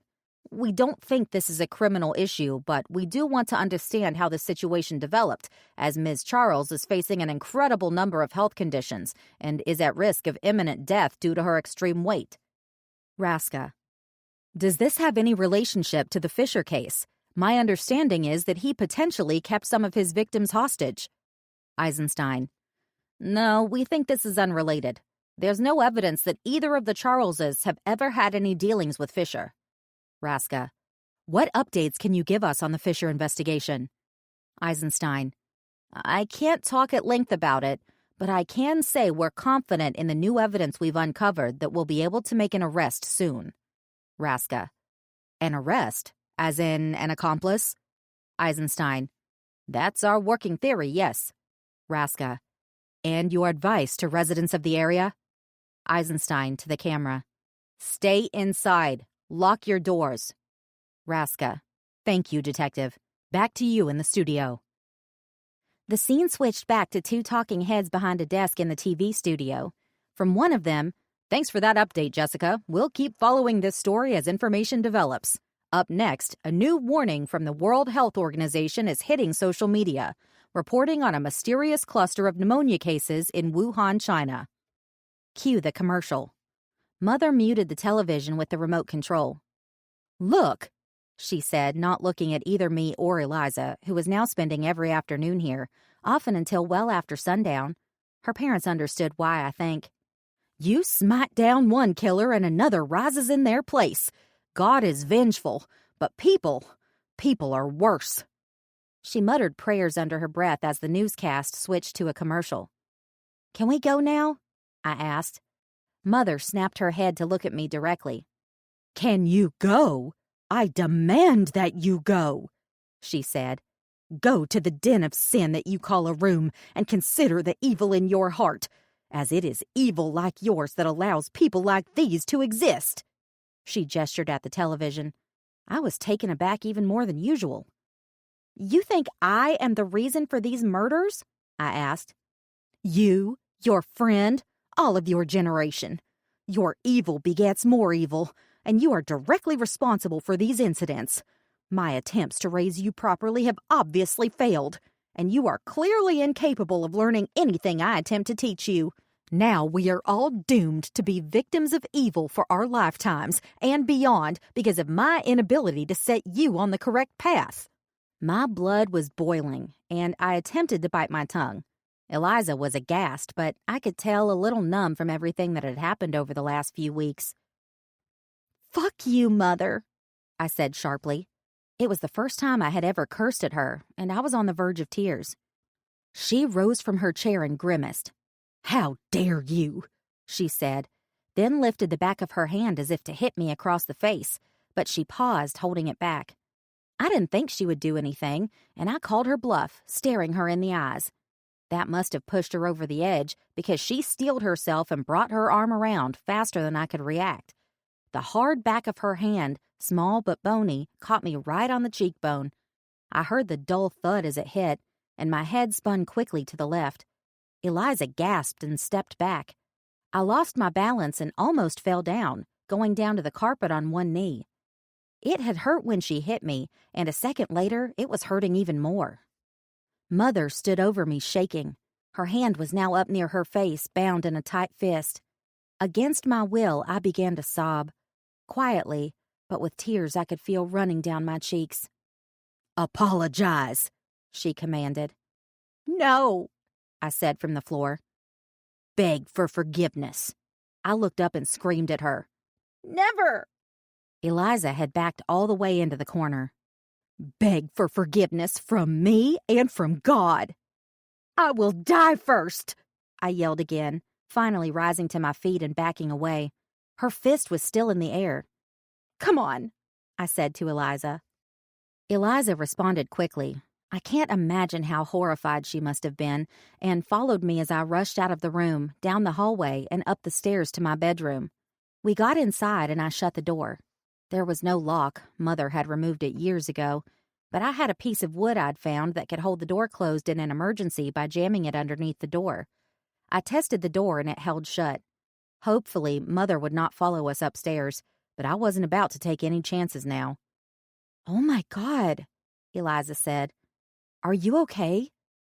She sized up my cheek, looking at it closely. "I don't know. It hurts." She took a hand mirror from my desk to show me. My face was a mess of tears and smeared makeup, both atop a bright red mark on my cheek. It looked cartoonish. I gingerly patted my cheek to see if anything was broken. It hurt to the touch, but I didn't think she'd done any real damage. I'd get better soon enough, but would it last? I could tell Mother was increasingly spiraling out of control. "I don't feel safe here anymore," I said. "Yeah, tell me about it. I'd invite you to come stay with me, but..." Eliza's voice trailed off. "I don't know if I can go home." "The reporters and cops will be gone soon enough," I said. "No, it's not that," she said. "What?" "The story about the killer, the two killers. It's true." "What do you mean?" I asked. "There are two killers. I know what happened." I sat down on the bed. First Mother, now this. I was stunned. I said nothing. Better to let Eliza get it out of her system. "It's Peg. She was at Klaus Fischer's house and they got into a fight or something. She killed him and buried him." It sounded made up, but I played along. "How do you know about that?" "Because I saw her coming out of the yard afterward covered in dirt. She confessed to me. She told Alex, the tutor, what happened." This was almost too much to stand. "Do you believe her?" "Yeah," she said. "I mean, I don't have any reason not to. They were filthy from the burial." "They?" "Alex had to help her do it, I guess." "Jesus Christ, this is insane. How did she kill him?" I asked, still disbelieving but morbidly curious. "I don't know, they didn't say. But I saw what Klaus Fischer did to Peg before she killed him. He almost strangled her to death." "She says." "Yeah, she says, but I guess it all makes sense. I saw bruises on her neck." "Well, Eliza, why didn't you tell me any of this? Why haven't you gone to the police?" Eliza started choking up, sobbing the same way I had been downstairs. Finally, she looked up at me. "I don't know," she blubbered. "I said I would keep the secret, and they're both so nice to me. And what if the police didn't believe me that this little old lady and the disabled guy next door buried a man in his own backyard?" Admittedly, it didn't sound reasonable at all. "But why are you telling me now?" "I can't hold it in anymore. Every time I'm at home, I think about Peg and that dead man, and I just know something bad is going to happen. Maybe to me." I stood up and walked over to Eliza, now bawling openly. Something about this whole situation made me start crying too, and I hugged her tightly. We cried together for a long while until finally I thought we were all out of tears. "I'm leaving," I finally said, breaking away. "What?" Eliza said, still sniffling. "I'm leaving. I've saved up a lot of money from my Amazon work and my other jobs, and I'm running away." "You're not serious, right? I mean, you're 15 years old. Where are you going to go?" I'm not sure yet, but I can't stay here. I'll find a room in San Francisco or take a bus to Sacramento or LA. I don't know, I'll figure it out. I started looking around the room, thinking about what I would need to pack. It would have to be light. Even getting to San Francisco, which was only 30 miles away, was going to be difficult. I had cash, but I didn't want to burn through the kind of money that an Uber would cost. I found my biggest backpack and started filling it. Some clothes, my laptop, chargers, earbuds, the essentials. I'd have to figure out some of the necessities as I went, and there was always thrifting if I needed more clothes. "What am I going to do if you're not here?" Eliza asked. "I don't know. Maybe you can come with me," I said. "I can't. I couldn't. I really want to, but I know I wouldn't make it," she said. "You'll figure it all out, and you can text me any time." I wondered how long it would be before Mother found out I was gone, whether she would try to find me, and how long it would be before she canceled my cell phone plan. Eliza sniffed. "I guess so. I just don't know what I'm going to do now." I started to cry again a little. "Neither do I. But whatever happens, it's going to be better than this." "I wish there was something I could do to help you," Eliza said through a mist of tears. "Same here," I said. Maybe, she stammered. "Do you think it would help if you took my bike?" Chapter 83. Eisenstein. The station was now filled to bursting with police, federal agents, prosecutors, politicians, and other people I couldn't readily identify, having flown or driven in from all across the country. Today's meeting had one agenda item on it. What were we going to do about Peg Jurgensen? "Does anyone seriously think this woman killed all these people?" asked a suited FBI agent. "I've been working homicides for 20 years and can count on one hand how many involved a woman as the killer. And serial killers? None, ever." "Yeah, this woman seems totally harmless," another FBI suit said, looking at an 8x10 photograph in her file. Some picture of her on a cruise ship from years ago wearing a big straw hat and sunglasses. The idea that she had something to do with these killings is ludicrous. "And yet we have a yard full of bodies, all buried and no other suspects," said one of the more senior agents in the room. "She's guilty as hell," yelled someone from a corner. Never mind waiting for all the facts to arrive before arriving at a conclusion. "A widow, right?" someone else asked. "Have we looked into the death of the husband?" Mutterings for a moment, slowly fading to silence. "She has to be an accomplice," said a man from the Forensic Science Institute, whom I'd heard had collected more than 500 samples to test for DNA. "If not to Fischer, then to someone else." The fact that the kitchen was meticulously cleaned, and really none of the rest of the house, is especially suspicious, one of our local officers said. "I have to think this was all carefully planned." Grunts of protest erupted from one corner. Agent Davis, the ranking officer in the room, held his hand up to quiet everyone down. He addressed all of us. "We can try to hash this out for another week, but we keep going in circles because we just don't have enough evidence yet. I know forensics will continue gathering DNA and prints, and I'm aware that we already have at least half a dozen unique individuals placed inside the house. Some have identities and some don't, but that's a work in progress. We do know Jurgensen has been inside. We know she had some kind of a romantic relationship with Fischer, but we don't have anything tying her to a crime. Yet. I'm not convinced we're going to turn up someone who's been in that house and who has a significant criminal record, making them a smoking gun level suspect." Some murmurs of agreement. "Right now, Jurgensen is all we have, and I want to continue 24-hour surveillance on her house." He turned to a technician. "The wiretaps are up and running? All communications are being monitored?" The tech nodded. "Good." Davis took a deep breath. "In any case, I think we're at the point where we need to bring her in. We don't have enough to charge her, I know, but we do have enough to interview her. We hold her for 24 hours and then make a decision. She seems like the type of person who will eventually crack under the pressure and the weight of guilt if she's not telling us something, whether she's an accomplice or not. And I want to find out exactly what happened to Mr. Jurgensen, too. This woman may not be a killer in the end, but I'm reasonably sure she knows something that can help us close this investigation." "Sounds like a plan," said Agent Harlow, his number 2. "So we're all on the same page?" Davis said to the group. "I don't want any of this information leaving this room, especially not to the press. When we bring her in, she needs to be off guard and unprepared. I want her confused and panicked." Davis paused and looked around, then rested his eyes on me. "Eisenstein, I'd like you and your team to pick her up tomorrow morning, 8 a.m. sharp." Chapter 84.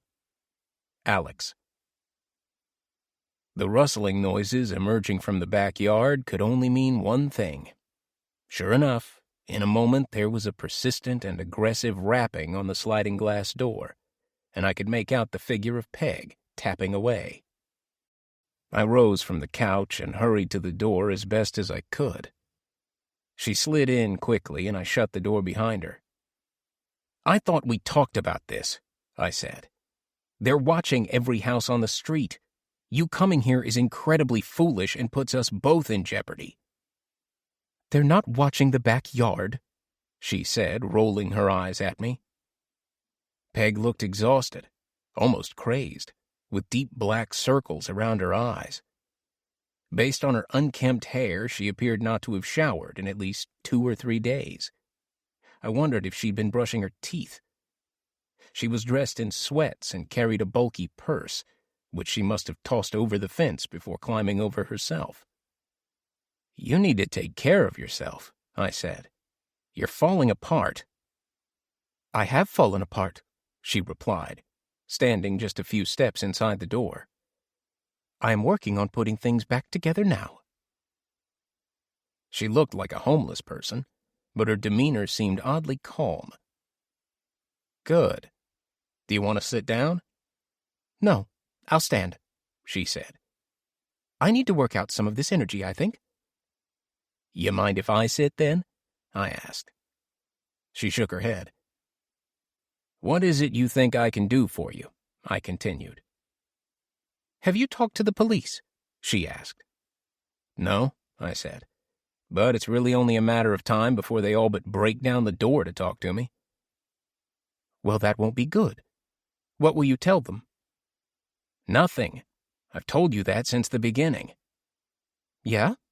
And I don't believe you," she said. I was taken aback, forcing myself to sit up a little. "Why do you think that? I've done everything I said I would." "I just don't trust you. I can see it in your eyes." "You need a nap. Maybe you should go home, back the way you came." Peg just stood there, staring me down. There was something in her eyes I hadn't seen before. Maybe it was the same thing Klaus Fischer saw that night, though Peg had said it was the night the lights went out, hadn't she? I couldn't recall. In those eyes there was something dark, something menacing, something you might describe as dead, as if she were looking straight through me, like I was nothing more than a pane of glass.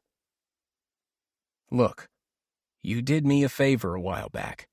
Then I did you one," I said, trying to snap her back into reality and get something in the way of a coherent response from her. "But there are limits to how far I'm going to go in return. I consider us even. We're not partners in what you did, but we're even." She shrugged a bit. "But I have no interest in talking to the police," I said. "I'm sure I've made that clear." Peg simply continued to stare at me. "But if you're going to keep acting crazy, maybe I need to rethink that position." I joked, trying to lighten the mood. It was a bad miscalculation. Instead of breaking the tension, Peg narrowed her eyes. "I knew you were planning something," she said. "You're going to turn me in, aren't you?" It was an accusation, not a question. "Oh, Jesus, get a grip. I'm just kidding around." Her sense of humor must have died with Klaus Fischer. "Are you sure you don't want to sit down?" She shook her head, saying nothing. Listen, I said earnestly. The reason I am avoiding the police has very little to do with you. I have a past of my own that I'm not eager to have the authorities dredge up. I'm listening, she said. I settled in to tell her the tale, the best I could. When I was a teenager, I was bullied. A lot. Like, really bullied. By the school's football hero. You know, all-American guy. Only he was really a monster. So, I killed him. I put poison in his soda every day until eventually he died. The community shut down, but they eventually blamed the school for it, not me. I never got caught, but I had to live with what I did, and it was probably worse than if I had been busted. Peg didn't look like she knew whether to believe me or not. Is that why you're so sick? She asked. Basically, I said. I tried to kill myself, but it didn't take. She shook her head piteously. Why is it that I can always remember the bad things, but all the good stuff has faded into a haze? I asked aloud. I didn't expect a response, not from her. Anyway, I'm telling you this so you can see that you don't need to worry about me. I have just as much to lose as you do. Peg stood silent for a moment, but finally responded. I may not need to worry about you, but I do need to worry about me. I'm not ready to give up on life the way you seem to have. I nodded, but remained confused. Okay. So what does that mean? You going to tell the truth? Go on the run? No, she said. I'm handing you over to the police. I wasn't sure I heard her right. Turn me in? What? I asked. I'm giving you to the cops. They clearly want someone to blame, an accomplice for Klaus, and you're as good as anyone on that front. Are you insane? Look at me, I said, gesturing up and down my frail body. You think anyone will believe I killed any of those people and buried them? It's preposterous. Well, I'm sure you know as well as I do that there's no way we got all the DNA, all the footprints, all the little fibers out of that house and yard. They're over there with microscopes and hazmat suits right now, grabbing every scrap of evidence they can find. Eventually, they're going to figure out you were there, and that'll be all it takes, and they'll forget about me, especially with what you just told me. This was going poorly, but her plan was full of holes. My being at that house once is meaningless, I said. None of that is going to tie me to any murder. Maybe not, she said, which is why I'm leaving you with this. Peg reached into her big bag, rummaged around, and finally produced a cell phone. What's that? Klaus's phone. I've kept it all this time. You did not, I said, aghast. Are you insane? No. And now we can find out if it still works. I could see her hand headed for the power button. I noticed she was wearing latex gloves. Don't do that. You're going to fuck both of us badly. She shrugged. I saw light erupt from the screen. It was powering up. Turn it off, I screamed at her, rising to my feet. You're out of your mind. Peg looked at me with a twisted grin. No, I'm perfectly in control, she snarled. I heaved myself up off the couch and took a step toward her, and she threw the phone in my direction. It missed me, on purpose, I guess, and landed in the corner of the couch, directly where I had just been sitting. I followed its flight with my eyes, then took a step back, collapsing back into the couch to grab for the phone. It was still booting up. Maybe I could get it before it tried to ping the cellular network. Never mind the fingerprints. I was desperate and would have to clean things up later. I managed to get it in hand, then fumbled with the controls, forgetting everything else around me for a moment. I felt very little when the pillow abruptly covered my face. I don't think I even dropped the phone at first. It was just a surprise. The lights going out as the owl-embroidered throw pillow that had been beside me was now fully smashed into my face, held in tight from behind. Peg must have walked around to the back of the couch while I was distracted by the phone. And now her plan was, what? Make this look like a suicide driven by guilt? I didn't have time to think much about it. I tried to grab for the pillow, to push it away from my face, but Peg knew as well as I that it was futile. I was simply too weak and didn't have any kind of leverage to help me. I tried to roll to one side, but she had me pinned, and I was already running out of air, getting weaker by the second. I all but gave up, resigning myself to an imminent death. Surely she didn't think this through. Would there be a suicide note?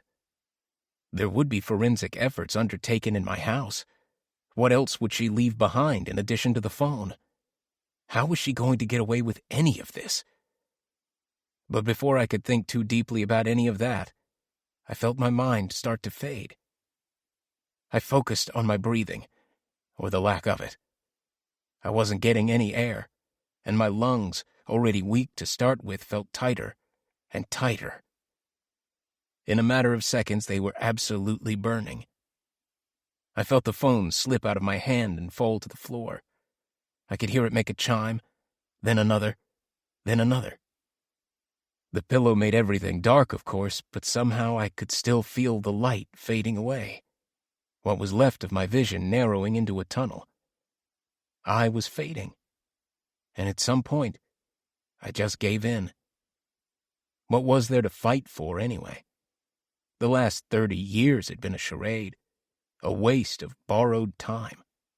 Pointless. Frankly, I should have predicted that something like this would happen. Ultimately, I blamed myself. I should never have let the psycho in the door. What would they do with my body? An autopsy, sure, but then what? Would there be a funeral? Who would be there? Why? Who cares? As I faded to black, a final notion popped into my head that took me quite by surprise. School had just returned to session after the Christmas break, and Eliza would probably need math tutoring again soon. I was going to miss the girl. Chapter 85. Eliza.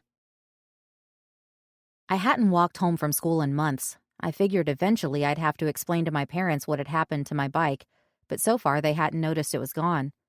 The sky was gray and it was beginning to rain. Just barely, but a sign of something more to come. The parking lot of news vans along the street leading to the Cul-De-Sac was beginning to dwindle, though there were still about a dozen hanging around, hoping to get a scoop of some kind, maybe the announcement of this accomplice that everyone was talking about. It seemed inevitable that Peg would eventually be arrested, and maybe Alex too. The officer at the police blockade recognized me immediately as I approached the wooden barricades. He waved me through without saying a word. I continued along, trudging up the hill toward home. At the top of the hill, I could see just a bit of the Charles house, completely dark, a large piece of plywood covering the hole they'd cut in the wall next to the front door in order to move Mrs. Charles out of the place. That had been quite a spectacle. I guess she was in the hospital now. No one had mentioned what had happened to Mr. Charles. Was he sitting by her side, or was he in some kind of trouble? I put it out of my mind as I pushed my way through the door and into the house. Much to my surprise, Mom and Dad were sitting in the living room opposite one another. "Hi, honey," Mom said. "You're not at work?" I asked my dad. This was really unusual, as he would do just about anything to escape the scene at the cul-de-sac these days. I couldn't blame him for that. "I'm taking the day off," he said. "We wanted to talk to you when you got home." "Okay," I said. "But I have homework." "This is important, hun," said Mom. Hun? This wasn't good. Mom kept talking. "You know how tough it's been around here lately, right?" I nodded. And you know that's taken a toll on your dad and me, she continued. I said nothing. Well, Mom started to get teary-eyed and clammed up. Dad jumped in. We think it's best for us to spend some time apart, just for a while. Oh, shit. Not what I had expected to hear at all. Now I was starting to clam up a little. I knew they were fighting a lot, but was it really this bad? Are you getting a divorce? I asked. Suddenly, I began to feel sad, but I wasn't sure why. I mean, I barely spent any time with these people. Half the time I couldn't stand them. What was wrong with me? No, Dad said. But I'm going to live in the city for a while, at least until things get a little less crazy around here. You can come see me on weekends, and we can hang out and do fun tourist things, like we used to. You're not going to see Mom at all? I asked. Not right now. We're just going to take a little break. How am I going to get to San Francisco? I asked. Are you going to make me take the bus? Mom finally regained her composure. We'll work that out soon, she said through sniffles. You can go visit next weekend. I have tutoring with Alex on the weekend, I said. Math is going to be even harder this semester, and I'll need help. Oh, of course, Mom said. We want to keep as much stability for you as possible. Given the circumstances, anyway, Dad said, gesturing toward the door. Is this all because of Klaus Fischer? I asked. We've been having some problems, he said. But none of this stuff on the Cul-De-Sac has helped. Mom piped in. I'm hoping we can regroup soon. Maybe do some family therapy or something. I read on the internet about a program nearby. Her voice trailed off and she looked away. I resisted rolling my eyes. Therapy. Couldn't wait. The desire to crack a joke was huge, but I didn't say anything. I wish we never moved here at all, I said. Both Mom and Dad nodded, but now it was all too late. Even if we wanted to move out now, who in their right mind would buy this house? I didn't have any idea how they were going to afford an apartment in the city on top of the mortgage here, but I wasn't about to go down that road either. Maybe Dad wasn't even going to have his own place. Was there someone else already? You know this is not your fault, Mom said. Yeah, exactly. Nothing to do with you, Dad said. I didn't think it had anything to do with me. I hadn't, but now of course I was wondering if it really did. Do you have any questions for us? Dad asked. When are you moving out? Tonight. Today. Soon. I'm mostly packed. So, this is goodbye? Just until Saturday. Okay, I said. Whatever. I walked over and gave him a weak hug. It was the best I could muster. I still had my backpack over one shoulder, so it was extra awkward, kind of one-armed. I felt broken inside and incredibly sad. My stomach began to hurt, and I felt short of breath. I wondered if I should text Jean Claire and let her know I would be in San Francisco, but I figured she would have her hands full right now. Too busy to deal with me at the moment. I need to get started on my homework, I said to both of them. Is it okay if I go ask Alex a few questions real quick? And we have to move tutoring to another day, I guess. Of course, honey, Mom said. Whatever you need. I could feel the sense of relief in the room now that the speech was over. I'm sure Dad was anxious to get out of here pronto. You could see it on his face. Everything will be back to normal soon enough, he must have been thinking. I felt a tear dripping from one eye, and I hurriedly wiped it away. Okay, I'll be back before dinner, I said to Mom. I assume we're eating here? Of course, she smiled thinly. You and me. Neither of them said anything more as I exited the house. I gently closed the door and trudged across the lawn to Alex's. There was another reason I wanted to see Alex, to give him the big news. My grades had been posted online earlier in the day. A- in the first semester of algebra. I hadn't even told my parents yet, and now, well, I guess they could figure it out for themselves, if they even cared. The rain, talked about for days as a potential break in the California drought, had finally started in earnest. What was a light drizzle earlier was now a steady thump, thump, thump of drops against the pavement. As usual, I could see that the curtains at Alex's house were drawn and inside was dark, but he had been keeping the TV off since the investigations began, so that wasn't unusual. I rang the doorbell and waited. Soon I knew I would hear the faint shuffling sounds as Alex hauled himself off the couch and lurched down the hall to open the door. There was something about those familiar sounds that were comforting, a reminder that at least a few things are consistent in the world. I listened and heard nothing, and finally I rang again. "Come on, Alex, get up, I need you." I tried to turn the knob, but it was locked as usual. Maybe he was in the bathroom, or asleep or something. I wasn't worried, but I was getting tired of waiting. Maybe he just wasn't going to come to the door anymore because of all the police still hanging around on the street. Ah, of course, I remembered that the answer was right there with me all along. I dropped my backpack off my shoulder and fished around inside the inner pocket. Sure enough, there it was, attached to a tiny stuffed polar bear, the key to Alex's front door. I pushed the key into the lock. Alex was going to be so proud of me. This concludes The Cul-De-Sac by Christopher Null, narrated by Perry Daniels and Heather Nichols. Copyright 2025 by Christopher Null. This unabridged audiobook is published by arrangement with Tool Publishing, Incorporated, care of One Track Literary Agency, Incorporated, and was produced in the year 2025 by Tantor Media, Incorporated, a division of Recorded Books, which holds the copyright thereto.